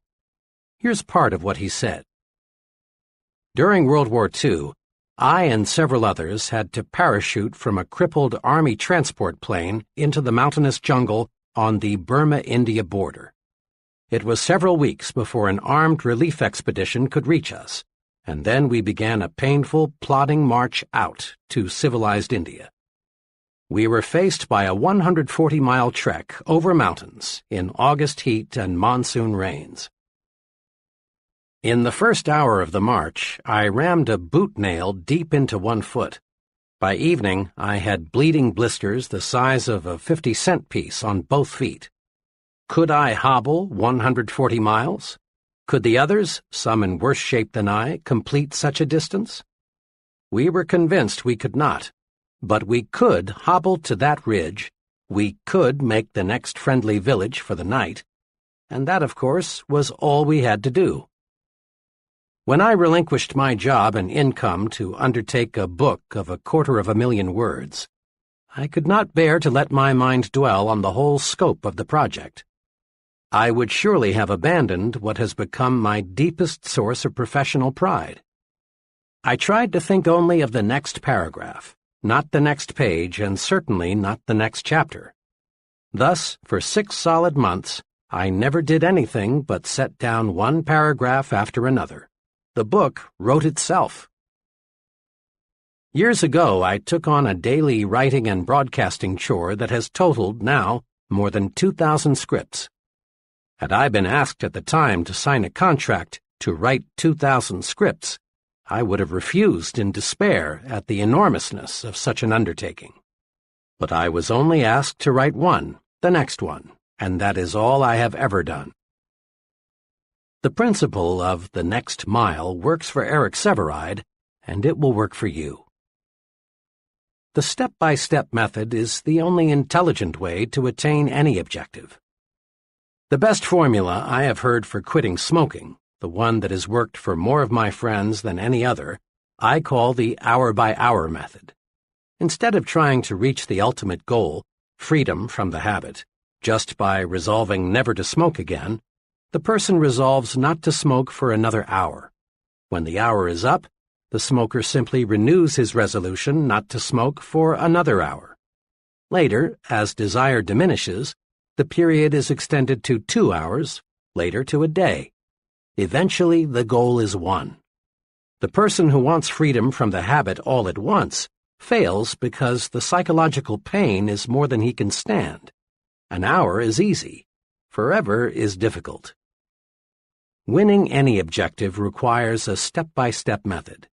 To the junior executive, each assignment, however insignificant it may appear, should be viewed as an opportunity to take one step forward. A salesman qualifies for management responsibilities one sale at a time. To the minister, each sermon; to the professor, each lecture; to the scientist, each experiment; to the business executive, each conference is an opportunity to take one step forward toward the large goal. Sometimes it appears that someone achieves success all at once. But if you check the past histories of people who seemed to arrive at the top suddenly, you'll discover a lot of solid groundwork was previously laid. And those successful people who lose fame as fast as they found it simply were phonies who had not built a solid foundation. Just as a beautiful building is created from pieces of stone, each of which in itself appears insignificant, in like manner the successful life is constructed. Do this. Start marching toward your ultimate goal by making the next task you perform, regardless of how unimportant it may seem, a step in the right direction. Commit this question to memory and use it to evaluate everything you do. Will this help take me where I want to go? If the answer is no, back off. If yes, press ahead. It's clear we do not make one big jump to success. We get there one step at a time. An excellent plan is to set monthly quotas for accomplishment. Here is a guide to help achieve these goals. Examine yourself. Decide what specific things you should do to make yourself more effective. Then, when the 30-day period is up, check your progress and build a new 30-day goal. Always keep working on the little things to get you in shape for the big things. 30-Day Improvement Guide. Between now and the next 30 days, I will A. Break these habits. Suggestions. 1.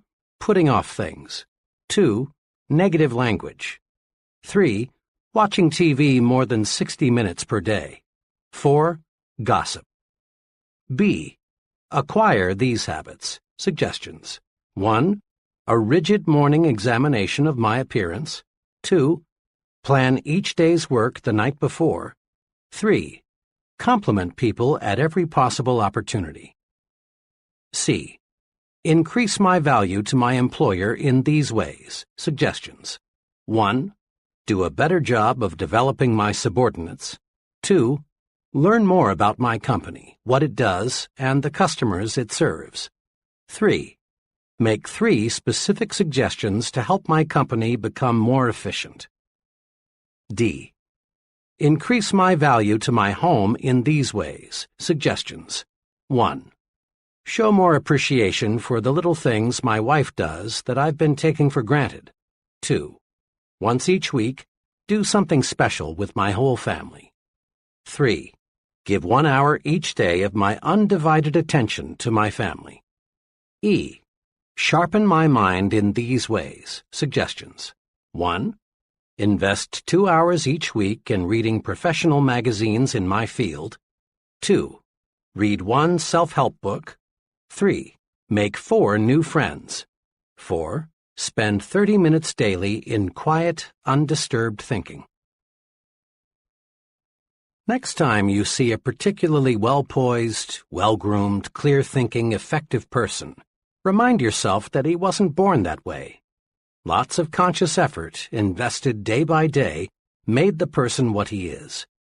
Building new positive habits and destroying old negative habits is a day-by-day process. Create your first 30-day improvement guide right now. Often, when I discuss setting goals, someone comments along these lines. I see that working toward a purpose is important, but so often things happen that upset my plans. It's true that many factors outside your control do affect your destination. There may be serious illness or death in your family, the job you're gunning for may be dissolved, you may meet with an accident.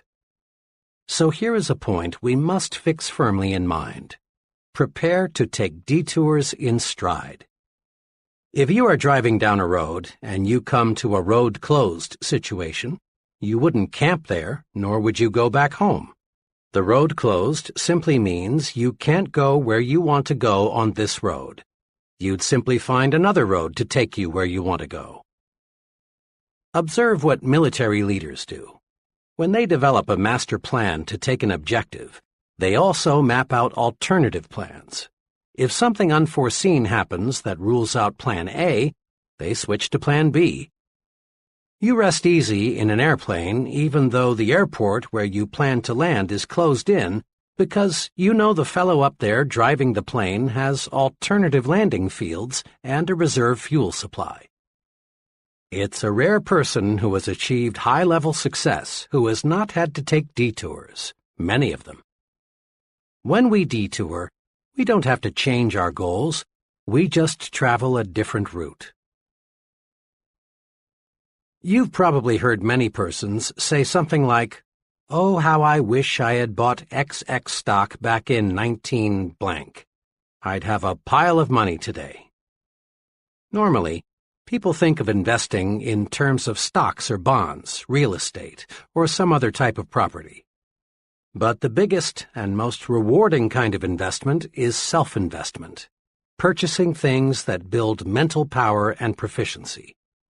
The progressive business knows that how strong it will be 5 years from now depends not on what it does 5 years in the future, but rather on what it does, invests, this year.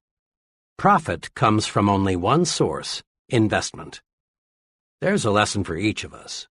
To profit, to get the extra reward above a normal income in the years ahead, we must invest in ourselves. We must invest to achieve our goals. Here are 2 sound self-investments that will pay handsome profits in the years ahead. 1. Invest in education. True education is the soundest investment you can make in yourself.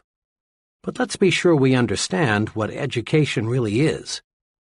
Some folks measure education by the number of years spent in school or the number of diplomas, certificates, and degrees earned.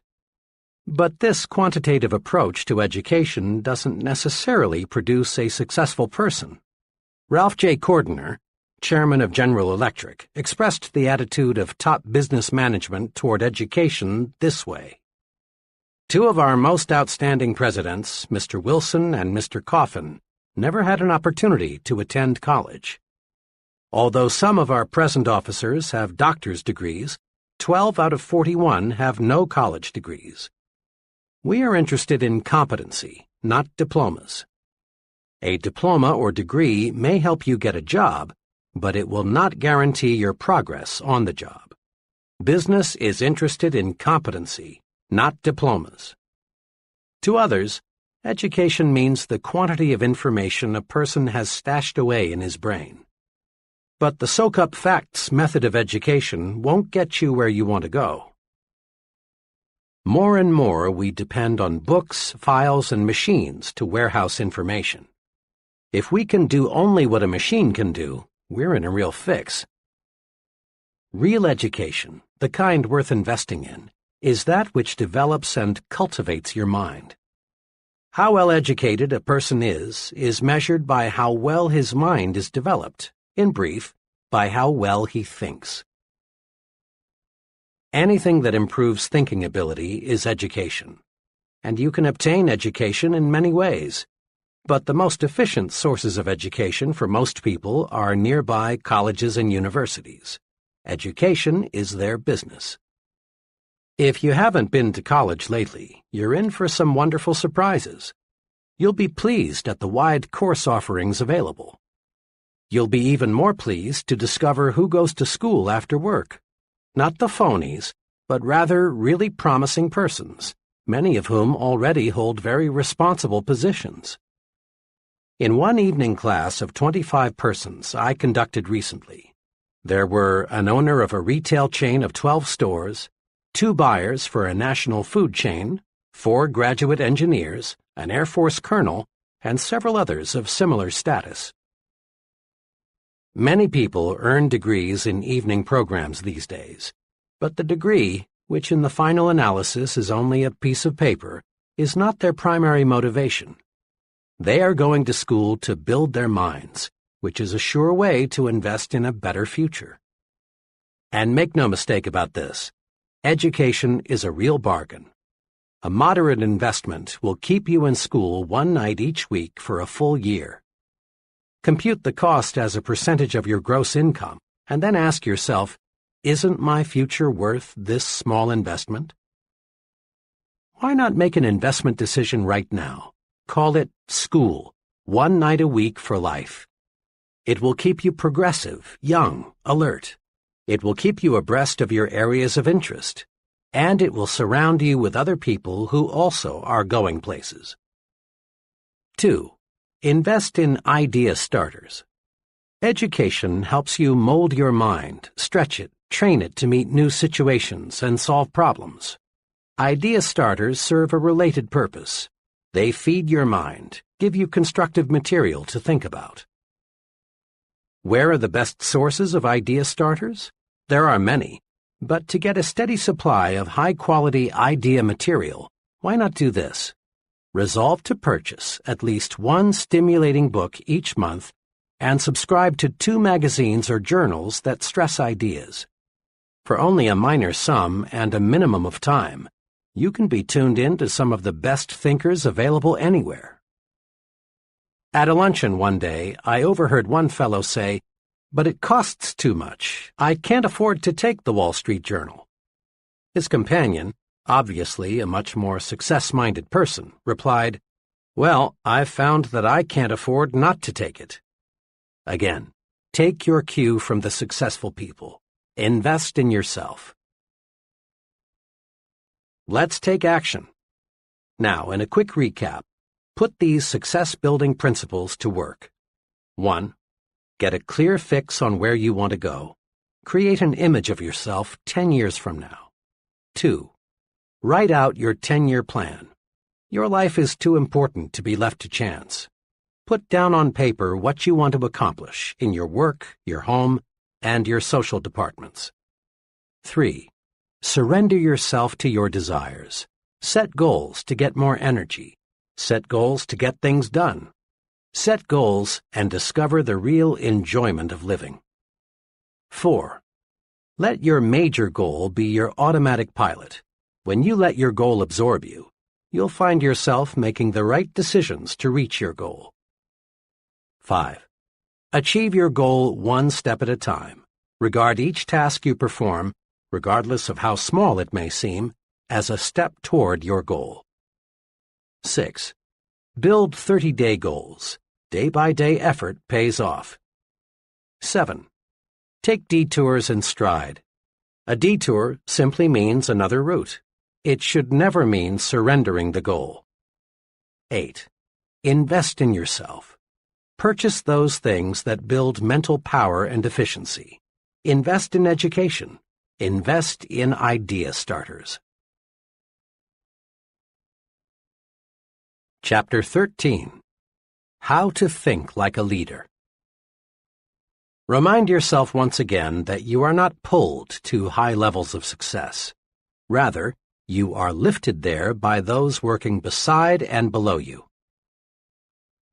Achieving high-level success requires the support and the cooperation of others. And gaining this support and cooperation of others requires leadership ability. Success and the ability to lead others, that is, getting them to do things they wouldn't do if they were not led, go hand in hand. The success-producing principles explained in the previous chapters are valuable equipment in helping you develop your leadership capacity. At this point, we want to master 4 special leadership rules or principles that can cause others to do things for us in the executive suite, in business, in social clubs, in the home, anywhere we find people. These 4 leadership rules or principles are: 1. Trade minds with the people you want to influence. 2. Think. What is the human way to handle this? 3. Think progress, believe in progress, push for progress. 4. Take time out to confer with yourself and develop your supreme thinking power. Practicing these rules produces results. Putting them to use in everyday situations takes the mystery out of that gold-plated word, leadership. Let's see how. Leadership rule number 1. Trade minds with the people you want to influence. Trading minds with the people you want to influence is a magic way to get others, friends, associates, customers, employees, to act the way you want them to act. Study these 2 case histories and see why. Ted B. worked as a television copywriter and director for a large advertising agency. When the agency obtained a new account, a children's shoe manufacturer, Ted was assigned responsibility for developing several TV commercials. A month or so after the campaign had been launched, it became clear that the advertising was doing little or nothing to increase product movement in retail outlets. Attention was focused on the TV commercials because in most cities only television advertising was used.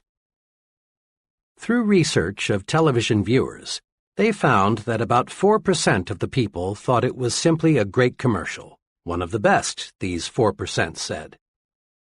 The remaining 96% were either indifferent to the commercials or, in plain language, thought they smelled. Hundreds of comments like these were volunteered. It's wacky. The rhythm sounds like a New Orleans band at 3 a.m. My kids like to watch most TV commercials, but when that shoe thing comes on, they go to the bathroom or refrigerator. I think it's too uppity up. Seems to me someone's trying to be too clever. Something especially interesting turned up when all the interviews were put together and analyzed. The 4% who liked the commercial were people pretty much like Ted in terms of income, education, sophistication, and interests. The remaining 96% were definitely in a different socioeconomic class. Ted's commercials, which cost a lot of money, flopped because Ted thought only of his own interests. He had prepared the commercials thinking of the way he buys shoes, not the way the great majority buys shoes. He developed commercials that pleased him personally, not commercials that pleased the great bulk of the people.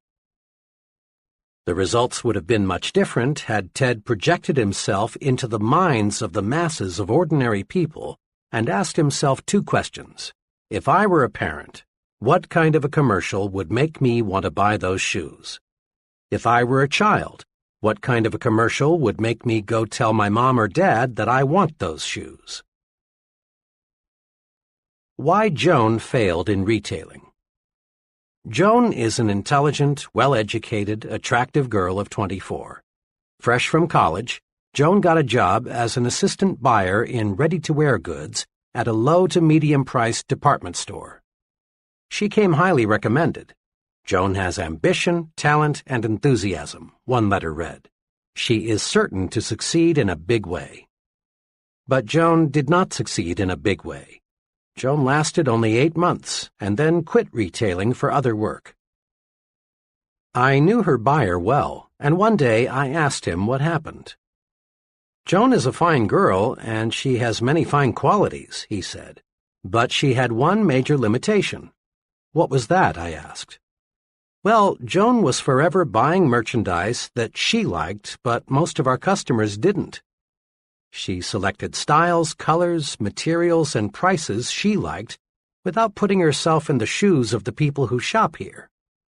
When I'd suggest to her that maybe a certain line wasn't right for us, she'd say, 'Oh, they'll love this. I do. I think this will move fast.'" Joan had been brought up in a well-to-do home. She had been educated to want quality. Price was not important to her. Joan just couldn't see clothing through the eyes of low to middle-income people. So the merchandise she bought just wasn't suitable. The point is this: to get others to do what you want them to do, you must see things through their eyes. When you trade minds, the secret of how to influence other people effectively shows up. A very successful salesman friend told me he spends a lot of time anticipating how prospects will react to his presentation before he gives it. Trading minds with the audience helps the speaker design a more interesting, harder-hitting talk. Trading minds with employees helps the supervisor provide more effective, better-received instructions. A young credit executive explained to me how this technique worked for him.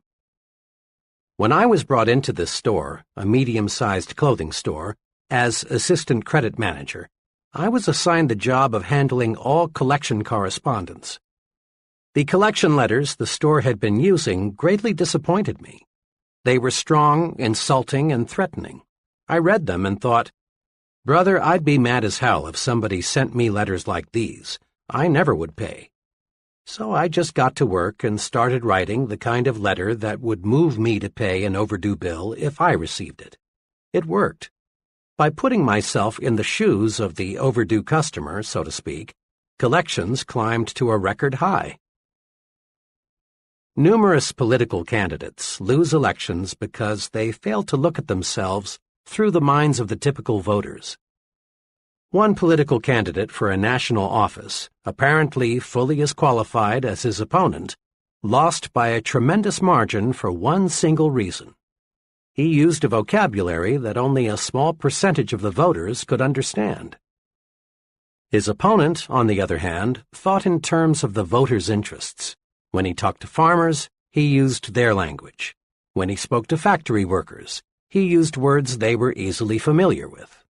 When he spoke on TV, he addressed himself to Mr. Typical Voter, not to Dr. College Professor.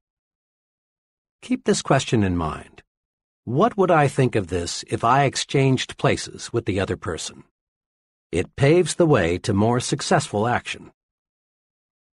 Thinking of the interests of the people we want to influence is an excellent thought rule in every situation. A few years ago, a small electronics manufacturer developed a fuse that would never blow out. The manufacturer priced the product to sell for $1.25 and then retained an advertising agency to promote it. The account executive placed in charge of the advertising immediately became intensely enthusiastic. His plan was to blanket the country with mass advertising on TV, radio, and newspapers. "This is it," he said. "We'll sell 10 million the first year." His advisors tried to caution him, explaining that fuses are not a popular item, they have no romantic appeal, and people want to get by as cheaply as possible when they buy fuses. Why not, the advisors said, use selected magazines and sell it to the high income levels? They were overruled, and the mass campaign was underway, only to be called off in 6 weeks because of disappointing results. The trouble was this: the advertising executive looked at the high-priced fuses with his eyes, the eyes of a high-income person. He failed to see the product through the eyes of the mass-market income levels. Had he put himself in their position, he would have seen the wisdom of directing the promotion toward the upper income groups, and the account would have been saved. Develop your power to trade minds with the people you want to influence. The following exercises will help. Practice trading minds exercises. Situation: giving someone work instructions. For best results, ask yourself, looking at this from the viewpoint of someone who is new to this, have I made myself clear? Situation: writing an advertisement. For best results, ask yourself, if I were a typical prospective buyer, how would I react to this ad? Situation: telephone manners. For best results, ask yourself, if I were the other person, what would I think of my telephone voice and manners? Situation: gift. For best results, ask yourself, is this gift something I would like, or is it something he will like? Often there is an enormous difference. Situation: the way I give orders. For best results, ask yourself, would I like to carry out orders if they were given to me the way I give them to others? Situation: child discipline. For best results, ask yourself, if I were the child, considering his age, experience, and emotions, how would I react to this discipline? Situation: my appearance. For best results, ask yourself, what would I think of my superior if he were dressed like me? Situation: preparing a speech. For best results, ask yourself, considering the background and interests of the audience, what would I think of this remark? Situation: entertainment. For best results, ask yourself, if I were my guests, what kinds of food, music, and entertainment would I like best? Put the trading minds principle to work for you. 1. Consider the other person's situation. Put yourself in his shoes, so to speak. Remember, his interests, income, intelligence, and background may differ considerably from yours. 2. Now ask yourself, if I were in his situation, how would I react to this? Whatever it is you want him to do. 3. Then take the action that would move you if you were the other person. Leadership rule number 2. Think, what is the human way to handle this? People use different approaches to leadership situations. One approach is to assume the position of a dictator. The dictator makes all decisions without consulting those affected. He refuses to hear his subordinate's side of a question because, deep down perhaps, he's afraid the subordinate might be right, and this would cause him to lose face. Dictators don't last long. Employees may fake loyalty for a while, but unrest soon develops. Some of the best employees leave, and those remaining get together and plot against the tyrant. The result is that the organization ceases to function smoothly. This puts the dictator in a bad light with his superior. A second leadership technique is the cold, mechanical, I'm a rule-book operator approach. The fellow using this approach handles everything exactly according to the book. He doesn't recognize that every rule or policy or plan is only a guide for the usual cases. This would-be leader treats human beings as machines, and of all things people don't like, perhaps the most disliked is being treated like a machine. The cold, impersonal efficiency expert is not an ideal. The machines that work for him develop only part of their energy. Persons who rise to tremendous leadership heights use a third approach that we call being human.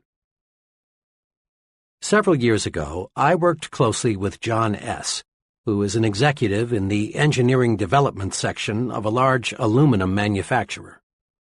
John had mastered the be human approach and was enjoying its rewards. In dozens of little ways, John made his actions say, "You are a human being. I respect you. I'm here to help you in every way I can."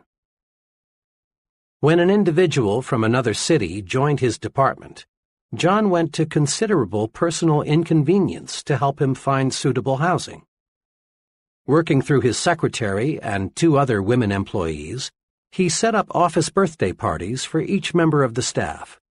The 30 minutes or so required for this was not a cost, Rather, it was an investment in getting loyalty and output. When he learned that one of his staff members belonged to a minority faith, John called him in and explained that he would arrange for him to observe his religious holidays that don't coincide with the more common holidays. When an employee or someone in the employee's family was ill, John remembered. He took time to compliment his staff individually for their off-the-job accomplishments. But the largest evidence of John's Be Human philosophy showed up in the way he handled a dismissal problem.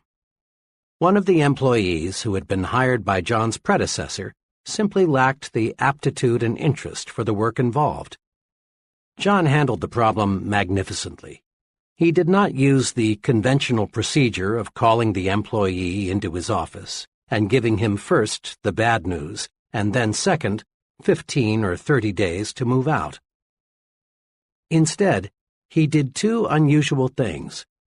First, he explained why it would be to the employee's personal advantage to find a new situation where his aptitudes and interests would be more useful.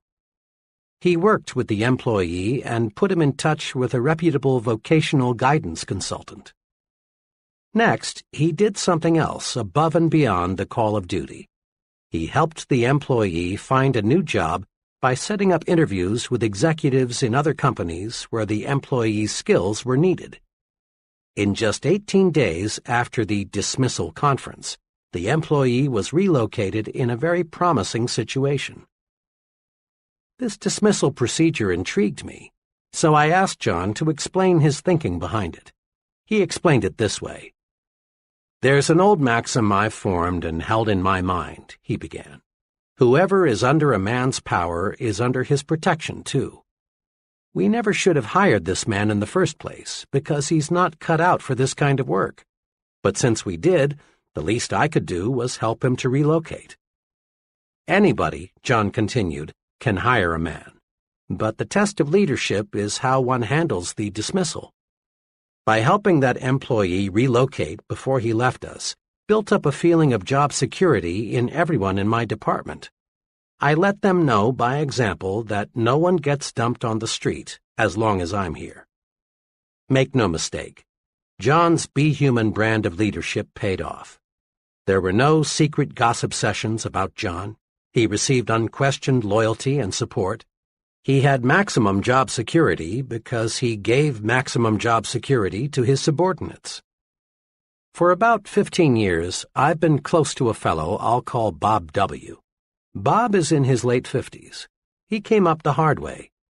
With a hit-or-miss education and no money, Bob found himself out of work in 1931. But he's always been a scrambler. Not one to be idle, Bob started an upholstery shop in his garage. Thanks to his untiring efforts, the business grew, and today it's a modern furniture manufacturing plant with over 300 employees. Today, Bob is a millionaire. Money and material things have ceased to be a concern. But Bob is rich in other ways, too. He's a millionaire in friends, contentment, and satisfaction. Of Bob's many fine qualities, his tremendous desire to help other people stands out. Bob is human, and he's a specialist in treating others the way human beings want to be treated. One day, Bob and I were discussing the matter of criticizing people. Bob's human way of doing it is a master formula. Here's the way he put it. "I don't think you could find anybody who would say I'm a softy or a weakling. I run a business. When something isn't going right, I fix it. But it's the way I fix it that's important. If employees are doing something wrong or are making a mistake, I am doubly careful not to hurt their feelings and make them feel small or embarrassed. I just use 4 simple steps. First, I talk to them privately. Second, I praise them for what they are doing well. Third, I point out the one thing at the moment that they could do better, and I help them find the way. Fourth, I praise them again on their good points. And this 4-step formula works. When I do it this way, people thank me because I've found that's exactly the way they like it. When they walk out of this office, they have been reminded that they are not only pretty good, they can be even better. I've been betting on people all my life, Bob says, and the better I treat them, the more good things happen to me. I honestly don't plan it that way. That's just the way it works out. Let me give you an example. Back about, 5 or 6 years ago, one of the production men came to work drunk. Pretty soon there was a commotion in the plant. It seems this fellow had taken a 5-gallon can of lacquer and was splashing it all over the place. Well, the other workmen took the lacquer away from him, and the plant superintendent escorted him out. I walked outside and found him sitting against the building in a kind of stupor. I helped him up, put him in my car, and took him to his home. His wife was frantic. I tried to reassure her that everything would be all right. "Oh, but you don't understand," she said. "Mr. W, me, doesn't stand for anyone being drunk on the job. Jim's lost his job, and now what will we do?" I told her Jim wouldn't be dismissed. She asked how I knew. The reason, I explained, is because I'm Mr. W. She almost fainted. I told her I'd do all I could to help Jim at the plant, and I hoped she'd do all she could at home, and just have him on the job in the morning. When I got back to the plant, I went down to Jim's department and spoke to Jim's coworkers. I told them, "You've seen something unpleasant here today, but I want you to forget it. Jim will be back tomorrow. Be kind to him. He's been a good worker for a long time, and we owe it to him to give him another chance." Jim got back on the ball, and his drinking was never again a problem. I soon forgot about the incident. But Jim didn't. 2 years ago, the headquarters of the local union sent some men here to negotiate the contract for the local. They had some staggering, simply unrealistic demands. Jim, quiet, meek Jim, suddenly became a leader. He got busy and reminded the fellows in the plant that they'd always gotten a fair deal from Mr. W, and we didn't need outsiders coming to tell us how to run our affairs. The outsiders left, and as usual, we negotiated our contract like friends, thanks to Jim. Here are 2 ways to use the Be Human approach to make you a better leader. First, each time you face a difficult matter involving people, ask yourself, what is the human way to handle this? Ponder over this question when there is a disagreement among your subordinates, or when an employee creates a problem. Remember Bob W.'s formula for helping others correct their mistakes. Avoid sarcasm. Avoid being cynical. Avoid taking people down a peg or two. Avoid putting others in their place. Ask, what is the human way to deal with people? It always pays. Sometimes sooner, sometimes later, but it always pays. A second way to profit from the Be Human rule is to let your actions show you put people first. Show interest in your subordinates' off-the-job accomplishments. Treat everyone with dignity. Remind yourself that the primary purpose in life is to enjoy it. As a general rule, the more interest you show in a person, the more he will produce for you. And his production is what carries you forward to greater and greater success. Praise your subordinates to your supervisor by putting in plugs for them at every opportunity. It's an old American custom to admire the fellow who's on the side of the little man. Your subordinates will appreciate your plugs, and their loyalty to you will grow. And do not fear that this will lower your own importance in the eyes of your supervisor. Rather, a man big enough to be humble appears more confident than the insecure man who feels compelled to call attention to his accomplishments. A little modesty goes a long way. Praise your subordinates personally at every opportunity. Praise them for their cooperation. Praise them for every extra effort they put forth. Praise is the greatest single incentive you can give people, and it costs you nothing. Besides, a write-in vote has often overthrown a powerful known candidate.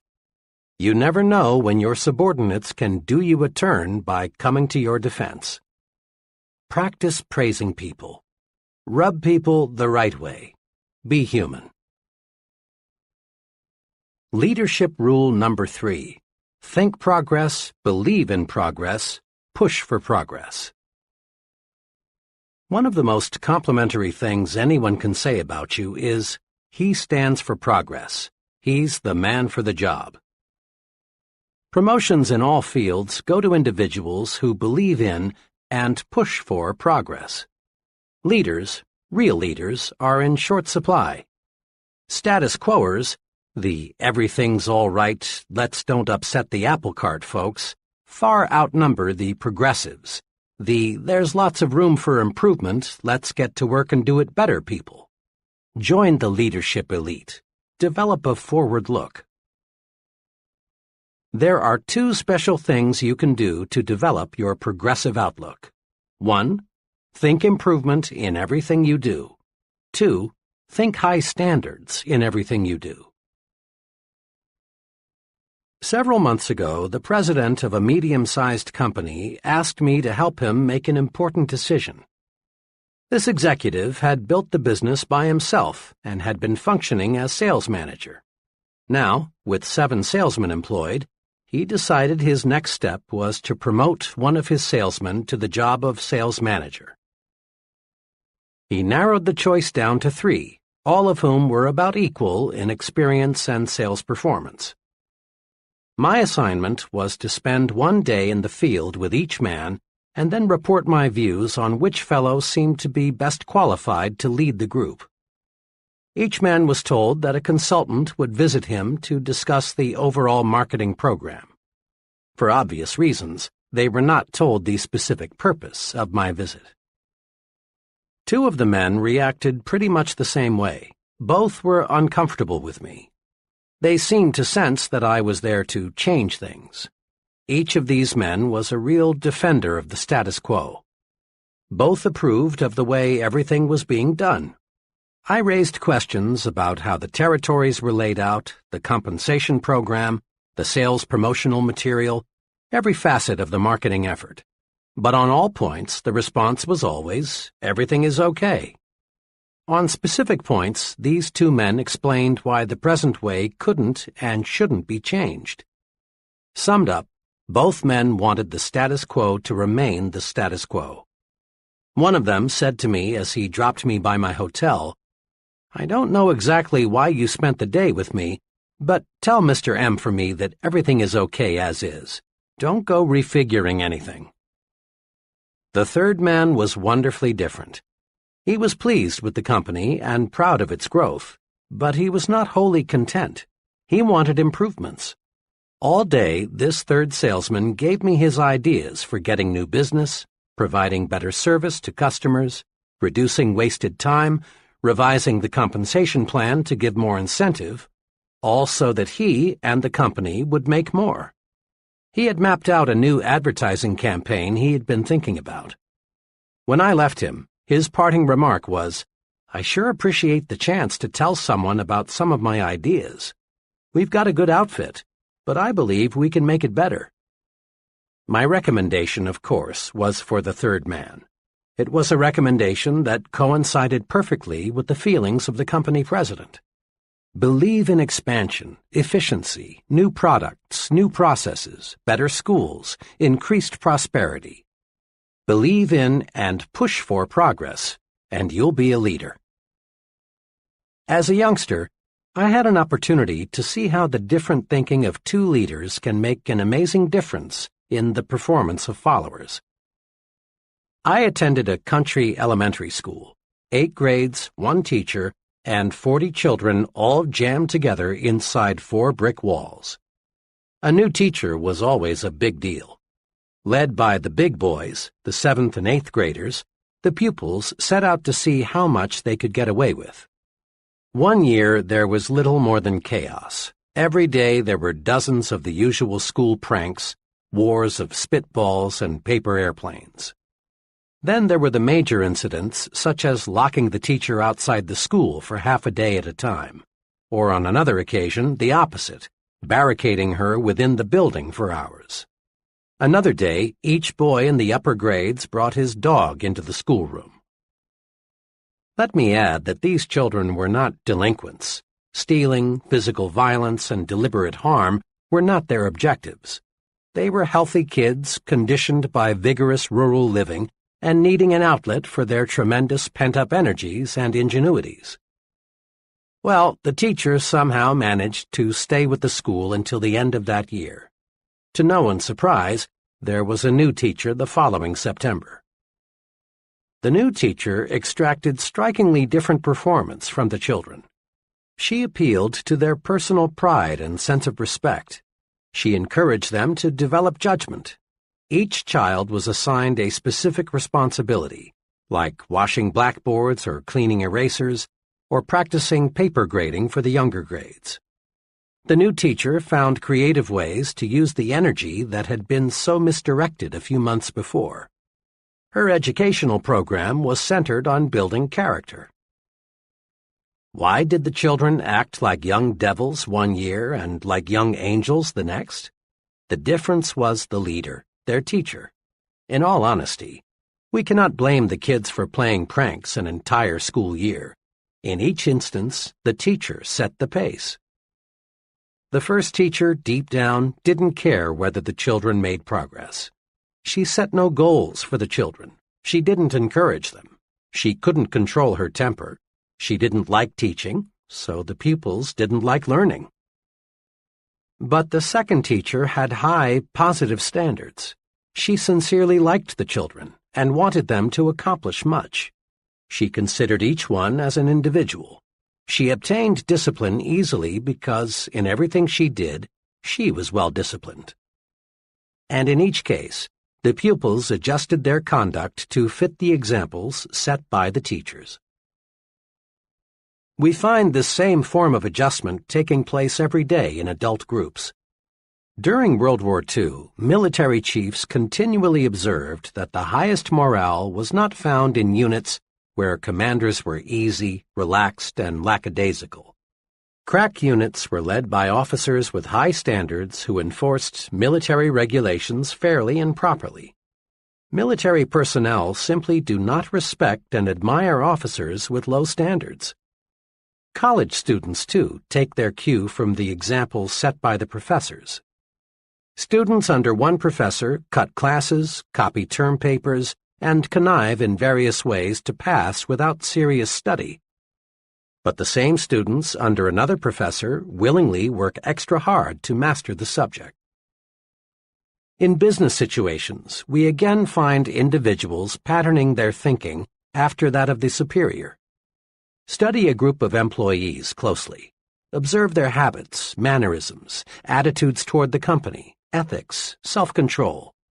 Then compare what you find with the behavior of their superior, and you discover amazing similarities. Every year, many corporations that have grown sluggish and are headed downward are rebuilt. And how? By changing a handful of executives at the top. Companies, and colleges, and churches, and clubs, and unions, and all other types of organizations are successfully rebuilt from the top down, not from the bottom up. Change the thinking at the top, and you automatically change the thinking at the bottom. Remember this: when you take over the leadership of a group, the persons in that group immediately begin to adjust themselves to the standards you set. This is most noticeable during the first few weeks. Their big concern is to clue you in, zero you in, find out what you expect of them. They watch every move you make. They think, how much rope will he give me? How does he want it done? What does it take to please him? What will he say if I do this or that? Once they know, they act accordingly. Check the example you set. Use this old but ever-accurate quatrain as a guide. What kind of world would this world be if everyone in it were just like me? To add meaning to this self-imposed test, substitute the word company for world, so it reads, what kind of company would this company be if everyone in it were just like me? In similar fashion, ask yourself what kind of club, community, school, church would it be if everyone in it acted like you. Think, talk, act, live the way you want your subordinates to think, talk, act, live, and they will. Over a period of time, subordinates tend to become carbon copies of their chief. The simplest way to get high-level performance is to be sure the master copy is worth duplicating. Am I a progressive thinker? Checklist. A. Do I think progressively toward my work? 1. Do I appraise my work with the "how can we do it better" attitude? 2. Do I praise my company, the people in it, and the products it sells at every possible opportunity? 3. Are my personal standards with reference to the quantity and quality of my output higher now than 3 or 6 months ago? 4. Am I setting an excellent example for my subordinates, associates, and others I work with? B. Do I think progressively toward my family? 1. Is my family happier today than it was 3 or 6 months ago? 2. Am I following a plan to improve my family's standard of living? 3. Does my family have an ample variety of stimulating activities outside the home? 4. Do I set an example of a progressive, a supporter of progress for my children? C. Do I think progressively toward myself? 1. Can I honestly say I am a more valuable person today than 3 or 6 months ago? 2. Am I following an organized self-improvement program to increase my value to others? 3. Do I have forward-looking goals for at least 5 years in the future? 4. Am I a booster in every organization or group to which I belong? D. Do I think progressively toward my community? 1. Have I done anything in the past 6 months that I honestly feel has improved my community, neighborhood, churches, schools, etc.? 2. Do I boost worthwhile community projects rather than object, criticize, or complain? 3. Have I ever taken the lead in bringing about some worthwhile improvement in my community? 4. Do I speak well of my neighbors and fellow citizens? Leadership Rule Number 4. Take time out to confer with yourself and tap your supreme thinking power. We usually picture leaders as exceptionally busy people, and they are. Leadership requires being in the thick of things, but while it's usually overlooked, it is noteworthy that leaders spend considerable time alone with nothing but their own thinking apparatus. Check the lives of the great religious leaders, and you'll find each of them spent considerable time alone.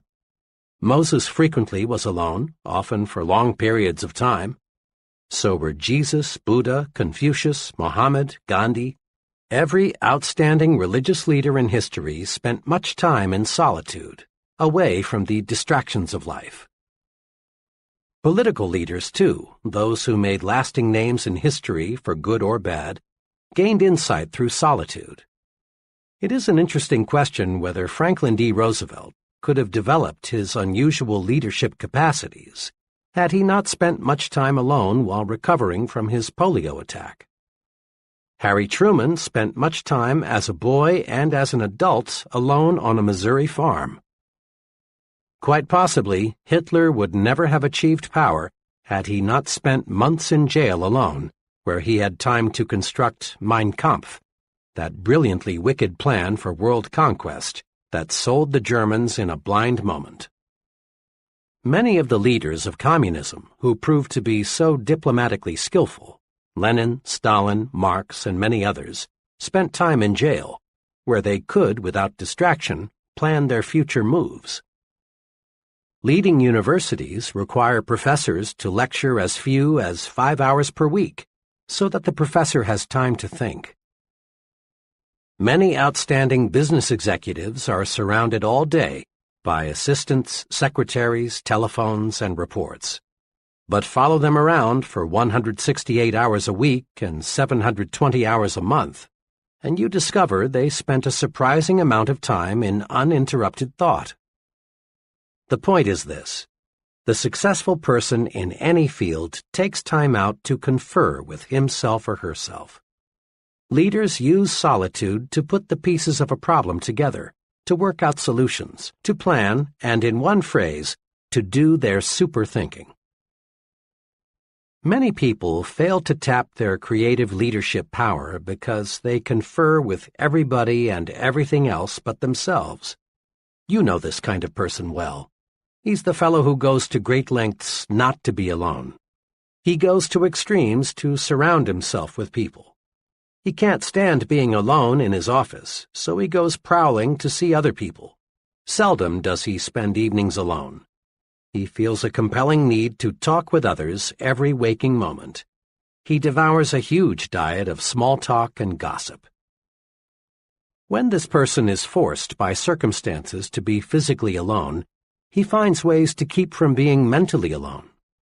At times like these, he resorts to television, newspapers, radio, telephone, anything that will take over his thinking process for him. In effect, he says, "Here, Mr. TV, Mr. Newspaper, occupy my mind for me. I'm afraid to occupy it with my own thoughts." Mr. I Can't Stand to Be Alone shuns independent thought. He keeps his own mind blacked out. He is psychologically scared of his own thoughts. As time goes by, Mr. I Can't Stand to Be Alone grows increasingly shallow. He makes many ill-considered moves. He fails to develop firmness of purpose, personal stability. He is unfortunately ignorant of the superpower lying unused just behind his forehead. Don't be a Mr. I Can't Stand to Be Alone. Successful leaders tap their superpower through being alone. You can too. Let's see how. As part of a professional development program, I asked 13 trainees to closet themselves for 1 hour each day for 2 weeks. The trainees were asked to shut themselves off from all distractions and think constructively about anything that came to mind. At the end of 2 weeks, each trainee, without exception, reported the experience proved amazingly practical and worthwhile. One fellow stated that before the managed solitude experiment, he was on the verge of a sharp break with another company executive. But through clear thinking, he found the source of the problem and the way to correct it. Others reported that they solved problems relating to such varied things as changing jobs, marriage difficulties, buying a home, and selecting a college for a teenage child. Each trainee enthusiastically reported that he had gained a much better understanding of himself, his strengths and weaknesses, than he had ever had before. The trainees also discovered something else that is tremendously significant. They discovered that decisions and observations made alone in managed solitude have an uncanny way of being 100% right. The trainees discovered that when the fog is lifted, the right choice becomes crystal clear. Managed solitude pays off. One day recently, an associate of mine reversed her stand completely on a troublesome issue. I was curious to know why she had switched her thinking, since the problem was very basic. Her answer went like this: "Well, I haven't been at all clear in my mind as to what we should do. So I got up at 3:30 this morning, fixed a cup of coffee, and just sat on the sofa and thought until 7 a.m. I see the whole matter a lot clearer now, so the only thing for me to do is reverse my stand." And her new stand proved completely correct. Resolve now to set aside some time each day, at least 30 minutes, to be completely by yourself. Perhaps early in the morning before anyone else is stirring about would be best for you. Or perhaps late in the evening would be a better time. The important thing is to select a time when your mind is fresh and when you can be free from distractions. You can use this time to do 2 types of thinking, directed and undirected. To do directed thinking, review the major problem facing you. In solitude, your mind will study the problem objectively and lead you to the right answer. To do undirected thinking, just let your mind select what it wishes to think about. In moments like these, your subconscious mind taps your memory bank, which in turn feeds your conscious mind. Undirected thinking is very helpful in doing self-evaluation. It helps you get down to the very basic matters like, how can I do better? What should be my next move? Remember, the main job of the leader is thinking, and the best preparation for leadership is thinking. Spend some time in managed solitude every day and think yourself to success. Summary. To be a more effective leader, put these 4 leadership principles to work. 1. Trade minds with the people you want to influence. It's easy to get others to do what you want them to do if you'll see things through their eyes. Ask yourself this question before you act. What would I think of this if I exchanged places with the other person? 2. Apply the Be Human rule in your dealings with others. Ask, what is the human way to handle this? In everything you do, show that you put other people first. Just give other people the kind of treatment you like to receive. You'll be rewarded. 3. Think progress, believe in progress, push for progress.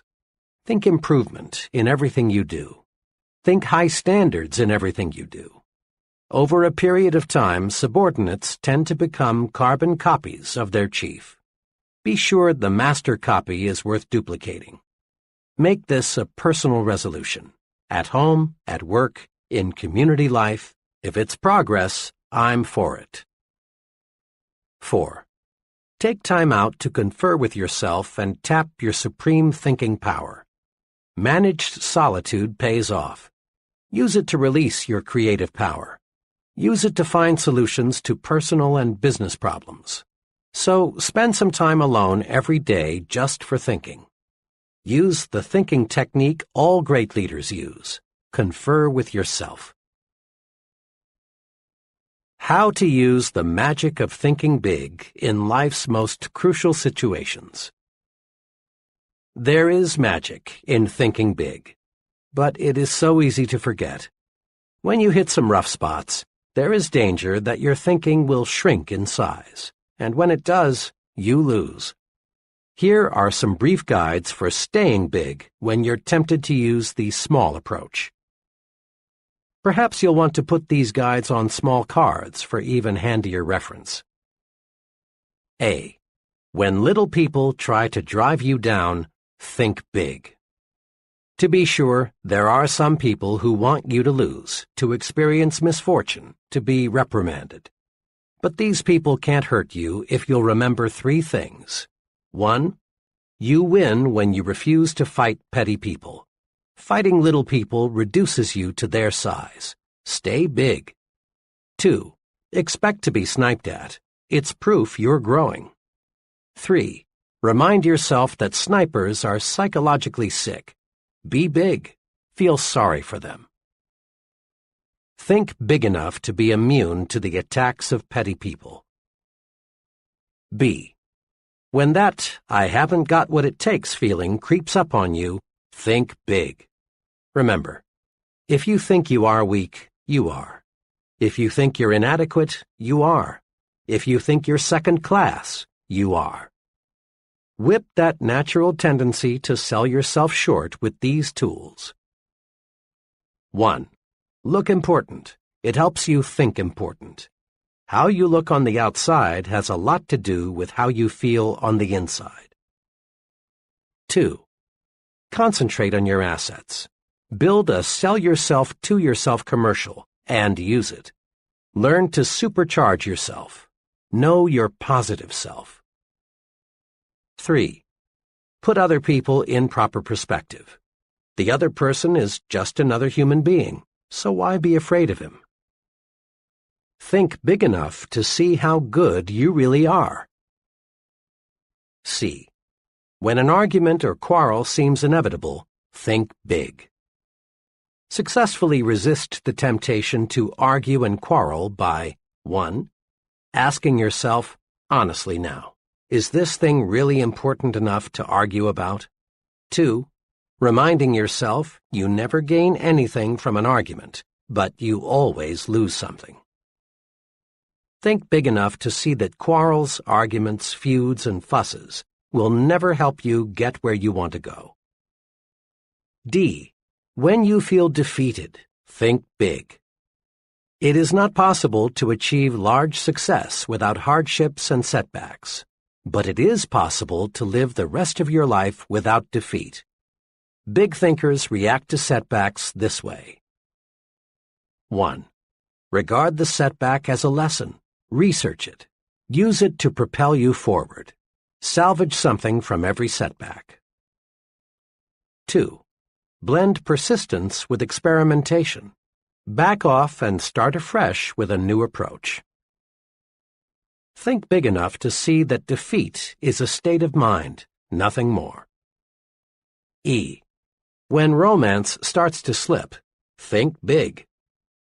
Negative, petty, she's, he's, unfair to me so I'll get even type of thinking slaughters romance, destroys the affection that can be yours. Do this when things aren't going right in the love department. 1.